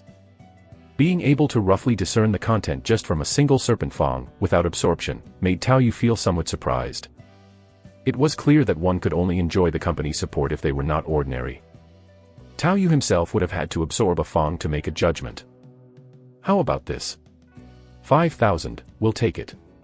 The price is a bit high, but let's consider it making a new friend." After a moment of contemplation, the manager readily agreed to Tao Yu's price. It even made Tao Yu briefly worry that he had sold it for too little. Just by looking at the company's carnivorous pricing, the disparity between their purchase and sale prices was glaring. It was a tremendous markup. This time, after consulting with Uncle Hu, Tao Yu felt that if they could sell the skills for more than the usual rate, it would be satisfactory. It would save him the time of setting up a stall and would net him a little extra. Typically, fees for learning a simple skill at a martial arts hall ranged from 800 to 1,000, and 2 to 3,000 for more complex ones. Learning via direct absorption of a yuan force item was undoubtedly faster, but it also came with concerns over contamination. Hence, ordinary skills were priced about 50% higher. These two skills couldn't be counted as excellent. A combined price of 3,000 would be about right, with an extra 500 to 1,000 as a premium for being from a new settlement. But Tao Yu's initial sky-high price was promptly accepted by the manager, catching him off guard. He even struggled to maintain his composure. "Do you think I've been too agreeable, young man?" The manager glanced at Tao Yu with a smile. "Actually, just as I said earlier, it's about making a friend. There must be no shortage of great items from the development zone, and they're scarce commodities for a short while. I hope you'll remember to come to me first the next time you come across something good." Returning from his first visit to the development zone with a complete set of skills, especially as an outsider, was worth his investment, no matter the reason. Be it talent, mental fortitude, or just pure luck, he did not mind offering a good deal. After all, the company could indeed make several thousand by flipping it in the inner city. Earning 1,000 less would still benefit the company, and it might be worth trading for future performance. Chapter 37, Sudden Wealth. It seems value grants the eligibility to be used. After leaving the Starshine recycling station, Tao Yu felt like he was back in the Black House. It's not the use that scares people, but rather the fear of being worthless to others. Was Lu Hong, the store manager, fond of him at first sight? No, it was that he was optimistic about Tao Yu's potential, a kind of expectation and confidence. 15,000 units of yuan force. That was the current amount of yuan force Tao Yu possessed. A set of skills cost 5,000, but the bulk of it was from the blood orchid, which sold for over 20 times its price. When Tao Yu presented the blood orchid, he could clearly perceive the other party's breath become hurried. In the end, he could produce 10,000 yuan force, not just from the blood orchid itself, but also with the inclusion of intelligence about the general environment where the flower grew. In fact, Tao Yu knew even more about the blood orchid, such as the fact that it blooms only once every few years or so. But he didn't give an answer beyond what seemed within his proper knowledge. Perhaps more detailed intelligence could also be sold, but what's the use of money if you're dead? Such matters weren't for Tao Yu to concern himself with at the moment. What he needed now were resources and time to grow. Even casually releasing some simple information about the blood orchid was actually something Tao Yu had intended to do all along. After all, Li Lu had also obtained the blood orchid. If he were to collude with some heavy hitter to take long-term control of that canyon, then Tao Yu, who shared the same knowledge and secrets, would become an obstacle. If that was the case, it was better to just sell that information as a freebie along with the deal. No matter how high the price or profit, he couldn't guard it just yet. 15,000 was stretching it as is. You still need strength. About eating dozens of blood orchids, Tao Yu had no regrets. 5 was no big deal, but trotting out 50, whether he could leave there alive would be in question. Store manager Lu Hong might seem amiable and keen on peaceful profit-making, but Tao Yu had no means to probe his humanity. In fact, Tao Yu openly expressed his fear of being coveted, consuming most of the flowers himself to emphasize safety first. With 15,000 units of yuan force, Tao Yu had never been so wealthy, not even his entire family combined had ever seen that much money. His first expenditure was just over 300 units of yuan force to finish completing his nearly formed second alien skill. In an instant, as the yuan force flowed away, Tao Yu could feel a slight adjustment in the contour of his muscles, a tingling sensation throughout his body as if being shocked, apparently adapting to the skill and passively enhancing it a bit. Ambush, alien, attacks unaware enemies at their most vulnerable, increasing striking power. An excellent skill, it boosts neural response during an ambush, creating a predatory instinct that allows for a reflexive attack without even thinking, which is, comparatively speaking, much better than the skills of the python. Without hesitation, he spent about 200 units of yuan force, even more expensive than the breathing technique, and poured it directly into deification. Ambush, modified, walk with the shadows, and your first close-range attack upon emerging can gather all the shadow force accumulated during stealth. What a deal, directly linking up with both of his stealth skills. Because it was a direct mental injection, Tao Yu instantly grasped the essence of this skill. Both of his stealth skills allowed him to slip into shadows, and they could even stack. Before, the mental strength consumed to maintain stealth and the physical energy expended for high-speed movement during stalking were just that, consumed. But now, his expenditures would transform into an increasingly accumulating shadow force. The longer he remained undetected and the further he ran, the more shadow force he would gather, all of which would be unleashed with his first strike. This was outstanding. Rare was the chance for Tao Yu to enhance his explosive power without causing harm to himself in return. What a shame it's only for close combat. If it could be added to bullets, that'd be even better. Although Tao Yu was delighted, he still had the thought of wanting more.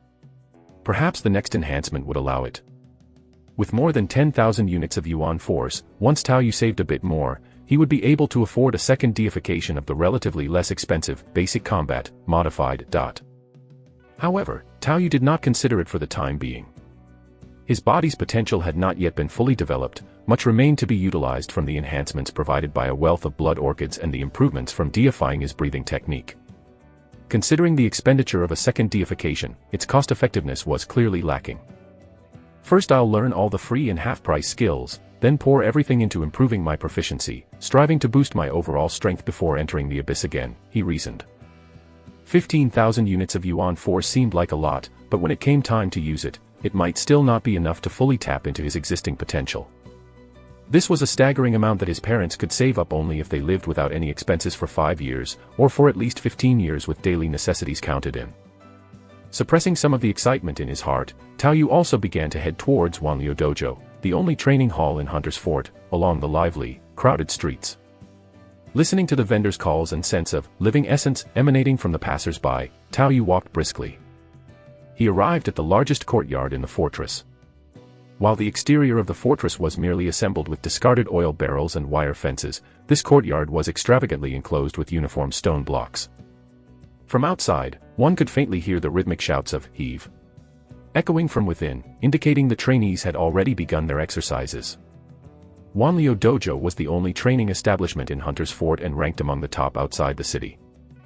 The martial essence of their 5-gate boxing techniques, tiger, crane, python, bear, ape, each cost as much as 5,000, and that didn't include eventual mastery. The establishment taught a variety of other skills including firearms, basic combat, bladed weapons, basic breathing method, footwork, climbing, and many others.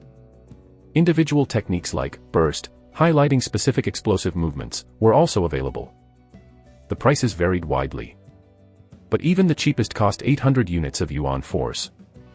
It was safe to say that any outsider who could afford to pay for lessons here in one go either had a considerable personal value or came from affluent family conditions. However, there were also those on a skill loan. In the past, as long as one had combat talent, they could borrow skills here, with an annualized interest rate of 13 returned on 9 borrowed, accrued interest compounded over installment periods. Even among outsiders, this was considered a reasonable rate. For the dojo, if a student were to die during an abyss mission and couldn't pay back the loan, they'd only lose a bit of teaching effort, a loss they could easily absorb. This strategy greatly expanded the target demographic able to afford the services. Those already possessing combat talent were highly likely to be gathered in the company districts, where survival rates were much higher compared to the initial awakening. Individuals with combat talent were also more likely to possess the capacity to repay the debt, making it a no-lose situation. For the dojo. Similarly, some people from less affluent backgrounds, who urgently needed certain foundational skills, would also opt for a loan to navigate through the difficult initial stages. The dojo's registration area was located outside of the walls, entirely outdoors. It was just a sign that read, "Registration," hanging near an old wooden desk, behind which sat a young person dressed in a gray dojo uniform. Compared to the relative quiet when Tao Yu passed by before, he noticed the area now had a queue. And glancing over, he recognized quite a few faces. Several were survivors from the recent event, faces that Tao Yu, with his dynamic vision, had scanned and not easily forgotten. Everyone's here for a free ride, huh? But I get it, a learning fee of 5,000 must be the high-end rate in the outsider regions, Tao Yu pondered. Whether it was for the half-price deals, skill loans, or the free skill slots, if used on the most expensive skills, it seemed perfectly sensible. Isn't that what I've been thinking too? But looking at the constipated expression on the face of the young person managing the registration desk, Tao Yu understood that Wanliu Dojo itself was probably not so willing. It was possible that they were being pressured to teach at low rates or even for free by the company. Chapter 38, Blood Profit. From the new development zone. Completed talent check yet? Combat talent, right. Fill out the form yourself. Behind the registration desk, a young man in the dojo's standard gray training suit, with unkempt hair and a dark scar on his cheek, looked at Tao Yu with impatience and pointed at the form next to him. This was already the 7th one today, a bunch of freeloaders. There were even some without combat talent taking advantage of that half-price privilege and the mandatory skill loan condition to mooch off the place. It was really unbelievable. Skills are expensive for a reason, they aren't that easy to learn. Just to remind you, we don't care if you can learn it or not, there's a high entry threshold for skills here. If your talent isn't up to snuff, reaching level 4 in basic combat just to get started is pretty tough. This warning somewhat surprised Tao Yu. In the outsider areas, if they were teaching it openly, it meant the skill was learnable, but a level 4 threshold for starters was definitely not low. Tao Yu's father, blessed with eagle eye, could only maintain basic shooting at this level. If he pushed for level 5, he would reach the margin period, causing maintenance costs to skyrocket. And that was an old hand who had toiled for decades and raised 8 kids, definitely not a weak ability. I have a combat talent, it's already been certified. Tao Yu then took out his partner's certificate, which made the other person take a pause and then switch to a smile. Without bothering to look at the certificate, he stood up and led Tao Yu inside. "Ah, bro, don't mind me. Got really annoyed by that group earlier, wasn't in the best mood, don't take it to heart. Come on, I'll take you over to the senior brother, are you looking to pick up some fist techniques? You must have 2 free entitlements with your partner qualification, right?" Tao Yu still had 2 people behind him, but this guy just ignored them, and the 2 waiting didn't make a peep, just obediently waiting there. "I do have 2 free entitlements, and I'm planning to use the half price here as well. Brother, what I said earlier wasn't entirely to scare you, our dojo's core abilities are indeed quite challenging." The registering student didn't probe too deeply but still emphasized the point again. "Thanks for the reminder." Tao Yu nodded, feeling somewhat confident about this. Firstly, his physical fitness was certainly up to par. There definitely weren't many outsiders with level 4 basic combat whose physical fitness could surpass his own. His basic combat, modified, might only be at level 2, but after deification, all aspects were definitely stronger than level 4. Moreover, although he didn't have a physical talent, bullet time provided dynamic vision, enabling him to observe and record details accurately. Since others could learn, he probably could too. The investment in Yuan force might be higher than for those with physical talents in the later stages, but at least for beginners, he had an absolute advantage. And so, Tao Yu followed the student to a corner of the dojo's large courtyard. Inside the dojo's courtyard there were several wooden buildings, but most students practiced in the open on the square. The ground was compacted with coal slag and broken soil, looking a bit uneven, and there were wooden posts, stone locks, weapon racks, and other training aids scattered about. Although the environment seemed a bit rough, it was actually quite decent by the outsider standards. No wonder the dojo uniform was gray, dirt-resistant. At this moment, there were 7 or 8 people in front of Tao Yu, one of whom wore the same dojo uniform, and the others were dressed differently, looking somewhat out of place. Tao Yu also saw Zhang Wei. The guy had an endurance of D+, which indeed qualified him for a free slot. Although he was still skinny and somewhat dirty, he seemed quite a bit more confident from his expression. As Tao Yu was brought over, the special treatment that hadn't been offered to others made everyone look his way. Zhang Wei, seeing Tao Yu, stiffened his gaze and then took the initiative to smile and nod in greeting. "Tao, you're choosing this side too." He knew Tao Yu had a B-grade, dynamic vision, so it was normal for him with such a talent to be brought over. However, this was a place to learn fist techniques, and he felt that his endurance, a physical side of combat talent, might be more advantageous. But deep down, Zhang Wei also knew that his change of attitude due to Wino might have left a poor impression on this man. Yet, given the circumstances, he felt some regret but didn't think there was anything to lament, and if he were to do it all over again, he'd make the same choice. "Yeah, we'll have to work hard together in the future." Regardless of personality, Tao Yu did recognize Zhang Wei's abilities. He could endure hardships, had determination, and with the emergence of a combat talent, he should be able to make a name for himself in the outsider area, maybe even get a chance to join the security forces. "Senior brother Smith, this one's also here to learn boxing, and he's a partner, too." Seeing his junior brother directly bringing someone over, the tall man with light yellow hair and a receding hairline at a young age understood it might be someone with decent talent. But upon hearing it was a partner, he still couldn't help but raise his eyebrows. "Here to mooch? Didn't they just complete the first abyss exploration yesterday? And now a partner already? The talent must be at least a B-ranking ordinary combat talent, even better than his own. Sure, we will definitely follow the company's requirements, but I have to be upfront, I will teach diligently, but whether you can learn or not is really up to you." Smith nodded at Tao Yu as a greeting, and the scar-faced junior brother who brought him in explained to Tao Yu in a low voice. "Brother Smith is an old-timer at the dojo, all 5 of the boxing techniques are at LV3 standard, and the key is that he has reached this level in each one of them. The master said that as long as he can push all 5 boxing techniques to LV4, he can attempt to integrate and grasp chi blood." Hearing this, Tao Yu also had a thought, and then he lowered his voice to ask. "Brother, there's always been a rumor about a high-level breathing technique at the dojo, is it true? Is it used in combination with boxing techniques?" "Ah, it does exist, but definitely, it's not something that is shared publicly, only a true disciple might have a chance. Even Team Captain H1 of the security force has tried begging the master to take his son, but he did not agree." This was not a secret, Tao Yu was just asking, if there was a chance, he would not pass it up, but that doesn't mean he had to learn it. "My name is Yi Wei, if you don't understand anything you can ask me. I need to go back outside now, they are waiting for me there."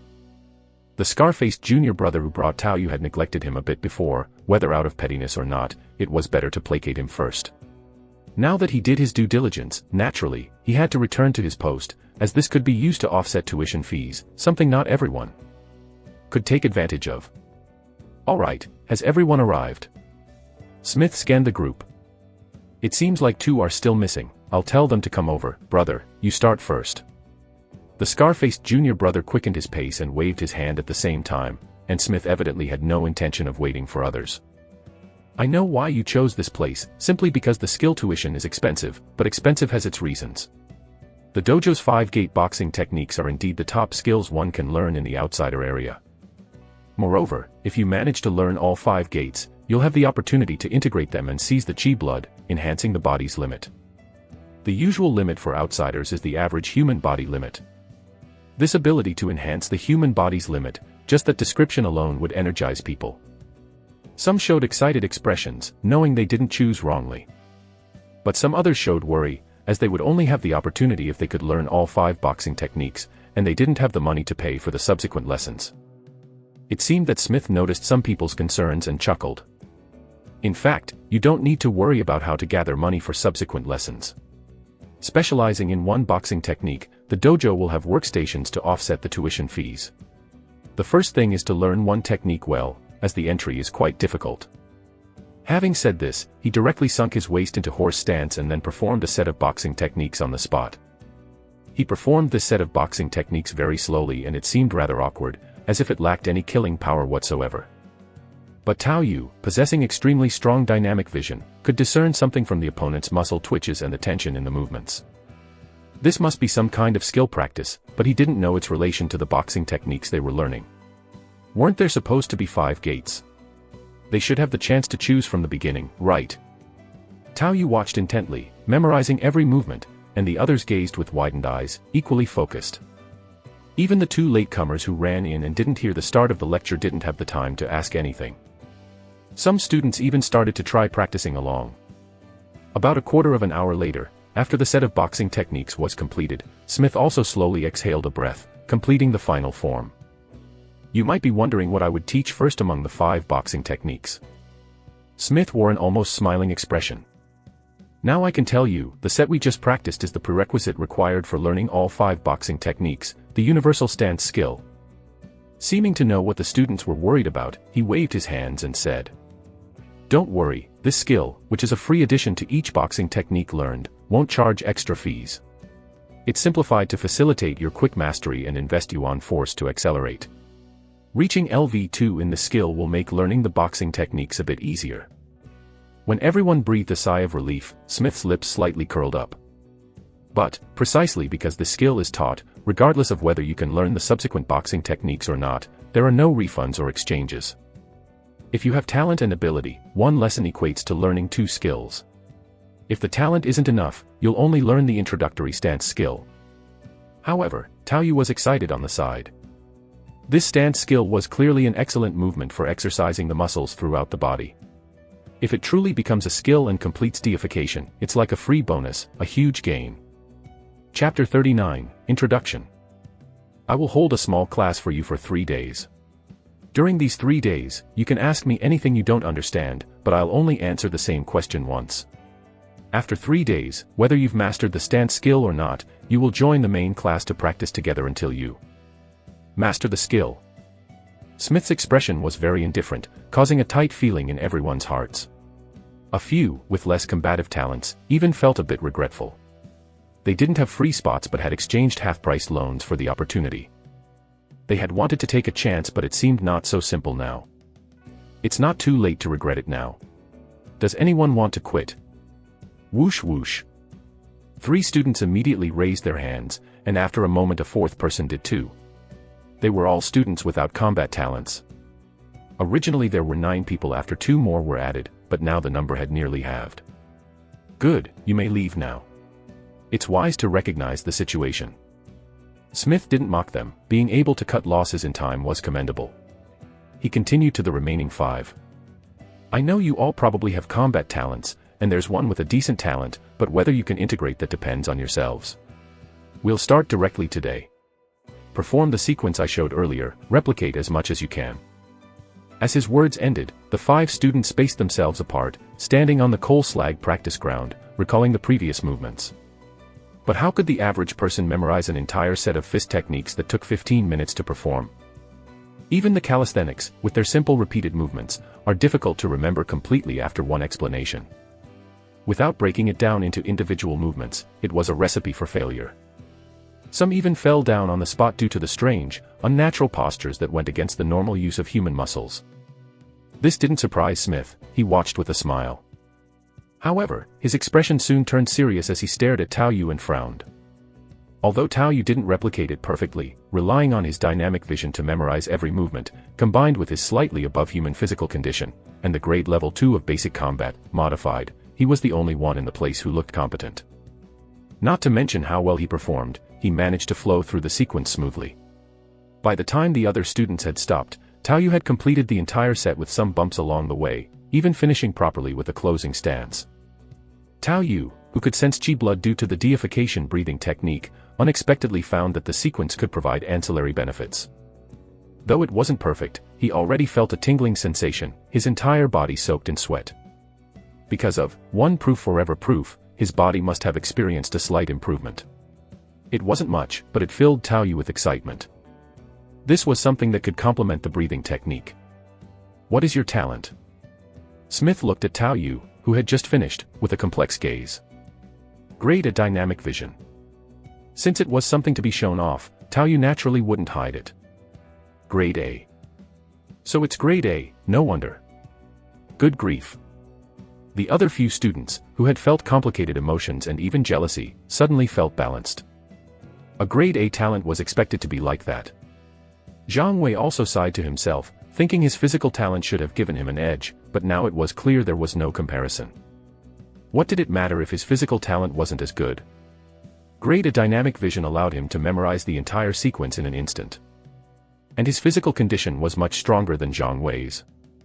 Even though Zhang Wei was the one supposedly with the physical talent. Dynamic vision. No wonder. Your physical condition is also quite remarkable, probably not far off from mine. The levels of basic breathing technique and basic combat must be quite high as well. You must have invested a lot of yuan force, right? Smith felt a twinge of sentiment. This was an absolute newcomer who had just completed his awakening. To have such a level after only one visit to the abyss was rare. Only a few outsiders could afford such a generous investment, likely because his grade A talent had received some funding or as a condition for joining certain powers. But he didn't dwell on these thoughts and didn't wait for Tao Yu to respond, saying, "With yuan force, this skill is actually easy to learn. Looking at you, you should be able to get the basics today. I'll correct you, and then try to use yuan force to level up to LV2. In 3 days, when they join the main class, I'll teach you fist technique." He paused there. This stance skill is fundamental, and the yuan force required to accelerate it isn't substantial. Don't worry. Compared to before, Smith's mood might have been a bit complex, but on the surface, he was now much more enthusiastic as he continued to instruct Tao Yu. However, training can be very draining, and if you want to make quick progress, you need to nourish your body. The dojo's canteen sells medicinal meals. Chi tonic soup is 10 yuan force per bowl, which is a welfare price exclusive to the dojo and not available outside. 10 yuan force was the daily income of Tao Yu's parents, just for a bowl of chi tonic soup, and it was likely that he would need many bowls a day, so it was actually quite a substantial expenditure. Luckily for Tao Yu, he had just earned a good amount and could afford it. When practicing the basic breathing technique in the abyss, he had already felt that even the nutrition from meat couldn't keep up with the basic breathing technique, modified, and now with the added stance skill, even continuous eating and training might hardly suffice. The chi tonic soup should have a recovery effect similar to eating blood orchid raw, supplementing with a smaller and more easily absorbed quantity to provide more nutrition. And hearing this, Tao Yu took the opportunity to humbly ask Smith for advice. "Senior brother, I wonder if the dojo has any skills that could facilitate digestion." "Haha, you're a clever one. If there were skills to improve digestion, you could probably eat more and make do, but in reality, it wouldn't save you much, as buying meat still costs money." Smith immediately understood Tao Yu's intention, but still explained. "The dojo does have one, the swallowing essence skill, which aids in digestion and food uptake, but although it only costs 1,000 to learn, it's best to have reached LV3 in a core fist technique before attempting to master it, otherwise you won't be able to control your stomach properly, and it will be difficult to learn. Seeing Tao Yu's talents, Smith clearly became much friendlier. Furthermore, this skill is originally intended to meet higher consumption needs. It is usually used in conjunction with the Chi tonic soup. It's a bit early to consider it at the stand skill stage. Thank you, senior brother, I understand. Tao Yu nodded, that's all he needed. His various deification skills would significantly increase his physical or mental consumption. Relying on the recovery effect of one proof forever proof, to eat heartily provided the best value for supplementation. Tao Yu had tried using a dozen or so points of Yuan force to replenish his energy, and indeed, the speed was swift. Both recovery and healing were much faster than eating, but the cost-effectiveness of this kind of consumption was extremely low. With his current physical condition, just recovering physical strength might cost several hundred points, and the stronger the physique, the greater the expenditure on recovery, not to mention healing. It was only for emergencies and definitely not sustainable for regular use. So for Tao Yu, learning this digestion skill was even a higher priority than the dojo's secret advanced breathing techniques. But all these prerequisites required him to master the fist techniques first. Tao Yu took a deep breath and then gave Smith a formal bow. Please guide me, senior brother. Alright, let's save time. You all come and watch. I will explain while guiding Tao Yu junior brother. Pay attention, and I don't want to see the same mistakes repeated. Having said that, Smith signaled Tao Yu to start, effectively using Tao Yu as a teaching example for everyone. Although it looks standard, there are still many areas that are not quite right. This is stance training, not fighting, so you should not even consider speed and power. The purpose is to train each muscle group, with some movements even requiring you to slow down deliberately. While speaking, Smith continuously patted various parts of Tao Yu's body to correct minor flaws. Every so often, the sound of cracking joints could be heard, and Tao Yu could also feel a burning sensation all over. But with the cooperation of Qi blood, the effect this time was at least several times better than the first set. After the second set, Tao Yu was very tired, and his clothes were completely soaked through, but he didn't rest. He was not afraid of training his body to exhaustion. The right thing to do was to keep up the momentum while he was feeling motivated. Junior brother, you should rest for a bit, don't rush for success. Although you have good physical quality, you don't have a physical talent after all. Smith frowned slightly when he heard Tao Yu was going to continue. It seemed like he had only done 2 sets, but the load on the body was not light. Senior brother, I know my own limits. I ate a lot of special herbs in the abyss, and the effects might not all have been digested yet, my whole body feels warm. Tao Yu casually revealed information about his consumption of blood orchid yet again. This made Smith's face show a trace of shock and suspicion. What kind of herbs were those? He remembered that Tao Yu had collected a lot of red flowers. Were those items that significant? The thought made Smith ponder his own intentions. Alright, as long as you know your limits, do the last set, then take a rest. The dojo sells specialized blood-activating ointment for 20 yuan force a jar, that's an in-house price. After saying this, Smith once again signaled Tao Yu to start, feeling somewhat respectful of his determination. Never mind if his body could handle it, just starting out and continuing consecutively like that, the soreness was particularly unpleasant. And Tao Yu's persistence was equally rewarded. Since he had already clearly remembered the movements and was getting into the rhythm, after the third time with Smith's close corrections, he felt a faint sense of enlightenment in his heart. Then the skill light sphere for the myriad flow stance skill LV1 appeared, marking the skill as learned.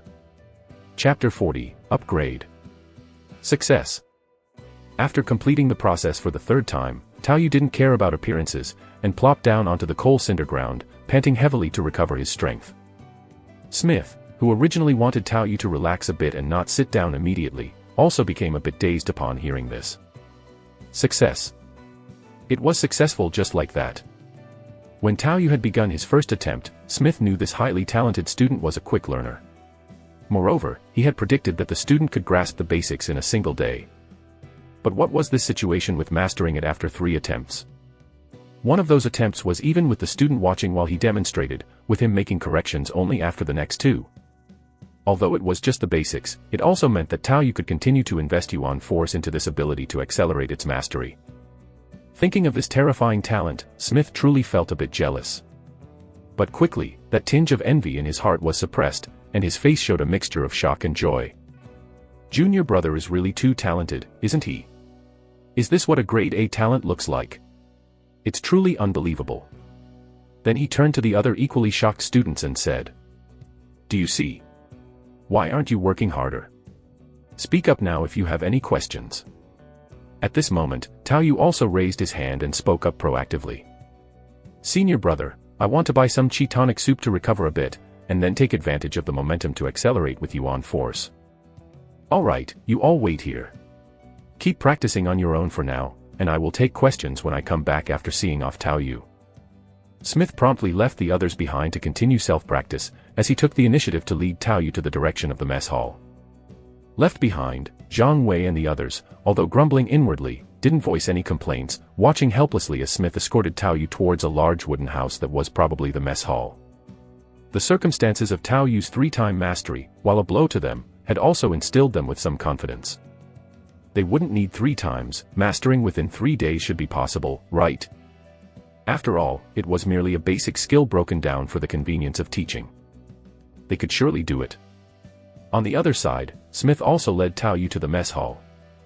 The Myriad Flow Dojo's mess hall was a large single-story wooden warehouse, filled with rows of square tables. Being off mealtime, chairs were turned upside down and placed on the tables, resembling a scene from a rural banquet. Although mealtime had not yet arrived, the kitchen was already bustling.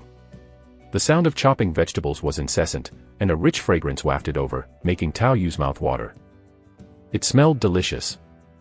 That is the smell of chi tonic soup, a privilege for the students. Everyone who studies here with the means won't miss out. Smith explained kindly on the side. As a senior student already serving as a teaching assistant, he certainly had some influence. After a brief visit to the back kitchen, he brought out 3 large bowls. "Today's on me." "Thank you, senior brother." Tao Yu didn't put on airs, acknowledging that 30 yuan force for a meal was a luxury in the outer city. Tao Yu looked at the brownish-gray chi tonic soup that resembled pig offal porridge, and without any hesitation, he directly picked up a bowl, blew on the steam, then gulped it down. Although called chi tonic soup, it was indeed more like a porridge, grainy with a thick taste of innards, savory, delicious, and smooth. Just the taste was quite good. The key was that after downing a bowl, Tao Yu could feel a distinct heat spreading from his stomach, being digested and absorbed at a rate far surpassing that of roasted meat. With the additional ability of one proof forever proof, he was particularly sensitive to such sensations. Awesome. Without hesitation, Tao Yu immediately finished the remaining 2 bowls, licking them clean. "Senior brother, I will continue to accelerate practice near the mess hall. You can go back first. Be careful not to overdo it, and perhaps prepare some ointment which is quite effective and offers some stimulating benefits, also available here." Smith reminded him. Understood. After watching Smith leave, the effects of the 3 bowls of chi tonic soup gradually took hold, causing Tao Yu to feel his chi blood churning. He then focused his attention on the new skill he had learned. With the transportation of chi blood through the breathing technique, capturing movements with dynamic vision, and his current physical strength, mastering the skill in 3 attempts was quite satisfying for Tao Yu. This accomplishment also benefited from the one proof forever proof trait, which ignored the pain of bodily injuries, in exchange for a deification-level skill that cost 500 yuan force. Myriad Flow Stance Skill, a technique for accelerated body training that can exercise major muscles throughout the body, enhance ligament and meridian elasticity, and reduce the difficulty of certain movements. The Myriad Flow Stance skill itself was fairly standard, not increasing human limits. Theoretically, it shouldn't even be as good as the basic breathing technique, yet the cost of its deification reached more than triple that of the basic breathing technique. It was even costlier than Stealth Alien, currently the most expensive skill, second only to enhancements through talent. Stealth Alien could let oneself enter the shadows, and its effect was even stronger than Stealth Python.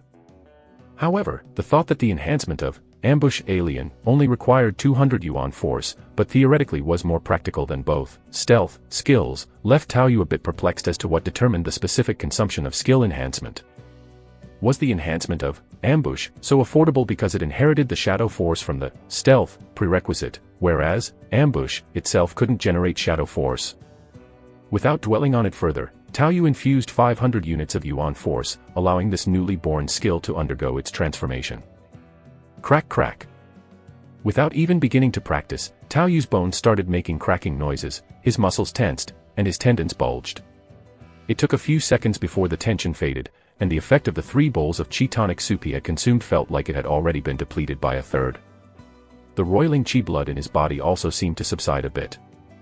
Squeezing his fist, Tao Yu clearly felt an increase in strength. His body was still the same, but did it seem as though the coordination between his muscles was being fully utilized. Myriad Flow Stand Skill Modified, LV1, possesses an excellent training effect, capable of mobilizing all the muscles and chi blood in the body, twisting the strength into a single force, increasing a certain physical limit, and unlocking various high-difficulty movements. Strength twisted into 1. No wonder he didn't feel much physical enhancement, but there was a clear increase in strength. Tao Yu felt an eager urge to test his various attributes, but he quickly suppressed it. Another increase in the physical limit, combined with the breathing technique and the amplification from Blood Orchid, will need some time to develop, he said to himself. Tao Yu took a slow breath and then, while mobilizing his chi blood with the breathing technique, he practiced with the Myriad Flow Stand skill, accelerating each skill by 200 units of yuan force every hour. Quite extravagant. But time is money. Crack, a sour feeling emerged throughout his body, chi blood constantly roiling inside, his muscles twitching and swelling, a savagely pleasant sensation. Yet, Tao Yu bore it through the characteristic of, one proof forever proof, and stubbornly continued. As long as he could endure the pain, without worrying about ruining his body, he could be this unrestrained. With both skills accelerated simultaneously, Tao Yu also noticed that this wasn't as straightforward as 1 + 1 is equal to 2. The breathing technique could stabilize chi blood, and stance skill could just right transport chi blood. Just one set alone was enough to exhaust the remaining effects of the chi tonic soup. This rate of acceleration meant needing roughly the energy provided by 2 bowls of chi tonic soup in just 15 minutes, which made Tao Yu inwardly astonished. It was also a good thing he had the chi tonic soup. If he had been in the abyss relying solely on roasted meat, even constant eating wouldn't sustain the simultaneous accelerated practice of 2 abilities. The consumption of deification abilities was indeed great. Tao Yu was willing to invest 400 units of yuan force every hour for acceleration, and with chi tonic soup costing 10 units per bowl, he naturally couldn't be frugal.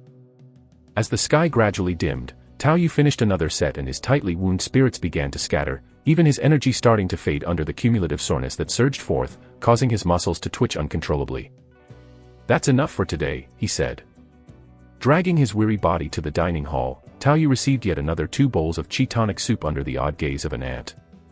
Since he had mastered the skills and had yuan force acceleration as an excuse, drinking a bit more chi tonic soup wasn't too unusual. After all, others didn't know exactly how much he had accelerated.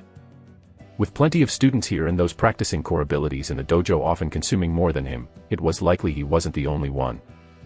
Still, even so, he had become somewhat conspicuous today, so it was a good time for Tao Yu to stop training. Afterwards, while walking to relax his body, he arrived at a corner of the dojo and stood in front of a stone weight. The stone weight was marked with its mass, 100 kilograms. With a single hand, Tao Yu casually lifted the stone weight, feeling a significant amount of leftover strength, and without even placing much strain on his post-training aching muscles. Suppressing the impulse to toss it up and catch it again, he quickly set the stone weight down. The human body's limit was roughly about grasping just over 100 kilograms with one hand and over 200 kilograms with both hands, being able to hold it over the head and persist for a while. If just deadlifting, the human limit would probably be about 500 kilograms. Tao Yu knew that with the help of eating Blood Orchid, his normal body capacity without relying on skill bursts was slightly stronger than this level upon his recent return. But now, he clearly felt he could throw and then catch this 100-kilogram stone weight with one hand. He had become stronger, and it was a tangible increase in strength. This was the real utilization of the increased limits provided by the breathing technique, Blood Orchid, and the stance skill. Tao Yu also felt that this was not yet the limit of his potential and that further development was still possible.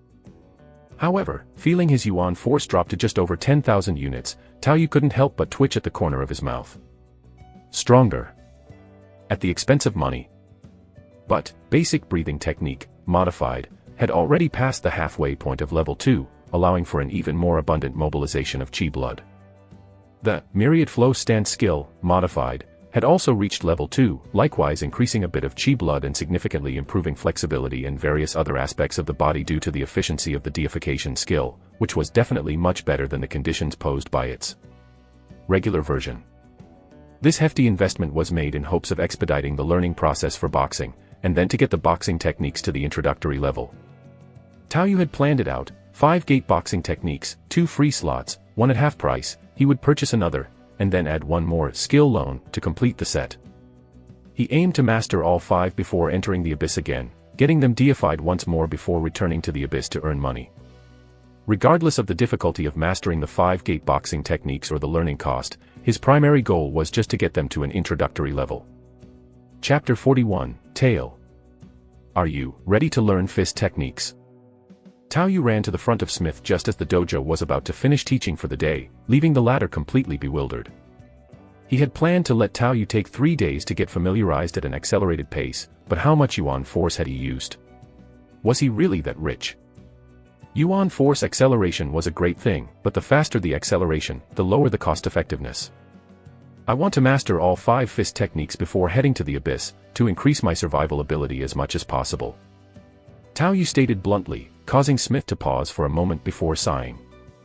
I know that you mastered the stance skill after just 3 tries, your talent is truly high, but since they even went to the trouble of streamlining an introductory skill for the 5 fist techniques, it indicates how difficult these techniques are. With your talent, mastering 1 or 2 techniques in a month should be feasible, but all 5 is too forced. I want to try. Tao Yu insisted. He knew Smith meant well, because a fellow student with a scarred face had said before that one should at least reach level 4 in all 5 fist techniques to attempt their mutual integration and stabilize chi blood. Even if he were to hastily master the basics of all 5 fist techniques, the cost-effectiveness might actually be worse than specializing in a single fist technique. Such an ability, even needing a skill specially simplified as a prerequisite, would inevitably consume more Yuan force for acceleration. But Tao Yu himself possessed deification abilities, regardless of the specifics, better to master the basics and form the skill first. Alright, I'll let you try. You'll change your mind when the time comes. It's already late today, let's start tomorrow. Okay, thank you, Brother Smith. Zhang Wei and others, equally exhausted, were now looking on with envy. They couldn't afford things like chi tonic soup, it was too extravagant, and they were already extremely tired. And now, not only had Tao Yu already mastered the stance skill, but he was also speeding up with the aid of chi tonic soup, and now he was going straight to learn fist techniques. The disparity was simply too great. If it were someone from the inner city, surpassing the peak of an outsider from the start wouldn't be surprising, with their massive accumulated resources that they could purchase with money. But these are all outsiders, the contrast was indeed a bit striking. The dojo is still quite generous, even giving out uniforms for free. Tao Yu looked at the gray training clothes in his hand and sighed internally. The material was very rudimentary, potentially abrasive if worn directly, but its primary feature was durability. Even so, this was the best piece of clothing Tao Yu had ever owned. Heaven knows how uncomfortable the fabric of his underwear had been for the past 18 years, to the point of causing calluses. When they registered, they provided their height and weight, and everyone received a set on their way out to go home, quite an efficient process. But if you wanted a second set, you'd have to pay for it yourself, costing 10 units of Yuan force. The expenses of this dojo were truly high for the outer city, yet the cost-performance ratio of each item was actually quite good. The same was true for chi tonic soup and medicinal ointments. Tao Yu had also purchased 2 jars of ointment, which indeed had an effect of stimulating circulation and could be used while practicing. With the augmented auxiliary abilities of deification, Tao Yu also had a basic understanding of these ointments. The ingredients are unknown, but if I could learn the craft of making these medicines to earn money, that would be really sweet. Because of his deification of auxiliary skills, Tao Yu had a rough idea about the chi tonic soup and ointments. The chi tonic soup should be a type of medicinal porridge, made by simmering a certain creature's innards, herbs, and staple food in a specific ratio, perhaps from some particular company's breeding grounds for wish-powered creatures. The ointment would likely be similar to a horse balm, probably also made from some Yuan force creatures. It wouldn't be surprising for company conglomerates to have mature industrial systems in place with various industries. As for the new conglomerates in this area, who knew how they managed? Maybe they farm aliens. Tao Yu mused, and come to think of it, the characteristic of aliens rapidly breeding through parasitizing ordinary animals was indeed quite suitable for breeding. Although excluding the value of skills, each creature was just 20 units of Yuan force, but the difference lay in their numbers. However, it was foreseeable that even if the company really did manage to breed aliens and the number of aliens increased, the company would definitely control the flow of skills, preferring to convert any surplus directly into pure yuan force rather than undercut their own prices. There's also the blood orchid. Li Lu probably has channels to find people, and I also sold it to Manager Lu, who should use the valley as a cultivation field once things stabilize. Although it was highly unlikely that blood orchids could be artificially cultivated, and could only be harvested periodically with long intervals between years, the effects were undeniable. Even if the habits of the blood orchid were to be figured out, they still wouldn't give up. Tao Yu merrily thought about this while also turning off into a small alley from the city's fort. The so-called alley was actually two makeshift buildings erected outside the city fort, attempting to take advantage of the protection of the city's high tower turrets, with wastewater overflowing on the ground. As soon as Tao Yu entered the alley, he suddenly accelerated and started running, darting between the disorganized buildings of the outer city, with a burst of speed surpassing that of Bolt, causing shouts of surprise from the passers-by he occasionally encountered. Yuck, you trying to kill me? You kick shit right onto my face, yuck. What the hell? You trying to run somebody over? The already chaotic and filthy environment of the outer city immediately burst into complaints after Tao Yu made his escape. If it weren't for Tao Yu's speedy getaway, clearly not to be trifled with, there might have been some who would have started a fight. In the outer city, there were some basic rules in place, but the security team wouldn't intervene in trivial matters, and many areas' order was even dominated by gangs. After Tao Yu's gleeful escape, two figures that had been lingering at the entrance to the city fort quickly followed suit. Although they were not as fast as Tao Yu, their speed was not much slower. But they had been left behind by Tao Yu from the very beginning, having started a beat too late. After chasing and realizing they had lost him, they spat viciously. Damn it, why's he running so fast? Looks like he wasn't lying about eating all those flowers. Indeed, that's the only way it makes sense. Both individuals were dressed like typical outsiders, but the speed they had previously displayed was certainly no weak feat. After glaring fiercely around at the crowd with unfriendly eyes to avoid a sneak attack, the two quickly left the area as well. However, just after the two left, Tao Yu slowly emerged from the shadows of an alley behind them, watching the backs of the two with a somewhat profound gaze. I wasn't being paranoid after all. They came after me on the second day, so impatient. The very next morning, he had come to the Hound's fort, then sold items and learned skills. These two had stayed outside the fort without coming in, so they were likely carrying weapons. Regardless of which side they were from, they were definitely related to the blood orchid, with a slight chance they were from Manager Lu's side, but a greater likelihood they were either Li Lu or someone contacted by Li Lu. However, their surveillance was completely evident in front of his dynamic vision. That peripheral glance at him and the slight changes in their facial expressions were all too obvious to Tao Yu. Not from the security team, which is a lot better than the worst-case scenario, Tao Yu murmured in his mind. If they really had enough power to roll over him blatantly in broad daylight, with the security team on his face, Tao Yu would have no choice but to cooperate obediently, act docile, and give whatever was requested, provided he didn't want to flee into the mists of the abyss. To survive by any means necessary. To endure humiliation and bear a heavy load, even playing the role of a dog if need be. But this kind of shadowing indicated it wasn't that severe. Perhaps they were also considering Uncle Hu's involvement, or maybe Li Li's reach was just limited. Tao Yu even suspected they didn't know he had already traded some information at the recycling station. TSK. Just one was a bit too precarious, he should have given away some free information at the dojo as well. He hadn't considered thoroughly enough. Right now, I'm still all elbows and knees, and Uncle Hu's backing isn't thick enough. I can only try to find leverage where I can. Tao Yu didn't consider himself to be particularly smart, but he knew the pig paths of the networked world, where many truths were quite straightforward. When one's personal power is insufficient, they must try to shift interests and alliances. If one recycling station isn't enough, include the dojo too.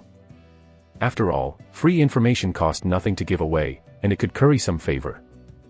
Looking up at the sky, although it was always gray and blurry, it was clearly becoming darker, signaling the approach of night. Tao Yu quickened his steps. Let's hope there won't be any surprise attacks at night. The more than 10,000 yuan force he had left was useful, and it would be best not to waste it on recovery. Chapter 42, Trash Mountain. I'm back. Tao Yu didn't choose to use stealth to track backwards. During the day there were too many people, and maintaining constant shadow evasion was too time-consuming and exhausting. Now Tao Yu's main objective was to drag out time as much as possible, spreading the message further, which would naturally resolve the issue. With his innate talents and potential laid bare, he did not wish to engage in direct confrontations during his weaker moments. Influenced by the world of his previous life, Tao Yu still preferred harmony. Killing Joseph was an accident. The men had used something Tao Yu detested to tempt him. Dinner's on the table. Mom and Dad have already returned to the abyss. His sister-in-law, Lily, wiped her hands on her apron. Has Sher come back? Nothing happened today, right? Tao Yu asked casually with an indifferent expression. He came back at noon, said he'd stay at a friend's house tonight. Lily sighed again. She spent the most time taking care of the family, and with Tao Sher staying out all night at such a young age, she always had her worries. It's fine, they're grown-ups now, boys won't suffer a disadvantage. Tao Yu, seeing his sister-in-law's expression, knew that for the moment no one had come to harass the house. As for his younger brother, Tao Yu wasn't really worried. The guy had always been like this. Despite having consumed lots of chi tonic soup at the dojo, the sight of a bowl of pickles stir-fried with cured meat and white rice on the table still made Tao Yu rub his belly. The energy he had spent using stealth earlier needed to be replenished. Mom and Dad said that while you're home, you should try to eat more meat, and they'll also look for some to bring back from the gathering area. Tao Yu did not reject this show of parental concern. Meat was expensive in the current world, but it was much easier to get in the abyss gathering areas. The only issue was that it wasn't convenient to carry. Sometimes they would rely on colleagues returning from expeditions to bring some things and pass messages. After finishing his meal, the sky had completely darkened. Since Li Xiang had already mentioned not coming back, Lily had closed the door early and bolted it. Then she went to wash the dishes. Tao Yu returned to his room to conserve energy. He was not planning on sleeping tonight. He had to stay alert. At least until the news had fully spread, he intended to keep up this vigilance. Lifting the cardboard that covered the window a little to create a larger gap, Tao Yu gauged the size of the window with his hand, then retreated to the bed. Feels like those nights spent alone in the abyss again. Tao Yu sighed inwardly. For someone who disliked fighting and killing, dealing with these matters was truly a headache. Hopefully, everything would go smoothly. As night fell, it was pitch dark outside, and sounds from the autonomous cannons could intermittently be heard. The Tao Yu who was lying on the bed with his eyes closed preserving energy, now opened his eyes. There truly was a disturbance outside the house. Sigh. Reluctantly getting up, Tao Yu vanished into the shadows in the next moment. He merged into the shadows and slipped out the window. Shadow evasion didn't allow Tao Yu to walk through walls, but as long as there was a sufficient crack, he could slip through it like jelly. The mottled shadows around him rapidly shifted, somewhat ignoring the volume of physical collisions, letting Tao Yu move without a sound or trace, much faster than his speed during the daytime flight. It took less than 2 seconds for him to circle around to the back of the house, reaching the side of the two figures who had just leapt over the farm fence. The rooftop autonomous cannon could only target the foggy abyssal creatures, not some intelligent defense system, which allowed these two men to completely ignore it. They looked familiar. It was the two from the day, but they'd changed into a new set of gear. During the day, they both had dressed as common outsiders, dirty and disheveled. But this time they were in 2 sets of pitch-black tactical gear. The tactical pockets were stuffed with various items, and each man held a small submachine gun similar to an MP5, equipped with a silencer, clearly indicating malicious intent. Add on the night vision goggles they wore on their heads, and the two men exuded a sense of professionalism, a stark contrast to the shabby appearance when they had been tailing him earlier. If not for Tao Yu's exceptional eyesight, he might not have been able to recognize them on the spot. Seeing their gear, Tao Yu's gaze gradually darkened from within the shadows.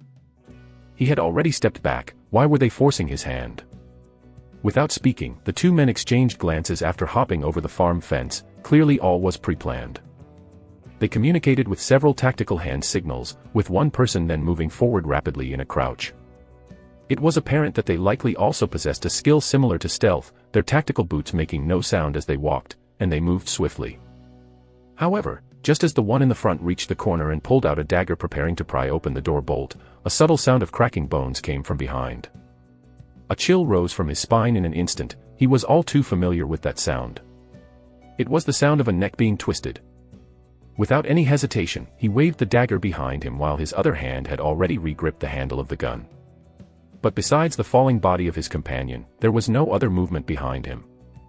Sensing trouble, and without waiting to react further, a heavy blow to the back of his head caused his vision to blur, and he lost consciousness. Within a few short seconds, while the first body had just hit the ground, Tao Yu had already taken down 2 men. Quickly searching, Tao Yu found 2 tactical headsets and hesitated for a moment before breaking the microphones. He then temporarily placed them by his ear. But it seemed they were only used for private communication between the two. No sound was forthcoming. Then, carrying one body in one hand and the unconscious one in the other, he directly climbed over the guardrail and headed towards the direction of the trash mountain. The nights in the outer city were nearly pitch black, with no starlight or moon. Only a few lights were faintly visible on the inner city walls. On Tao Yu's side, it was almost impossible to see one's own fingers. But in Tao Yu's eyes, every detail of this environment was still clearly visible. The streets of the outer city at night were just as dirty, but empty of any human figures, save for occasional coughs coming from inside the houses, with not even the sound of dog barking. Only the sporadic distant gunshots served as a brief decoration in the silence of night. Tao Yu moved quickly, carrying 2 fully armed adults, slowing down not in the slightest. Simultaneously, he kept observing his surroundings, worried about the presence of backup gangs. He'd intentionally shown himself to gauge the extent of their force. Equipped with bullet time and having stealth as a backup, and with ample yuan force reserved, Tao Yu had the capital to probe. Perhaps one could consider it good news, similar to the silent headset. Even as Tao Yu reached the front of the trash mountain, no new attacks had occurred. To take on our family, this level of force is indeed more than sufficient, Tao Yu said with a self-deprecating laugh. Sometimes being underestimated wasn't such a bad thing. Ahead was a pitch-black trash mountain, piled up of various wastes and exuding an even more pungent odor than the streets above. Besides the garbage and stench, there were many red dots scurrying through the trash now and then, rummaging for something. Tao Yu's vision easily discerned that these red dots were the eyes of huge rats. Each rat was the size of a small cat, and rather than fearing Tao Yu's presence, many stared directly at him with no fear, their crimson eyes full of savageness. Because the flesh of these rats was toxic, not even cooking them would do, making them one of the outer city's few luxuries. Tao Yu had heard ghost stories of the trash mountain rats that ate humans since he was a child. Dropping the 2 men carelessly to the ground, Tao Yu bent down to start claiming his loot. He removed the bulletproof vest and neatly packed all the scattered gear. The next moment, Tao Yu lifted one of the bodies and spun on the spot, hurling it a long distance onto the trash mountain. Squeak, squeak. Rats that had already been eyeing the area swarmed over the body in an instant, piling into a mass. The sounds of leather tearing, chewing, and bones being gnawed on continued to emanate, leaving Tao Yu feeling slightly nauseated. Looking down at the unconscious men, Tao Yu wasn't sure if he had controlled his strength properly, not knowing if he was alive or dead. But he didn't worry too much about it. In this regard, he indeed had no experience. Casually flipping the men over, he then exerted force with his foot. Crack, crack. One limb after another was broken, and the unconscious man awoke with a series of muffled groans. But before he could scream out in agony, a hand gripped his throat like iron pincers, nearly making the men who had just been painfully awakened black out again. Li Xiang, just revived, felt pain all throughout his body, his head foggy, and the immense pressure on his neck made it hard to breathe. What was happening? Right. He and his cousin were about to catch that kid from earlier in the day and interrogate him. Then what? His memory started piecing together in fragments, recalling the scene before the attack. Just as he was about to open the door latch with his dagger, he heard a noise behind him. Turning around. His cousin was dead. As the memory surged into his mind, Li Xiang was startled, his head clearing up a bit. The night vision goggles had already been removed, making everything in front of him dark. Li Xiang could only vaguely see some crimson red dots and an unbearable stench wafted into his nostrils, accompanied by rustling sounds near his ears. This suddenly sank Li Xiang's heart. Even without a clear view, he knew where he was. The trash mountain. Some of the dirty work he had done involved dealing with this place. It's over. Chapter 43, The Li Family. Li Xiang felt a wave of despair in his heart, knowing that he couldn't escape his fate. The only reason they hadn't killed him outright was to extract some information. Up to now, he didn't even know who had captured him. The night was too dark, and the lack of oxygen made his vision blur. The person clutching his neck had been behind him the entire time, and he could only sense that their strength was immense. Go ahead and ask, just give me a swift end. A faint voice emerged from his oppressed throat. he said that, but whether he would answer truthfully was something only heaven knew. Why did you go there at night? What do you all know? Tao Yu asked in a raspy and deep tone. Li Xiang's heart skipped a beat at Tao Yu's question. Huh. The other party didn't know. As his thoughts gradually returned, Li Xiang had a new idea in mind. Yes, he and his companion had been overpowered without a chance to fight back. This wasn't something that Brat and his family could do. It must be a third-party force. Thinking of the youngster visiting the fortress for a day, had he also brought in outside help? Li Xiang immediately found the best explanation in his mind. Such strength wouldn't belong to a nobody in the outsiders. This was hopeful. I don't know what that kid told you, but whatever secrets he knows, we know too. Our original intention was to take him away and keep him quiet, but unexpectedly, he already spilled the beans. The intermittent voice reached Tao Yu, who nodded slightly. You know about that thing? Yes, sir. In fact, we are the better partners for cooperation. The South City Li family, sir, must have heard of us. What authority does that bumpkin have to promise anything? It would be better to cooperate with us. Li family. The deep voice seemed somewhat wary. Humph, you're lying. You're from the inner city. If you really wanted to cooperate, why would you seek out the force of us outsiders? The voice seemed to be somewhat angry and embarrassed. Hearing this, Li Xiang felt even more secretly pleased inside. Pure outsider forces. That was fantastic. There was a chance. Please, don't be angry, sir. I'm telling the truth. Because there's a chance this interest could allow us to return to the inner city, the clan leader decided to undertake the development himself this time. That's why the two of us who made the move are from the direct line. The clan leader has called back all the important family members eligible to participate, to ensure the success. Really? Absolutely. If we had truly found a connection with the inner city, we wouldn't have bothered to capture this youngster. We'd have simply integrated him, given that B-grade combat talent is quite rare in the new development zone, and he wouldn't likely refuse integration. Li Xiang, desperate to survive, was being remarkably sincere. On hearing this, Tao Yu thought it really was the situation, damn it. Why target himself? Was it not for fear of being unable to control the situation? With inner city backing, why worry about such matters? Offering a sum of money for integration would have been perfect. Normally, would someone refuse it? And most crucially, the other side's slip of the tongue also fully exposed their capabilities. B-grade talent. Even though only a day had passed, he had never kept it a secret at all, being completely open and aboveboard. Yet, they still relied on outdated information, which indeed showed their limited abilities. It had been a good half day since he sold the information to the Starshine recycling station and the other party still had no clue, so at least the credibility of this piece of news seemed pretty high. To show my sincerity, send some of your yuan force over. Tao Yu pulled out a magnetic card from his inner pocket, which was from selling stuff. It could be reused and at one time could store more than 4,000 points of yuan force, much more convenient than those shattered yuan force medals. Under the restrictions of the world's will, techniques similar to illusion techniques and mental control were unable to perform yuan force transfer operations, but a voluntary transfer was possible. It was rare to catch a live one that could be pressured, so it would be a waste not to make use of him, especially since he had risked it all just for a piece of information. The barrel spat out from Joseph's mouth before he died, along with his final self-destruction, still vivid in Tao Yu's memory, so even though this time it was only dealing with an outsider, he broke all their limbs and snapped their neck from behind, just to avoid any accidents. But as Tao Yu spoke, Li Xiang fell completely silent, his face showing a pitiful expression. Please be quick, he pleaded.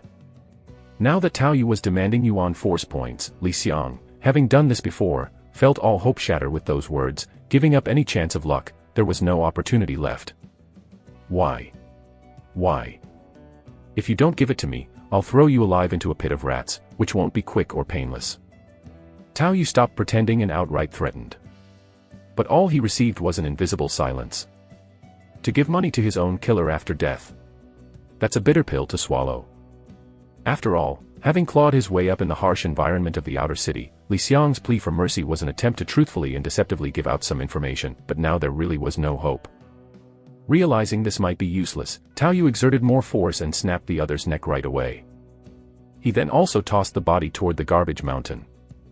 Being alive and screaming would only cause trouble. After a scare tactic proved useless, it wasn't worth the effort anymore. Our family has always worked hard, earning a meager 300 a month, been kind to others, willing to help, so why push us? Tao Yu, hearing the stirring of the rat pack behind him once more, turned around and walked toward the direction of the inner city's wall. The Li family wants to monopolize and return to the inner city. Which means it's only you. The Li family, a clan that moved from the inner city to the outer city. Although they could no longer stay in the inner city, once they came to the outer city, they still belonged to a rather remarkable force. Their retreat was mainly due to the clan's backbone, the strongest member, along with a group of core members, dying in an expedition to a world fragment. For the Li family, leaving the inner city was also an act of self-preservation, and overall, it was quite dignified. Therefore, they quickly steadied their footing in the outer city and became a strong force. The contemporary clan leader of the Li family, Li Hui, was one of the 4 deputy captains of the Enforcement Authority, in charge of the South City area. Also, Li Hui was the only one amongst the 4 deputy captains without any traces of mechanical augmentation, somewhat similar to the Enforcement Authority captain, Zhe Chuan. The fact that he could maintain his position without any mutations, cybernetic implants, and solely with flesh and blood, was proof enough that his physical body had drastically surpassed human limits, enough to match or even exceed those with mechanical enhancements in the outer city. In the Enforcement Authority family quarter, a 3-story wooden villa set with a small courtyard, together with 12 other buildings beside it, comprised the Li family's gathering place in the outer city. Compared to the scrap heap-style buildings of the outer city, each of the Li family's houses was quite standard, mostly built from uniform timber. Grouping over a dozen houses together gave this place a different vibe from the rest of the outer city. The ground was also covered in compacted gravel, much cleaner in comparison. While the rest of the outer city was usually quiet at night, that core 3-story wooden house was still brightly lit, seemingly hosting a banquet that had yet to end. At a time when ordinary people were reluctant to use even oil lamps, this Western-style house was illuminated by electric lights, as if living in a different world. Chapter 44, The Life Experience of the Li Clan Leader. The Li family's night was still alive with a wine banquet downstairs, but in the study on the 3rd floor, Li Lu and his father Li Hui were casually discussing the day's events. "Father, we're short-staffed right now. A grade B combat talent is actually quite a decent prospect, with a clean family background, too. If we control him with happiness, and secure a debt note, we should be able to have complete control over him, right?" Li Lu thought about what the now-deceased Joseph had done, referring to how Joseph was killed when he was surrounded by those Yuan Force creatures. Otherwise, he indeed would have been secured. The new gathering place was in need of people, and it was quite a strain to rely on just the few young people from the family to slowly take over. If your talent reached grade C, even just C-, then I would have arranged to take him in. But your grade D dynamic vision, although theoretically almost the same as a normal grade B combat talent, still doesn't guarantee a definite win. Li Hui said gravely. When Li Lu first met Wino, he also downplayed his own talent, claiming it was only grade E dynamic vision, but in reality, it was grade D. Special combat talents like dynamic vision are indeed 2 levels higher than normal combat talents. Coupled with the family's night-breathing technique, Li Lu felt completely confident he could suppress the other. But his father wouldn't allow it, wanting to avoid all trouble, making him feel somewhat underestimated, and he replied dissatisfied. "So what if he's just Tao Hu's nephew, even if it were his son? How could they compare to me with the same level of talent?" At least in the outer city, Li Lu had a psychological advantage. If Joseph wanted to take someone in as a lackey, why couldn't he? "Hey, our family's dynamic vision is indeed a respectable talent. It was the foundation for us establishing a foothold in the inner city. In a head-on fight, you could easily beat him, particularly with the support the family provides you, which far exceeds his." Li Hui didn't counter Li Li's words but casually got up and came over to pat his shoulder. "However, dynamic vision is a skill suited for shooting and even ambushing. What good is your strength if you get shot in the head with a single bullet? You'd still end up dead." Li Lu wanted to rebut, but for a moment he didn't know how to respond. If we were still an inner-city force, it wouldn't matter, but right now there's really no need to take risks. We can proceed slowly. As he said this, Li Hui turned with his hands clasped behind him, revealing a wise smile. "The growth cycles of plants are set. We have time to wait. If 7 family members can choose the development zone within half a year, then based on the 8 of you, we can steadily establish ourselves and gradually recruit some newcomers." Here, Li Hui paused again. Once we've reaped a few waves of insubordination, we can also use the fame we've built to offer a tribute directly to the two bigwigs in the floating city, in exchange for a promotion. Alright, then is it suitable for the two cousins to head over immediately during the night? It's not actually that peaceful at night. Li Lu slowly accepted his father's words. They indeed made sense, but arranging for the two cousins to go overnight seemed a bit overly cautious. Just to be safe. It would be troublesome if that guy starts talking nonsense. For someone with a bit of capability like him, either you don't touch them at all, or you have to completely suppress them at once. Otherwise, if he calls his friends, and Tao Hu calls his friends, and it escalates further and further, the troubles that follow will be endless. Hearing this, Li Lu felt a stir in his heart and worriedly said, "What if he's already told Tao Hu? We're not sure what happened in the half-day yesterday, though we've been in the fortress all day today. So what if he's told him? Does Tao Hu know the location?" Li Hui scoffed, speaking ominously. "You said it yourself before, he's just Tao Hu's nephew, and only a cousin at that. The relationship has been maintained solely by his talent. Tao Hu might risk it for a living talent, but once a person is dead, that's all gone." Afterward, Li Hui gave Li Lu a meaningful smile. "Learn a bit more. In the future, you'll have to stand on your own in the new gathering place, leading the new generation of our Li family." A splatter. Li Hui's smiling head shot up into the sky, blood spurting from the neck, leaving Li Lu completely dumbstruck. Through the gap of blood spraying between the soaring head and neck, he also saw the figure of Tao Yu with a knife passing through. Like a freshly emerged ink painting, his body was still covered with swirls of black mist. "Yo, brother Li, we meet again." With blood droplets on his face, Tao Yu grinned and laughed. "Tao Yu? How is that possible? It can't be. Why is he here? My father's head? It's fake. All of it is fake." This was the last thought in Li Li's mind. As he opened his mouth, Tao Yu, recovering from the skill overlay, raised another handgun. Bang. The bullet passed through Li Li's mouth, blowing his skull open, splashing blood everywhere. The sudden gunshot also caused a pause in the banquet outside, the music stopped, and the sound of running echoed up the stairs. The wooden stairs and floors vibrated slightly, and a mix of confusing noises could be heard. Was that gunfire? What's happened? Let's go see. The study of Uncle. What's wrong? All the key personnel of the Li family were present, and even though they had withdrawn from the inner city, the Li family was still a significant force, commanding respect and influence in the southern outskirts of the city. The true nature of the banquet was to gather all these important figures and set the tone for what was to come. Logistics, resources, and ongoing support were all things that needed to be coordinated. Li Lu alone couldn't manage it all, despite his considerable talent. The main forces who couldn't enter the new development zone were mainly responsible for coordinating resources and exchanging useful Yuan Force items. "Uncle, Li Lu, what's happening? We heard gunshots," someone called out. "Clan leader. Has something happened?" Bang bang. Knocking sounds arose. Methodically, Tao Yu searched the two men and found several Yuan Force items before disappearing back into the shadows. Bang. The sound of something smashing quickly followed, and the door was broken down in just a few hits by some of the Li family's elite fighters. They then saw the two men lying in a pool of blood. In an instant, the complexions of those rushing in drastically changed. What's going on? What happened? Seal off the scene immediately, contact the security team. A gray-haired elder ordered, his face grave. Someone spotted the rotary phone in the study, a direct line to the security team, a true symbol of status. But when someone hurried over to the phone and picked it up, they slammed it back down in frustration upon discovering that the line had been cut. Damn it.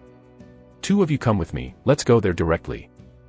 At that moment, the lights in the house suddenly went out, as if the whole building's circuit breaker had been tripped. What's happening? The killer hasn't left. Everyone be careful. Back to back. Light the lamps. The fire, light a fire. Having electricity wired from the city walls to light up the entire house was definitely a sign of status. When their accustomed lighting suddenly cut off, chaos ensued. Soon enough, the first scream arose from downstairs, followed by the frantic sounds of lighting fires and questioning voices. Gunshots followed, creating a cacophony of noise. The front door is locked. Break it down. Ah. A flicker of firelight and the person attempting to bust the door was shot in the back of the head. Go out the windows. Bang bang. As someone smashed the window, 2 bullets followed, and upon crashing through, they fell to the ground. Whoever ran first would die first. Help. Damn it. Fight back. Where's the person? Screams, cries for help, and roars came one after another. On a starless night shrouded by gray fog, with insufficient lighting, only the sporadic glow of temporary oil lamps and flames illuminated the dark 3-story Western-style house, accompanied by the flashes of gunshots and screams. The Lee family. In possession of the night-breathing technique, an advanced breathing technique, and the deep roots of an inner-city family, they positioned themselves as one of the 4 deputy captains of the security team without relying on mechanical enhancements or mutations. But now, they were facing a one-sided massacre in the darkness. There were more than a couple of elite Lee family members whose overall physical capabilities completely surpassed Tao Yu's. But in this environment, that meant nothing. A single bullet to the brow or a knife across the throat was all it took to end their lives. Continuously utilizing Yuan force to replenish his stamina and focus, the constantly fatiguing Tao Yu was like a god of death in the darkness, each appearance guaranteeing the demise of a Lee family member. The screaming waned until silence prevailed. The entire Lee house fell into dead silence. The once majestic isolated Western-style building remained imposing, only now with broken windows and several bodies hanging from them. Along with the silence of the dozen or so nearby buildings, it seemed as if no life remained at all. Chapter 45, The Owner of the Mansion. Cough cough, there are indeed skilled masters out there. In the pitch-black night, he stood next to a building, steadying his body with a hand against the wall that felt like asbestos board. Tao Yu clutched his broken ribs, and aside from the bulletproof vest, his shoulder bore a fierce gunshot wound. With the infusion of Yuan force, his ribs quickly healed, and the wound expelled the bullet. Constantly replenishing his stamina in the forefront had consumed over 3,000 Yuan force, allowing him to maintain a high level of endurance. Shadows could enter at any time, and an outburst could happen at any moment. He had used another 1,000 Yuan force to heal his injuries, which was a huge loss. In truth, eating could have also aided in recovery, but there wasn't time for that now. Tao Yu had no choice but to bear the cost. Looking at the large bundle wrapped in bed sheets before him, filled with miscellaneous items, Tao Yu had no idea how much he'd be able to recoup. He had no way to thoroughly search them. Although he had cleared his way from the perimeter to the inside, there were probably no survivors left in the Lee family, even the eggs were scattered. In the end, he had even started a fire with kerosene. But he couldn't stay at the scene forever. All he could do was hastily take these seemingly valuable items, mainly those related to Yuan force. Are these considered dirty goods? Aren't they too conspicuous? Tao Yu picked up a small Yuan force knife, sensing its sharp and bleeding properties, but ultimately decided to absorb it directly as pure Yuan force. They seemed to be auxiliary items. Although indeed worth more than pure Yuan force absorption, Tao Yu clearly did not have the time to deal with them and simply absorb them all at once. Then, he absorbed a total of about 8,000 Yuan force. What a pity. If I sold them all, they would be worth at least 10,000 or even more. I wonder if these kinds of families have an emergency treasure stash somewhere. Tao Yu sighed a little. From that whole bedsheet of items, he only kept 2. One was a seemingly ordinary handgun with the bullet's path precision Yuan force property, a very common yet practical Yuan force item. Absorbing the Yuan force in it would yield only 400, but it could likely sell for about 2,000. Since it was a high-demand item, Tao Yu decided to keep it. The other was a long dagger, which could also be used as a short sword, possessing only 200 in Yuan force reserve but characterized by armor penetration, wear resistance, and sharpness, 3 quite remarkable Yuan force properties, making it a small gem. The rest had their Yuan force fully absorbed, turning them into ordinary items. Indeed, these could still sell for some money, yet after some hesitation, Tao Yu opted to bury them somewhere instead. He was in need of Yuan force, but it wasn't worth taking the risk. Actually, I didn't want to take a risk at night either. With the environment before, a stray bullet might have hit my head, and even instant use of Yuan force to heal might not have worked. I wasn't keen to try. Tao Yu eventually returned to bed with a sigh. Initially, he wanted to keep disseminating the message and spreading the risk, but the Lee family had pushed things too far. No, I must continue to offer the message to the dojo tomorrow, else if the manager learns about the Lee family being wiped out, and entertains the thought of hoarding the information, what if he doesn't report it? Tao Yu reviewed his situation and identified new problems. This world was too dark, and the thought of them coming overnight to silence him was chilling. The next morning, Tao Yu ate breakfast like nothing had happened. On his way to the Hound Fortress for Wanliu Dojo to practice fist technique, the scene was nearly the same as the day before. A group of outsiders lined up, waiting to enter the fortress. Given that communication among the common people in South City was all about shouting, the tragedy that occurred in the public security residential area wouldn't spread the news so quickly. However, when it was Tao Yu's turn in line to enter, he saw 3 people dressed in public security uniforms hurriedly running towards them. The trio rushed straight to the gate of the fortress. The urgency of their movements drew many eyes, leaving onlookers curious about what had happened. Attach these notices to the walls of your fortress and arrange for people to read them aloud for the next 3 days. The 3 members of public security walked up to the entrance and tossed a stack of freshly inked notices over, seemingly just printed moments before. The guards, who normally acted high and mighty towards other outsiders, instantly plastered smiles on their faces and nodded in agreement upon seeing these public security members. A guard captain even handed over a few homemade rolled cigarettes. "Gentlemen, what happened this time?" Another attendant quickly went to fetch water. Rushing over in a great hurry and actually feeling a bit thirsty, a security team member then tugged at his collar, stood still, and lit a cigarette, speaking with a sickly expression. "Something big has happened. The Li family has been exterminated." Exterminated? The Li family? People entering the fort at the side also pricked up their ears to listen. Which Li family? The captain of the fort's guards was a bit confused. The Li family from South City. All 3 members of the security team also looked somewhat frightened. The crime scene was in the security team's residential area, so close to the inner city walls. Could it be they were wiped out? What kind of grudge was this? How powerful must one be? Hiss. Everyone nearby inhaled sharply upon hearing this. It really was a big deal. "Tao Yu, what's the matter? You look so troubled." When Smith saw Tao Yu come over in his dojo training suit, a smile also appeared on his face. "Hey, don't mention it. I just heard that the Li family from South City was wiped out when I entered the fort." "What? The Li family from South City?" Smith had obviously heard of the fame of the Li family from South City. "I heard their night breathing technique was unmatched. They've been exterminated just like that." Smith was also very shocked. Outside the city, things were always somewhat chaotic. Just on the day of awakening alone, who knows how many people would die, and bodies in the sewers were a common occurrence. But it was still rare for a major household to be wiped out. "Yeah, I was in the same class as one of their young men. Brother, can I see the dojo master? I have some things I want to discuss." Tao Yu put on a worried look. Although Smith had stumbled upon big news, after all, it was just idle gossip. Hearing what Tao Yu had to say, he was actually pleased. "Speaking of which, the dojo master wanted to see you after hearing about your situation. Come with me, you might have a chance to receive personal guidance from the master." Compared to the unrelated extermination of the Li family, the dojo master and this junior brother mattered more. Smith led Tao Yu directly to a separate, relatively smaller wooden hut. Though this wooden hut was not very large, it was quite exquisite and much more elegant than the other buildings of the dojo.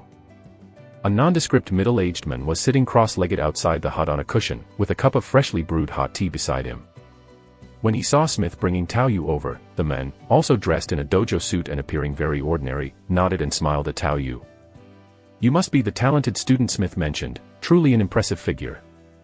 Lu Yi, the master of Wanliu Dojo, really looked very unremarkable, without any exaggerated muscles visible on his body. But simply sitting there casually, he gave Tao Yu a sense of natural integration. And even though he appeared very gentle when smiling, with casual behavior, Tao Yu still felt an indescribable sense of tension, akin to the unconscious anxiety ordinary people feel in the presence of a wild animal. The master was indeed very strong. This feeling was even stronger than Li Hui from yesterday. Li Hui gave off such a strong oppressive aura that it made Tao Yu stack all his skills in one go. After the kill, had he not replenished a bit of yuan force, he would have almost not recovered. Chapter 46, The 5 Forms of Wanliu.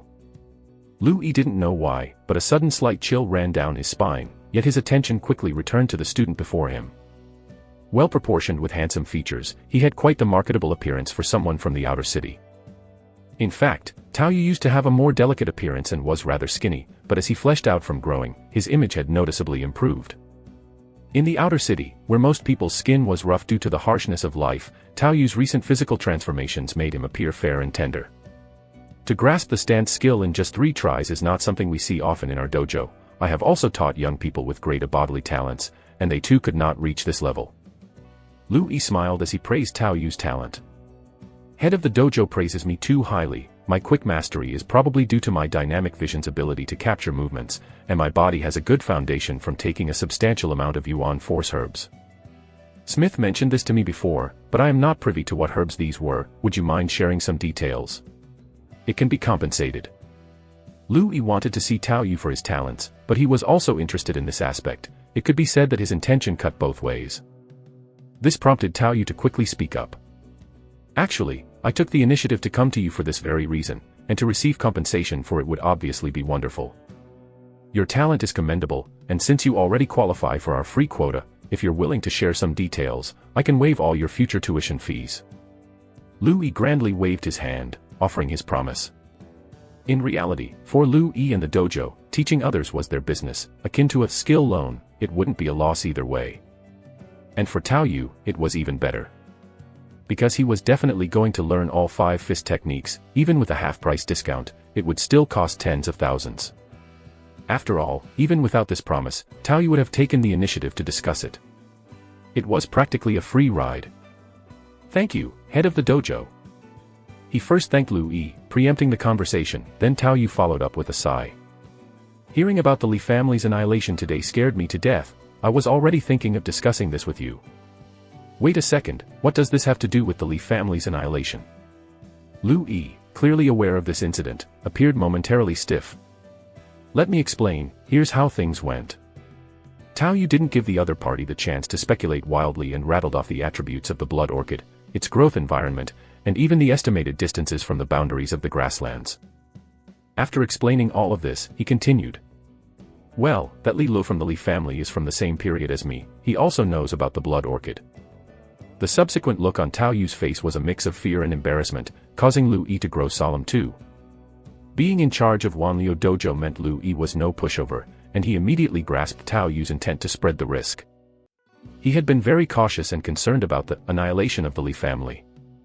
Although the Li family was not as strong as Wanliu Dojo, they were a fairly dominant clan in the outer city. To be extinguished so suddenly by a brutal and bloodthirsty force was not something the dojo could contend with. Upon hearing about Tao Yu's transaction of selling herbs and providing information at the Starshine recycling station, Lu Yi's expression relaxed significantly. You're quite the slick one, but smart. If you hadn't done this in the past 2 days, you might have very well disappeared from the world tonight.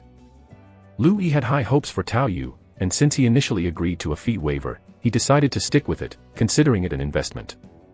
Oh. Do you have any conjectures, head of the dojo? Please enlighten me. Taking the opportunity, Tao Yu inquired further. Actually, the situation is quite simple. The Li family must have been preparing to collaborate with a certain force, but that force wanted to monopolize the benefits, so they made their move overnight. They probably didn't even know of your existence, otherwise, you wouldn't have survived last night. But since you've already sold the Starshine recycling station, this matter will probably just blow over, and the Li family died in vain. Lu Yi didn't seem to care much and was instead lost in thought. Such incidents are not uncommon, not just in the outer city, but also in the inner city. In these times, might makes right. If you hold on to profits you shouldn't have, you'd better be prepared. Although there is a security team in charge, there's not much they can do once the clues run dry.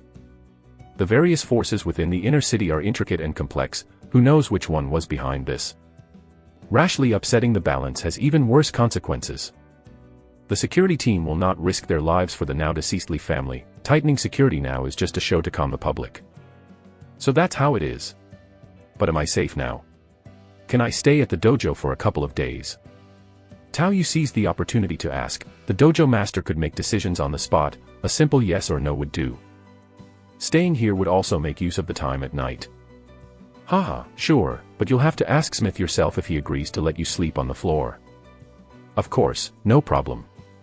I'd be afraid too if I were you. Smith agreed briskly.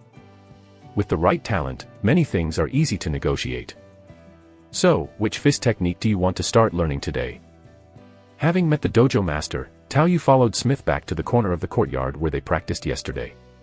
Zhang Wei and the others had also arrived, but Smith didn't ask their opinion and went straight to satisfying Tao Yu's request with his question. Big brother, can you talk about it? I think everyone would like to hear.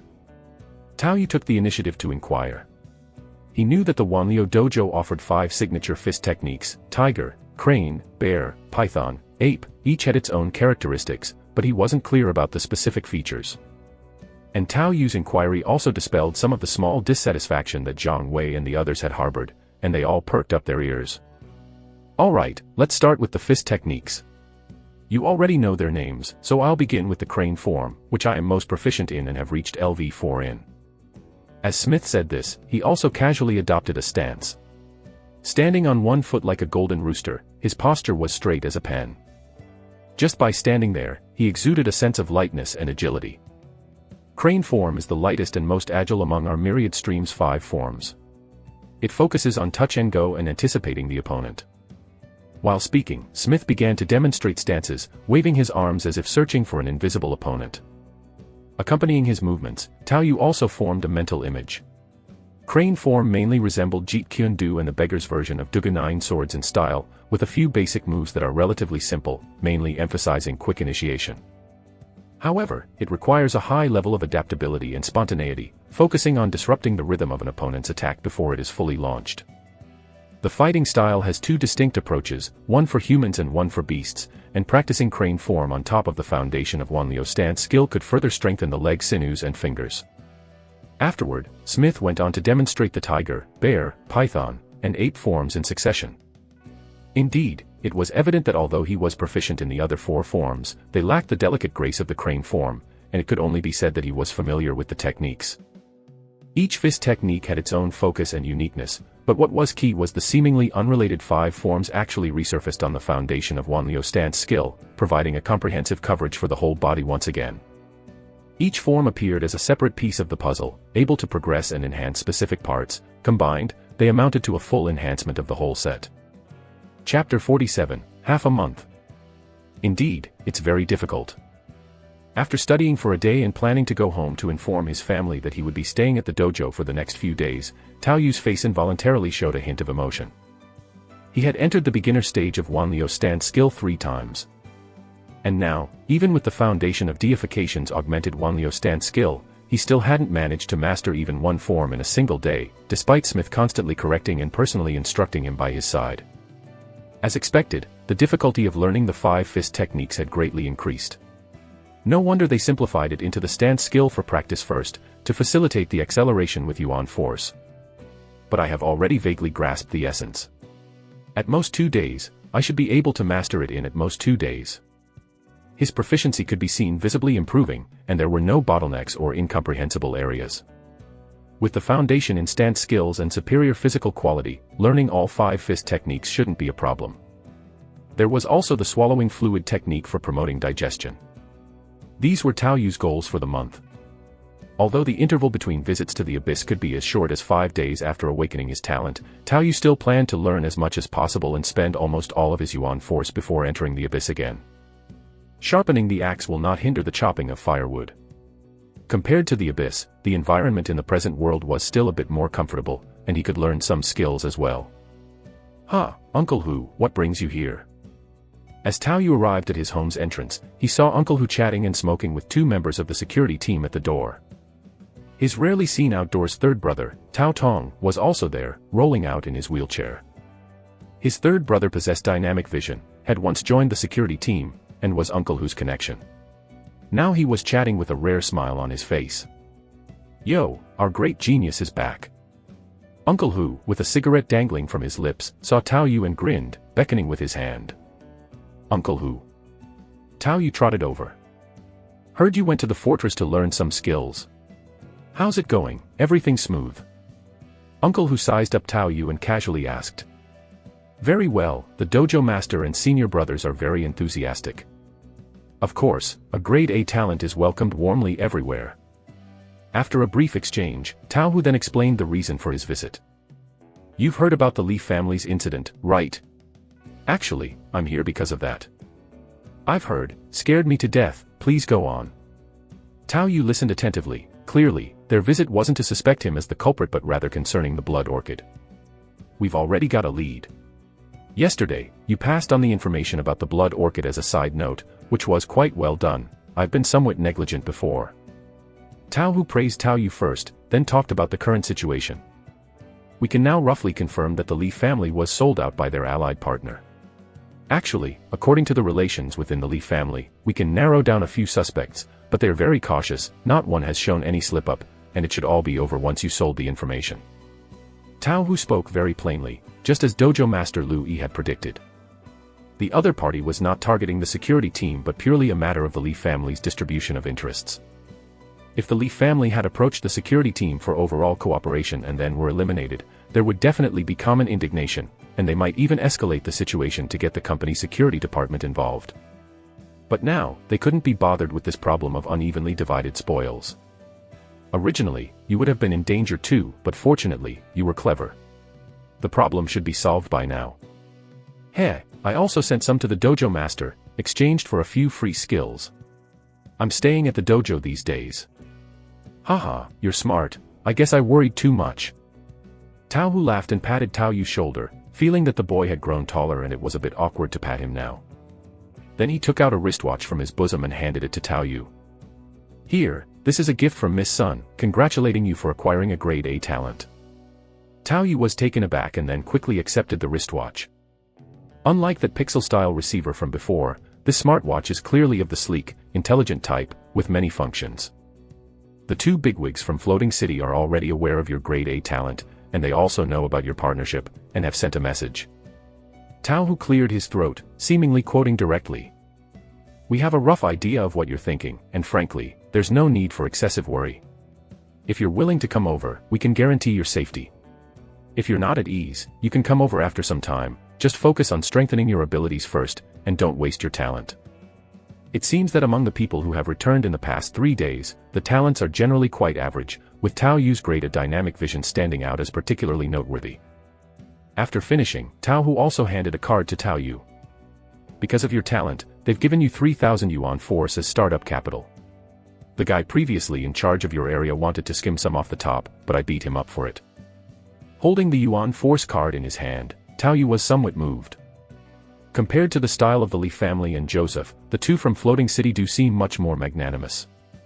While they are high above, they do indeed win hearts with real silver and gold. They don't rely on their strength and status to oppress others. Their approach is to reward the brave handsomely. Uncle Hu is more confident now, huh? What's up? Got a chance to move up this time. Tao Yu teased Tao Hu in return. And Tao Hu actually grinned and laughed. Not confirmed yet, not confirmed, just acting as a proxy for the time being. This actually surprised Tao Yu. He really hadn't seen it coming. It appears that Uncle Hu and that appreciative bigwig have been in touch all along. In terms of strength, with his mechanical arm, Uncle Hu could already be the deputy captain of the security team for South City, but that position would definitely require background and connections as well. After all, as Tao Yu estimated, the deputy captain of the security team, if not in armor, could be gunned down by a crowd of ordinary people in an open area and perish. It's not just about having sheer strength. But this was also good news, keep the benefits within the family. The tragedy of the Li family had been the talk of the town for half a month, but since Tao Hu had already expressed the security team's stance to Tao Yu, they naturally wouldn't cause any commotion, and the few powers under suspicion wouldn't reveal any flaws, just catching some small time thieves and contraband dealers as usual. Afterwards, the attention slowly shifted elsewhere. Outsiders still had to focus mostly on filling their stomachs and surviving. Those with spare money were often consumed by pleasure and didn't have the energy to gossip.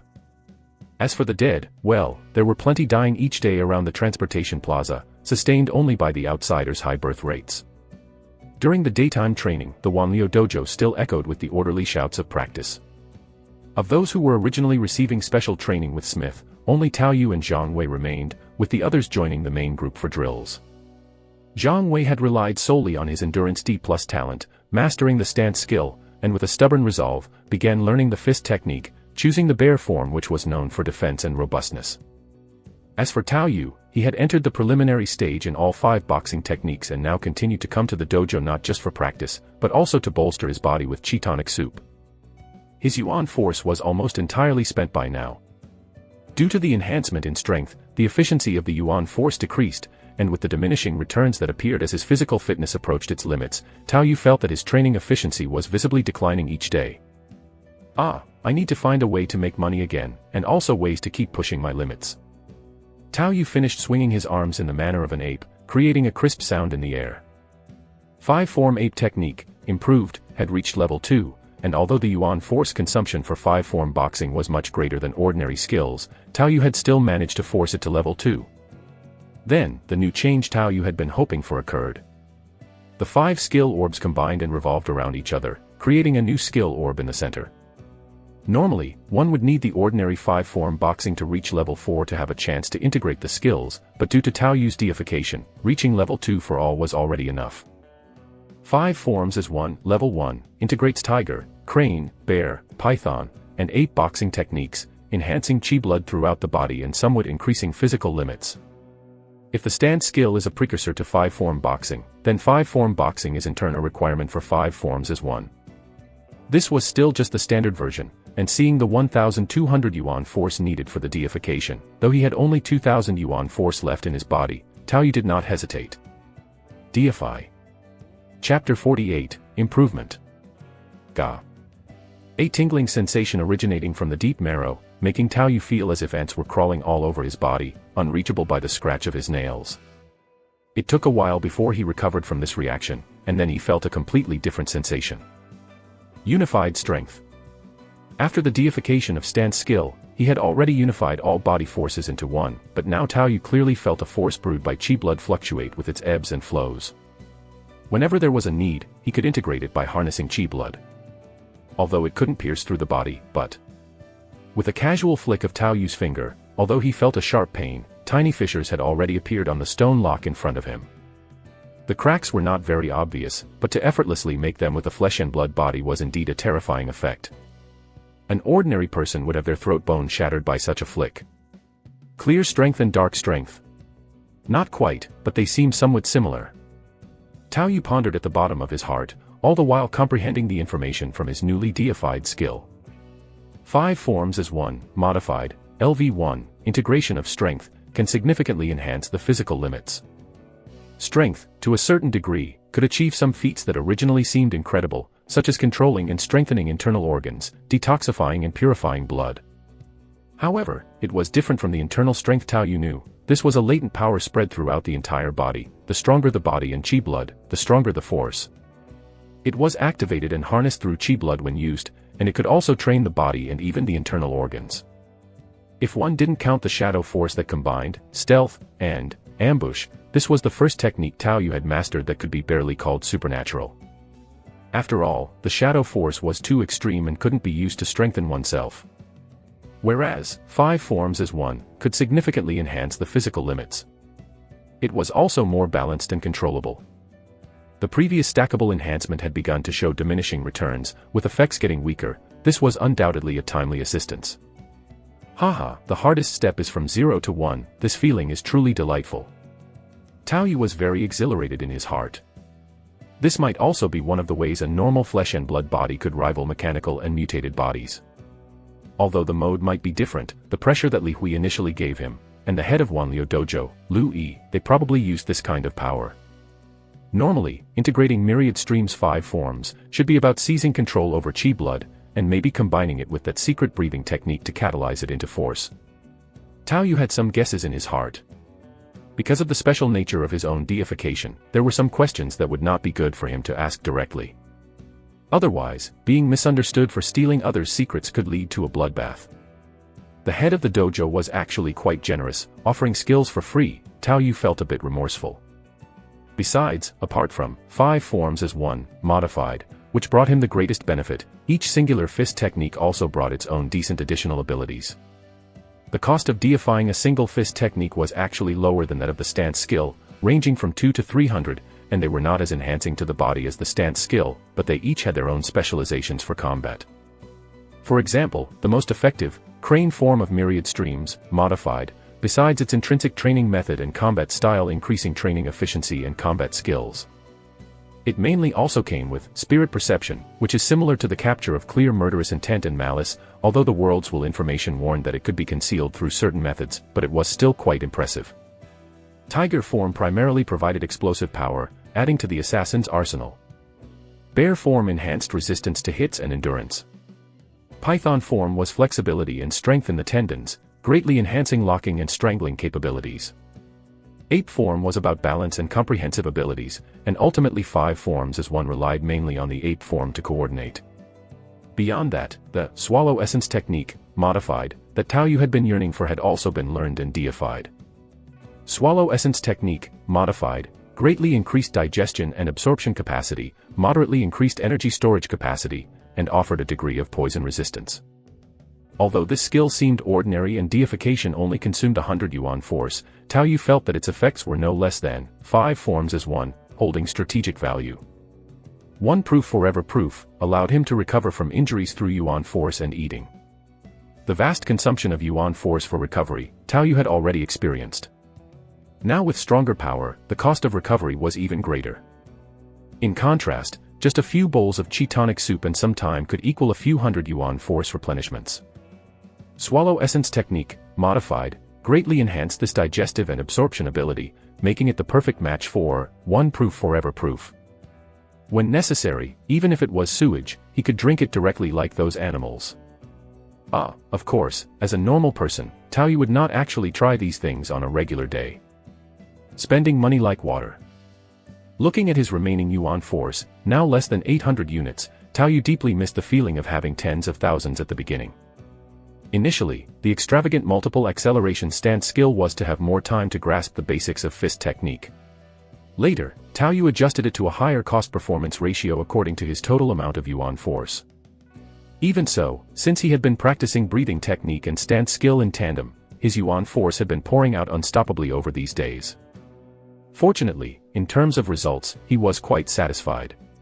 He had mostly achieved his goals, though he felt some regret that he was still some distance from reaching the physical limits he could currently attain. The drop in yuan force efficiency after increasing strength, even though 5 forms as one, modified, has increased the limit, the marginal effect has diminished. I'm afraid that even with 3 to 4 times the yuan force, the efficiency would not match my previous yuan force improvement. Taoyu sighed inwardly. Initially, Blood Orchid, basic breathing method, and stance skill had all enhanced his physical potential and limits, making training incredibly swift. But as his physical quality improved, just like professional athletes who find it harder to further enhance their abilities, he too experienced an increasingly pronounced diminishing returns effect. Although I have one proof forever proof, even when I reach the theoretical physical limit, I should be able to continue breaking through and upgrading, but the speed will certainly be touchingly slow. Although the 5 forms as one provided some relief, he still had to consider subsequent issues. The remaining potential could only be honed through persistent effort. If he wanted another period of explosive growth, he would have to find additional ways to raise his limits. If I get a chance to save money, maybe I can consider a second deification of my skills. Taoyu may lack knowledge of the outside city, but based on his abilities, he could judge that specializing in anything and everything could cause conflicts, and that skill enhancements should be complementary like Myriad Stream's 5 forms, at the very least non-interfering, or with minimal acceptable conflict. Exactly how, he still lacked the knowledge at this point. But at least stacking another deification on top of his current one would not be a big problem. After reflecting for a moment, he leaned towards basic breathing technique, modified. This skill was the cheapest way to improve physical limits, requiring only about 30,000 yuan force for a second enhancement. The most effective 5 forms as one, modified, needed over 200,000, more expensive than the innate bullet time. But maintaining his day-to-day training while saving up 30,000 yuan force was not a small sum. His parents would have to save for 10 years without eating or drinking to afford it, roughly equivalent to the looting of 4 families. Quickly dismissing some thoughts in his head, Taoyu also slapped his cheeks. His ideas were a bit dangerous. The yuan force items and skills in the new gathering area haven't flooded the market yet, which is a decent source of income. It's just that there's still a risk of being besieged now. The money in his pocket pushed Taoyu to find Smith. "Senior brother, I'm almost ready to go to the abyss. I won't be coming here for a while." Taoyu found Smith and greeted him. This was quite normal. In fact, Smith himself had taken 5 days off to go to the Abyss over the past half a month, but his base was in the real world, and his trips to the Abyss were purely to avoid going crazy. Alright, I think it's time you went too, haha. I don't know how much money you've spent, but full-time training is really draining. Smith wasn't surprised. He had a job and income at the dojo, which could support his use of Yuan Force acceleration in reverse. This junior brother, even if he found someone willing to invest, was still depleting his reserves. Your crane stance is at LV3, you could apply to be a teaching assistant. The dojo's benefits are pretty good. Smith suggested, feeling this junior had talent and could try a part-time training approach. Tao Yu's crane stance was actually only at LV2, but thanks to deification, he could easily pass off as LV3. Because of 5 forms as 1, his skill matched LV4, which allowed him to learn Swallow Essence Technique, modified. I'll consider it, but without working hard in the new development zone, I won't have a stable place even for 5 days, so I can't do it. Actually, Tao Yu had nearly emptied the Wanliu dojo, and his consumption was not something that could be covered by being a teaching assistant there, only if the head of the dojo gave up his position would it be sufficient. However, Tao Yu naturally wouldn't casually turn down a gesture of goodwill, and he had a fairly harmonious relationship with Smith. Tao, are you preparing to go to the Abyss, too? Together. Zhang Wei perked up his ears at this point. The two had teamed up before, and indeed, it was much more convenient for 2 people in the Abyss than for one alone. Our locations are too far apart. Let's leave it to fate. I've got to go prepare some things. Tao Yu waved to the two, declining Zhang Wei's team invitation. Alright, safe travels. You can buy a few chi replenishing pills from the dojo to take with you. Smith started his sales pitch again, though the items he recommended were indeed very effective. Sure. Tao Yu indeed planned to bring a few chi replenishing pills. These pills had effects similar to chi tonic soup, but were more convenient to carry and preserve. They were also a lot more expensive, costing 50 yuan force units. They weren't really meant for daily training, but for emergency recovery of strength in the wild. The absorption rate was much faster than eating meat, and the effect was further enhanced with Swallow Essence Technique, modified. With so many inherently energy-intensive deification skills, if money wasn't an issue, he would fill his backpack without a second thought. Compared to directly using Yuan Force for recovery, it was far more cost-effective. Chapter 49, New Fragment Information. Task Hall, there is one in each fort of the outer city, primarily for posting various missions. The task hall occupies a large area but is relatively rudimentary. Inside, it seems chaotic, with various sweaty odors filling the nostrils. Many people continuously look at the mission boards for announcements, find what suits them, tear them off, and then go to the counter to register, a somewhat primitive process. Conflicts over high-reward missions are a common occurrence. But those who cause trouble will be deducted points or expelled. All sorts of mission categories are available, and there are also many missions in the current world, such as the case clues for the Li family annihilation case seen here, along with tasks like rat extermination. Besides these printed mission notices, there is a single electronic LED screen in the entire task hall, continuously displaying some of the more important missions. As a partner, Tao Yu skips the step of competing for missions and has a dedicated contact to assist him. A pretty little beauty, considered attractive by the standards of the outer city, respectfully led Tao Yu to a small compartment with a notebook in hand. The beautiful waitress was in a brown linen short-sleeved shirt, revealing her smooth arms with a healthy complexion. Occasionally, as she moved her hands, a glimpse of a side mark could be seen. Partner sir, there are many tasks in the new development zone, many of which are open-ended tasks. You don't need to accept them. If there is a harvest, you can come straight back and submit it. You have a W4 type mission bracelet. I can import the task data to your bracelet for easy access at any time, she said. The young beauty leaned close to Tao Yu, her gaze occasionally sweeping over the smartwatch on his wrist that had been gifted to him. With Tao Yu's high attractiveness, her breath almost reached his face, leaving her cheeks red and flustered. That would be great, thank you, Tao Yu responded. Tao Yu did not mind the occasional subtle contact with her, but he certainly wouldn't waste his time on such frivolities. She wasn't a rich woman who could affect the speed of his sword drawing.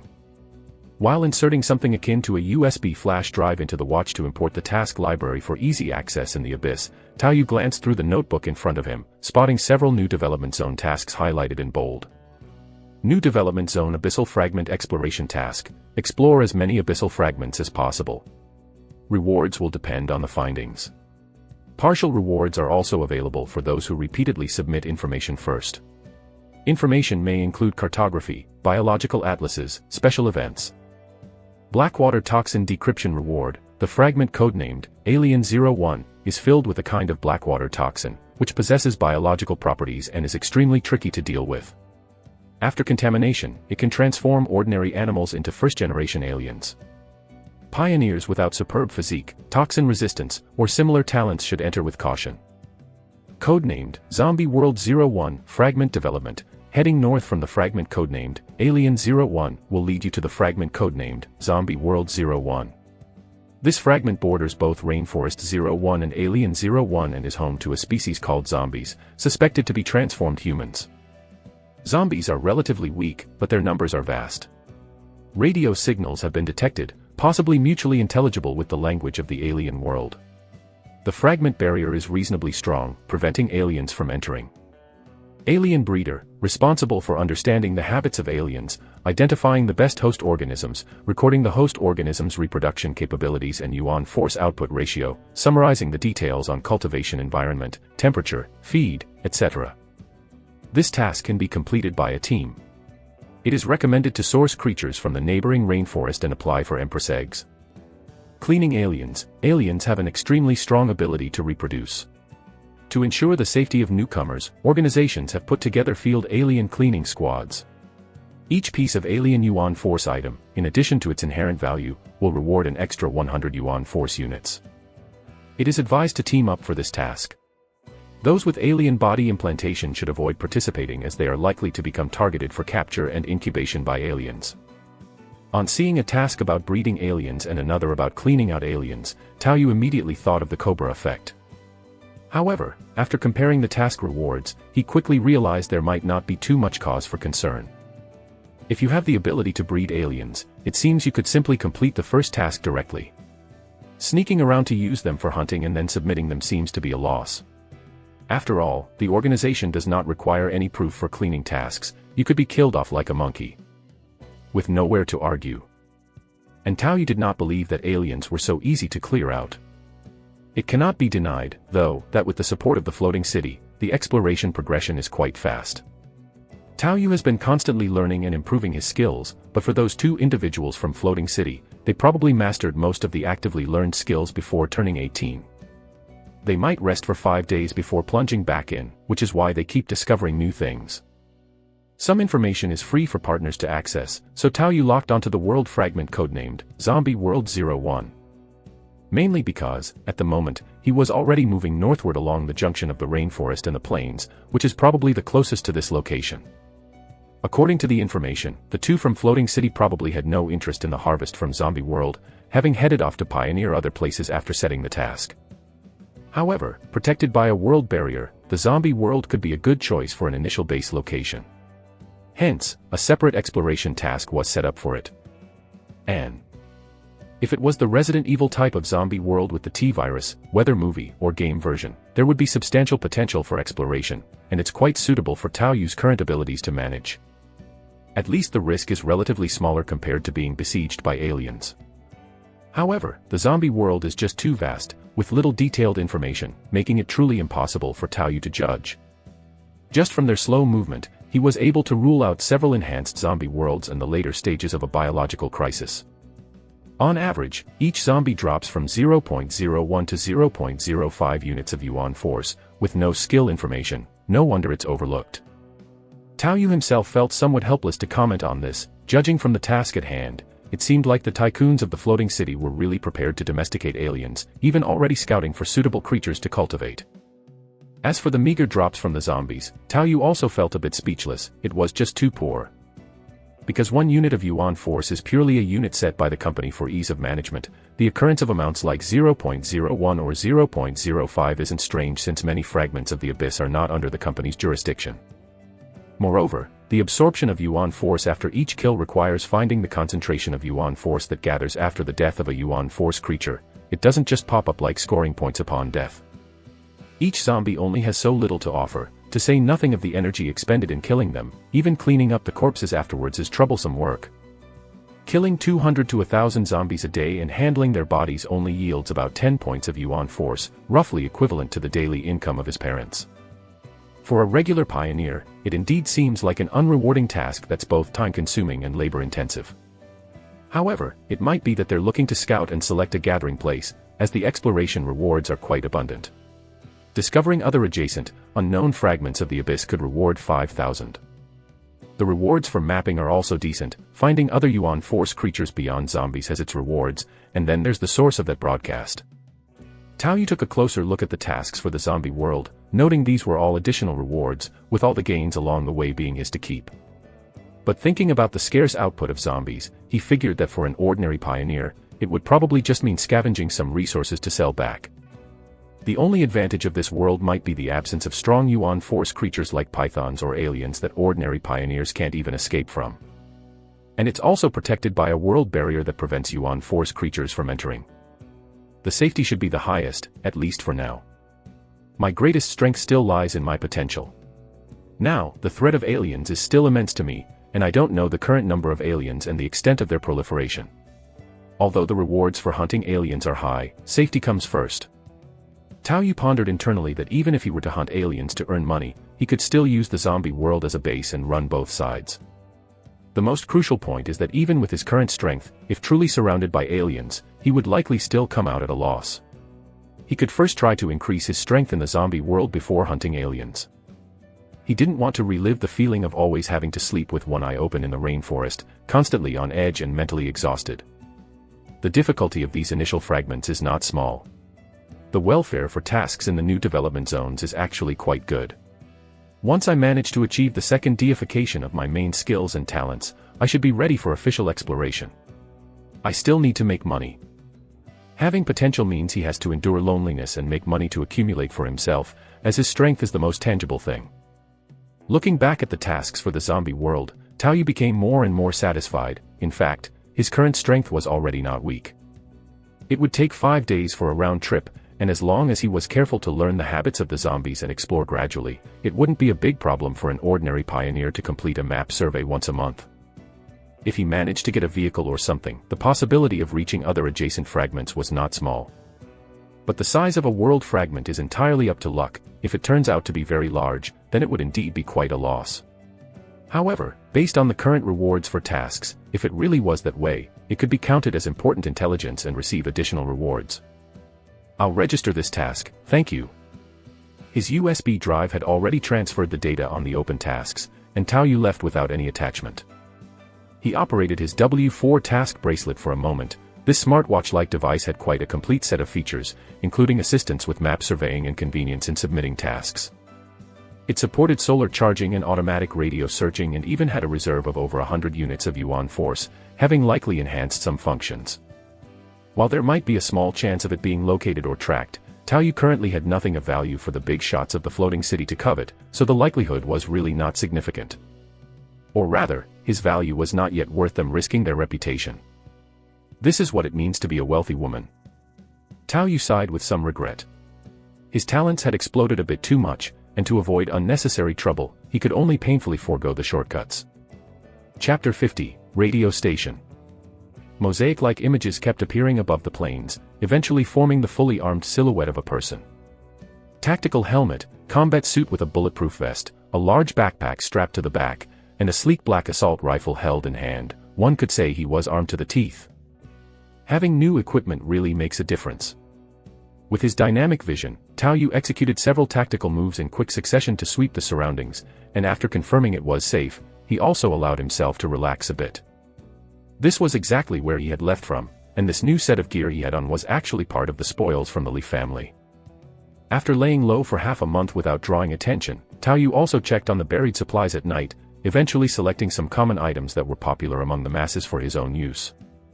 All these items could be obtained in the outer city.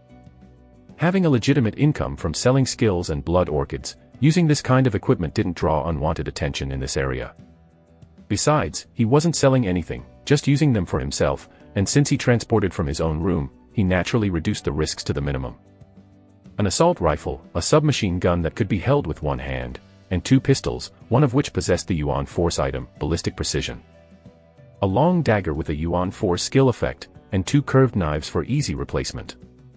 Combined with a tactical helmet, tactical suit, bulletproof vest, tactical boots, and other protective gear, his own margin for error was greatly increased. Just like Wino with his full-body metal armor, Tao Yu's set of equipment at least gave him more chances against black guns and sneak attacks. Li Hui was much stronger than Tao Yu, but was instantly killed by a sneak attack from him. Tao Yu certainly didn't wish to experience the same fate. In zombie world, relying solely on bullets would be useless, and even attract unwanted threats, poor and troublesome. It's still better to rely on close combat normally. However, I still need to find that fragment first. The intelligence says to keep heading north. That world is lower by 10 meters compared to the alien world, but the barrier of the fragment is stronger than the rainforests, able to prevent alien creatures like the aliens from entering.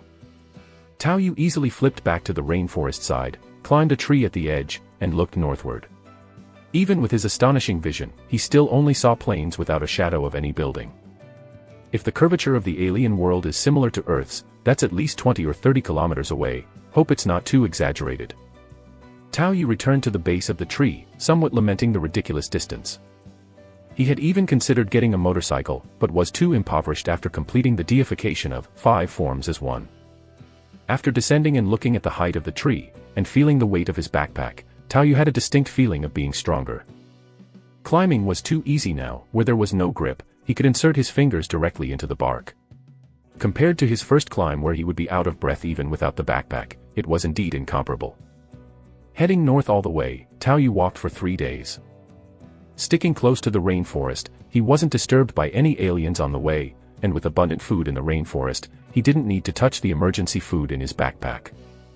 This time, with the convenience of being able to return every 5 days, he also brought a military green tent which added a bit of comfort to the wilderness. It was much better than the previous exposure to the elements. The fragment we are currently in is extremely cold, a civilization completely frozen in ice. Even tsunamis are frozen. The barrier of the fragment isn't strong, but the aliens don't come here. Fortunately, it doesn't affect the climate of the neighboring fragments. It's tentatively deemed valueless. We will contact and lay out new exploration missions, with rewards at half of what's offered in Zombie 01 world. As Tao Yu sunbathed to charge his watch, he also listened to the new broadcast from the rich young masters and mistresses from the floating city. One can only say that true skill gives rise to boldness. They are either on an exploration or on their way to one. However, after they get a general understanding, they usually organize missions for the details. Tao Yu had learned that there was now a ranking for cannon fodder points in the new development zone, but they hadn't started using it yet. The 2 individuals from the floating city also knew that currently there weren't enough people. Forcing cannon fodder missions would just reduce the number of people choosing the new development zone later on, resulting in a vicious cycle. Lowering the frequency of cannon fodder missions, raising the usage standards, would instead create a healthy competitive relationship with the old gathering spots. Plus, with the investment of money and resources, they might really make it prosperous. As for the current investment, with the emergence of outputs like scalable alien breeding, the investments might actually be recouped later on. It has been confirmed that the east-west span of the alien world is at least tens of thousands of kilometers. It's not ruled out that there might be longer or shorter stretches in some areas. They must have some decent transportation to cover such distances. Tao Yu pondered in his heart. The boundaries of the fragments weren't immutable, nor were they purely linear. Their estimates were just approximations. The alien world wasn't much of a challenge for the brother and sister duo, so they could keep using this world as a base to continuously explore other areas. The son seemed to be one of the members of the company's board of directors, just not sure how much influence they actually have. For just 2 young people to be able to pull out such a large stall, Tao Yu felt somewhat astonished by the power dynamics in the floating city. It may be like some startup companies of the past. As things get more colorful here, more and more powers might invest and buy shares. After listening to today's broadcast, Tao Yu turned off his watch to charge it. Although there was access to solar energy, the device couldn't stay on throughout the journey in the abyss. Most importantly, there was no electricity at home, so he could only charge it using solar power or Yuan force. After listening to today's broadcast, Tao Yu climbed a tree again, and this time he finally saw a new landscape from the monotonous grassland, barely glimpsing the outlines of building rooftops on the horizon. Good Lord, finally made it. There was probably a distance of 20 to 30 kilometers left, but since he could only see the tops of some buildings, it meant that even after reaching the boundary of the fragments, there would likely be an equally long or longer distance to traverse before reaching the city. Tao Yu also prepared to put in more effort. Carrying over 50 kilograms of weight, he had trekked for 3 days and finally reached the world fragment mentioned in the intelligence. When Tao Yu arrived at the edge of the world fragment and stood on the 10-meter-high drop of the grassland looking at the scene ahead, a touch of emotion appeared on his face. The main view in front of him was a gobi, reminiscent of a beautiful Western painting style, desolate gobi, withered cacti, and a road leading to this side abruptly cut off. In the distance, there was an outline of a city with skyscrapers, but it exuded a sense of dead silence. Behind the city, there was a mountain range that looked like a backdrop, with undulating peaks. On the desolate gobi and the road, there were some wandering figures, and on the road, there were also some collided, scrap vehicles. Especially in the direction of the city's entrance and exit, there was an even longer line of abandoned vehicle fleets, stuck due to a collision up front. Some cars were even mired in the gobi. Accompanied by the blustery wind and sand, a sense of desolation hit him in the face. There really is a fragment barrier. Tao Yu reached out to touch in front of him, feeling a slight resistance, but quickly he seamlessly merged into it. This was an ability granted by the world's will, not something these fragment barriers could stop. But the neighboring alien and python probably couldn't pass through. With a 10-meter drop and over 50 kilograms of load, Tao Yu didn't choose to jump down but instead deftly stepped on uneven gaps, relying solely on his feet, descending nimbly like a goat scaling a mountain in reverse. Wonder if there's any newspaper. Oh right, the radio. Tao Yu remembered the information from the intelligence and turned on his watch again. He had the radio frequency information, and since the watch had an automatic search function, he quickly heard a voice through a hiss of background noise from the abyss. The virus has been rampant for 7 months, and I'm not sure how much longer I can hold out. We're running out of food here. We found all the easy-to-obtain food. Next, we'll probably have to venture into areas more densely populated with zombies, and as time goes on, we also need to consider food spoilage. Some say strange highlands and a rainforest have appeared to the south, but no one dares to go. With standard Great Beauty accent English, thanks to Tao Yu's past experience as a corporate drone, he could generally understand, an advantage over the other pioneers who needed to meet in person to communicate using Yuan Force. He still couldn't determine what world it was, though. Chapter 51, Riding. The dust of the gobi sprinkled down upon the highway, and roads that had not seen a vehicle pass for a long time had grown somewhat gray and murky. Tao Yu could leave footprints just by stepping on them. Following the highway towards the direction of the city, one could see several gaunt zombies in the middle of the road. The handful of zombies wandered the highway at a considerably slow pace.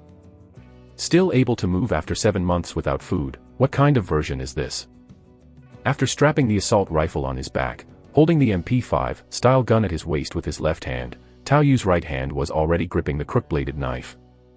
As he drew closer, one of the withered zombies seemed to have noticed Tao Yu, sniffing the air and heading in his direction. Smell. Tao Yu raised an eyebrow and casually slapped the abandoned sedan next to him with the crook-bladed knife, producing a clang. The next moment, several nearby zombies surged towards the sound. Their speed was faster than an ordinary human walk but slower than a jog. Whoosh! With a swift motion of the hand, the blade fell, and the first zombie to approach was decapitated without the slightest hitch.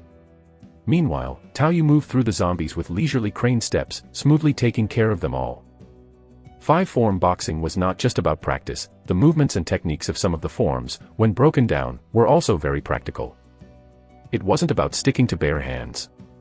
With basic blade, modified LV2 at hand, once the techniques for exerting force were in place, mastery and integration came naturally. A flick of the wrist was enough to unleash full power with ease. The plasma was in a semi-coagulated state, so there wasn't much bleeding. Tao Yu looked down at his crook-bladed knife.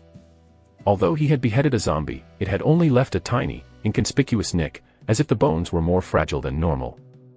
He wasn't sure if it was due to weathering or virus erosion. Approaching the corpse of a zombie, Tao Yu crouched down and waited for the Yuan Force to condense. Teeth again, and it's a molar. He tapped the ground with the tip of his knife in resignation, as if he was performing a wisdom tooth extraction. With a slap on the flat of the blade and a slight shake to channel his internal force, the zombie's decayed tooth was knocked out, followed by the removal of the Yuan Force tooth. He processed the other zombies in the same manner and absorbed their essence. Great, less than 1 unit of Yuan Force, and all it contained was some chaotic information with no hint of a skill. Confirmed, it's not worth wasting time extracting teeth. Tao Yu sniffed. Perhaps due to the quick drying, aside from the foul stench that burst out when killing them, the overall smell was somewhat better than he had expected. Having endured the harsh environment of the outsider city, he could easily adapt. Having initially faced pythons and aliens, zombies posed no threat now that his strength had increased.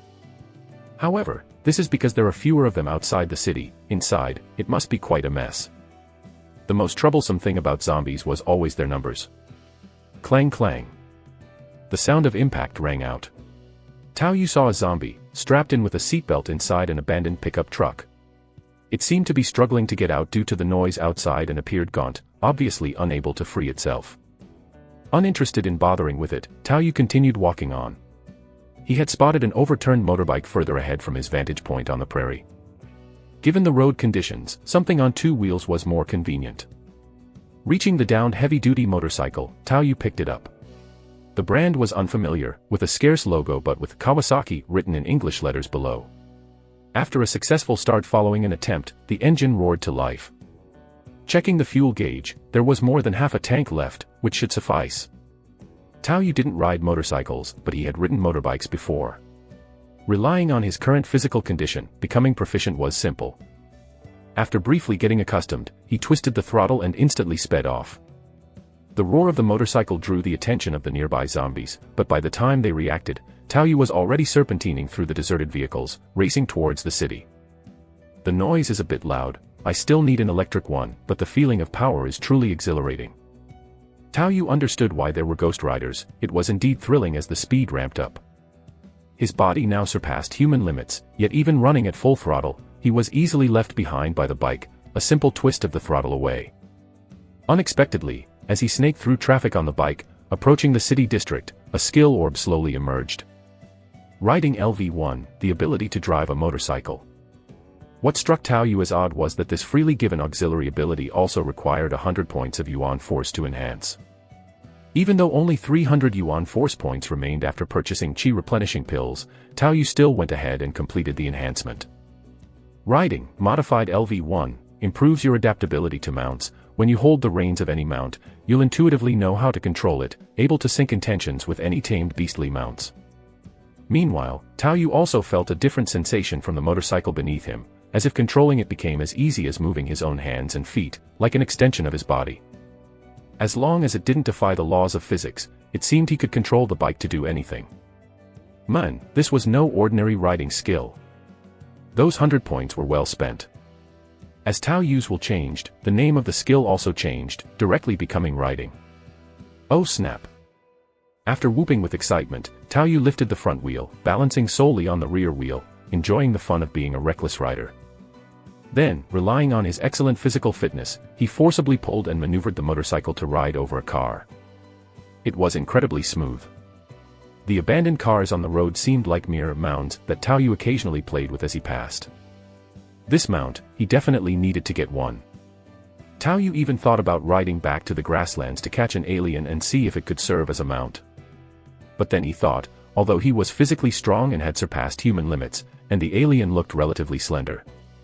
The strength of such Yuan Force creatures was naturally far superior to that of humans. Subduing one through violence seemed impossible, let alone alive. Moreover, aliens usually moved in groups, and he didn't have enough Yuan Force left to recover, so he decided not to take the risk for the time being and to save more money before considering. It would be best to find a horse or something, see if I can develop some taming technique to go with riding. Although Tao Yu was engrossed in his new toy, he wouldn't recklessly charge into the city. If he got surrounded by a horde of zombies, even the current Tao Yu would only consider escaping into the shadows, and if the horde was too large, he might not have the stamina to make it out. These crappy, disgusting zombies, better to avoid them if I can instead of wasting time on them. Having had his fill of fun, Tao Yu slowed down the motorcycle, and the roaring noise reduced significantly. Even so, as he playfully drove the motorcycle onto the roof of a pickup truck, he saw a zombie horde slowly moving in his direction from the city, clearly awakened by the previous noise. A vast, dark mass, the number was shockingly large. It's just too much trouble picking up teeth, otherwise using fire seems like a good idea. Tao Yu coldly observed the zombie horde while his keen vision also noticed someone peeking through the curtains at the end of the street. It was probably a human, aside from the possibility of an intelligent zombie being born. It was just unclear if it was a pioneer or one of the original inhabitants of the world fragment. Still, it would be better to have a newspaper or find an original inhabitant to ask. If he could get sufficient information from the locals about the initial outbreak, he might be able to confirm whether it was a biochemical crisis or not. If it wasn't biochemically related, a typical zombie world would indeed be quite barren. Tao Yu casually parked the motorcycle on top of the pickup and yanked out the keys before jumping off the highway and sneaking into the city at a diagonal approach. With no landmarks, it's probably not a famous city, and 7 months have passed, so it's unlikely to have been bombed. In a zombie world, the greatest risk might actually come from disinfection. But this world seemed safe for now. Watching the zombie horde slowly move along the highway towards the noise source, Tao Yu, who walked past them without bother, didn't even bother to knock down a few stray zombies with his blade. Any wear and tear was still damage, and it was easier to walk around. If an ordinary person were dropped here on Awakening Day, the risk wouldn't be small, considering the random range of the drop zones. Some might indeed be unlucky. There were pythons in the rainforest, and now aliens, although they were relatively sparse. Being dropped inside the city among zombies would be quite unfriendly for newbies who had to stay for 15 days. On the other hand, if it was a second entry choosing this place, it would be relatively safer, second only to the new world where one only needed to stay warm. Tao Yu sidestepped a zombie, incidentally tripping it, causing the skinny creature to faceplant, while numerous thoughts flashed through his mind. There must have been plenty of pioneers entering this area, and due to the way intelligence was described in reports, some may have even entered the city. He had learned skills for half a month before coming back, and some of the more daring ones, or those who woke up here on Awakening Day, might have already started delving deeper. But considering the general abilities of outsiders, entering a city full of zombies was at best enough for self-preservation, mapping, and scavenging resources, and stirring up any significant reaction was difficult. Let alone ordinary outsiders, Tao Yu himself also found it difficult to make any real waves. There were just too many zombies. His strong bursts were great for beheading, but his endurance was indeed lacking. As for the inner city people, who knows how many would be interested in the mission rewards here. Chapter 52, Some Deviations from the Plan. The sense of smell is mainly responsible for capturing prey at close range, while the sense of hearing is relied upon for long distances, and the eyes probably function like those of someone who is severely nearsighted, assisting the sense of smell in hunting and killing. Tao Yu had avoided several zombies and had now come to the side of a wine-red house on the outskirts of the city. This building was about 6 or 7 stories high, with iron fire escape staircases and railings on the side, and garbage bins below emitting a stench of decay. Tao Yu looked up and saw a zombie stuck at the railing of the metal walkway on the 3rd floor, but for the moment, he could only see that one. He pushed off his feet, jumped up, and reached out to latch onto the metal railing of the fire escape. He easily vaulted over it. The creaking of the metal alerted the zombie on the 3rd floor, but before it could react, Tao Yu had already kicked it off the building. Then he quickly proceeded up to the roof. There was a body on the roof which on closer inspection showed a gaping gunshot wound to the head, but it had mostly dried up in the wind, to the point where not even the flies were interested. It must be quite old. First, let's go to the place where the curtain is lifted to take a look. It would be best if we could find a native to talk to. If it wasn't an abyssal native, whether they were intelligent zombies or pioneers, that would be acceptable too. Information could also be exchanged with the pioneers. After estimating the gaps and distances between the houses, Tao Yu made a short sprint. His strong physique combined with the various moves of 5-form boxing made him seem like a highly compressed spring. Easily carrying his backpack, he leaped over the alleys between houses and landed on the opposite side. Once he found his rhythm, he began to accelerate continuously, moving as if he were parkour running. The alleyways between ordinary buildings were no obstacle at all. As he passed by the zombies, a slap with his palm clad in puncture-resistant gloves struck like a bear's paw, casting the zombies aside as if they were rag dolls. Running, pushing, sliding, jumping, and rolling, even with 50 kilograms of supplies on his back, Tao Yu was much more agile than experienced parkour athletes. 7th floor to the right. As Tao Yu sped across rooftops, feeling the strong wind whistling by his ears, he occasionally scanned over the previously identified buildings. During his travel, people in that window were still occasionally observing outside, but they had not spotted Tao Yu on the rooftops. We can at least rule out the inner city pioneers. Tao Yu made a quick judgment based on the abilities of people like Jose and Wino. Though he was moving on rooftops, if it were newbies from the inner city, they would have easily spotted him. Even if inner city folks wouldn't bother with the yields here, being able to further rule them out still added an element of controllability. Even the current him, upon comparison with Jose and Wino from before, still lacked the ability to confront them head-on. Swish. As the soles of his tactical boots scraped across the surface, Taoyu suddenly decelerated and came to a stop at the edge of the rooftop. What lay before him wasn't the alleyways he had passed along the way, but a 4-lane highway, forming a T-intersection with the road he had come in on. The room that Taoyu had determined had people in it was in a hotel diagonally across the highway. As Taoyu stepped to the edge of the rooftop, fully exposing himself, the person behind the curtain who had been occasionally looking out finally spotted him. Taoyu and the hidden onlooker locked eyes for a moment, causing the latter to panic and immediately leave the window. After a little while, it seemed like another person took over at the window, lifting the curtain and locking eyes with Taoyu, a muscular bald man with tattoos, looking very formidable. At this point, Taoyu was fully equipped in a tactical suit and tactical helmet, shouldering a backpack, armed to the teeth. Just on appearance alone, he was quite an imposing sight, and the men, after seeing him, simply lifted the curtain and then made several hand signals. But Taoyu really couldn't understand the abstract gestures the man was making. After realizing they couldn't communicate, the burly man extended his finger to point upward, then placed his finger over his lips, making a universally understood gesture for silence, and then left the window. This time, Taoyu roughly understood what he was trying to convey. He was probably planning to come to the rooftop and wanted Taoyu to be quiet. Sure enough, not long after, 3 silhouettes made their way to the rooftop.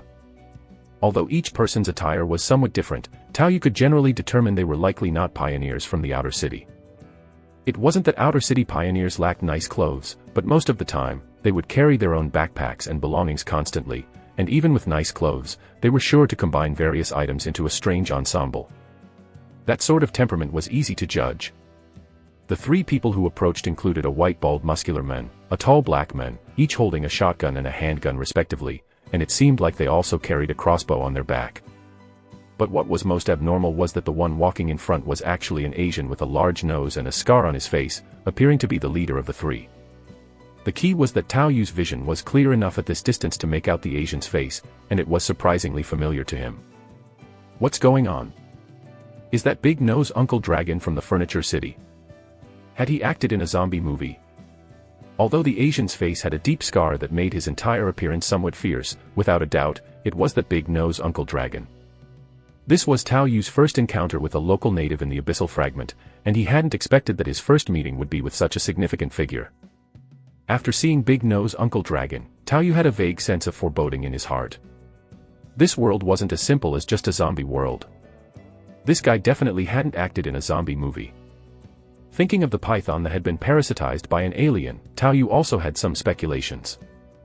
At this moment, the 3 people on the roof had also jumped over a small alley's distance and landed on the rooftop opposite Taoyu on the highway. The Asian with the face of big-nosed Uncle Dragon kept waving at Taoyu, signaling him to move back. Then Taoyu saw the tall black man take out a crossbow from his back, and the crossbow was attached to a rope, which made Taoyu instantly understand their intention. He looked down at the street below, where the zombies were not too dense, and at the roadway and sidewalk, which were about 20 meters wide in total.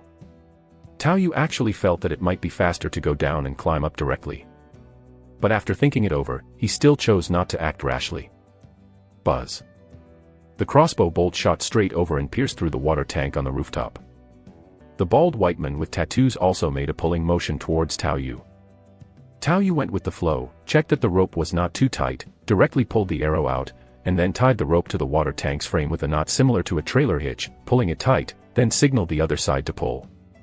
Soon, the rope was taut, and the other end was secured to something. Taoyu didn't hesitate at all. He grabbed the rope with both hands and quickly alternated his grips to move across. However, during the movement, Taoyu still kept an eye on the other side.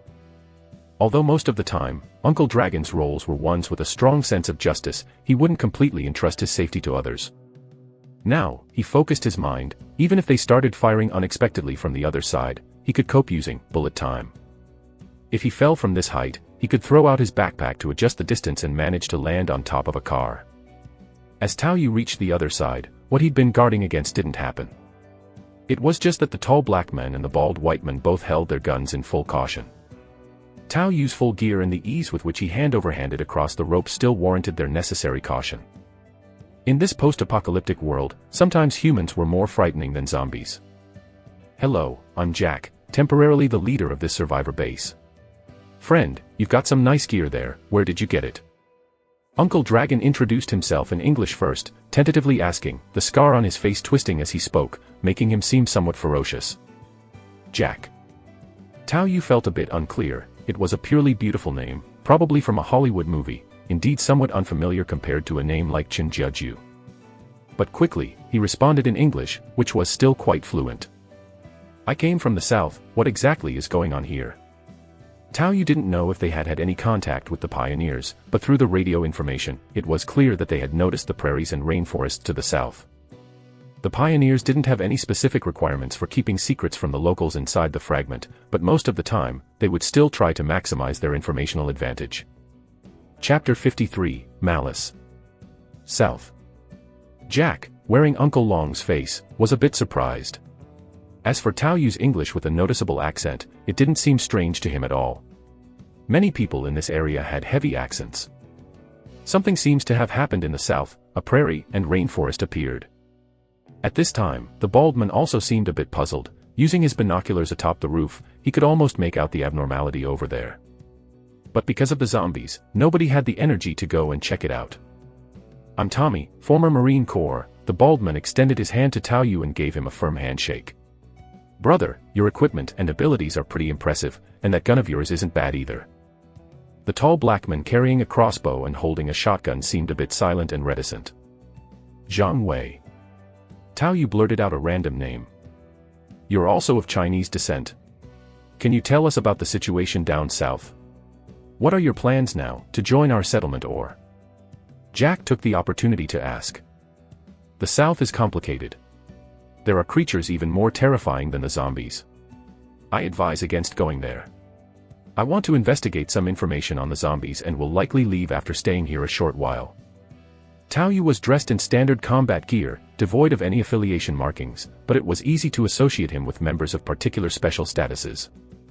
His talk of investigating zombie information was somewhat abrupt, but not unacceptable. Still, it was somewhat remarkable for a person to dare undertake such a task alone. More terrifying than zombies. Jack frowned, his large nose becoming more prominent as the scar on his face twitched. "Zombies aren't much of an issue, it's mainly their numbers." The bald man, Tommy, wasn't surprised. After all, they were in an apocalyptic world and they had a high acceptance level for change. Zombies were already a reality, so what if new creatures appeared? After all, things couldn't get any worse. As they had just met, they didn't want to interrogate him too much. Sometimes it's better to wait until you're more familiar before asking too many questions. There's also a type of python. Pythons aren't a big deal. When we were training in the Amazon, we hunted ones that were 7 or 8 meters long. With weapons, it's easy to kill them alone. Without weapons, 2 people can still take them down with their bare hands. The silent black man Senkei chimed in. "Senkei used to be a part of the Delta Force, and I guess I was a former CIA agent, though my memories are a bit mixed up," Uncle Long Jack stated simply. It was no wonder that these 3 were the martial force in this end-of-the-world scenario, nor was it surprising that they had become the leaders. And Tao Yu, upon hearing what Jack said, began to slowly realize who he was and from what world he came. "Who am I?" A meteorite of high research value had fallen, a CIA task force went to retrieve it, then the team was wiped out, and Jack, one of the survivors of the failed silence operation, lost his memory. Because so much time had passed, all Tao Yu could roughly recall were these details. It seemed like the meteorite could also be used to create weapons, but it should be the kind that explodes on the physical side. How did it turn into a zombie world? The abyss, indeed, was quite chaotic. "Alright, let's head back and talk. If you want to know information about the zombies, we can tell you about that too. I actually do have some understanding of the cause of this crisis," Jack sighed, seemingly lost in memories for a moment. Then he looked up at the sun and decided to lead everyone back first. They went over the alley from rooftop to rooftop, heading back toward the hotel, as Jack shared along the way. "I was betrayed by my superiors during a secret mission, and after I retired, I received a request from a friend to investigate a new virus. Initially, the impact of these viruses wasn't significant. Although the zombies looked terrifying, they weren't enough to affect the entire world." Tao Yu nodded as he listened. If zombies could only spread through blood, then indeed they wouldn't have much ability to spread given modern weaponry. It's very likely that the virus originated from another world. Later it seemed all the water sources were contaminated. Someone was deliberately poisoning them, and the viruses, which had long incubation periods when transmitted through drinking water, meant that by the time our investigation teams understood the truth, it was too late. Only a few with resistance managed to avoid the initial infection, and everything descended into chaos. Hearing this, Tao Yu felt a stir in his heart, then he spoke up. So is the water still contaminated? The broadcast said it's not anymore, no idea why, maybe it passed the survival period. But now we can't receive official broadcasts anymore, only the ones from the neighboring radio station, Jack casually mentioned. Back at the hotel rooftop, they opened the metallic door and walked inside one after the other. The stairway had no lights, but with the sunlight coming in from outside, it didn't seem dark. We managed to get a diesel generator, but because it attracts zombies with its noise, we don't use it much. As they descended the stairs, Jack continued to explain, then suddenly remembered something. Oh right, buddy, seeing how you moved effortlessly and dared to investigate this alone, does killing zombies make you stronger? He asked. At these words, Tao Yu felt bemused. What was that about? Killing zombies to get stronger? What kind of nonsense was that?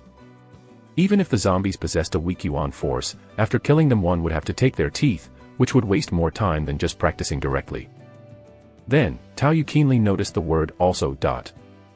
This Jack, with Uncle Long's face, could get stronger by killing zombies. Can you do it? He immediately asked back. I only discovered it after a long time. My companions grew weaker and weaker, but my physical condition kept improving.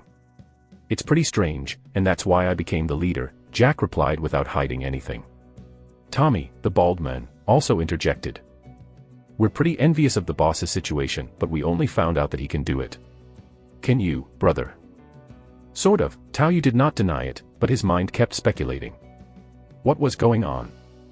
As an outsider, Tao Yu didn't have much access to information or intelligence. Although he made an effort to catch up on some things, there were still significant gaps. However, that didn't prevent Tao Yu from making some guesses. Only Jack could do it, and it was very likely that he was the child of destiny Tao Yu had vaguely heard about. In some world fragments, there were always some individuals who were very special, but previously Tao Yu only knew so much. He had heard that there were some of these people serving the company at its old gathering places. Now it seemed that these key players, after killing Yuan Force creatures, could also automatically gather Yuan Force and then naturally use it in their daily enhancements. Over time, this had given them a certain sensation. It appeared they didn't need to absorb any Yuan Force objects, nor did they have any choice in actively enhancing or using it. Thinking of his own world's will to save itself, Tao Yu faintly felt that this might be a self-rescue method of some of the fragmented worlds. Even for a short time, Tao Yu had some tempting thoughts, such as leaking a skill related to being proficient in home furnishing. But he then suppressed them. Tao Yu didn't think of himself as a good person, but he also didn't want to become a slave to interests. If he were to die and also become someone he disliked, what was the point of having such abilities? Perhaps because he was somewhat astounded by Jack's development, Tao Yu seemed a bit distracted as he followed them all the way to the hotel's 7th-floor lobby. The hotel now looked somewhat disordered, with various supplies stacked up in the lobby in front of the elevator, and the corridors leading to the rooms were also filled with numerous items. Many people dressed in various clothes were languidly sitting on sofas and various chairs that had been moved out. Most of their expressions were numb, with faces filled with worry. It was not until they saw Tao Yu coming down with a large backpack that quite a few people's eyes lit up. Do you have food? What supplies do you have? Looking at those gazes, Tao Yu frowned slightly.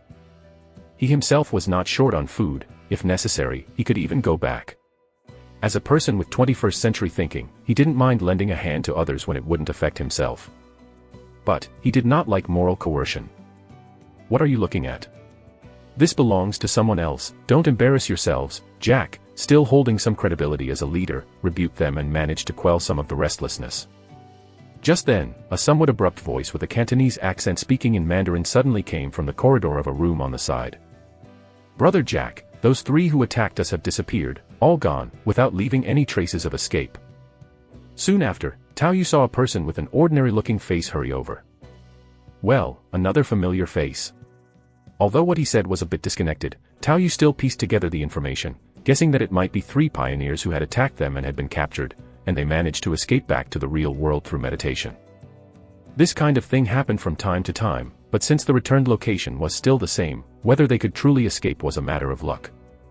Since this face was here, it probably wasn't just some minor character. Zhang Wei had said earlier that only Jack could absorb Yuan force, so couldn't this guy do it? Or was he holding back? Or did Tao Yu get it wrong, and it wasn't who am I? Tao Yu pondered in his mind, but the information he knew was indeed not enough. Gone. Jack seemed to have a hard time understanding what he meant. If they were locked up and tied up in a room, how could they disappear? He then turned to Tao Yu to explain. His English isn't good. He's an undocumented worker who came here for a job. Previously, there were a few arrogant guys who attacked our stronghold, all very strong, with very accurate shooting. If they did not hold back from killing us, probably many of us would have died at the first encounter. He helped with a sudden attack, killed one, otherwise our losses could have been significant. After explaining to Tao Yu, Jack turned back and continued to ask the newcomer in Mandarin. Shaolin, what exactly happened? Tao Yu, who had been listening with a smile on the side, suddenly stiffened when he heard Jack call out the newcomer's name. Then, he slowly removed his helmet and said with a smile in Mandarin. I understand too, we're all our own people here. After speaking, he also looked at the newcomer with a beaming smile. You're quite handsome, young man. May I know your esteemed name? Tao Yu himself possessed a very high level of attractiveness, even more so than the newcomer, and removing his helmet also took people aback. Then the newcomer subconsciously said. Oh, no need for formalities. My surname is Chao, my name is Chao Shaolin, and I'm an undocumented worker. Chao Shaolin's face also showed a smile, but the smile seemed somewhat forced. And the spirit perception that came with Tao Yu's deification in the form of a crane immediately let him sense an incoming wave of malice. Okay then, no escape now. Although the disguise was well done, it must be that Chao Shaolin. What the hell, why did he come here? There were not many villains played by the newcomer, but Tao Yu had a very deep impression of this one. The scene of, I don't eat beef, was vivid in his memory. Most importantly, when that wave of malice hit, Tao Yu even felt a sense of crisis as if a thorn was on his back. Was this guy a threat to him? He was supposed to be just a character with a twisted personality, a spoiled rich kid. Considering what Jack said, if Chao Shaolin came from another world, then it was unknown what he might have experienced along the way. This was someone who could easily gamble with his own life for the sake of his fun in the game. He was truly ing well suited for this abyssal environment. Tisk. His fingers twitched, but Tao Yu still suppressed the urge to attack immediately and simply nodded with a smile. Nice name. Chapter 54, Unexpected. The fleeting sense of crisis had prevented Tao Yu from taking any action. From Jack's attitude towards Chao Shaolin, it seemed that for now, the newcomer had started to be accepted. If Tao Yu were to target Chao Shaolin suddenly, he would face resistance from the whole community. It would be better to look for an opportunity at night and avoid arousing his suspicion and alertness for now. So on the surface, Tao Yu also showed a warm and friendly smile to Chao Shaolin. Let's go, I'm quite curious about how they vanished into thin air. Yeah, let's check it out together. Jack translated for Tommy and the others. The community had over 20 people, but not many were capable of using weapons or combat, and there were about 10 elderly, frail, and sick among them. In this post-apocalyptic environment of 7 months, having 10 such individuals in a team, and a third of them being women, was telling of Jack's overabundant sense of justice in both character and personality. As a former CIA Special Operations member, it would not be accurate to call him a saint, but as a partner, he was more trustworthy than most pioneers. While Tao Yu made this assessment of the community, the group walked down the corridor to the room where the captives had been held and entered through the door. The room had been cleared out once before, with boards nailed over the windows. Other than that, it was just a regular hotel room, and the bed's mattress appeared messy and unmade. They were all tied up, usually just sitting on the bed. We're short on food ourselves, so we only gave them some nearly expired food to keep them alive. But now we found they've disappeared, even the ropes they were tied with are gone, and there were no signs of escape. Everything looks so normal. Chao Shaolin seemed quite astonished as he said this. Is Brother Chao in charge of food? Tao Yu casually asked. I have to do whatever is within my power. I can't fight like Brother Jack, so I have to contribute by handling the logistics. Chao Shaolin showed a shy smile. Just vanished like that. Jack stood in front of the boarded-up window, looking perplexed, unable to comprehend how this could happen. They had never encountered such a bewildering disappearance before, so it was definitely beyond their understanding. Did these three people say anything? Did they leave any other clues, or why did they attack you? Tao Yu also timely posed his question. They had a strange accent, and they had plenty of food, which relieved a lot of our pressure. Jack began to reminisce. Moreover, they had a strong will to survive. When captured, they kept begging us for a chance. Now that I think of it, they must have planned ahead and were confident they could get away. As for the reason they attacked us, they said they wanted to coerce a few ordinary people to scout for them, which is why they didn't kill anyone. They found a well-stocked gas station and even told us the location. Hearing this, Tao Yu pondered quickly. A strange accent was normal, as it must have cost them yuan force to communicate. As for the supplies, for an average outsider pioneer, transporting goods to sell and drawing maps for profit was a common practice. The gas station might indeed have plenty of supplies, like a truck, but lots of zombies as well. Or it could be a temporary gathering place for a small group of pioneers. They have no weapons now, so just increasing the vigilance should be enough. Unable to figure it out, Jack decided not to overthink it. He had enough daily worries already, enough to make his hair fall out.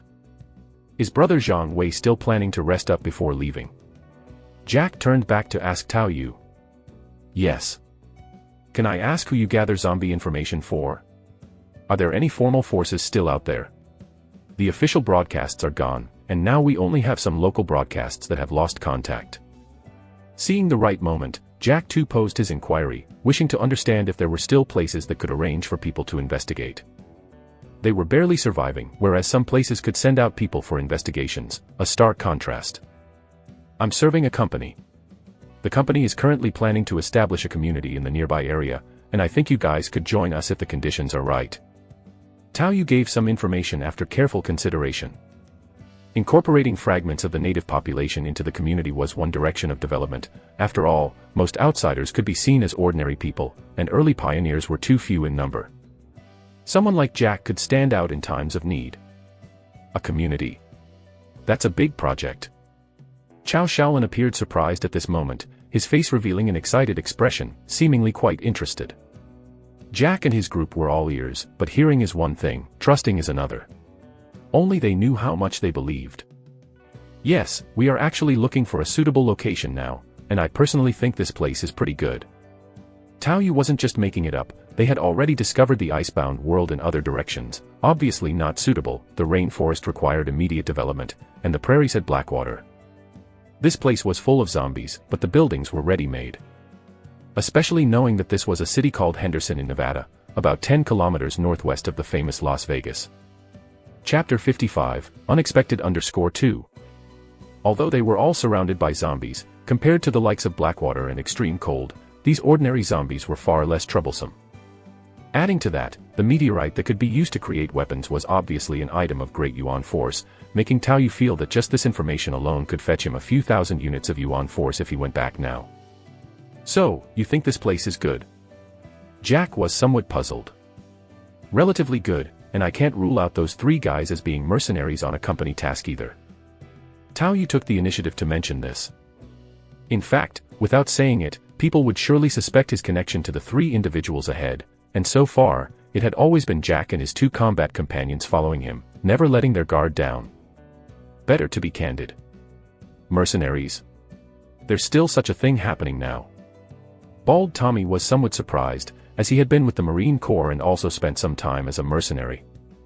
And in these haunting days, they really weren't too bothered by Tao Yu's words, they were all adults with their own judgments, not inclined to judge the whole by an individual. Right now, it's actually hard to clarify the company's situation all at once, but once they start to establish gathering places, you'll probably understand. Tao Yu gave out some information again, then hesitated before directly asking. Besides zombies, I'm actually investigating something else. You all have or had some connection with the military, I wonder if you're clear on it. Go ahead. Jack was also considering what Tao Yu had said. It's a meteorite that can be used to manufacture weapons of mass destruction. The company wants to use it to clear out the hordes of zombies. Different environments make things work differently. If it were peacetime, Jack would definitely be very wary, as he was the one who nearly got silenced because of this mission. However, later, because his superior wanted to sell this item, it wasn't strange for some large corporations to be privy to this information, some even approached to pay for it. And now, with the world ending, there's indeed a need for something that can clear out zombies on a large scale. When the infection was first getting out of control, some had even proposed disinfecting with nuclear bombs, but unexpectedly found that nuclear bombs had become ineffective. And then, there was no after, because there was no time left to research. Tao Yu first provided some information, and now asked back, causing Jack to hesitate before he actually revealed a few details. I'm aware of what you're talking about. Actually, the location of that meteorite isn't too far from here. It should be about 100 kilometers northwest of Las Vegas, at a military base. Hearing this, Tao Yu's eyes lit up slightly. Originally, he was pondering simply using this information to hand in for a task to exchange for some yuan force to spend. But now, perhaps he could try finding it himself. 100 kilometers might seem long, but if there were suitable transportation and a route, it really wouldn't be much. In this world, aside from people like Jack and Chow Shaolin, the majority were ordinary humans and zombies, perfect for him to make his move. Mr. Jack is aware.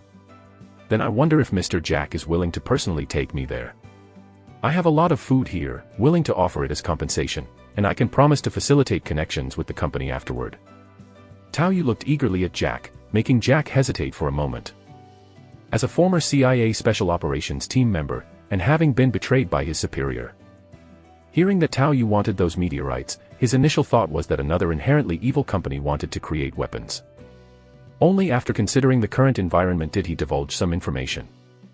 Now, Tao Yu's sincere willingness to leave behind food, a commodity of great importance in the apocalypse, regardless of the amount, was commendable in attitude.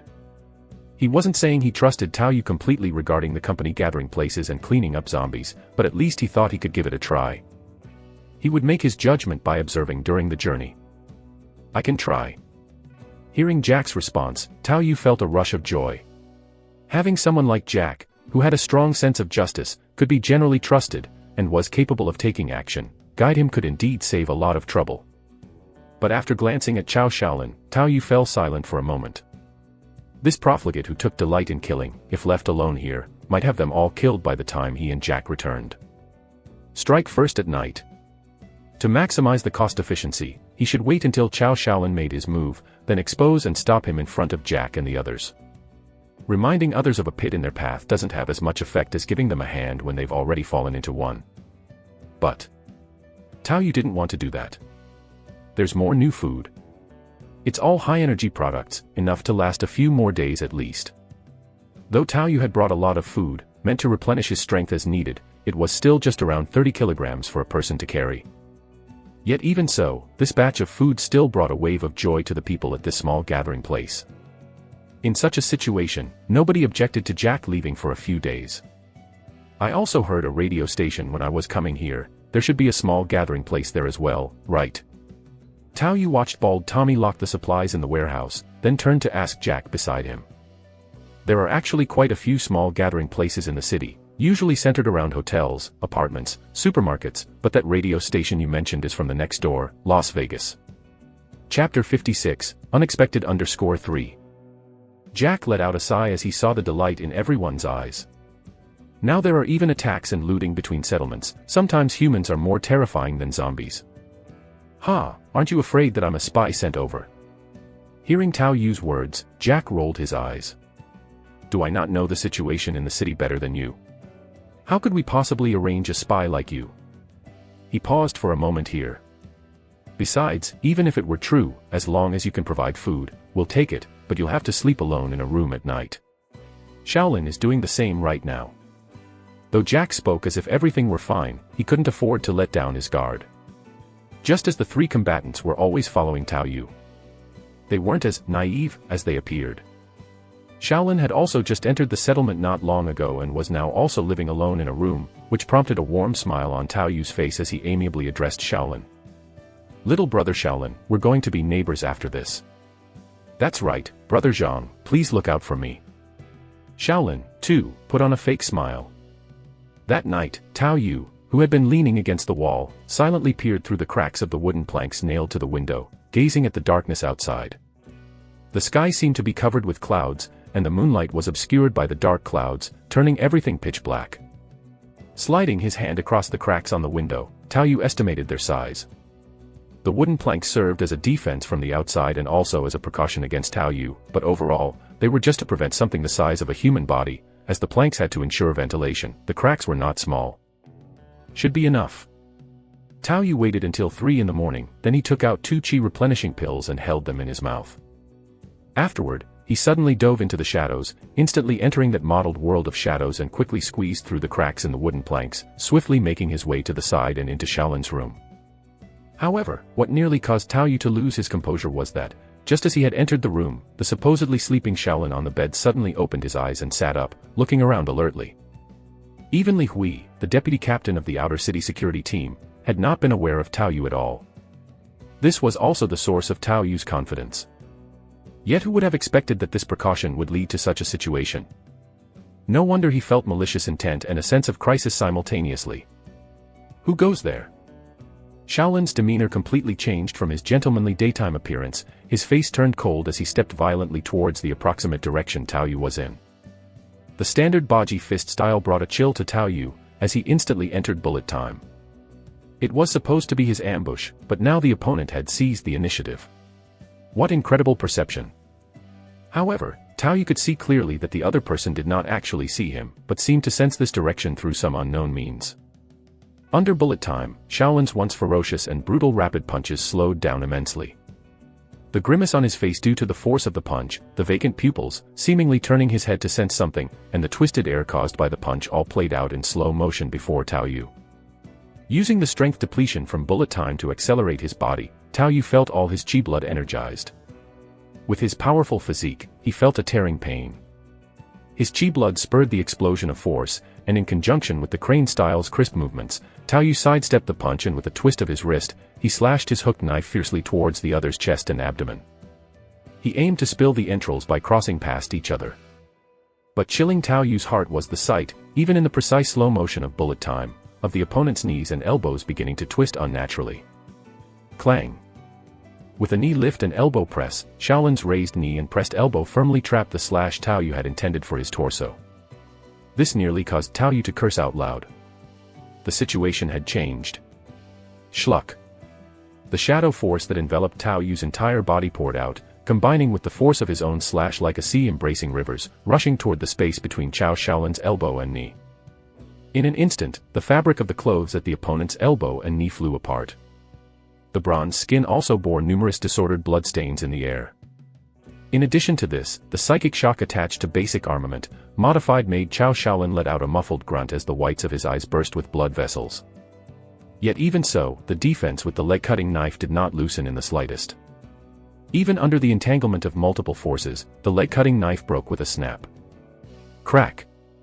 But just as Shaolin forcibly endured the dizziness in his head, as well as the tearing pain from the physical attack, and was preparing to pull back and counterattack, he turned his head only to see the pistol Tao Yu had drawn and its dark barrel. His pupils constricted, and Shaolin dodged the bullet that followed the flash of gunfire in the nick of time by tilting his head. Upon recognizing it was Tao Yu, his face twisted ferociously. Shaolin had never imagined that he, who always toyed with others, would be the one ambushed this time. I want you dead. But before he could turn that furious thought into action, the bullet he should have dodged with a tilt of his head suddenly took a turn and burrowed into his eye. Fuck. Damn you. He isn't dead yet. Tao Yu clicked his tongue in astonishment at the sight of Shaolin, whose eye sockets had turned into bloody holes, merely tilting his head back and retreating, seemingly ready to turn over and smash through the window to escape. He then followed up with a flurry of bullets, each shot targeted at the head. With the first step of Shaolin's turn, a bullet struck the back of his head, the psychic shock together with the physical blow causing his head to feel heavy. But his reinforced skull stubbornly caught the bullets, merely cracking without him dying instantly. Looking at the window blocked with wooden boards in front of him, he also harbored a longing for life in the depths of his heart. Just dash through, just break out, and he could survive. And then he would definitely come back to kill them all. Toys, daring to defy their master. Unfortunately, though his speed and strength were extremely fearsome, and his defensive capabilities and vitality were astonishing, being hit by a bullet with every step, unable to dodge any of them, and subjected to severe psychic shocks, his last thread of consciousness dissipated as his head broke through the wooden boards. In the end, His entire corpse was wedged hard onto the broken boards, dying with his eyes wide open. Even Tao Yu himself was heart-thumping at this moment. He had been sure that Chao Shaolin was no ordinary foe, that sense of threat was real. Which is why he went all out.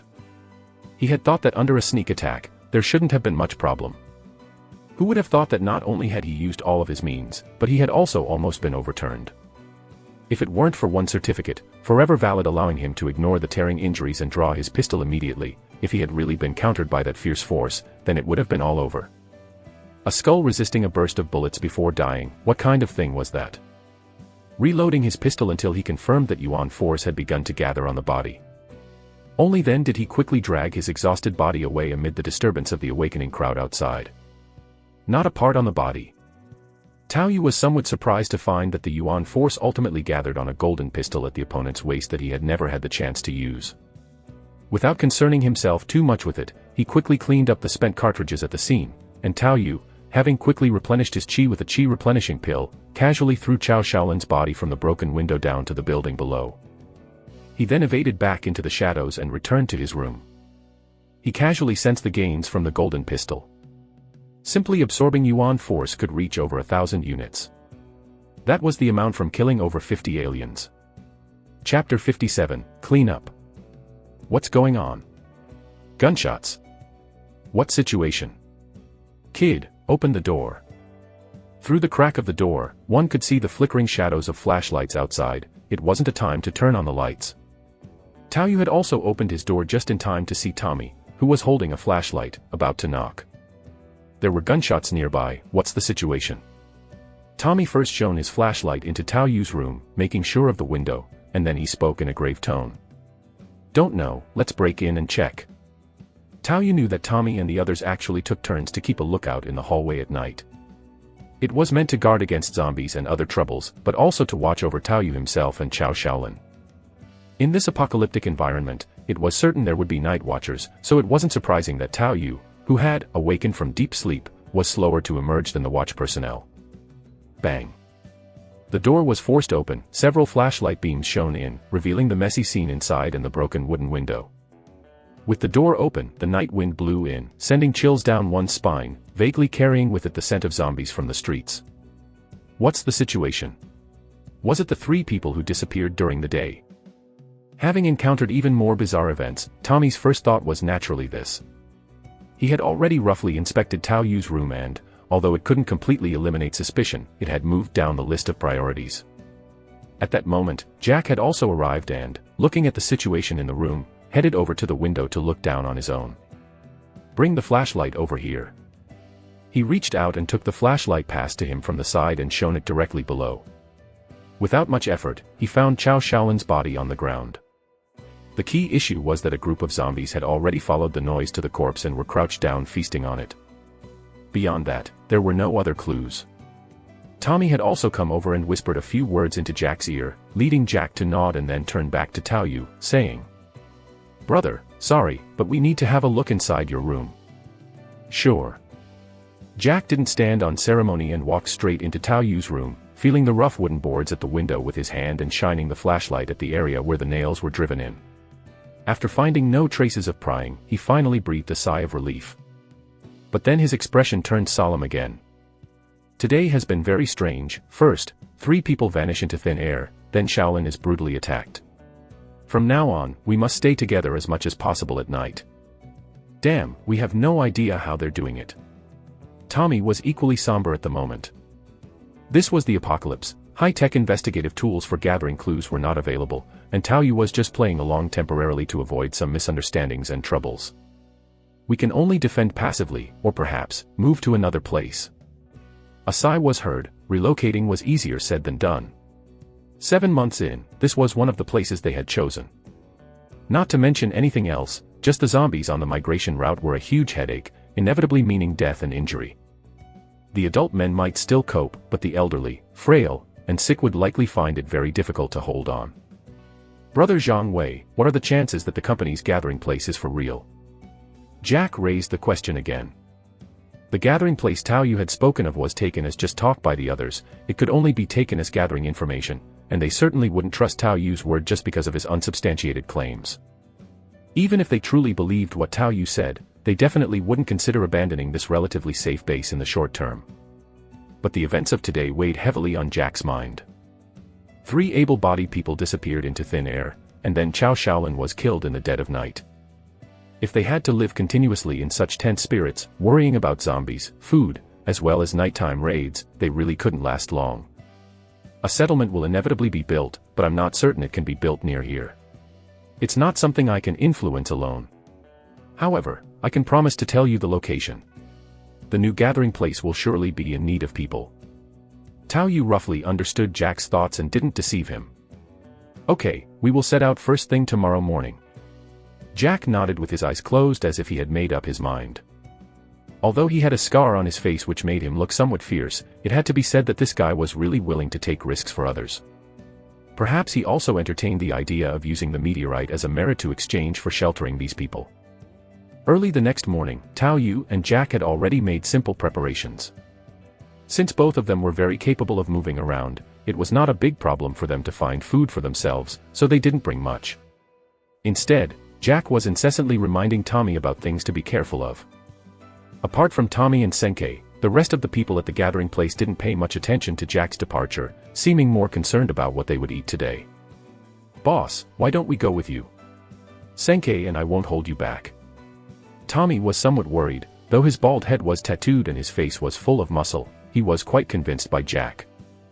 "No need. After what happened yesterday, we need to be extra careful in the next few days and focus on safety."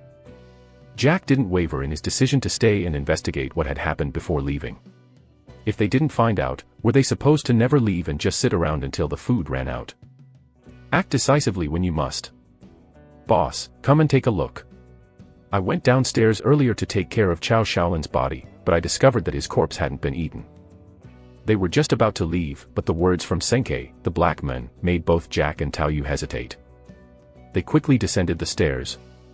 Although the hotel's stairwell was somewhat messy and dim, and the handrails were covered with dust, which could be headache-inducing for someone with rhinitis, the zombies inside the hotel had been dealt with, and the supplies had been looted long ago, so going downstairs was uneventful.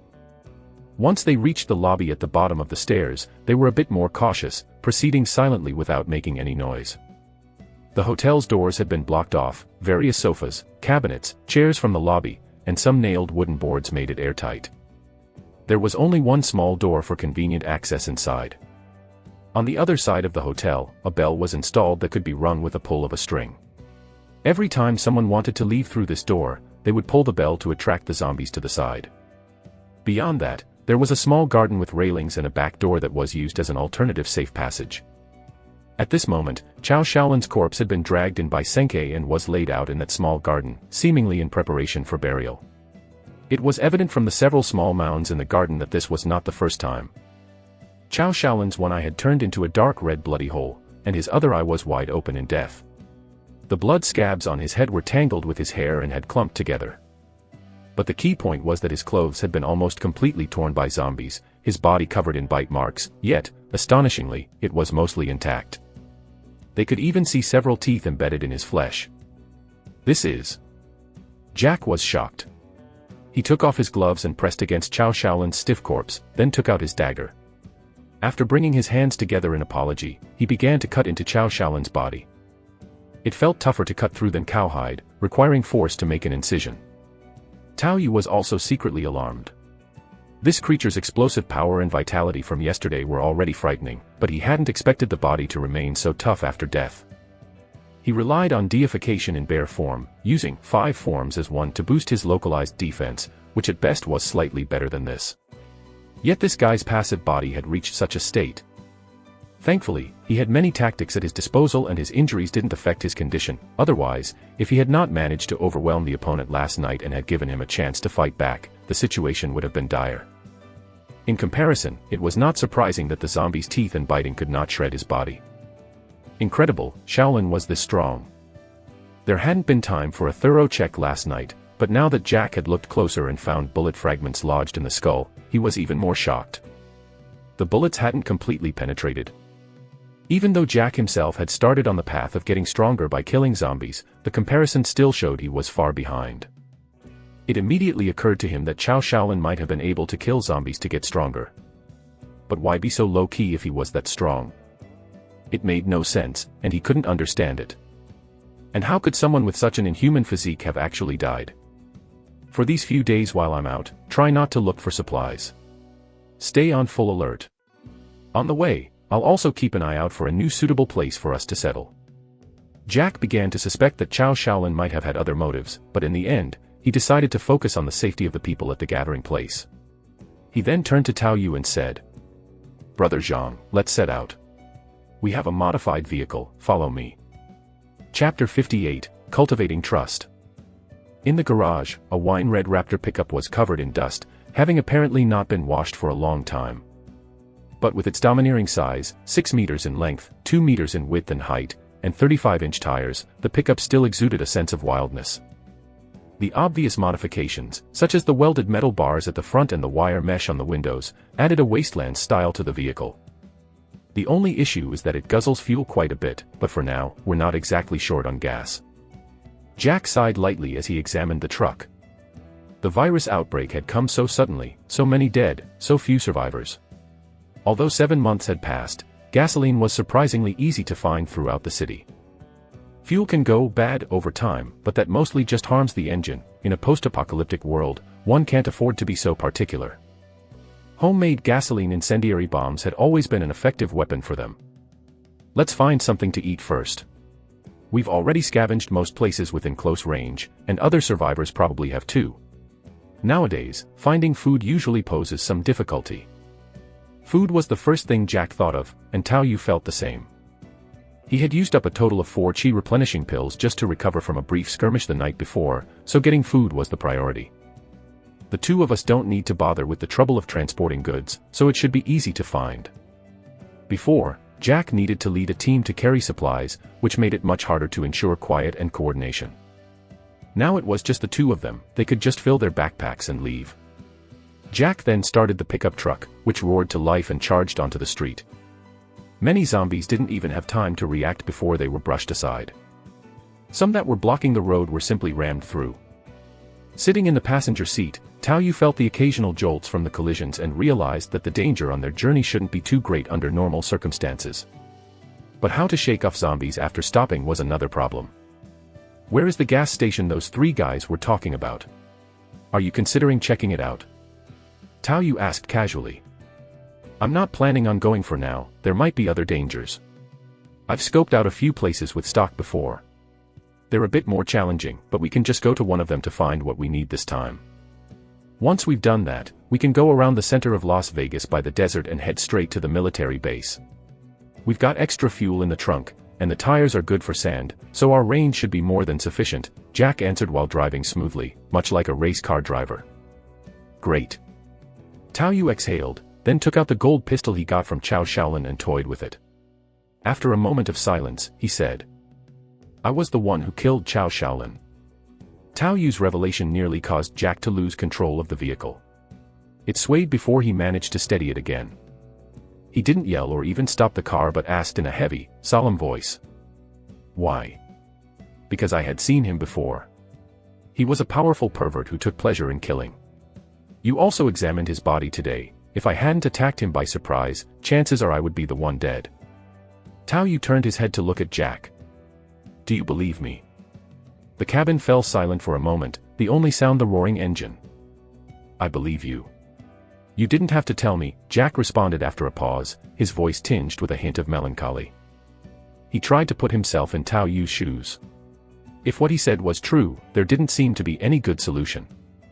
If he had tried to discuss it with Jack, would Jack have believed him at that time?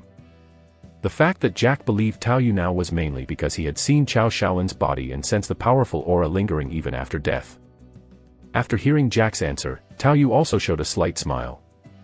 He had changed his plan on the spur of the moment after seeing Jack's suspicion about Cao Shaolin's body. Building mutual trust takes time. Actually, when Tao Yu first teamed up with Zhang Wei, they also tried to build some trust between them. He even guided Zhang Wei in learning the basic breathing technique, but the latter's change in attitude following the appearance of the two people from the inner city led Tao Yu to dismiss the idea outright. Everyone has their own thoughts and interests, and that's perfectly reasonable. However, the level of trust affects the degree to which cooperation is possible. Tao Yu then put away the golden handgun again. Warlord's sidearm comes with armor-piercing, precision, and self-repair effects. It also enhances the wielder's spirit perception, allowing detection of malice and offering a degree of perception towards mystical entities, can be stacked, and can be absorbed for 1080 units of Yuan force. Tao Yu had a handgun with precision ballistic effect, but its shortcomings became evident when facing Cao Shaolin. Even with the spiritual impact of his deified shooting technique, it barely managed to kill him after firing a whole clip. And that was just Cao Shaolin. If he were to face someone even stronger, wouldn't that just mean instant defeat? This warlord's sidearm was without a doubt a supplement to Tao Yu's lethality, and the stackable spirit perception was probably a physical manifestation of a perception ability similar to Cao Shaolin's. It was because of this ability and the stackability with the crane-shaped spirit perception that Tao Yu could feel the sincerity in Jack's previous words. He truly believed what Tao Yu had said. This encounter had served as a wake-up call to a slightly complacent Tao Yu. Shadow evasion was not omnipotent. Beyond the armor-piercing and precision, that self-repair feature was also quite impressive. In addition to repairing the gun when damaged, the most important aspect was that when the magazine was empty, it could automatically replenish one air bullet per minute, with the same effect as a regular bullet but unable to be removed. A 14-round magazine could be refilled about every quarter hour. Bullets cost money, and they also take up a lot of space in a backpack. Although one bullet per minute wouldn't significantly reduce Tao Yu's reliance on spare ammunition, it did give him the confidence to fire his gun when clearing lesser creatures on ordinary days. It definitely qualified as a fine piece of equipment. Although it only absorbed a little over 1,000 yuan force, its actual value was certainly much higher. The protagonist is the protagonist, after all. It's difficult to find such a character among pioneers. A preliminary foundation of trust has been established, perhaps.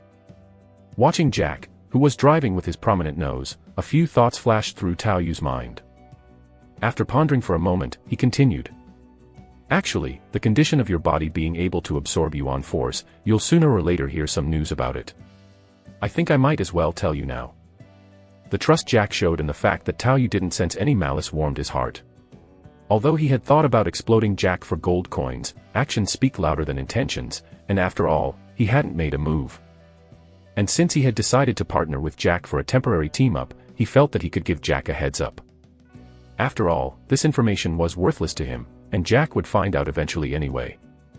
Yuan force. At this moment, Jack hadn't fully digested Tao Yu's earlier words, his heart still unsettled, but upon hearing Tao Yu mention this, he vaguely felt that a major secret was about to be revealed.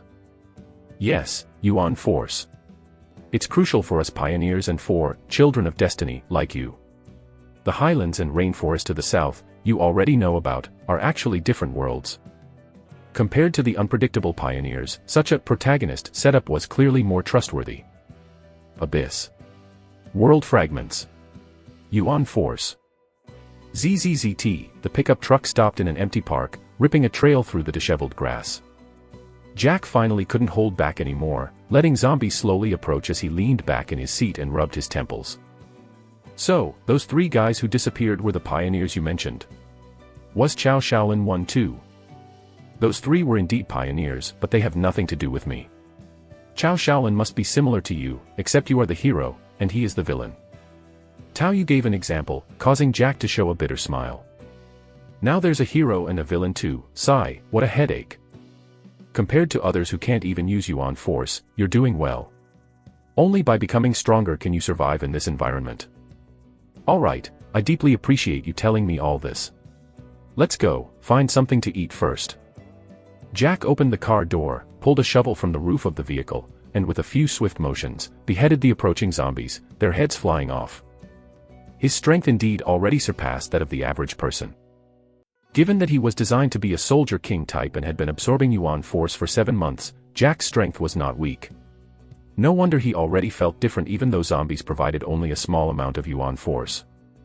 Even though Jack and his kind couldn't level up like pioneers, their rate of absorbing yuan force must be higher. Chapter 59, Local. 2 agile figures jumped from a withered tree in the park onto the school's perimeter wall, then nimbly pushed off and effortlessly vaulted over it. The school playground was in disarray, the ground littered with dried blood stains and flesh scabs sticking to the floor, hosting far more zombies than the streets outside, all blocked by the school's bulletproof gates. they hadn't spread out. Therefore, this place was generally off-limits to ordinary survivors. Outside the school supermarket, a female zombie in a school uniform, with pale skeletal features already showing on its face, occasionally twitched in its spot. But the next moment, a shovel smacked onto its head, splattering some viscous fluid. At the same time, as the zombie was about to fall, Jack intervened with his leg to soften the noise of its collapse.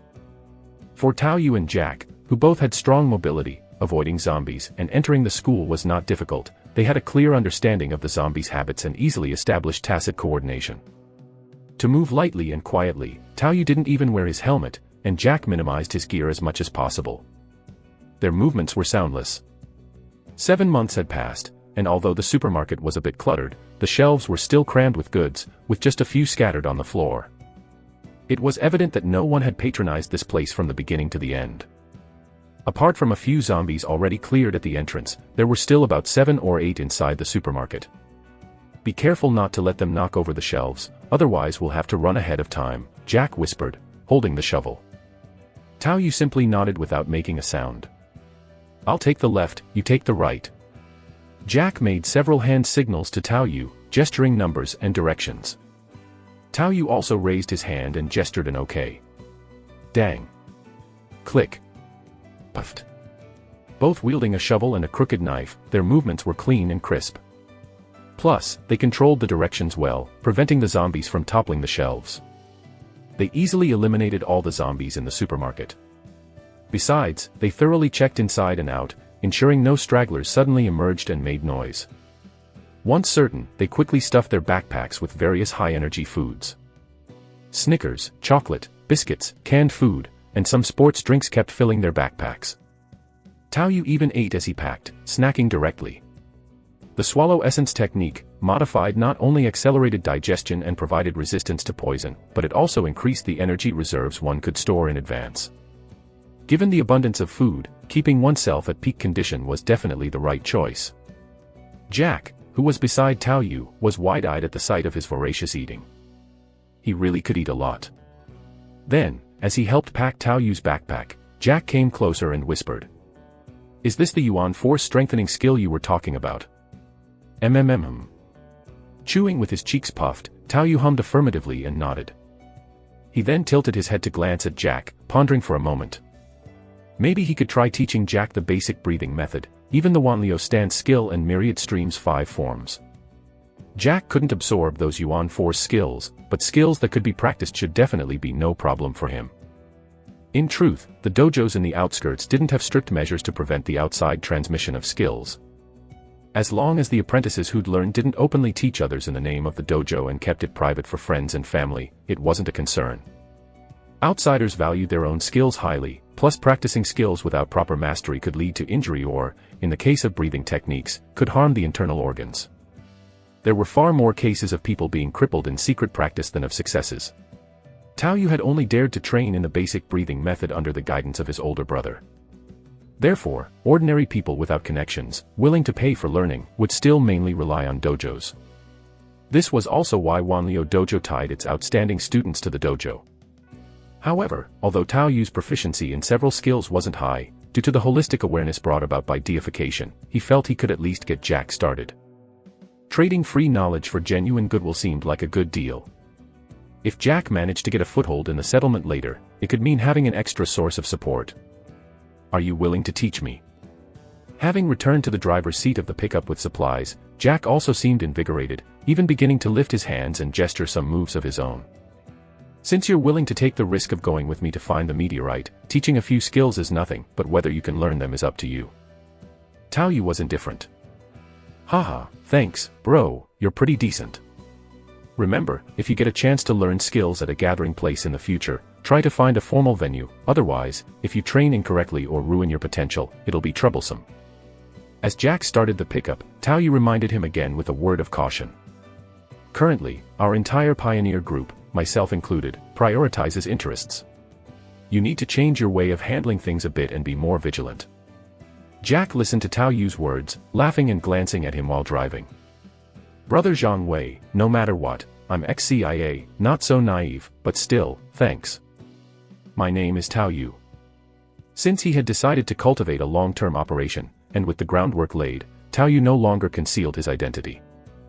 Haha, brother Tao Yu, we're friends now, right? Naturally. Hold tight, I'm going to accelerate. Jack started shifting gears and stepped on the gas, zooming off the highway and driving straight onto the Gobi, kicking up a trail of dust behind him, forming a long snake-like pattern across the barren desert.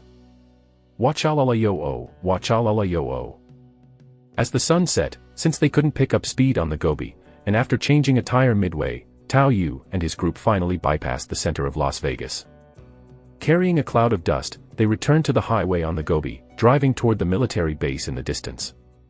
Next to this military base lies the globally notorious restricted area, Area 51. So, researching the meteorite over here wouldn't be surprising at all. This breathing technique is really useful. I'm hungry again. Jack's face lit up with excitement as he bit into a Snickers bar, but it was evident that his breathing rate was similar to Tao Yu's while driving. With Jack's robust physical condition and without any mistakes, there was no need to worry about damaging his internal organs, so by midday during their break for a meal, he had already been initiated into the basic breathing technique under Tao Yu's guidance. His talent was beyond question. Perhaps this also involved some factor of being a child of destiny, vested with the Yuan force. No wonder Chao Shaolin was so strong. And since he had successfully initiated, the rest was just a process of familiarization and adaptation. Now that you've just initiated, make sure you don't breathe incorrectly. If you feel pain, stop immediately, or you might suffer from lifelong internal injuries. Tao Yu warned again, as not everyone could disregard pain like him, and there were plenty who had ruined themselves and were left disabled. I don't feel uncomfortable at all. Right now, I'm feeling great, full of energy. Are you sure there's no one left in the military base ahead? Won't we become targets if we drive there and it hasn't been overrun? I'm sure.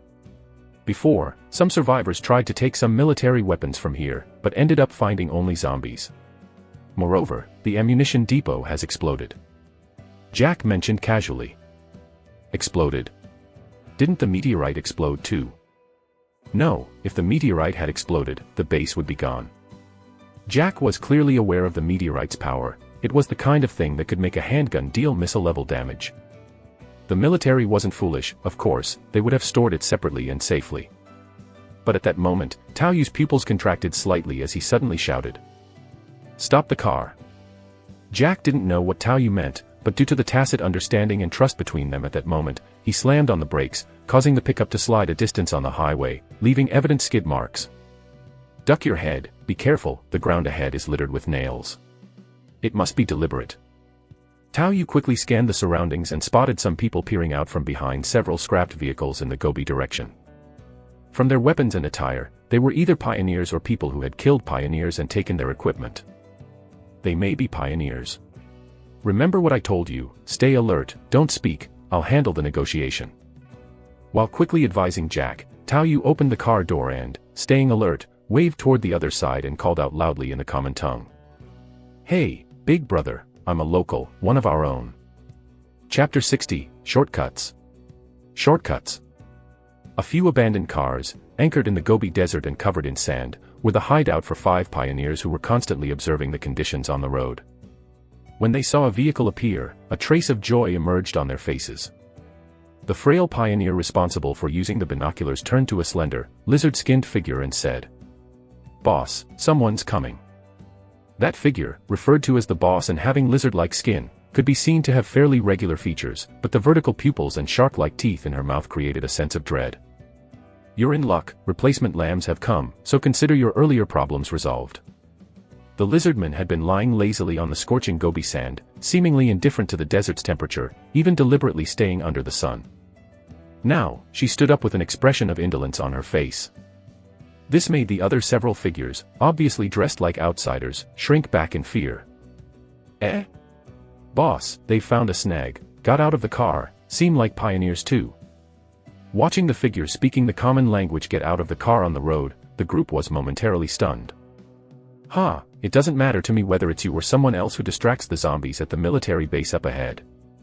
The woman with the forked tongue spat it out and with the focus of her vertical pupils, instantly discerned the 2 individuals on the highway in a split second. Quite handsome. The lizard woman's face showed a hint of interest, causing the others' hearts to sink. Bring them here. Yes. A man carrying a backpack and an assault rifle hurriedly ran up and gestured for Tao Yu and the others to come over. Tao Yu, who also noticed the lizard woman's appearance, felt a sense of gravity in his heart. Had inner city folks actually taken a liking to this barren place? With the experience from last time, he knew this lizard woman was definitely a being from the inner city, implanted with a mutant body. With the resources of the inner city folks, even if she could only be considered a peer at most, her power was not to be underestimated. Play dumb for now, we've got trouble and need to play it by ear, Tao Yu quietly warned Jack as his boots hit the hot Gobi sands, distorting the air with their heat. Afterwards, he approached with a smile, even slinging his gun over his back to appear non-threatening. What are your talents? Where are you heading? Where did you get this car? Can you drive? The barefoot lizard woman walked over on the scorching sand, eyeing Tao Yu with keen interest. Tao Yu's whole body tensed up, overwhelmed by the dense aura of threat. Very strong. Tao Yu, feeling the palpitations, responded submissively.